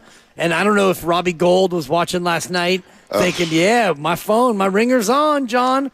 But I don't know if that play cost them the game or not. That to me feels a little too dramatic in a first half play, but we can all agree that calling a 0 blitz, sending 7 after a quarterback who's on his own 40 with 10 seconds left, it's risk reward, but the only reward is what, you force a fumble and you recover it and then you kick a field goal or you get a pick 6. There really is no reward in that sequence to risk it. Like the old expression, risk it for the biscuit. There's no biscuit there. No. Not even a cracker, It's almost Coach. like if they get a sack fumble, then it pays off. But what are the chances? Like, even if you get home, likelihood is Kirk is just going to tuck it and fall. I mean, just a very, very odd call, and you could tell Kyle Shanahan was bugged by it after the game. I don't know if you all heard his answer, but he essentially was like, someone said, hey, were you okay with that play call? And he goes, well, this is one of those things that we'll discuss throughout the week, but I know I didn't like the result. Right. I mean, that tells you all you need to know. Kyle did everything he could to prevent his words from being, I hated the call. I don't know what the hell he was doing out there. All right, Peter King coming up in less than 10 minutes. How about George in Little Rock here on Willard and Dibs? Hey, George, what's up? All right, let's go to JT in San Jose. Hey, JT, what's up with you? Hey, not too bad, guys. Enjoy the show. I was looking at the run game. It's getting kind of hard when he keeps throwing Mitch out there. What's the deal with that? We already know he's not going to be able to do anything productive for us. And Price has been showing that he's got plenty of game. And, we have a couple other running backs that are hungry. The running game's where it's at. McCaffrey's been hurt. He's been doing the best that he can with his abilities. But, injuries are injuries. That's been quite troubling for us. I don't know what's going on with Eli Mitchell. I will say that it does not look. I mean, what did he get? 1 carry last night. It does not look like there's a whole lot of space. If Mitchell were just not finding holes that were there, that would be a different story. Obviously, he is not getting a whole lot of chances, and those that he's getting, it doesn't look like there's a lot there. But I understand where people are coming from. When Jordan Mason goes in there, it looks better than when Eli Mitchell goes in there. There's no questioning that right now. I know Kyle loves his veteran presence, and but even when Jordan Mason, quote, goes in there, you realize that Jordan Mason last night didn't, quote, go in there. And we do know this about Kyle Shanahan. If he doesn't have faith in you, you're not playing. And this is where he and Steve Kerr, I think, are simpatico in terms of, like, Steve Kerr didn't play Jonathan Kuminga last year in the playoffs because he had lost faith in Jonathan Kuminga in that moment. Jordan Mason last night played a grand total of 0 snaps on offense. And Eli Mitchell played, I believe the number was 4 snaps. And on those 4 snaps, McCaffrey was out there as well. So right now, he was not even of a mindset of, we're going to give Christian a series off and go to Jordan Mason. For whatever reason, no Mason and just a tiny bit of Eli Mitchell. And when Mitchell's been in there, he's totally ineffective, Mark. This run game's in I don't know if, do you prefer shambles or disarray?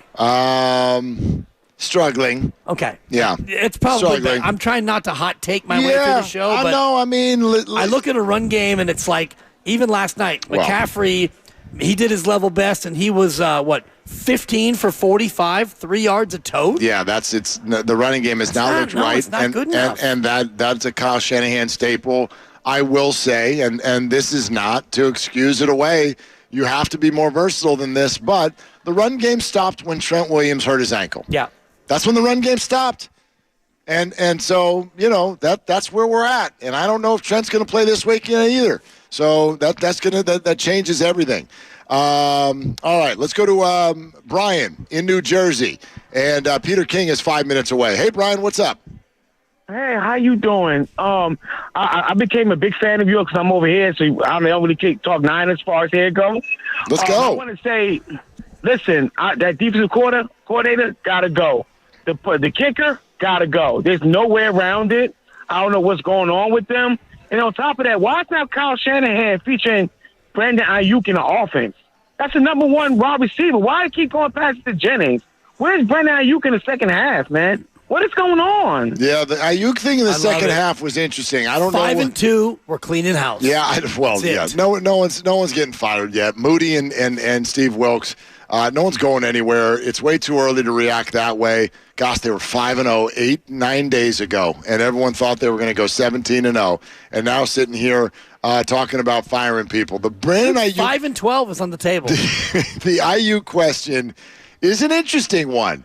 And I don't know if Minnesota did something to take him away or where that went, because he was absolutely crushing it in the first half of the game, and then he disappeared. Right, and you had a little bit of George Kittle, and Juwan Jennings had the 5 catches, Ray with a couple, but by and large, without Brandon Ayuk and without Deebo Samuel on the ground game, McCaffrey was limited there. And Minnesota was able to tee off on Brock. They sacked him once, but they contained the offense completely. Next time the Niners play, don't miss the kickoff show. Sunday, Larry Krueger, Lorenzo Neal, live 2 hours before the start of the game. Join us at the Hilton Santa Clara for delicious food, drinks, best pregame show in the Bay Area, presented by Habas Law. You've been wronged? Habas Law will fight to make it right. Call 1-800-INJURED or visit habaslaw.com.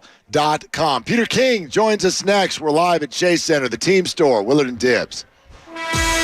The Goodman Eye Center is the proud sponsor of Eye on the Stats. The Dubs are looking to start the season off strong, and you could start the season off strong with 20/20 vision from Goodman.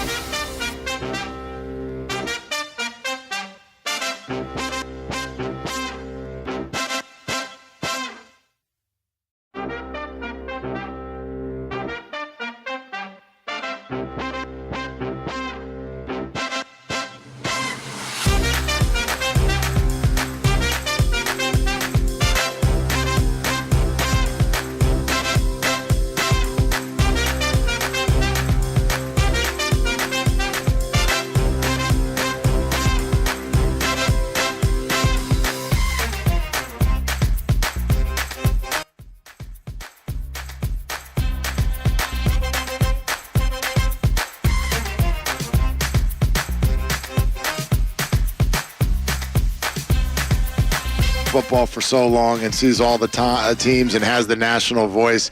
So it's sometimes a little bit of a calming force when the emotion after a loss like that is still raging the next day, and his voice can come in and be like, oh, dude, here's what's going on, and here's what we're seeing, here's what's happening in the locker room.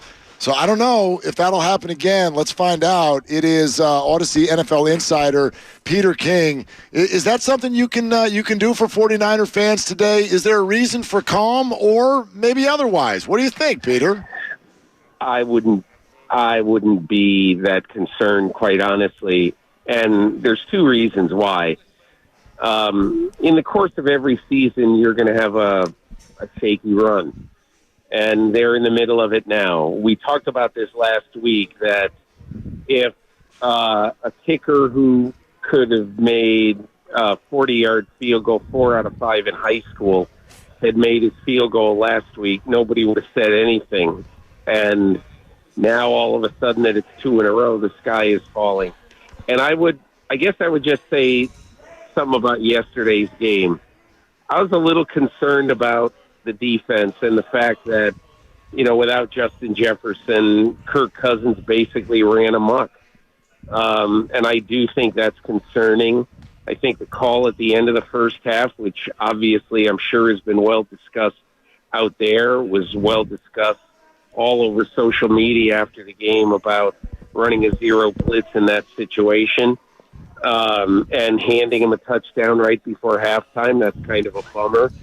But I also think that if you're going to play a game without 2 of your best 10 players, maybe 2 of your best 5 or 6 players, Trent Williams at left tackle and Deebo Samuel at wide receiver, if you're going to play the game where you really kind of need to score some points, and you're going to need to score some points to win, and those guys are gone and your quarterback is kind of running for his life more than usual, it's going to be hard to win a game. And so that's why, in my opinion, there are some times when you should be really, really concerned, and there are some times when you should say, this loss is understandable. And I think that loss was understandable, although I do think that Brock Purdy, probably for the 3.5-hour flight back home last night, had to be absolutely kicking himself. He had plenty of time at the end of the game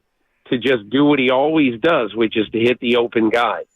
And what he tried to do on that last throw, from my eyes, is he tried to force it into a guy in a very small window where there was too many guys with the other jerseys on in coverage. So I think he probably learned something from that.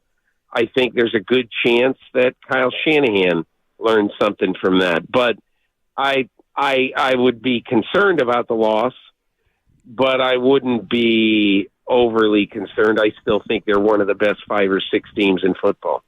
And that's sort of a growing pains thing for Brock Purdy, and we can look at that and perhaps excuse it. But, Peter, I look at 452 yards of total offense by Minnesota and a pass rush that generated 0 sacks, and that's where I look at my concern for the most part. Yeah. What do you see from this defense, Peter, that's fallen short of the bar that they've been set?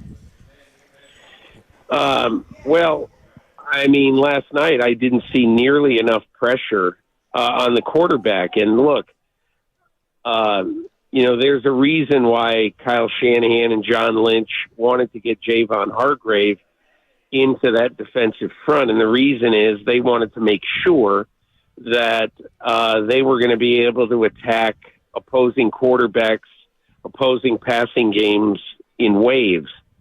And it just wasn't there last night. And, you'd have to look almost at individual plays, play by play, to figure out why it wasn't there. But, to me, the damning thing is you're playing a team without the best wide receiver in football. And even though I think it's an overstatement to say they went up and down the field on them, were able to do far too much on offense than you should be able to do on a 49er defense.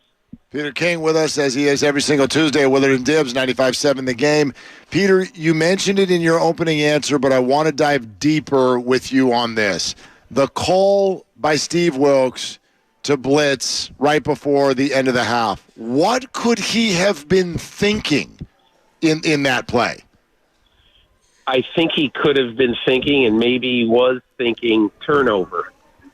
But to me, it's way too risky. It's just way, way too risky. And I'm sure that he looks at it now, and saying, I'm positive that Steve Wilks is saying that call was a huge mistake. I got greedy. Because maybe he's thinking we turn him over here and we could at least get a field goal before halftime. But the chances of doing a strip sack, recovering the ball, it's not worth it.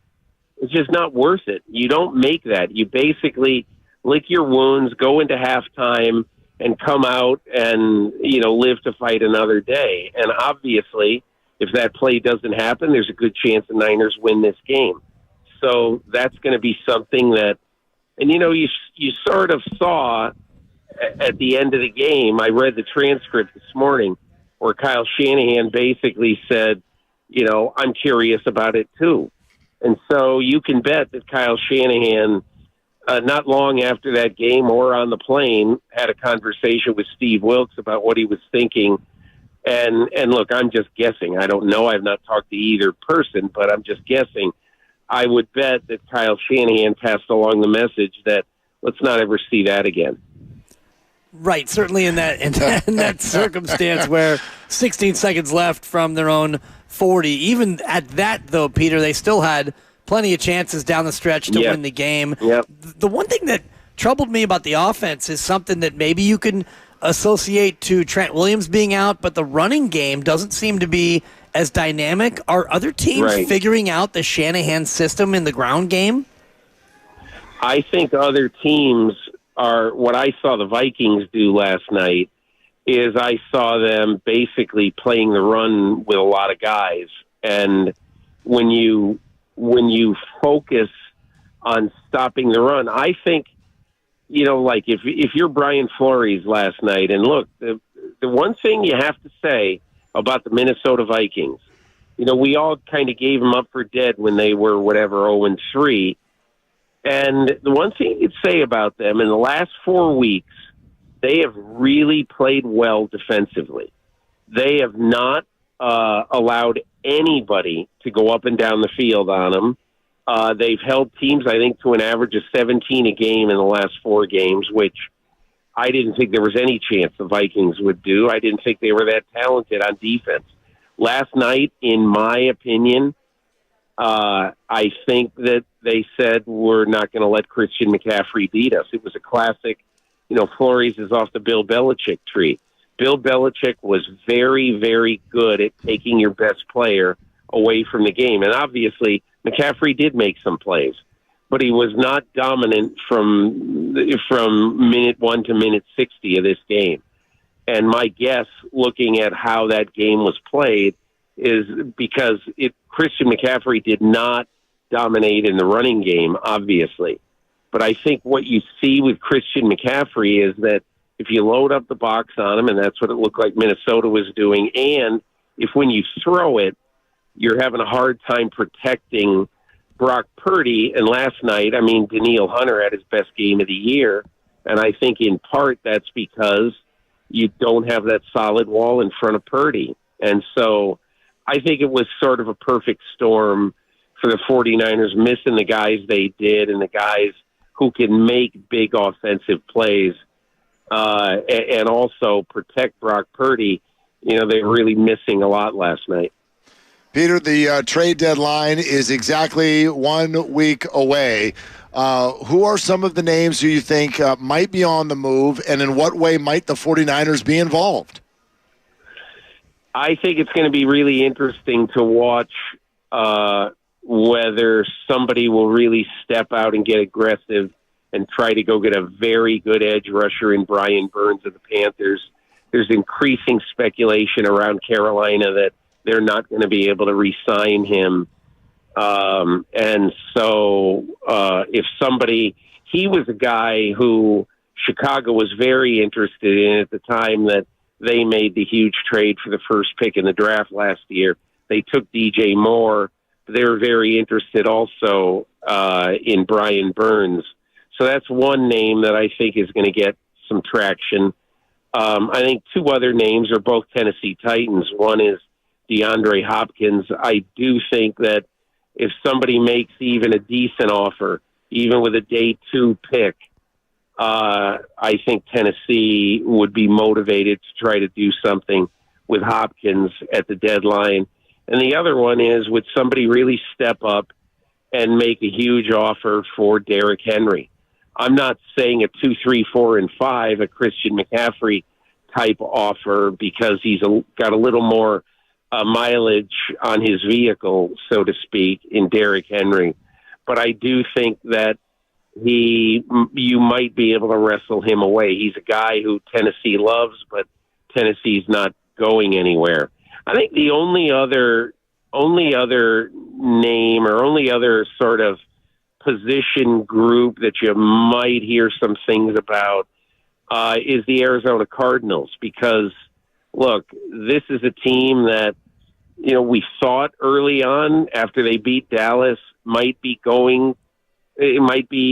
not contending this year, but might be really a much better team than we thought. But it turns out they aren't.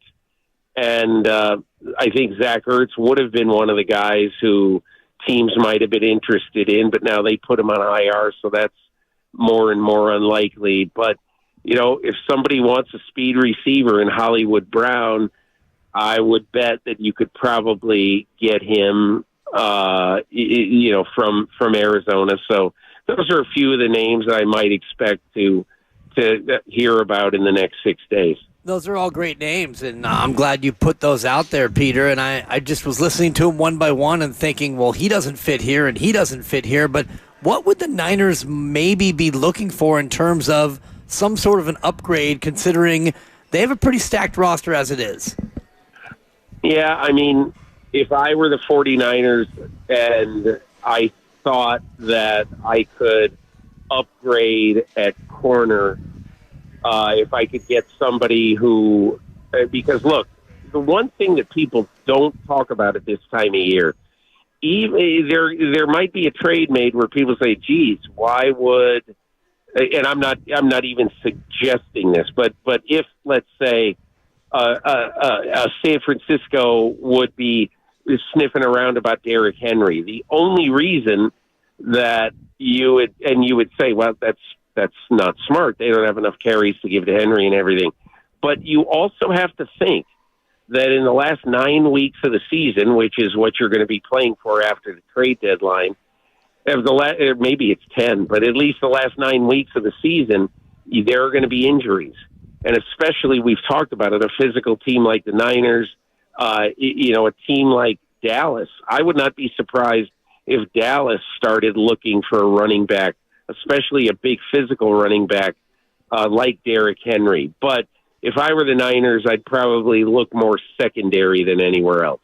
Yeah, that makes a whole lot of sense. Peter King with us, as always, on Tuesdays here on Willard and Dibs, 95.7 The Game. Peter, let's get to Brock Purdy. We know the questions are there every week, and people have been working their way through small sample size, draftism, as we've talked about. What about this? Did something become a little bit more clear last night? My question about Purdy is, what kind of success can he have when the defense knows he's going to throw? And maybe that's the question for Kyle Shanahan, too, with the 0-36 record when trailing by 8 entering the fourth quarter. What do you think? Is that a more focused and fair question about what Brock Purdy can and can't do? Well, the first thing I would say is I think the game was affected a lot by the protection, which was not vintage, and by the loss of Trent Williams. The game obviously was affected by not having the impact, of Deebo Samuel. But having said that, I don't like the throw that Brock Purdy made at the end of the game. I think, and I didn't look it up at the time, but I said, man, my first impression was they had plenty of time. Why are you forcing the ball downfield like that? And I'm not saying go total dink and dunk, maybe you take a chance downfield, but you have to take a chance where only your guy can get it. And you know what's interesting? Brock Purdy has not been making those types of throws. So that's why I tend to think, well, that's an outlier. I'm not going to sit here and say, awful throw, that proves that Purdy is suspect. I don't do that. I think that Purdy probably thought that he could fit a ball in a place that he really couldn't. I thought he made some very good throws last night, some good downfield and very good sideline throws last night. But at the end of the day, and I'm not sure you can look at that game and say, we found out something about Purdy. Any quarterback who gets pressure like that, I mean, like, I don't know how anybody judges Daniel Jones right now. It's impossible. If you don't like him, that's one thing. If you come into this season thinking he can't do it, well, that's been reinforced this year, but it's only been reinforced because in the first 5 games of the season, he got hit 82 times and sacked 28. Wow. And so how is anybody going to be able to survive and play well when, you don't have a chance? And so I'm not saying Brock Purdy didn't have a chance. He had a chance at the end. And, I think the one thing that I'm sure Kyle Shanahan will tell him when they're looking back at this game, the one thing is going to be, hey, listen, when you got 40 seconds, you don't need to take it all in one bite. We have timeouts or no timeouts. We have plenty of ways to stop the clock. Throw the ball in the middle of the field and go clock it. But that was a mistake that I think I'd call it highly uncharacteristic for Brock Purdy in his first year plus in the NFL, and I would expect that we don't see that again. Yeah, Niner fans would hope you don't see it as soon as this Sunday, and I wonder, Peter, if Brock isn't somehow and somewhat of a victim of the Kyle Shanahan system because they don't do a lot of 3 wide and 4 wide receiver sets. Yeah. So when you get into that catch-up mode, are they more hamstrung than other teams just based on system? No, because I think that Brock Purdy, for much of his career as a college and pro football quarterback, has been in the mode of, I don't have every advantage. Like, I don't have the arm strength that some guys have. I have to rely on especially intermediate accuracy. So, and I always think, look, the thing people will say about the Shanahan offense is that, look, any good offensive designer and offensive play caller should say what I'm about to say. But the reputation with people who've played for Kyle Shanahan is that on every play that is called, you are going to have the ability to find somebody at some point in that play who's open. And I don't know if you guys, I was listening for the first half to Peyton and Eli talking about the game. And at one point, and I wrote it down, I don't have it right with me, but I wrote it down, and Manning said he throws that dagger route, that route where you go upfield and you basically turn around almost and cut in a little bit. Okay, he said he throws that route as good as anybody, and he talked about how he threw that route before, and I forget who it was, but he threw that route. It might have been Kittle, I forget. Threw that route before the receiver turned around, and his point was that is the only way that you can have long-term success in the NFL. It's how Brady succeeded for years. I bet a quarter of the throws he made in his life to receivers and tight ends were made before the guy turned around looking for the ball. And so the timing is absolutely crucial. And so I still would have enough faith in Brock Purdy, and he's going to have plenty of chances to make throws and to win games. I just think last night, and again, look, I'm not absolving him because, as we said, that last throw was a bad decision by him. However, you're not used to the 49ers getting handled on the defensive side of the ball. And Kirk Cousins made a lot of plays on that defense. And I think that defense simply has to get more pressure in a game where you're trying to compensate for the losses of Trent Williams and Deebo Samuel. Okay, Peter, that's the point. And so before you go, can we dive deeper on that? The 49ers have the highest paid player in the history of defense sitting there rushing the passer. There's Armstead, there's Hargrave, there's more. Only the New York Giants, the Rams, the Jags, Texans, and Bears have a worse sack rate than that group this year. So we can say they need to get better, but my question is, why aren't they? What is going on there? I have one pet theory, and that is that I think that teams maybe more than they have in the past, but I noticed it last night. There was a great clip where T.J. Hawkinson went up the seam and he caught like an 18-yard dart from Kirk Cousins.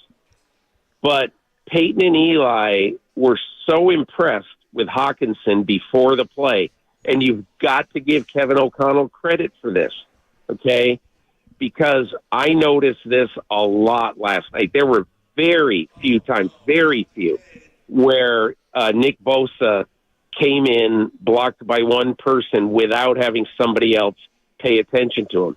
And the reason I brought up the Hawkinson play is that he chipped him very nicely on that play. He didn't jolt him.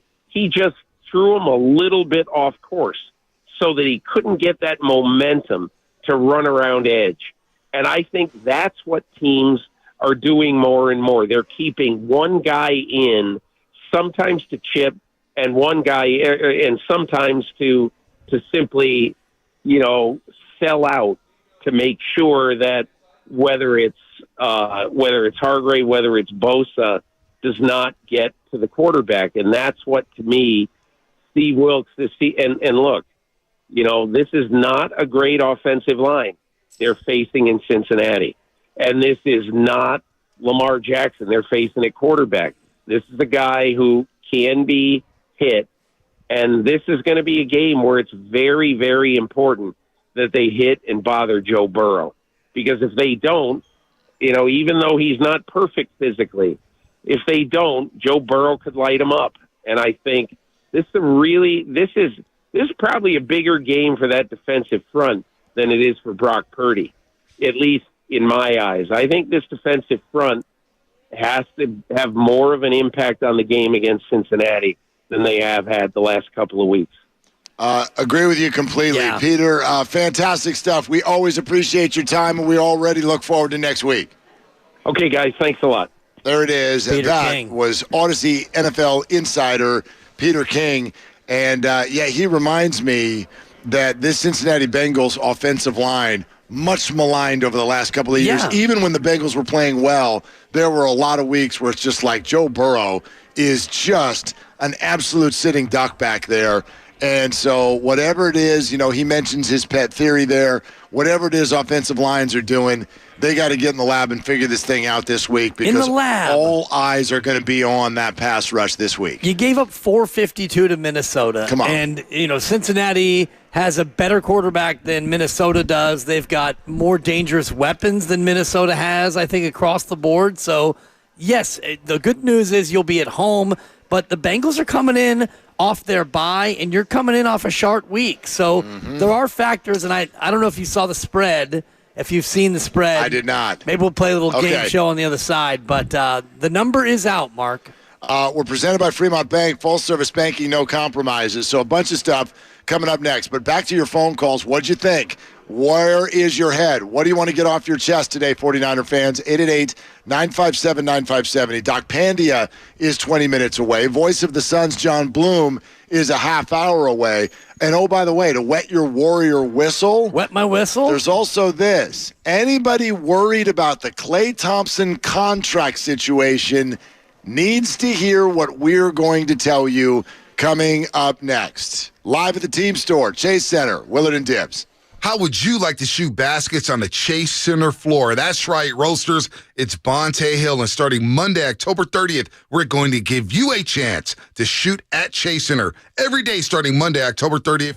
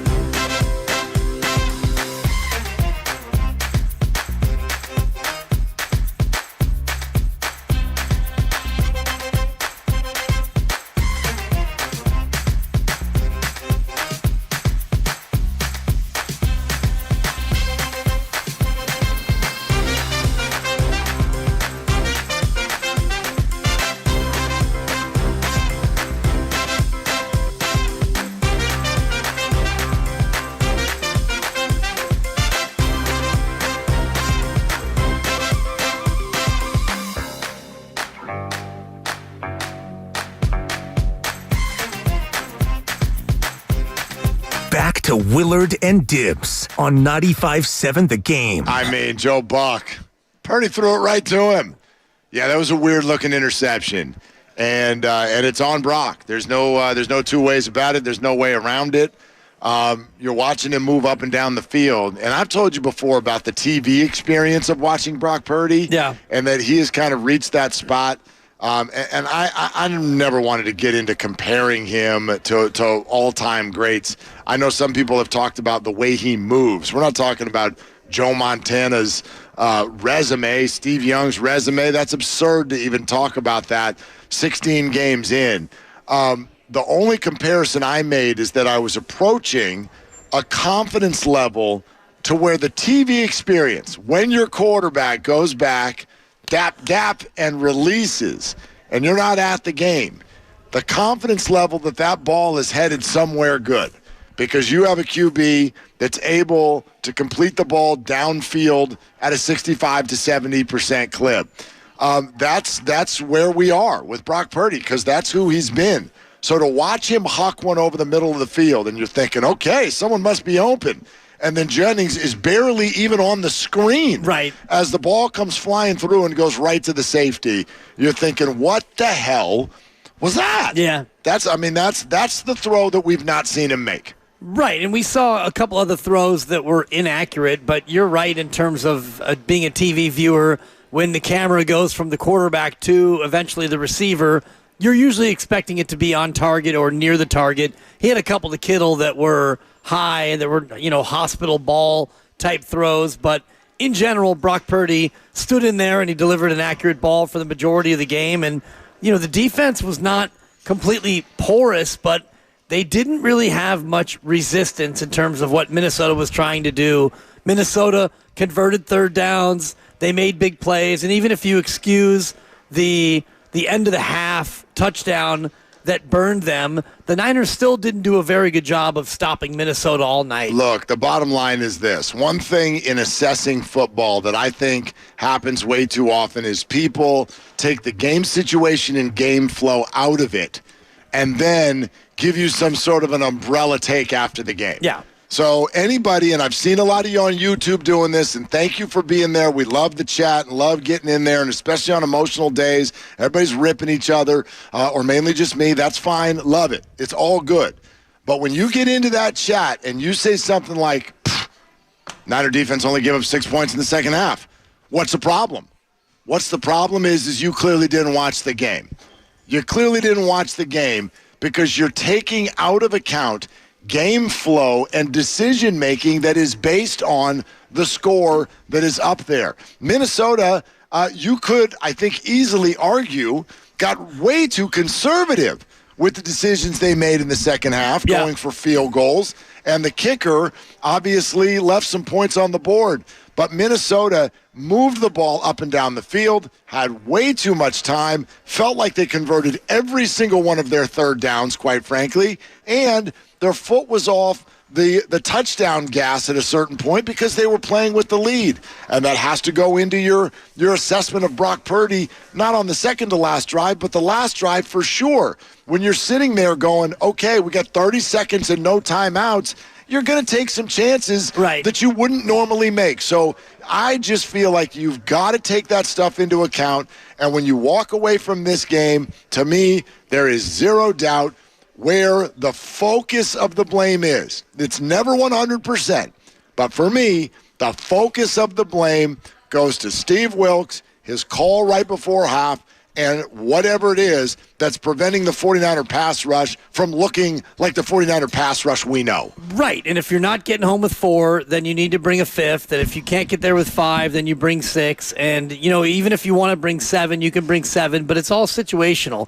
And you mentioned it in terms of that play before the end of the half, and I've been looking at it over and over, and I've been showing you during the break and showing you throughout the course of this conversation because it's first down, 16 seconds left, 3rd and 6 rather. Minnesota's got a 3rd and 6, no timeouts, and the Niners bring 7. But they don't really bring 7, Mark.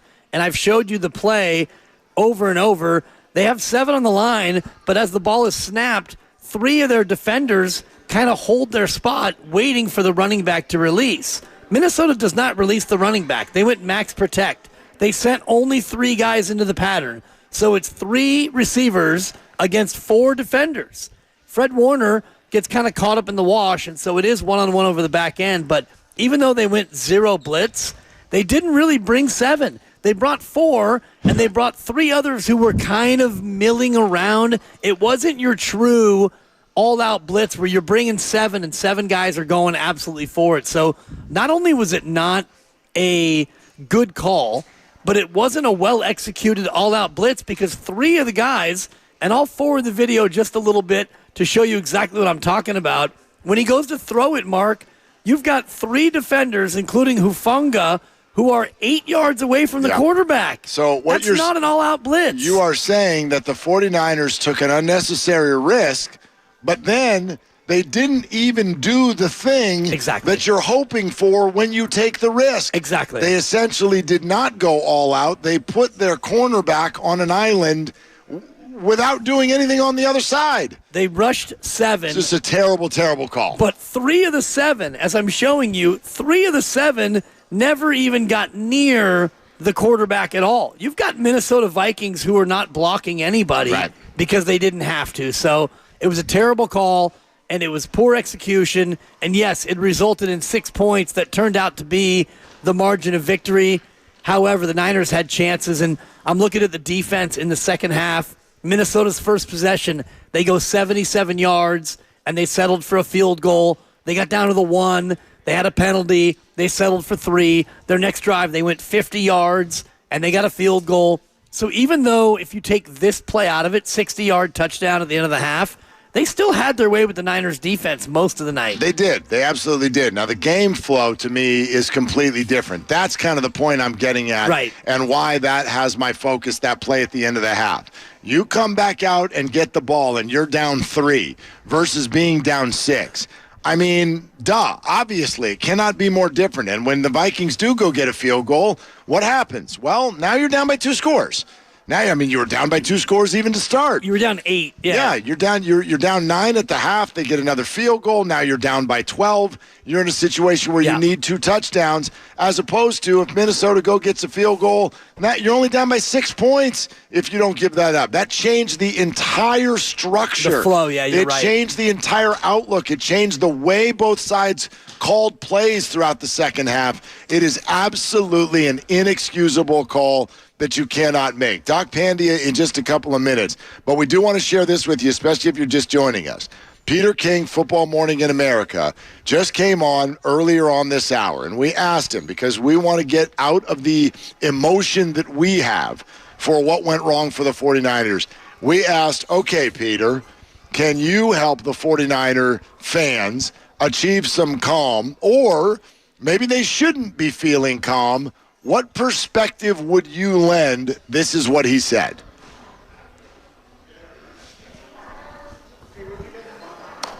Do we have Peter King?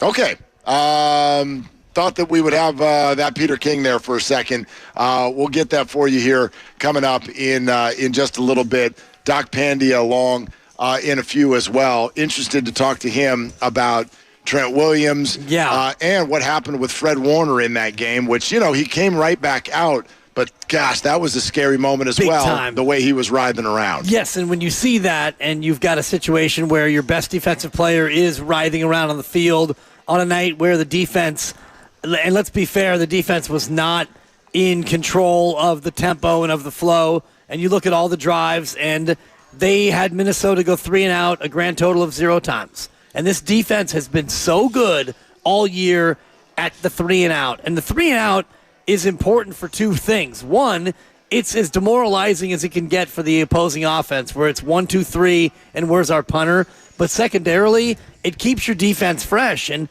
if you look at the games this year, Mark, the 2 games that they've lost, they've been on the wrong side of the time of possession battle. And Kyle Shanahan, at his best, is 30 or more rushes in a game and 31, let's just say, minutes or more with the football. And last night, they had it for 25. Minnesota had it for 35 minutes. So you got out-timed on the field, and you got outgained, and they only punted once, and that puts your team into a tough spot. It's just it's a head-scratcher. You're right.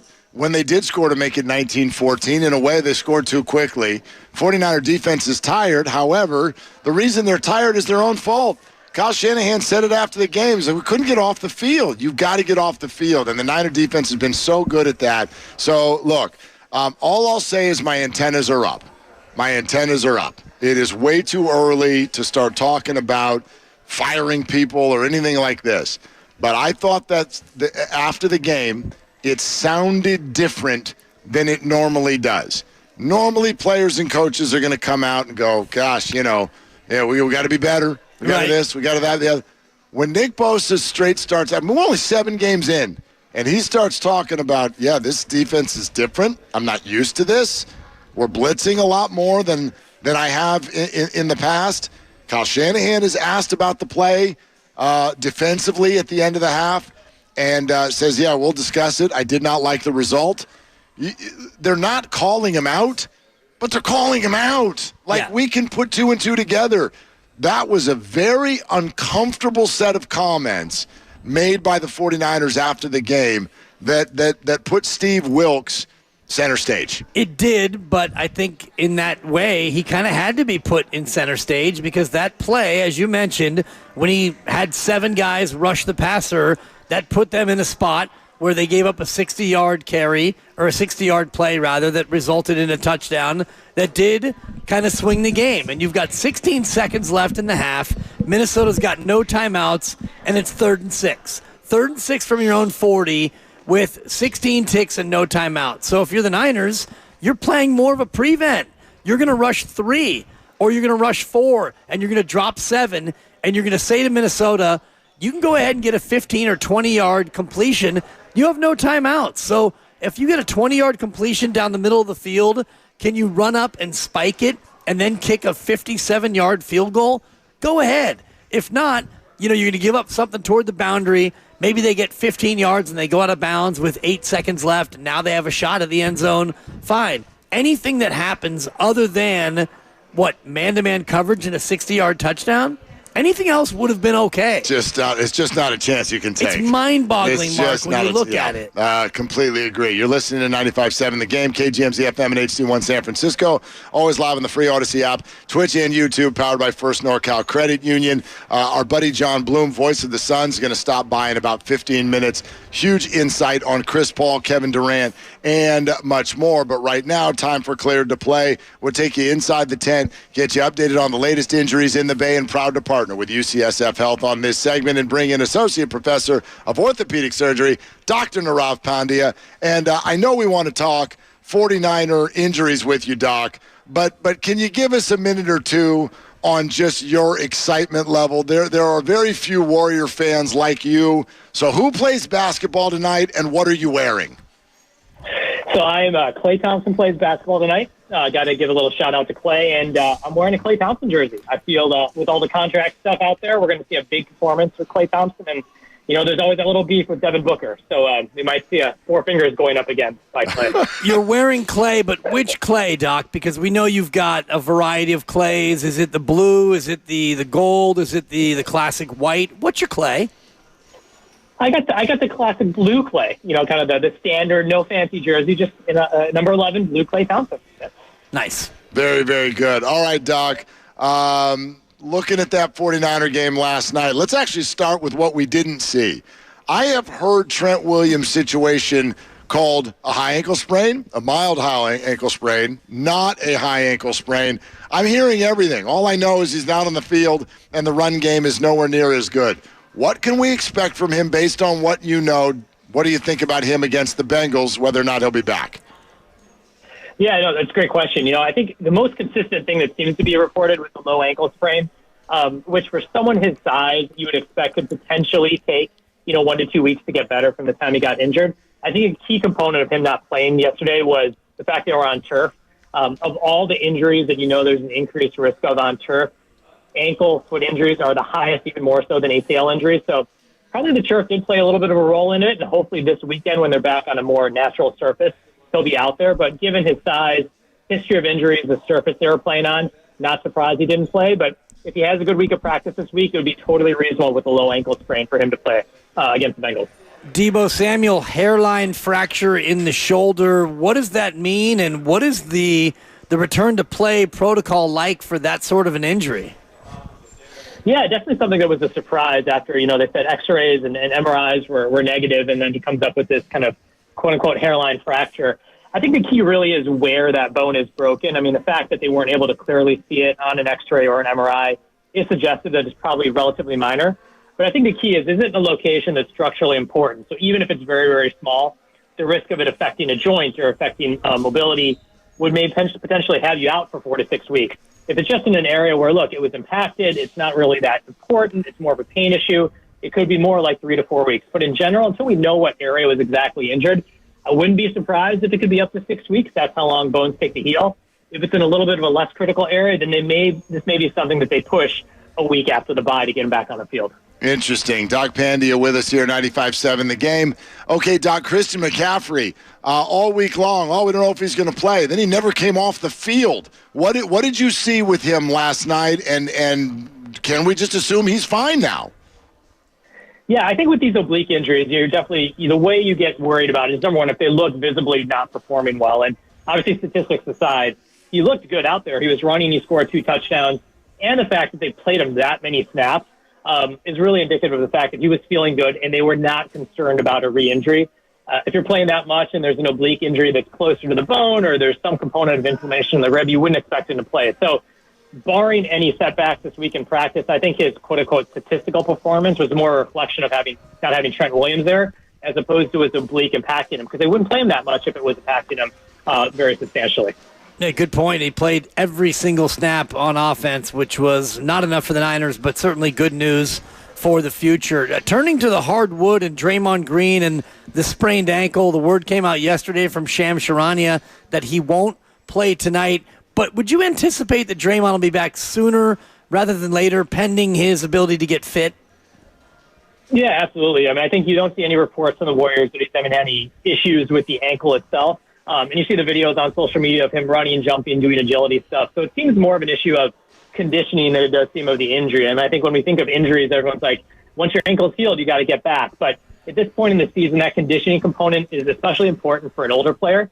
So he doesn't get that hamstring. He doesn't get that groin. He doesn't get that back issue by going in and playing 25, 30 minutes. So I think if the conditioning starts to get better as the week goes on, in the next couple of games, I think it'll be totally appropriate for him to come back. And potentially there may be a minutes restriction, but I think we're not that far away from seeing him back on the floor.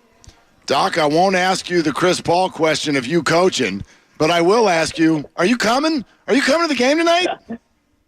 I'm not coming to the game tonight. I'm very disappointed, but, kid stuff, Mark and Dan, kids got practice and stuff. So I will have the game on my cell phone at whatever school event I am at tonight. So maybe prioritizing the kids over the Warriors, it's questionable, but I'm going to allow it. Seriously. I mean, you think my kids don't have practice tonight? I said get yourselves home.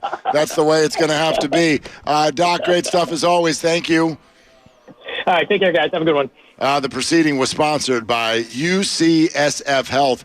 Interesting comments about Deebo Samuel. Yeah. I know that the original report was he would, quote, have a chance to come back after the bye week. After listening to Doc, it sounds like it could last a lot longer than that. And the breakdown of just where the hairline fracture is as it pertains to the proximity of the muscles and the fact that if they didn't see it initially on an X-ray and yet obviously was still bothering him, and so he got additional scans or additional looks at it, and for it to still be an issue. And you think about Deebo Samuel and the most important parts of his body, shoulder is up there because he will put his shoulder into you.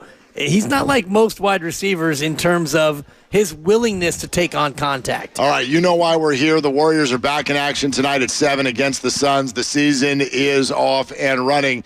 That means Warriors Live is coming up at 6 right here on 95.7 The Game, presented by Xfinity, the Xfinity 10G network made for streaming live sports. More on this Warrior game coming up here, especially as our buddy John Bloom, voice of the Suns, stops on by at the team store. But I promise this, and I want to get to this.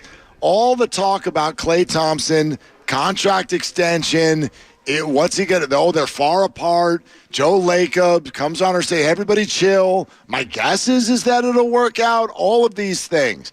I want to point to Champagne and Nuts on Twitter.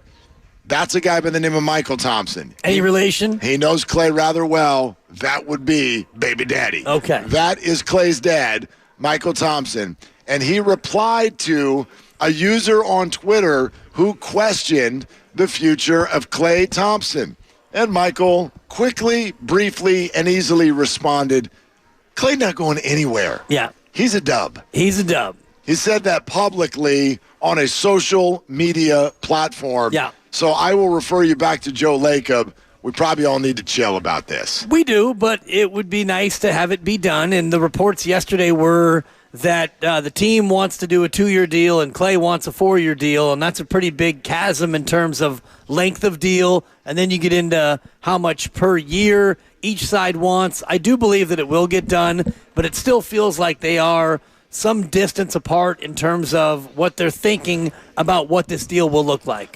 Fun to see a lot of the Warrior fans getting the excitement going, coming by to see us here at Team Store. Tickets still available, by the way. Yep. So if you got off work early and you're like, kind of just driving through the city right now, swing over to Chase Center, and you can still come to this game, Warriors.com, or call 1-888-8GSW-HOOP. And they got a lot of stuff going on. Yeah. Obviously, it's opening night, and they're looking forward to a standing O for Kevin Durant and whatever the intro is going to be for Chris Paul. It's going to be exciting. And if you're coming out to the game and you want to come by the team store, Mark and I are here posted up. And if you're a Chase card holder, you can take 50% off, $20 off any purchase of 100 or more here at the team store.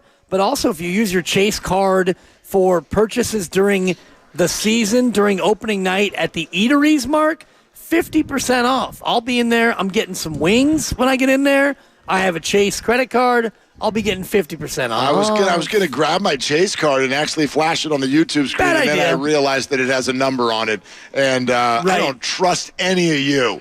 I don't trust. No, I do. No, Well, a lot of identity theft not a lot is of you real. at the sub- Somebody in Concord got me about 12 years ago. Really? It took me some time to unravel Oh it. gosh. Yeah. Not fun. But I tell you what will be fun. We got all kinds of good stuff coming up here for you live at the team store at Chase Center as we get ready. We will continue to take your 49er phone calls. You will hear again our conversation with Peter King next hour. But coming up next, how about someone who has been talking about and calling plays for Chris Paul and Kevin Durant in recent years? I want an expert. The newly minted full-time voice of the Phoenix Suns and a San Mateo Bearcat, my very good friend John Bloom, will join us live on the set coming up next on Willard and Dibs. UCSF Sports Medicine Center is dedicated to treating every type of athlete.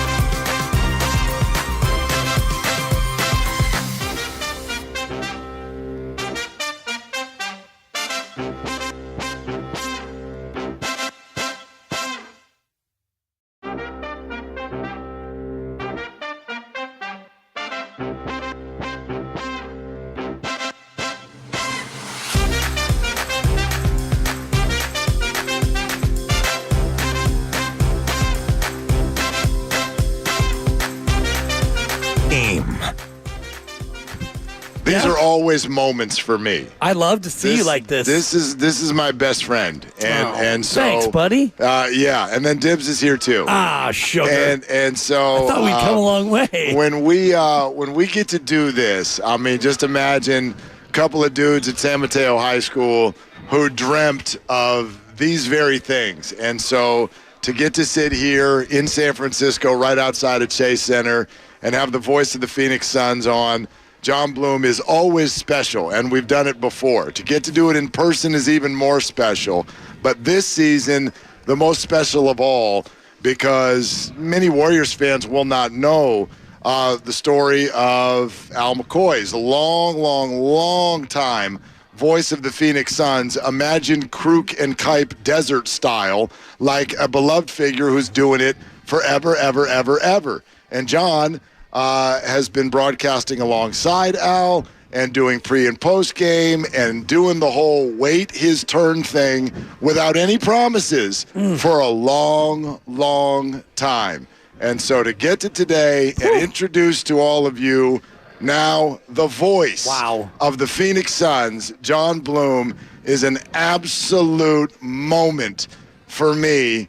And I want to congratulate you on air for the first time after doing it 100 times privately, but here you are, buddy. It's awesome, man. It's great to be here. I'm looking around, and I'm wondering where all the Suns gear is. He's got jokes. He's a comedian. I have some jokes, Tibbs. I can't wait. One of them is kind of jokey, but it goes back to, he was talking about how we used to sit around and dream about doing this. Yeah. We were also normal idiots where we'd sit around and dream about having an acne-free face and getting a girl to go on a date with us and all that stuff. It wasn't just like, hey, we're going to be talking NBA hoops on the radio in front of a bunch of yahoos. That's but I'm not calling anybody here. That was part of it, yeah. Well, No, these are fine, upstanding people that are doing some good shopping on a Tuesday night. We got the season opener. Let's go. And I have some juices flowing through me right now, fellas. I mean, it's a big night for many reasons. What we don't know is if you've got any guards flowing through your lineup. Devin Booker and Bradley Beal potentially both out. What do you know? Well, what I know is what you know, because they had a shoot-around at the hotel. They're apparently like a Nerf hoop that they put up in the where rooms, we were staying, there's like a full court, but it's part of the Equinox. Is it Equinox? How do you go? You go hard E on that one? Whatever it is.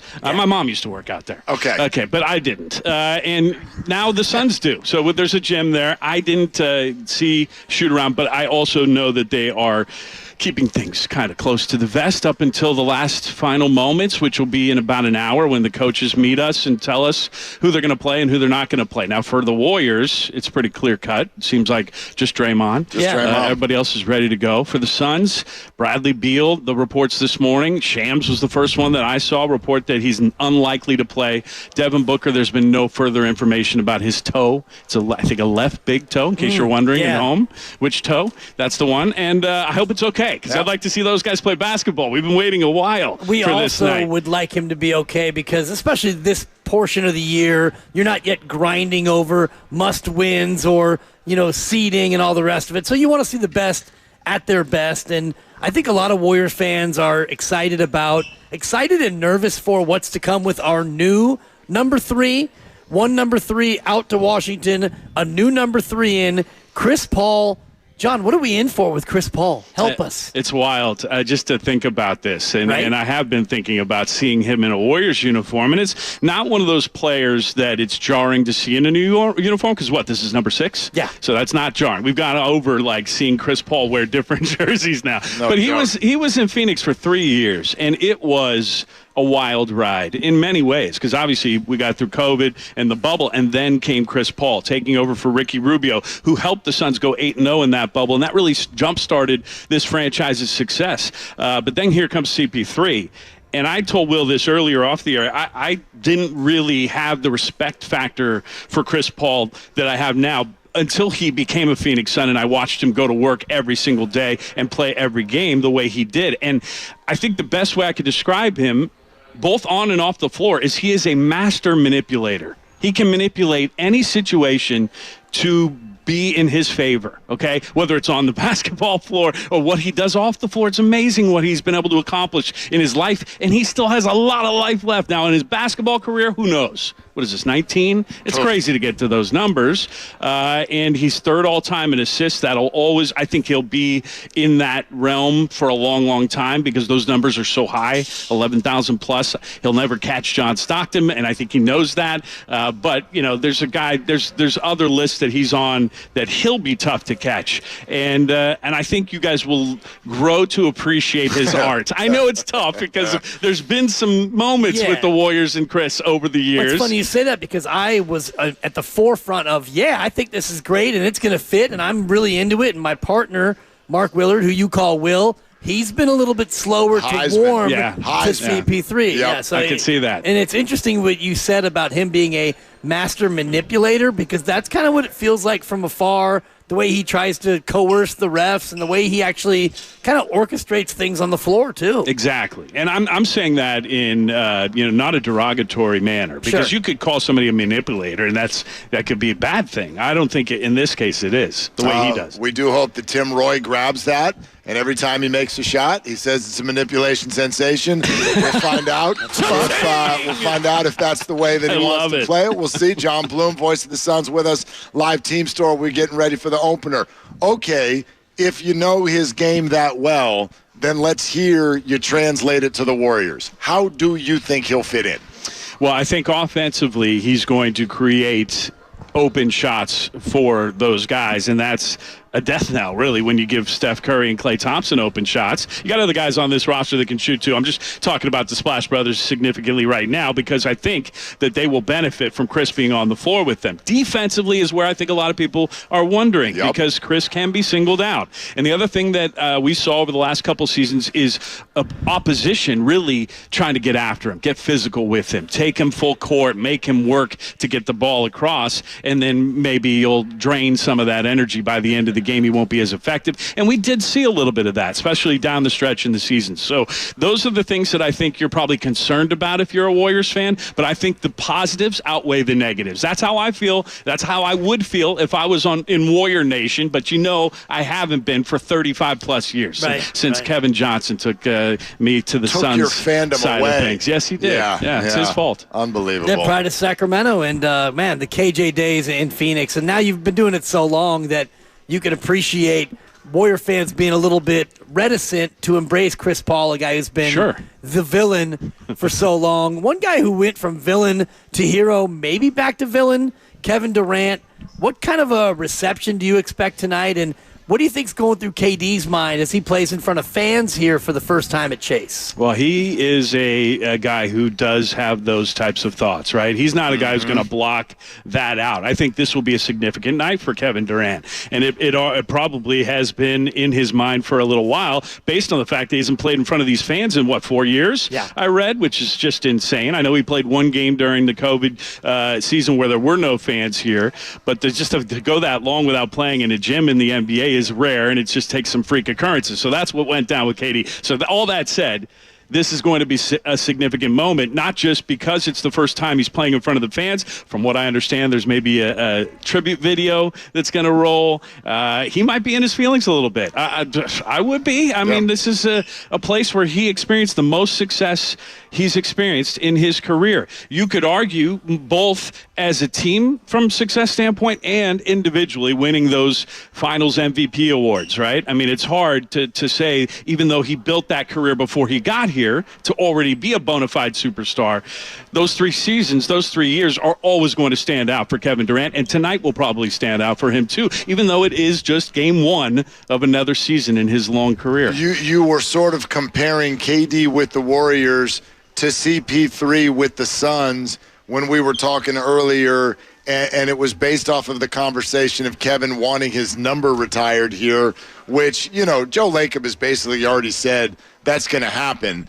The difference is Kevin won rings here. Chris did not there. But when you look at the legacy of a player with one franchise, and that legacy only lasts 3 years, is that long enough? It's hard. I mean, it really is hard when you have the kind of history that these franchises have. Now, the Warriors are older, obviously made the move before they came here to the Bay. The Suns have been around 55 years, always in Phoenix. You guys know those names that resonate with Suns fans because, the basketball fans do know those names, and the latest are going to get raised to the rafters this year. That's Amari Stoudemire and Sean Marion, the Matrix. So two guys that were part of that 7 seconds or less run with Steve Nash that really, kind of changed the game. It changed the way this basketball game's played. And in fact, is a big way the reason why the Warriors play the game the way they play it. And I've heard that said from Steve Kerr to Steph Curry to Clay, everybody, right? So now the question is, does Chris Paul belong up there because of the 3 years he had? Now, they went to the finals, and it's one of 3 trips to the finals that this franchise has ever had. They didn't win, and they've never won. So it's a tough argument to have. There's no doubt about it. I think Chris Paul's always going to have a place in Suns fans' hearts because of that run to the finals. I think Suns fans are hoping they eventually make it all the way, and if they do, you're going to have other guys that you got to race to the rafters probably first, namely Devin Booker. This is his team. It always has been. This is the reason why Kevin Durant and Bradley Beal went to Phoenix is Devin Booker. He is the guy when it comes to the Phoenix Suns. And I'm not trying to downplay Chris Paul's role. I think Devin Booker was the reason Chris Paul went to Phoenix as well. And is it the reason why Chris Paul went out of Phoenix? Because of the need for Devin Booker maybe to be more on the ball more often, and Chris Paul being that ball-dominant point guard, he's one of the best to ever do it. Was the fit something that had kind of worn out because Devin Booker had kind of outgrown that role of not being the primary guy? That's a good question, Dibs. I think that, it is, John. Well, and I don't have a great answer for it. That's because all right. I think it's a couple of factors. I think that you have Chris Paul getting towards the end of his career. You have the Suns looking at it and saying, are we going to get into another year and run it back again, even though we just failed and we couldn't beat the Nuggets? And before that, we got whooped by the Mavericks on our home court. And that's how these things came to an end since that finals run to Milwaukee. Nothing to hang the head about losing to Giannis the way he was playing in that finals run. I mean, the Suns went up 2-0. It felt like they were on their way to an NBA title. Giannis just exploded, and the Bucks played their butts off, and we know how that went down. Now, since then, though, it's been a little bit more disappointing in their runs in the playoffs. And I think when the opportunity to get a guy like Bradley Beal presented itself, then yes, that's what signified the end of Chris Paul's time with the Phoenix Suns. Is it going to work, not having a traditional point guard? What do you guys think? I mean, do you have to have a traditional point guard to succeed in the NBA right now? I would say no, just because you could argue that the Warriors have never had a traditional point guard. Now maybe they've got 2. I don't know. But, yeah, that leads to, honestly, one of the only things I got left to find out from you, and that is as the curtain raises on the 23-24 season, you stack these teams in the West how? How do you see it? Who is the favorite? And by extension of that, who also just, quote-unquote, has a shot?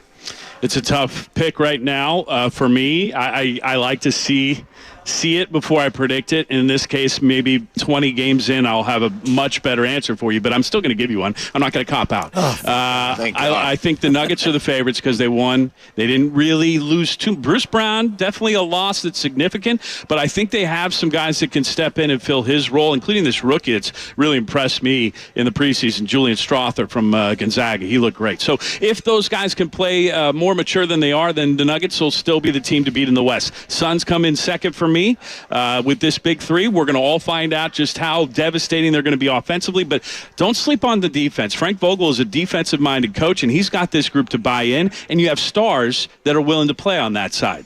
You guys watch KD. He can play D. Yeah, he can. Devin Booker embraces that side, and Bradley Beal can D up. So I think that's what makes them different, and that's what will propel them to be a true contender in the end. After that, it gets a little murky for me. I put the Warriors, the Clippers, and I even think I liked Memphis being a dark horse because people just kind of wrote him off, and Ja's going to miss 25 games. But now with Steven Adams out for the whole season, I've kind of softened on my Memphis as the dark horse pick right now. They still need an adult.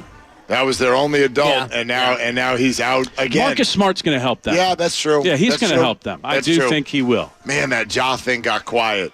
It got quiet. Mm-hmm. We still don't know exactly what the hell happened.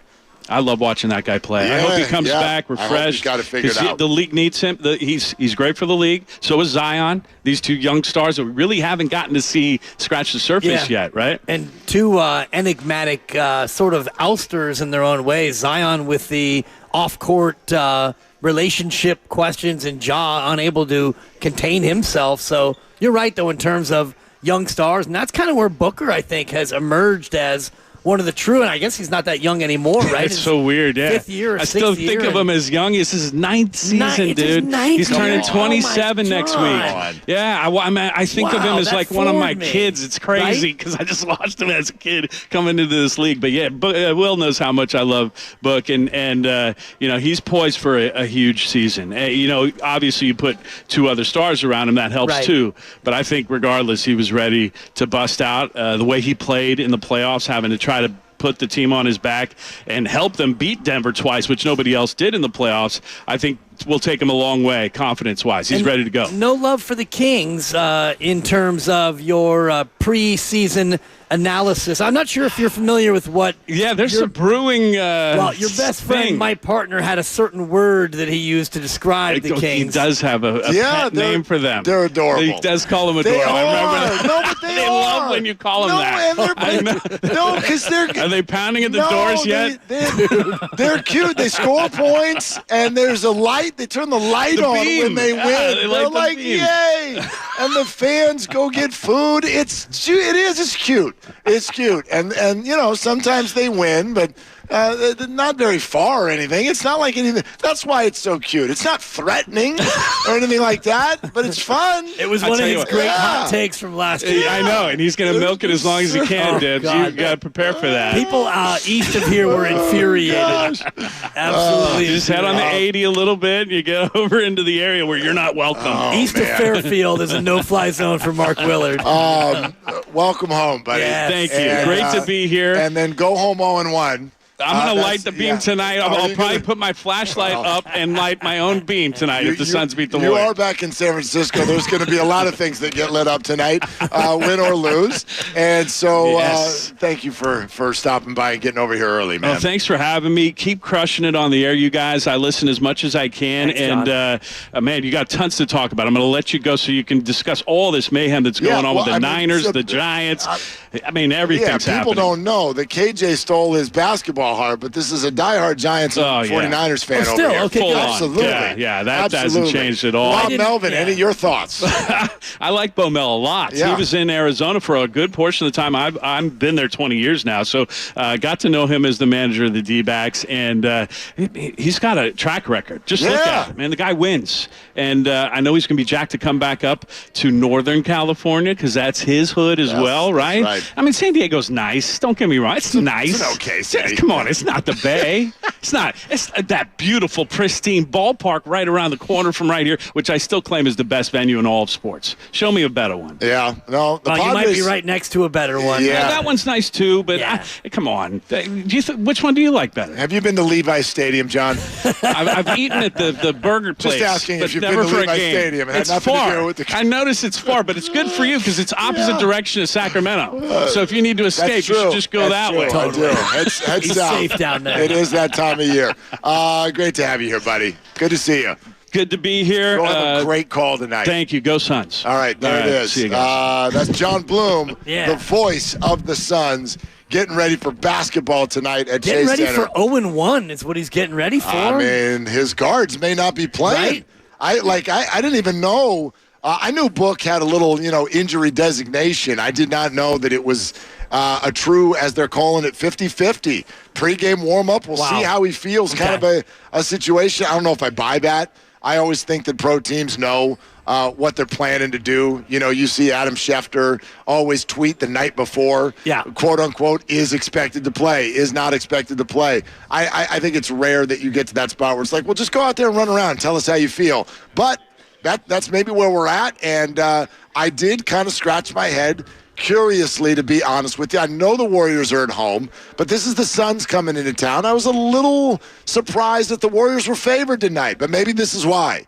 Maybe somebody knew something, and the Suns' backcourt is hampered. And it was 1, I think, when we talked about it last week. I think up to 1.5. Okay, and that's just, I think the coin toss nature of any early season NBA game. It's always tough to tell. Like John was saying, he doesn't really give his predictions or his forecasts until 20 games in, and that's when you can really start to see what a team is like. Steve Kerr, when he joined us last week, and he'll be on tomorrow to break this game down, tomorrow at about this time, 5 o'clock, but you talk about a 20-game sample, quarter of the year, that's when you can really look at a team and you get, I think, a fair determination for how they're going to look.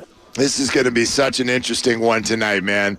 I look across the walk here at this building and think about what's about to go down in there, and it almost feels like you're ranking things in order from Devin Booker and Klay Thompson getting back together on the floor again.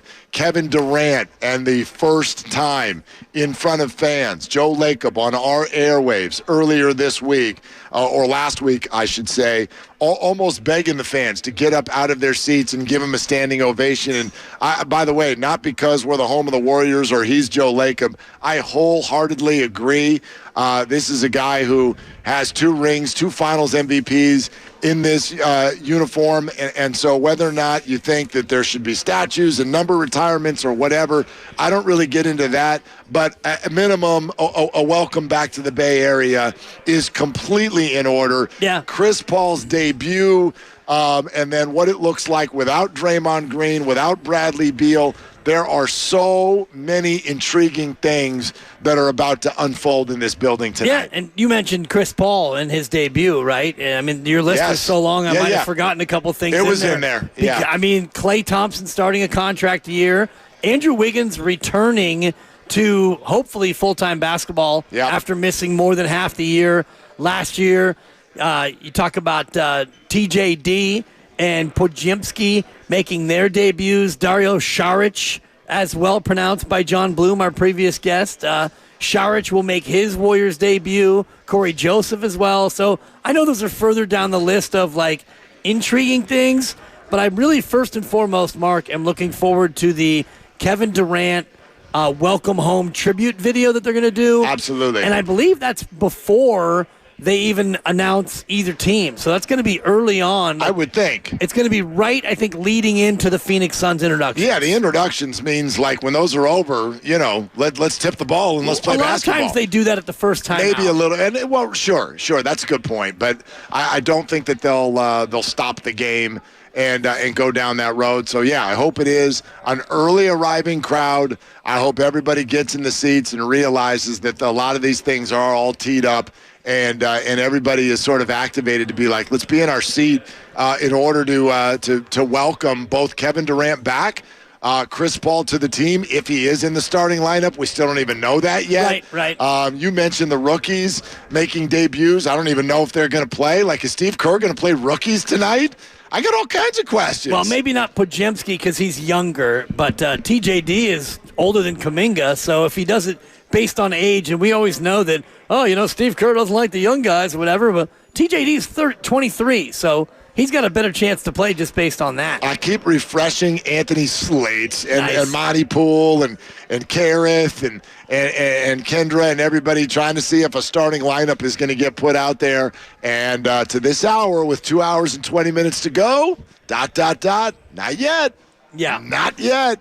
And maybe it will be, as you suggest yesterday, simply Draymond, spot goes to Chris Paul. That's very much a possibility. And I do think that the bigger topic going forward is, when everyone's healthy, is Chris Paul a better fit for the second unit? Does he work better as the captain of the second unit? And once you take him off the bench or bring him off the bench once, well, then that whole topic goes away, and it won't matter because if Steph is out due to load management, he's back in there. Like Jordan Poole last year started about 50 to 60% of the games based on need and necessity. We are presented by Fremont Bank, full-service banking, no compromises. Also a reminder to listen, starting next Monday, October 30th at 4:30 is going to be your first chance to qualify to play Knockout at Chase Center. 10 slots on this show, other shows as well across the day part here on 95.7 The Game. The contest will run for 2 weeks, but your first chance to be with us Monday, October 30th at 4:30. Play hoops exactly where Steph, Clay, and Dre play hoops, on the floor at Chase Center. That is all coming up for you. Also coming up, though, our conversation with Peter King and a chance to get back into your 49er and Warrior phone calls. If you're a Niner fan, it's a What'd You Think Tuesday.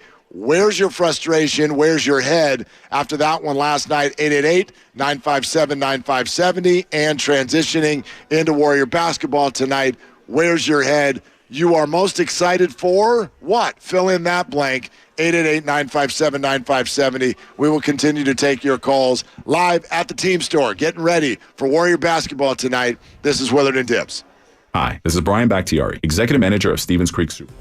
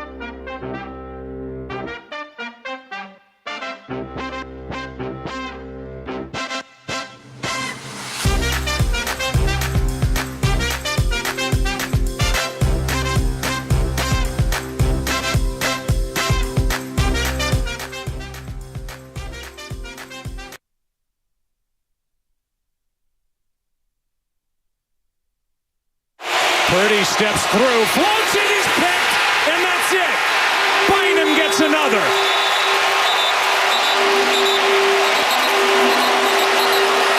The Vikings with another takeaway. And that interception will end the night with one snap to go, and the Vikings are going to move to 3-4. Now, back to Willard and Dibbs on 95.7 The Game. You know, I now, in listening to that clip, I remember hearing this last night. For a moment, I thought there was some sort of penalty or something. I don't know what happened to that official last night, but he sounds like he's on his senior trip at Senior Frogs in Cancun, Mexico. Granny, can you hit that again and listen to the official who cannot stop blowing on his whistle like he's about to take a shot of tequila or something? Blow it. Can we hear that again? Blow the whistle. Purdy steps through, floats it, he's picked, and that's it. Bynum gets another.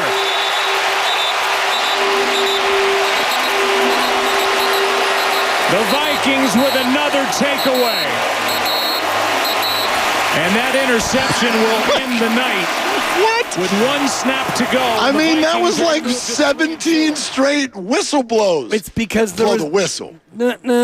There was a skirmish. You realize that? I know there was a skirmish, but it was at a certain, it was a massive 300-pound testosterone overload. You think that everyone's going to be like, I'm about to punch you upside the head. But my guy Ed over here blew his whistle 17 times. Yeah. So actually, maybe I'll stop and just shake your hand. Nice to meet you, Viking. That was a wonderful game. Do you know why they stopped? 2, 4, 6, 8. Who do we appreciate? Orange Vikings. slices. Vikings. Yay, Vikings. Yes. What the hell Props are we doing? for the YouTube audience. What we're doing is waiting for the only one with perspective and maturity to step in and basically dissolve the fracas. Did you see? It was George Kittle who came in and was like, guys, stop.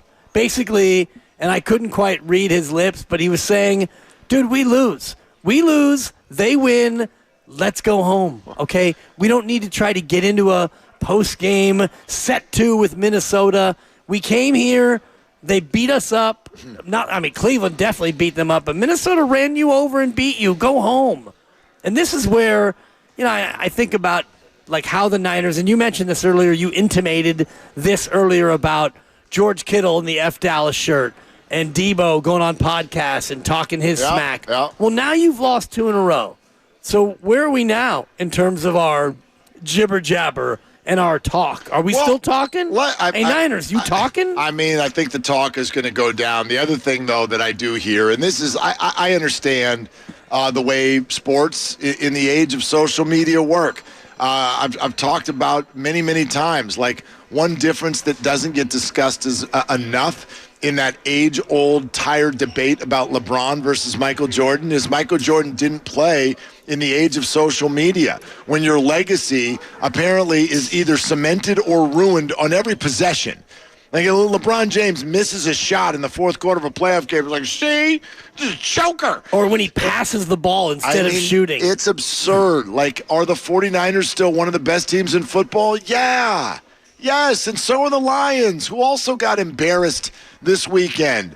Like, this stuff is going to happen. I do absolutely think this is a moment in time. It's a bad 7 days where there were mistakes made on defense, at the quarterback position, turnovers, fluky stuff going back to the Browns game, some of the officiating stuff. There's a long list of things that have gone wrong for the 49ers, and those are not excuses, but to say that I still believe this will be something we look back on and say that was their down stretch. And this is absolutely, in my opinion, still the NFC West winner It is still a team that has an opportunity to go deep in the playoffs and absolutely still going to have a great shot at the 1 seed, because I do think the Eagles have 2, maybe even 3 losses coming over their next 8 games. Yeah. Like, this is a really, really hard stretch. So that's all to add up to say the 49ers do have some questions to answer, though. And for me, these are the 2 I walk out of the game with yesterday, and we'd love to hear from all of you. Let's dial it back up, 888-957-9570. Where is your frustration focused with regard to the 49ers after last night? I give you one on each side of the ball. Number 1, on defense, why does this pass rush look the way it does? And by extension, why do Nick Bosa and Kyle Shanahan sound like they're kind of pointing out Steve Wilks in the postgame news conference? And why on earth would Wilks call a play like that at the end of the half? So that defensive line, lack of production, is a head scratcher to me, and question number 1. On the offensive side of the ball, it is, can you function when the other team knows you're going to throw? Because that's the area where Purdy has now struggled a couple of weeks in a row, and it's the area where Kyle Shanahan has struggled for years. 0-36 when trailing by 8 or more starting the fourth quarter. That suggests that when the other team knows you're going to throw, you can't function as well with your ingenuity in play calling. So those are the questions, and they need to be answered. We'll see if they can. Well, they can't possibly get answered for 5 more days. Yep. And even if they do, then you go into a bye, and then you come out of that, and you're looking at 9 games left to go. The bye is almost at the exact halfway point for the Niners. And, 6-2 now feels a whole lot differently than 5-3 would, because that would mean you lost 3 straight games, including a home game, which would be the first home loss you suffered this year. I'll look at what you said and drill it down even more specifically and say this. On the defensive side of the ball, it's Nick Bosa. You signed the richest contract in defensive player history, and you've come out and you can Pro Football Focus me, and you can talk about how sturdy he's been against the run game and how he absorbs 2 blockers and all the rest of it.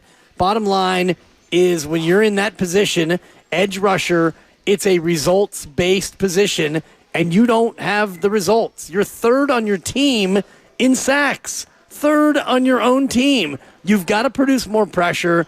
You got to mix up the way you're going about getting to the quarterback, because right now you're not impacting the game the way the highest paid guy in football should be. The other side of it is the rush attack, the ground game on offense.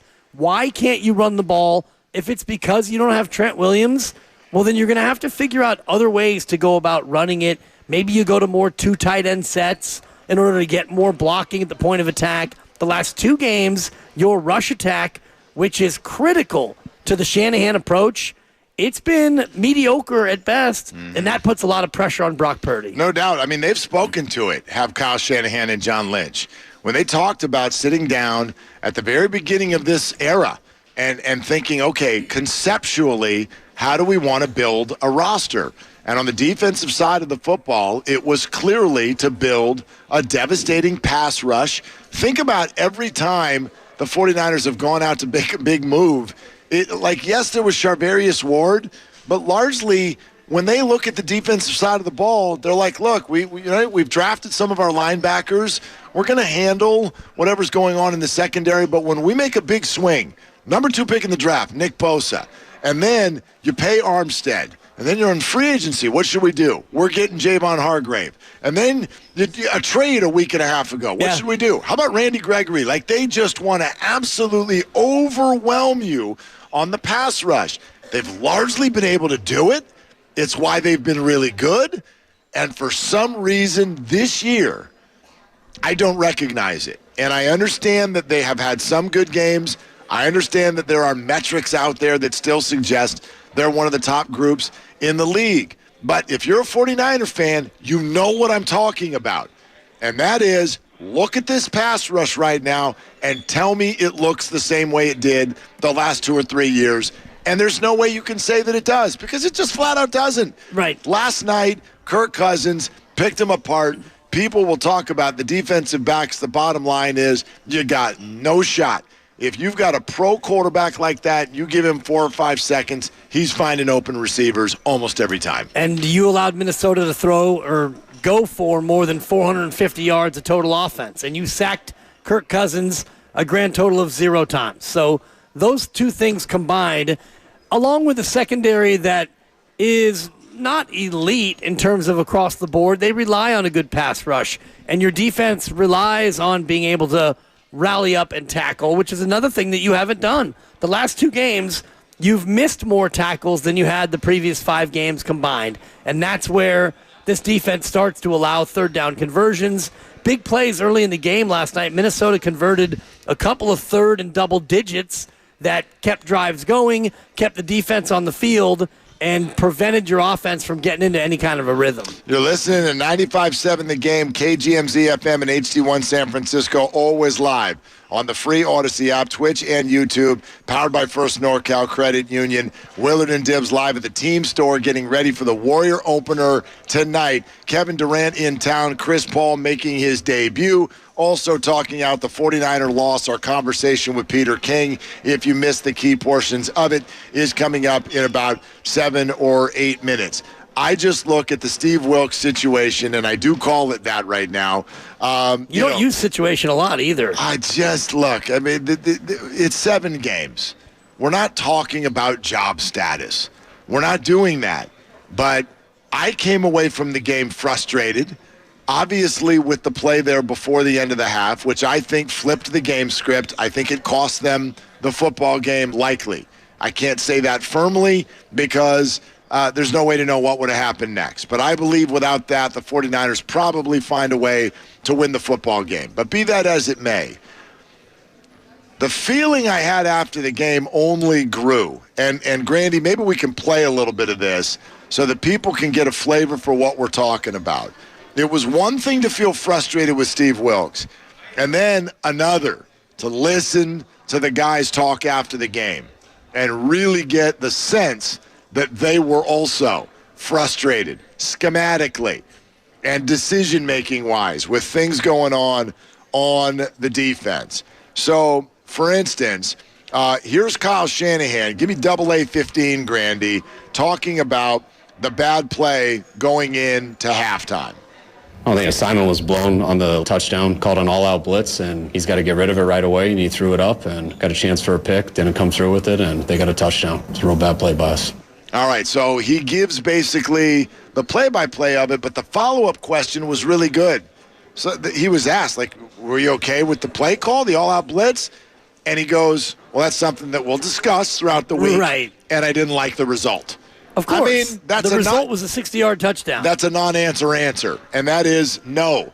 I'm not okay at all with the call, and he shouldn't be. It's a terrible call. Right, and even if it worked, does that mean that the call was a good call? I don't think so, because ultimately it's a risk-reward situation. 3rd and 6 with 16 seconds to go, and if you just would have played off, if you would have rushed 3 and dropped 8, and they would have gone for 10 or 15 yards or whatever and then spiked it, a long field goal try, and they get the 3, well, you could be a little frustrated because they still got 3 points. But when you go all-out blitz, when you rush 7 and you put 4 into coverage and it doesn't work and you give up a 60-yard touchdown, well, that becomes a bad call and a bad result, and it is the kind of play that ultimately swings the game against you. So you go from a bit of a rough half, the McCaffrey fumble was unfortunate. The defense was on the field a long time, but if you could have gotten off the field there, you're getting the ball to start the third quarter. You still feel like you're in control of the game. A quick mention that at this time tomorrow, for those of you listening, Steve Kerr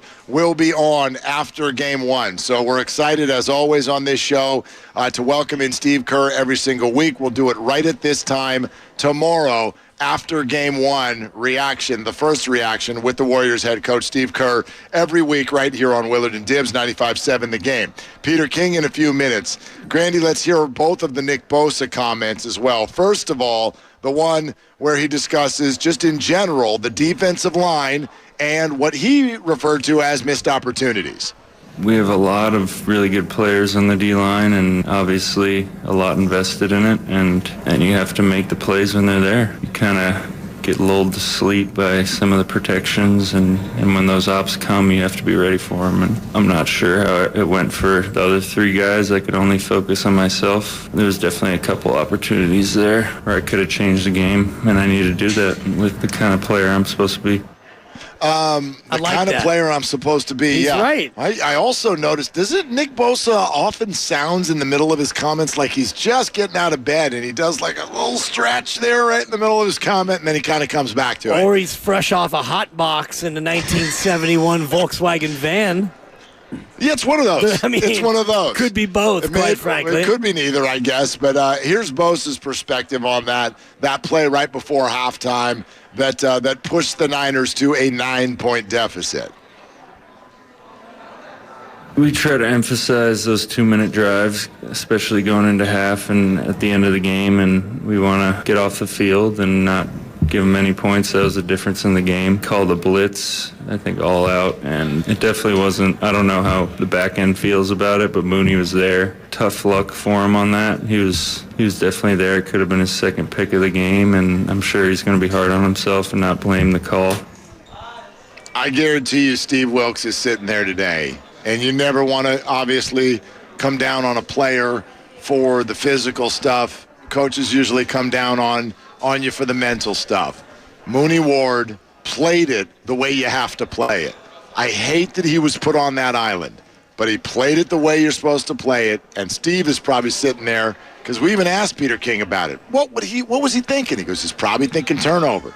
And Steve is sitting there today going, it was the turnover that I was waiting for happened. The ball just found a way to squirt through Mooney Ward's hands.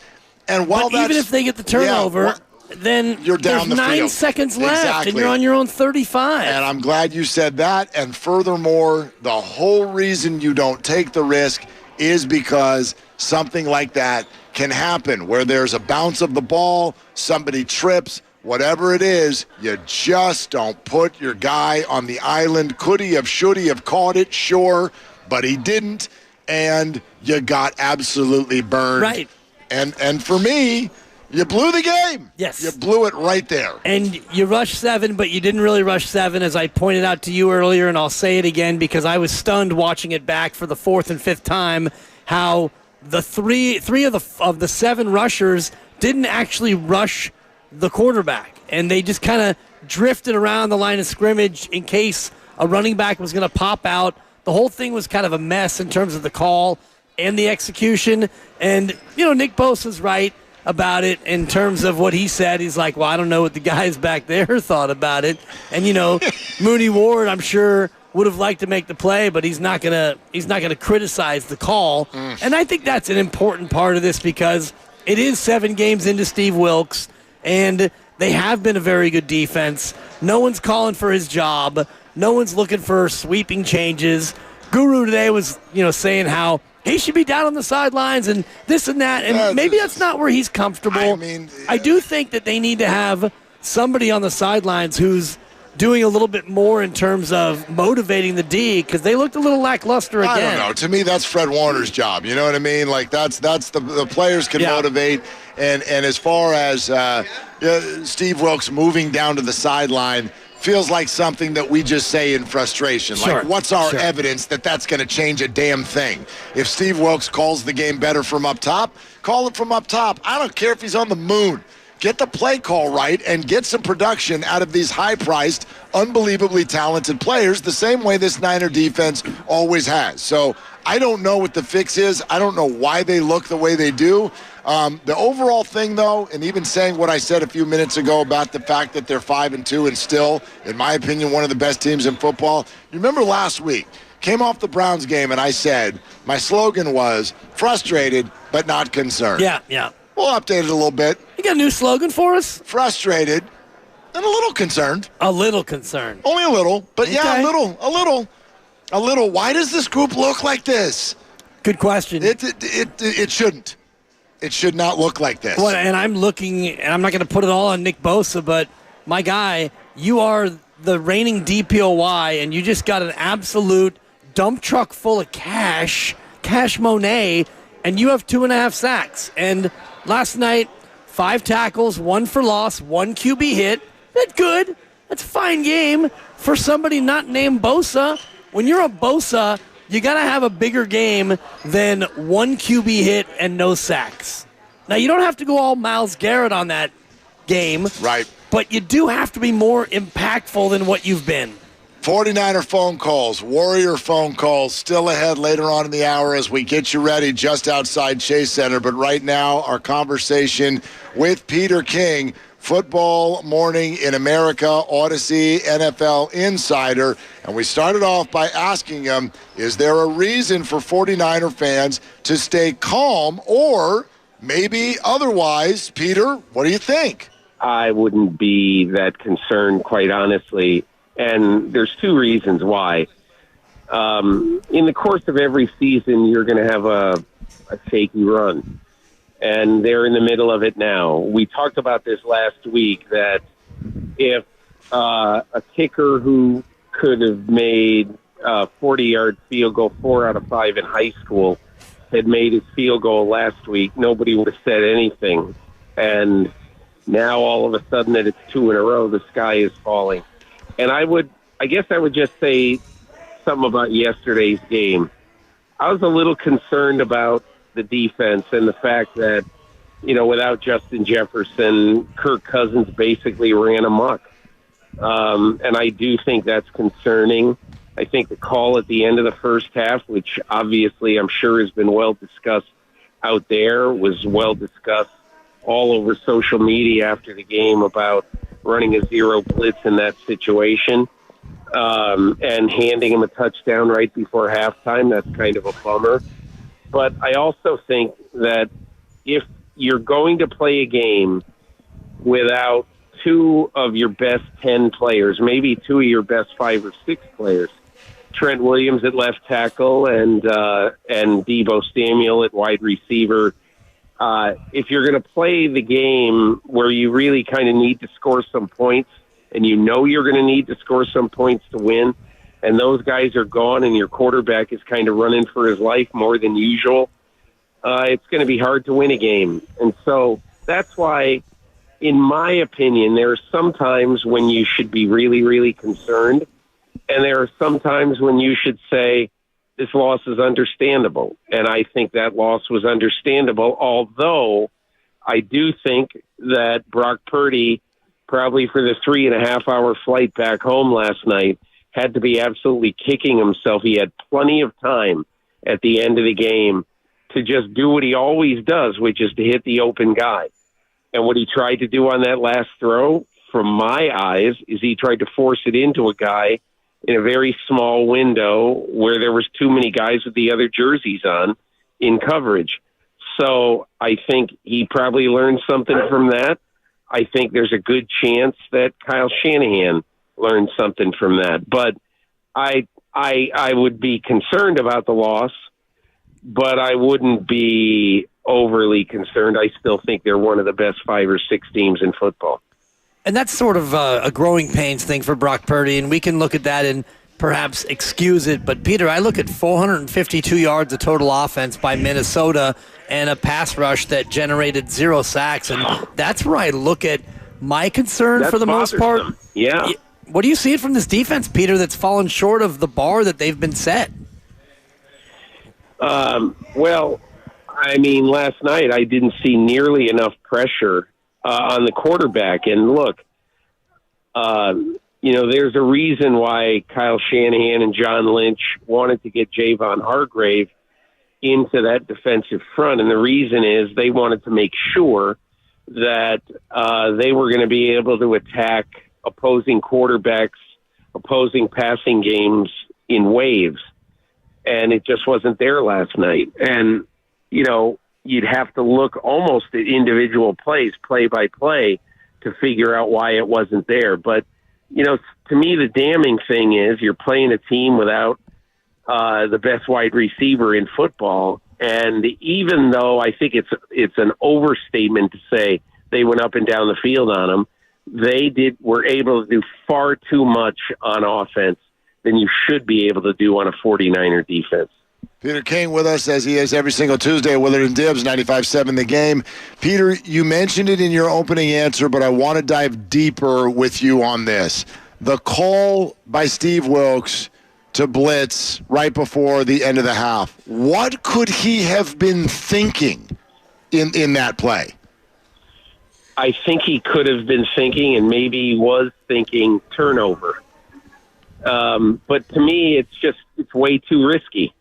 It's just way, way too risky. And I'm sure that he looks at it now, and saying, I'm positive that Steve Wilks is saying that call was a huge mistake. I got greedy. Because maybe he's thinking we turn him over here and we could at least get a field goal before halftime. But the chances of doing a strip sack, recovering the ball, it's not worth it. It's just not worth it. You don't make that. You basically lick your wounds, go into halftime, and come out and, live to fight another day. And obviously, if that play doesn't happen, there's a good chance the Niners win this game. So that's going to be something that, and you sort of saw at the end of the game. I read the transcript this morning where Kyle Shanahan basically said, I'm curious about it too. And so you can bet that Kyle Shanahan, not long after that game or on the plane, had a conversation with Steve Wilks about what he was thinking. And look, I'm just guessing. I don't know. I've not talked to either person, but I'm just guessing. I would bet that Kyle Shanahan passed along the message that let's not ever see that again. Peter, the trade deadline is exactly 1 week away. Who are some of the names who you think might be on the move, and in what way might the 49ers be involved? I think it's going to be really interesting to watch whether somebody will really step out and get aggressive and try to go get a very good edge rusher in Brian Burns of the Panthers. There's increasing speculation around Carolina that they're not going to be able to re-sign him. And so if somebody, he was a guy who Chicago was very interested in at the time that they made the huge trade for the first pick in the draft last year. They took DJ Moore. They were very interested also in Brian Burns. So that's one name that I think is going to get some traction. I think two other names are both Tennessee Titans. One is DeAndre Hopkins. I do think that if somebody makes even a decent offer, even with a day 2 pick, I think Tennessee would be motivated to try to do something with Hopkins at the deadline. And the other one is, would somebody really step up and make a huge offer for Derrick Henry? I'm not saying a 2, 3, 4, and 5, a Christian McCaffrey type offer, because he's got a little more mileage on his vehicle, so to speak, in Derrick Henry. But I do think that you might be able to wrestle him away. He's a guy who Tennessee loves, but Tennessee's not going anywhere. I think the only other name or only other sort of position group that you might hear some things about is the Arizona Cardinals, because look, this is a team that, we thought early on after they beat Dallas might be not contending this year, but might be really a much better team than we thought. But it turns out they aren't. And I think Zach Ertz would have been one of the guys who teams might have been interested in, but now they put him on IR, so that's more and more unlikely. But, if somebody wants a speed receiver in Hollywood Brown, I would bet that you could probably get him, from Arizona. So those are a few of the names that I might expect to hear about in the next 6 days. Those are all great names, and I'm glad you put those out there, Peter. And I just was listening to them one by one and thinking, well, he doesn't fit here and he doesn't fit here. But what would the Niners maybe be looking for in terms of some sort of an upgrade, considering they have a pretty stacked roster as it is? Yeah, I mean, if I were the 49ers and I thought that I could upgrade at corner, if I could get somebody who, because look, the one thing that people don't talk about at this time of year, even there might be a trade made where people say, geez, why would, and I'm not even suggesting this, but if, let's say, San Francisco would be sniffing around about Derrick Henry, the only reason that you would say, well, that's not smart. They don't have enough carries to give to Henry and everything. But you also have to think that in the last 9 weeks of the season, which is what you're going to be playing for after the trade deadline, or maybe it's 10, but at least the last 9 weeks of the season, there are going to be injuries. And especially, we've talked about it, a physical team like the Niners, a team like Dallas. I would not be surprised if Dallas started looking for a running back, especially a big physical running back like Derrick Henry. But if I were the Niners, I'd probably look more secondary than anywhere else. Yeah, that makes a whole lot of sense. Peter King with us, as always, on Tuesdays here on Willard and Dibs, 95.7 The Game. Peter, let's get to Brock Purdy. We know the questions are there every week, and people have been working their way through small sample size, draftism, as we've talked about. What about this? Did something become a little bit more clear last night? My question about Purdy is, what kind of success can he have when the defense knows he's going to throw? And maybe that's the question for Kyle Shanahan, too, with the 0-36 record when trailing by 8 entering the fourth quarter. What do you think? Is that a more focused and fair question about what Brock Purdy can and can't do? Well, the first thing I would say is I think the game was affected a lot by the protection, which was not vintage, and by the loss of Trent Williams. The game obviously was affected by not having the impact, of Deebo Samuel. But having said that, I don't like the throw that Brock Purdy made at the end of the game. I think, and I didn't look it up at the time, but I said, man, my first impression was they had plenty of time. Why are you forcing the ball downfield like that? And I'm not saying go total dink and dunk. Maybe you take a chance downfield, but you have to take a chance where only your guy can get it. And you know what's interesting? Brock Purdy has not been making those types of throws. So that's why I tend to think, well, that's an outlier. I'm not going to sit here and say, awful throw, that proves that Purdy is suspect. I don't do that. I think that Purdy probably thought that he could fit a ball in a place that he really couldn't. I thought he made some very good throws last night, some good downfield and very good sideline throws last night. But at the end of the day, and I'm not sure you can look at that game and say, we found out something about Purdy. Any quarterback who gets pressure like that, I mean, I don't know how anybody judges Daniel Jones right now. It's impossible. If you don't like him, that's one thing. If you come into this season thinking he can't do it, well, that's been reinforced this year, but it's only been reinforced because in the first 5 games of the season, he got hit 82 times and sacked 28. Wow. And so how is anybody going to be able to survive and play well when, you don't have a chance? And so I'm not saying Brock Purdy didn't have a chance. He had a chance at the end.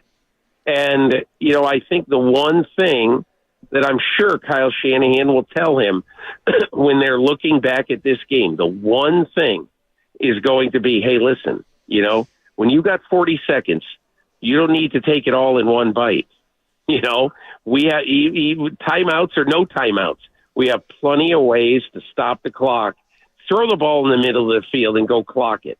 But that was a mistake that I think I'd call it highly uncharacteristic for Brock Purdy in his first year plus in the NFL, and I would expect that we don't see that again. Okay, Peter, the 49ers have the highest paid player in the history of defense sitting there rushing the passer. There's Armstead, there's Hargrave, there's more. Only the New York Giants, the Rams, the Jags, Texans, and Bears have a worse sack rate than that group this year. So we can say they need to get better, but my question is, why aren't they? What is going on there? I have one pet theory, and that is that I think that teams maybe more than they have in the past, but I noticed it last night. There was a great clip where T.J. Hawkinson went up the seam and he caught like an 18-yard dart from Kirk Cousins. But Peyton and Eli were so impressed with Hawkinson before the play, and you've got to give Kevin O'Connell credit for this, okay? Because I noticed this a lot last night. There were very few times, where Nick Bosa came in blocked by one person without having somebody else pay attention to him. And the reason I brought up the Hawkinson play is that he chipped him very nicely on that play. He didn't jolt him. He just threw him a little bit off course so that he couldn't get that momentum to run around edge. And I think that's what teams are doing more and more. They're keeping one guy in, sometimes to chip, and one guy, and sometimes to simply, sell out to make sure that whether it's Hargrave, whether it's Bosa, does not get to the quarterback. And that's what, to me, Steve Wilks, and look, this is not a great offensive line they're facing in Cincinnati. And this is not Lamar Jackson they're facing at quarterback. This is a guy who can be hit. And this is going to be a game where it's very, very important that they hit and bother Joe Burrow. Because if they don't, even though he's not perfect physically, if they don't, Joe Burrow could light him up. And I think this is probably a bigger game for that defensive front than it is for Brock Purdy, at least in my eyes. I think this defensive front has to have more of an impact on the game against Cincinnati than they have had the last couple of weeks.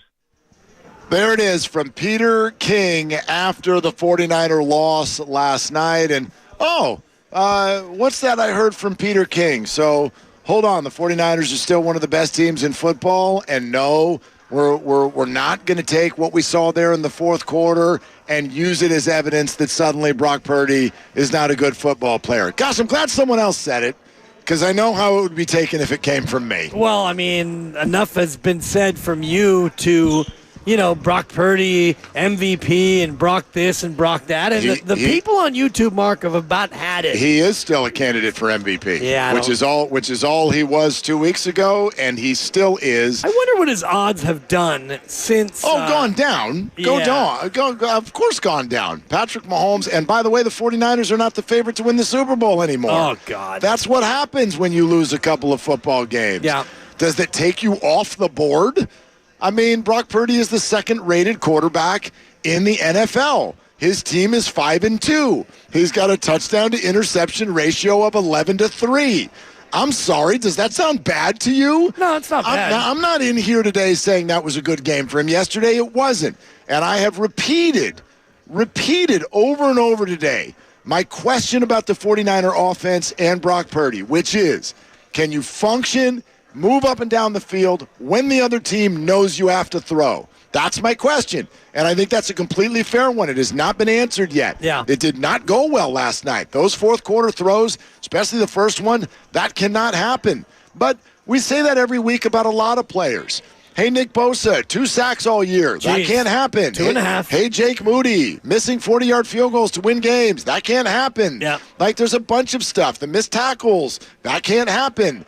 Brock Purdy, that throw, the Christian first pick. McCaffrey Fumbles in the red zone. That it can't happen, but it does. It does. So never did I pitch this guy as a perfect quarterback. But you grandstanders who are running around, not you, Dibs, but you grandstanders who are running around peacocking that you're right because Brock Purdy had a bad quarter after a season of football where he barely lost a game, you're disingenuous and you know it. You know it. You're taking advantage of a situation that, quite frankly, only exists in your head. Is he perfect? No. Are there questions to answer? There always have been. And none of it are going to be truly answered until the 49ers, if and when, get to a Super Bowl. Yeah. But if you're trying to pitch out in the street today that Brock Purdy's a bad player, good Lord, your street doesn't even have stoplights. Well, 0-2 in his last 2 games. Yeah. So, I mean, if you want to talk about, like, this is true. The trends right now, and, he threw 2 picks in 6 minutes last night, and if you extend that over a 60-minute game, that's a 20-interception game, Mark, which I believe would be a record. That would not be good. If you want to extrapolate from his last 6 minutes, he's on a 20-pick-a-night pace. We do have a super chat here, Mark. Oh, we do? We always read super chats. Super chats are very special, and we appreciate them. And normally I let you read them, but I felt like it might be my time. It might be my turn to read a super chat. Go ahead. Go right ahead. Read the super. Why? What does it say? Well, I haven't really read it yet, but I just saw it come in, and I thought, you know what? Mark always gets to read these. Why don't I read one once in a while? I support. I am going to wave for the YouTube audience. I'm going to wave my warrior pom-pom as Dan Dibley goes ahead and reads the super chat. Go, Dan! Folks in the team store, if you wouldn't mind gathering around it, can we cut that music back there? Thank you. This comes from Ray Brennan, and the super chat is... Oh, why do I know that name? Go ahead. Guy has 2 first names. Okay. Ray Brennan. I, Mark Willard, apologize for leading the charge of Purdy for MVP. It was premature, irresponsible, and offensive. I, Mark Willard, got carried away, and I, Mark Willard, am sorry. Thank you, Ray Brennan, for your $5 super chat, and it's been read. Wow, and thank you, Dan Dibley, for reading it. You're because welcome. If I had read it, I would have been saying an untrue statement. Because I, Mark Willard, do not approve this message. You don't apologize for leading the charge of Purdy for MVP? No, I do not. Are you not? I apologize for nothing. I apologize for nothing. Are you telling me you were not premature, irresponsible, and offensive? I'm telling you I was none of those things. First of all, are you saying you didn't get carried away? All right, let's go word by word. Let's start with this. First of all, am I sorry? Well, absolutely not. Better be. Let's piece this apart. You're offended. If you're offended by something that happens on sports radio, you need help. You honestly need help if you're offended by opinions being shared on sports radio. Third, and you know this, Dibbs, talk to me now. Did I ever say... Oh, boy, he's starting to yell now. Brock Purdy should win the MVP? Did I say that? No, but you were leading the charge. I was? Is there... Seriously, what did we come over a hill with muskets? Sure. What the hell are you talking about? Purdy. Was Brock Purdy, or was he not, leading the MVP race after 5 games? I mean, according to the odds makers, no. According to Peter King? Well, yeah, you and Peter King. Okay. You both were leading the charge. By the way, right. Do our opinions need to be with the masses every time? Do we need to have opinions that only are in line with odds makers? No, but it's better if your opinions aren't premature, irresponsible, and or offensive. They were none of those things. You can't be premature when your statement is he's leading the race after 5 weeks. However, nobody said that it's given after 5 weeks. We repeated over and over that this isn't given out over 5 weeks. Of course, it's unlikely that Brock Purdy would win the MVP. The point in even having that conversation was to dispel the myth that got spewed all off-season by so many people like Ray Brennan. And Ray, congratulations. You are now officially getting the attention you so badly have been seeking all afternoon on this show. $5. He had 5 on it. He finally had to pay for it. Yeah, we don't give this out for free around here, Ray. Yeah. But yeah, you guys perpetuated a myth all off-season. Number 5. Probably a big Trey Lance fan. And all off-season, he's not healthy. He's a 7th rounder. Why would we do this? Let's hold Shanahan accountable. All of that stuff. Then he goes 5-0, and everyone goes silent. The guy wins 13 straight football games, and then over a 7-day stretch has about 5 bad throws, granted in some very key spots. Terrible. And therefore, that needs to be called out absolutely accurately, and I believe we have. But to take a grand approach and say that now means that Brock Purdy, it's been decided, isn't the guy or isn't any good, you're grandstanding. You're grandstanding. We are period. 1 pick away from shots of Sam Darnold warming up on the sidelines. It's Sammy time. I love it. I mean, honestly, I love we're it. probably I would say I love it. 6 picks away from an actual sideline shot of Sam Darnold. They would all have to be in the same game. I mean, he's going to have 6 more picks over the rest of the year, wouldn't you guess? Yeah, but if it's... He's going to have 6 more picks. If he finishes the year with 7 picks, I'm okay. That'd be 9 picks if he had 6 more, because he's got the 3. Yeah, okay, fine, whatever. The point is taken. The point is well taken. If he's got 27 touchdowns and 9 picks at the end of the year, pretty good. I'll say hi to you from the home playoff game that the Niners are hosting. Yeah, I don't know about that. You don't? Well, considering where we are now in the NFC, because you only have a half-game lead over Seattle. So we've all given them the NFC West for a long time now. That is not a fait accompli. Nothing is, as the French would say. Nothing is, because anything can happen, right? And by the way, the one thing that could probably derail that would be Brock getting hurt. But I firmly believe the 49ers will still win this division. I think the biggest fait accompli in the NFC is the Lions winning their division. I actually believe that firmly. I think that is a team that's definitely going to host playoff games. I would certainly bet that the Eagles are on their way. I think the 49ers are on their way, and I have nothing to say about the NFC South because I have no idea what the hell's going on there. It's a crap from week to week. Heavy on the crap, light on the shoot. But wait a minute here. Are we saying right now, this is truly 49er fans, are we questioning whether or not this team's going to bounce back?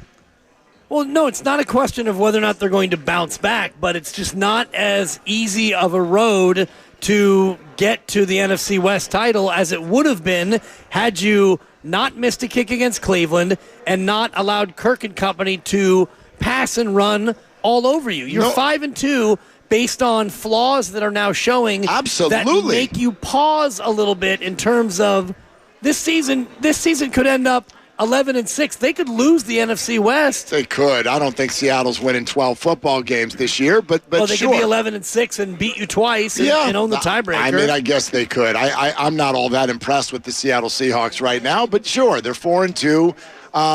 None of that is wrong. Is some of the shine off of the 49ers after the last 9 days? How could it not be? Right. Obviously, that's the case, but you also have to blend that up against what you were thinking beforehand. If you say, well, now it's not going to be as easy as we thought, well, how easy did you think it was going to be? Even when they were 5-0, I was not of the opinion that it was going to be a 17-0 season and an absolute cakewalk. I thought that there would be blemishes on the record. That's the way a football season goes. I remember saying to you on Friday before Sunday in Cleveland when someone said this is going to be a walkover, and I shook my head. I went, hey, wait a second. Yeah. That's not the way the NFL works. Now, I will agree, they've got some things to figure out. I just happen to think more of them right now are on the defensive side of the football than the offensive side of the football. I think that it's balanced, offense and defense, and the offensive things to figure out are how do you continue to be successful without your key players? Because Trent Williams and an ankle sprain, he may not go on Sunday. That game is 5 days away, and Trent was never really in the picture to go last night in the game. So can Trent be ready in 5 days, or do you have to go and play without Trent Williams again? Deebo Samuel and a hairline fracture in his shoulder. We don't know if he's going to be able to go. So can you make it without Deebo Samuel in a situation when you've got, a Cincinnati team that's coming in playing a lot better, and Joe Burrow is playing a lot healthier than he was earlier in the year? So this is a Cincinnati game that I told you way back in August was a scheduled loss. That's what you said. Cincy off a bye, Niners on a short week. Niners now having lost 2 in a row makes this game a little bit more urgent for them. No doubt. Spread is 5.5. We were going to do game show music earlier. I saw it at 5.5. That's interesting. Yeah, I wonder where that number goes depending on Trent Williams and Deebo Samuel. Well, I'll tell you what. The gamblers always know a thing or two that the rest of us don't. And I would say this. At least as a guess, in terms of something that they may know. I heard Baldy, and I love Baldy, and Baldy knows more football than I do. Nobody would argue or get that conflicted, okay? But he said something with which I disagree. And he said, Joe Burrow is now back, healthy, and that Bengals offense is rolling. I disagree. I disagree completely. If you look at the Bengals and the way they've gone, they had one game where Burrow and Chase went absolutely crazy. And similar to what you see with other football teams right now, Josh Allen is another one of these players. The Bills will go as Josh goes. And if he goes crazy, they're going to have a nice game. If he doesn't, they're going to struggle in all aspects. Same is true with Jamar Chase and the Bengals. Chase went absolutely crazy against the Arizona Cardinals, a very porous defense, by the way. And in that particular game, Jamar Chase had 15 catches for 192 yards and 3 touchdowns. Outside of that, tell me exactly where it is that you see the Bengals offense, quote-unquote, rolling. At Cleveland, 3 points. Played Baltimore, scored 24 but lost. Then they beat the Rams with 19 points. Then they went to Tennessee and scored 3. And then they beat Seattle in their most recent game by scoring 17. They're not rolling. They're not rolling at all. Their offensive line has been poor through the years, and that's why the defensive line of the 49ers is excuseless in terms of playing well coming up this weekend. Well, the only excuse would be they're coming off a short week, but even at that, you're right. There's no excuse. And if you're Nick Bosa, you can look at the calls from Steve Wilks and everything else, but bottom line, you've got to start producing some pressures and some QB hits and some forced fumbles and some of the nastiness that you're used to seeing from a DPOY. You got that big bag, you got that huge paycheck, and now you got to go out and back it up. And it's not just him. It's Armstead. It's Hargrave. It's all the rest of the guys up front. Randy Gregory, the new acquisition. You've got to get back, especially against this offensive line on Sunday that has been struggling this year. All right, check it out. As we get closer and closer to Warrior basketball, we want to remind you to listen next Monday, October 30th at 4:30. That's when we're launching something that's going to last 2 weeks long and give you an opportunity to do something really cool. And that is your chance to actually play hoop on the floor at Chase Center in the form of a knockout game against other listeners. Our show right here giving out 10 slots. The other shows will as well. 2 weeks in the running. Your first chance to win is Monday, October 30th at 4:30 p.m. Plus, coming up next, we got breaking news in terms of lineups with regard to the Warriors-Suns game tonight. So stay tuned for that. Your call's still welcome at 888-957-9570. This is Willard and Dibbs. How would you like to shoot baskets on the Chase Center floor? That's right, Roasters. It's Joe Shasky, and starting Monday, October 30th, we're going to give you that chance every single day, starting Monday, October 30th, for 2 straight weeks. All you have to do is listen at 7:30 a.m. Your chance to play knockout on the Chase Center floor starts Monday, October 30th at 7:30 a.m. Write it down, Roasters. This October 28th through 29th, visit us at the San Francisco Zoo for Boo at the Zoo. On October 28th from 12p to 1p, join Guru from 95.7 The Game for a special Halloween costume contest. For tickets and info, visit sfzoo.org. This is the lunch rush at your local deli. Orders are flying in. Online, on the phone, and in person. Order for Nick. So is it possible?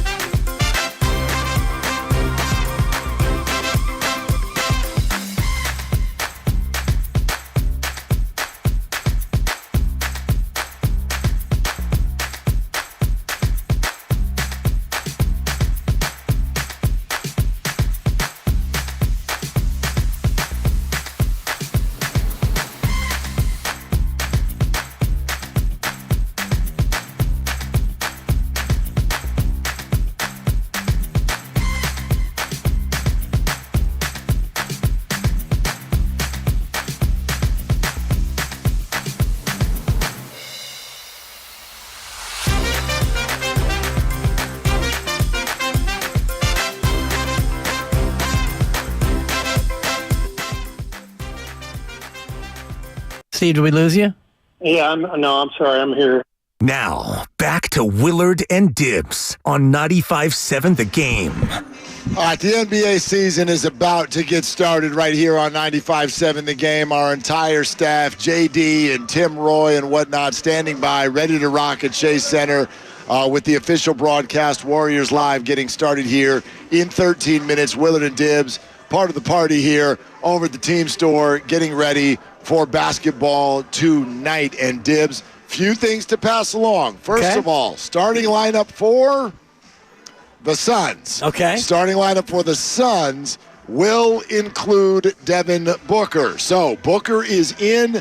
Bradley Beal officially out. Grayson Allen will be in there for Bradley Beal. Kevin Durant, obviously, Yusuf Nurkic, and Josh Okogie. That will be the starting lineup for the Phoenix Suns. Even though Steve Kerr is in the midst of his opening presser right now, we still do not have an official starting lineup for the Warriors. However, he did say his finishing lineup is going to go by feel and could change night to night and even at times include Dario Saric and Jonathan Kuminga. Of course, and that's no real surprise. And he's done that throughout the course of his career as coach. And basically you get to 6 minutes left in the game, and it's who's playing well and what are the matchups like in terms of guarding the other team, and that's how your finishing lineup is determined. I would imagine if the game is somewhat in the balance, you're going to see Steph Curry in the finishing lineup and Andrew Wiggins and Draymond Green in the finishing lineup, and most likely Klay Thompson. So if you want to play who's the fifth, I think then we can look at what the matchups are going to be and who the hot hand might be. No doubt. Steve Kerr also commenting that he did not want to give any details with regard to contract extension talks. Says that they will go into the season without anything official, but he is not putting a deadline on where things go. So Steve Kerr and Klay Thompson both go into the start of the season officially here in a little bit under an hour and a half without a new deal. And I think that Steve Kerr gets his deal done between now and the end of the year. I don't think Klay Thompson does. That's the way. Interesting. That's the way I kind of read it. That's the way I've kind of sensed it. I don't know if the Steve Kerr contract is as complicated as the Klay Thompson deal. For me, the Steve Kerr deal comes down to, do you want to still coach? And I believe that he does. Yep. Then it's how many years do you want to do it, Steve? Do you want 3? You want 4? You want 5? I don't think that the money is much of a determining factor. It's a question of do you or don't you, and how long do you think you want to do it? Because if he still wants to coach, then you have him coach through the next 3 or 4 to be here with Steph, Klay, and Dre, well, assuming that Klay is the one who comes back. And I do think that that's a little stickier. I'm glad you shared what Klay's dad said on Twitter. Yep. In terms of, dude, he's a dub. Dude, he's a dub. He's not going anywhere. Right, but I think that contract is more complicated. Well, of course. It comes down to the money, the second apron, the years, the cap, and all that other stuff. The other players on the roster are affected by what Klay may or may not get. Yeah. Roster decisions are affected. Steve Kerr's is not, which is why, to be honest with you, to me, it's a little bit more of a head-scratcher that Steve Kerr goes into the start of the season without a deal than Klay Thompson. When you're Joe Lacob and you're running a franchise like this, that, let's be honest, is it very, very expensive the way they run it? Sure. But is it also still a license to print money? Yep. Yeah. Sure is. And when you run it that way, I do feel sometimes like, look, if you guys want to back up your own words, which is the Warriors have said all along, we want Kerr. And Kerr has said, I want to be here. If that's the case, what's the holdup? What's the holdup? Because you can pay him whatever the hell you want, and it's not like there's a massive gap there. I don't know if he's going to be the highest paid coach in the game, but he's going to be one of them, and he should be. Yeah. And so you know what the window is for that deal. Do it. I don't know who it is that's sort of trying to push against that, or if there's just some T's to cross and I's to dot. I have no idea. But you're right. That's way less complex than Klay Thompson. Right. I do think that it comes down to the length of the deal, and maybe Steve is still trying to figure out how long he wants to do it. Maybe it's a 3-year deal.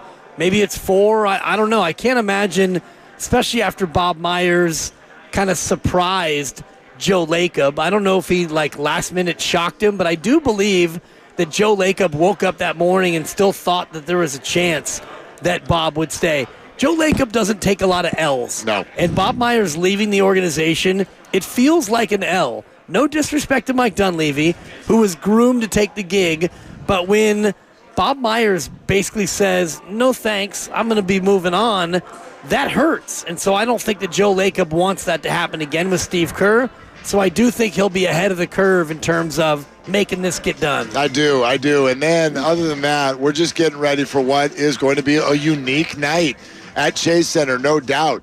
The Warriors have worked very hard to encourage their fan base to really show Kevin Durant the love tonight. I don't know about you. I don't really feel a whole lot of resistance to that. I know that there are differing opinions over Kevin Durant's departure and what things sort of big picture should mean and legacy and how do we want to look at it and statues and numbers and all that. I don't know that there's anybody who would argue this. A hell of a welcome back is deserved. Yeah. 2 rings, a 3-year run where they were right there at the top of the heap in the NBA. Why would anybody not want to show Kevin Durant the love tonight? It's because the way his career ended, Mark. I mean, just kidding. The guy basically put his Achilles on the line. He did. Knowing that playing would be very dangerous to his own Achilles, and yet he went out there and did that for this organization, for these fans, for himself. He wanted a 3rd chip, which is okay, but he left it all out there on the floor. And it's been long enough now, and all the water under the bridge has dried up. You give him a huge ovation. You stand and cheer. It's KD. Raymond Ritter with a tweet earlier today. He's the great Warriors VP of Communications, the best in the PR business. And he said 30, 11, 23, 9, and 35, they're all getting retired. Absolutely. And that's Durant, Iguodala, Steph, Clay, and Trey. They're all hanging from the rafters. And Steiny actually had a good tweet talking about, retire the jerseys, but there's only one statue. And I agree with him. And that's Steph Curry, the chef. And we can talk statues another day. Yeah. Today's not about the legacy of any player. It's about welcome home KD, and you give him a big, hearty round of applause. And for that moment, we can all reflect on how great it was to have KD as a Warriors. I mean, the statue conversation we can have a different day. I think if Clay and Dre finish their careers here as well, it's going to be pretty hard to not do some sort of a group statue, and maybe Steph has a separate one that's just his. Yeah. But the big three, no one can argue that. And then there's sort of something that I think is completely in the other direction. Welcoming home someone who was successful for you, that's easy. Welcoming in someone who has been a lifelong adversary is a completely different ask. And if you want to talk about the job that Warriors PR has done, it's one thing to convince everyone to stand up when Kevin gets announced. The job that they've done this offseason has nothing to do with that. The amazing job that they've done is somehow they softened Chris Paul to everybody. And I firmly believe that this guy is going to get a very friendly ovation tonight as well. And I'll be honest, 4 months ago, I did not see that as a possible thing. Yeah. But I like the vibe right now. People have changed from. You've changed. Absolutely. Although I haven't gone as far as many, but still, the resistance has at minimum turned into curiosity. At minimum. At minimum. And I wonder about your reaction, because I asked you when this happened and what happens when you're in the crowd, and I know you're in the crowd. The lovely Christy will be alongside when they announce starting at guard from Wake Forest University in his 44th year, Chris Paul. Will you react in a way that maybe you don't give him the Steph, Clay, Dre ovation? What does Mark Willard do? I think I might be in the bathroom or something. Come on. I'm getting a beer.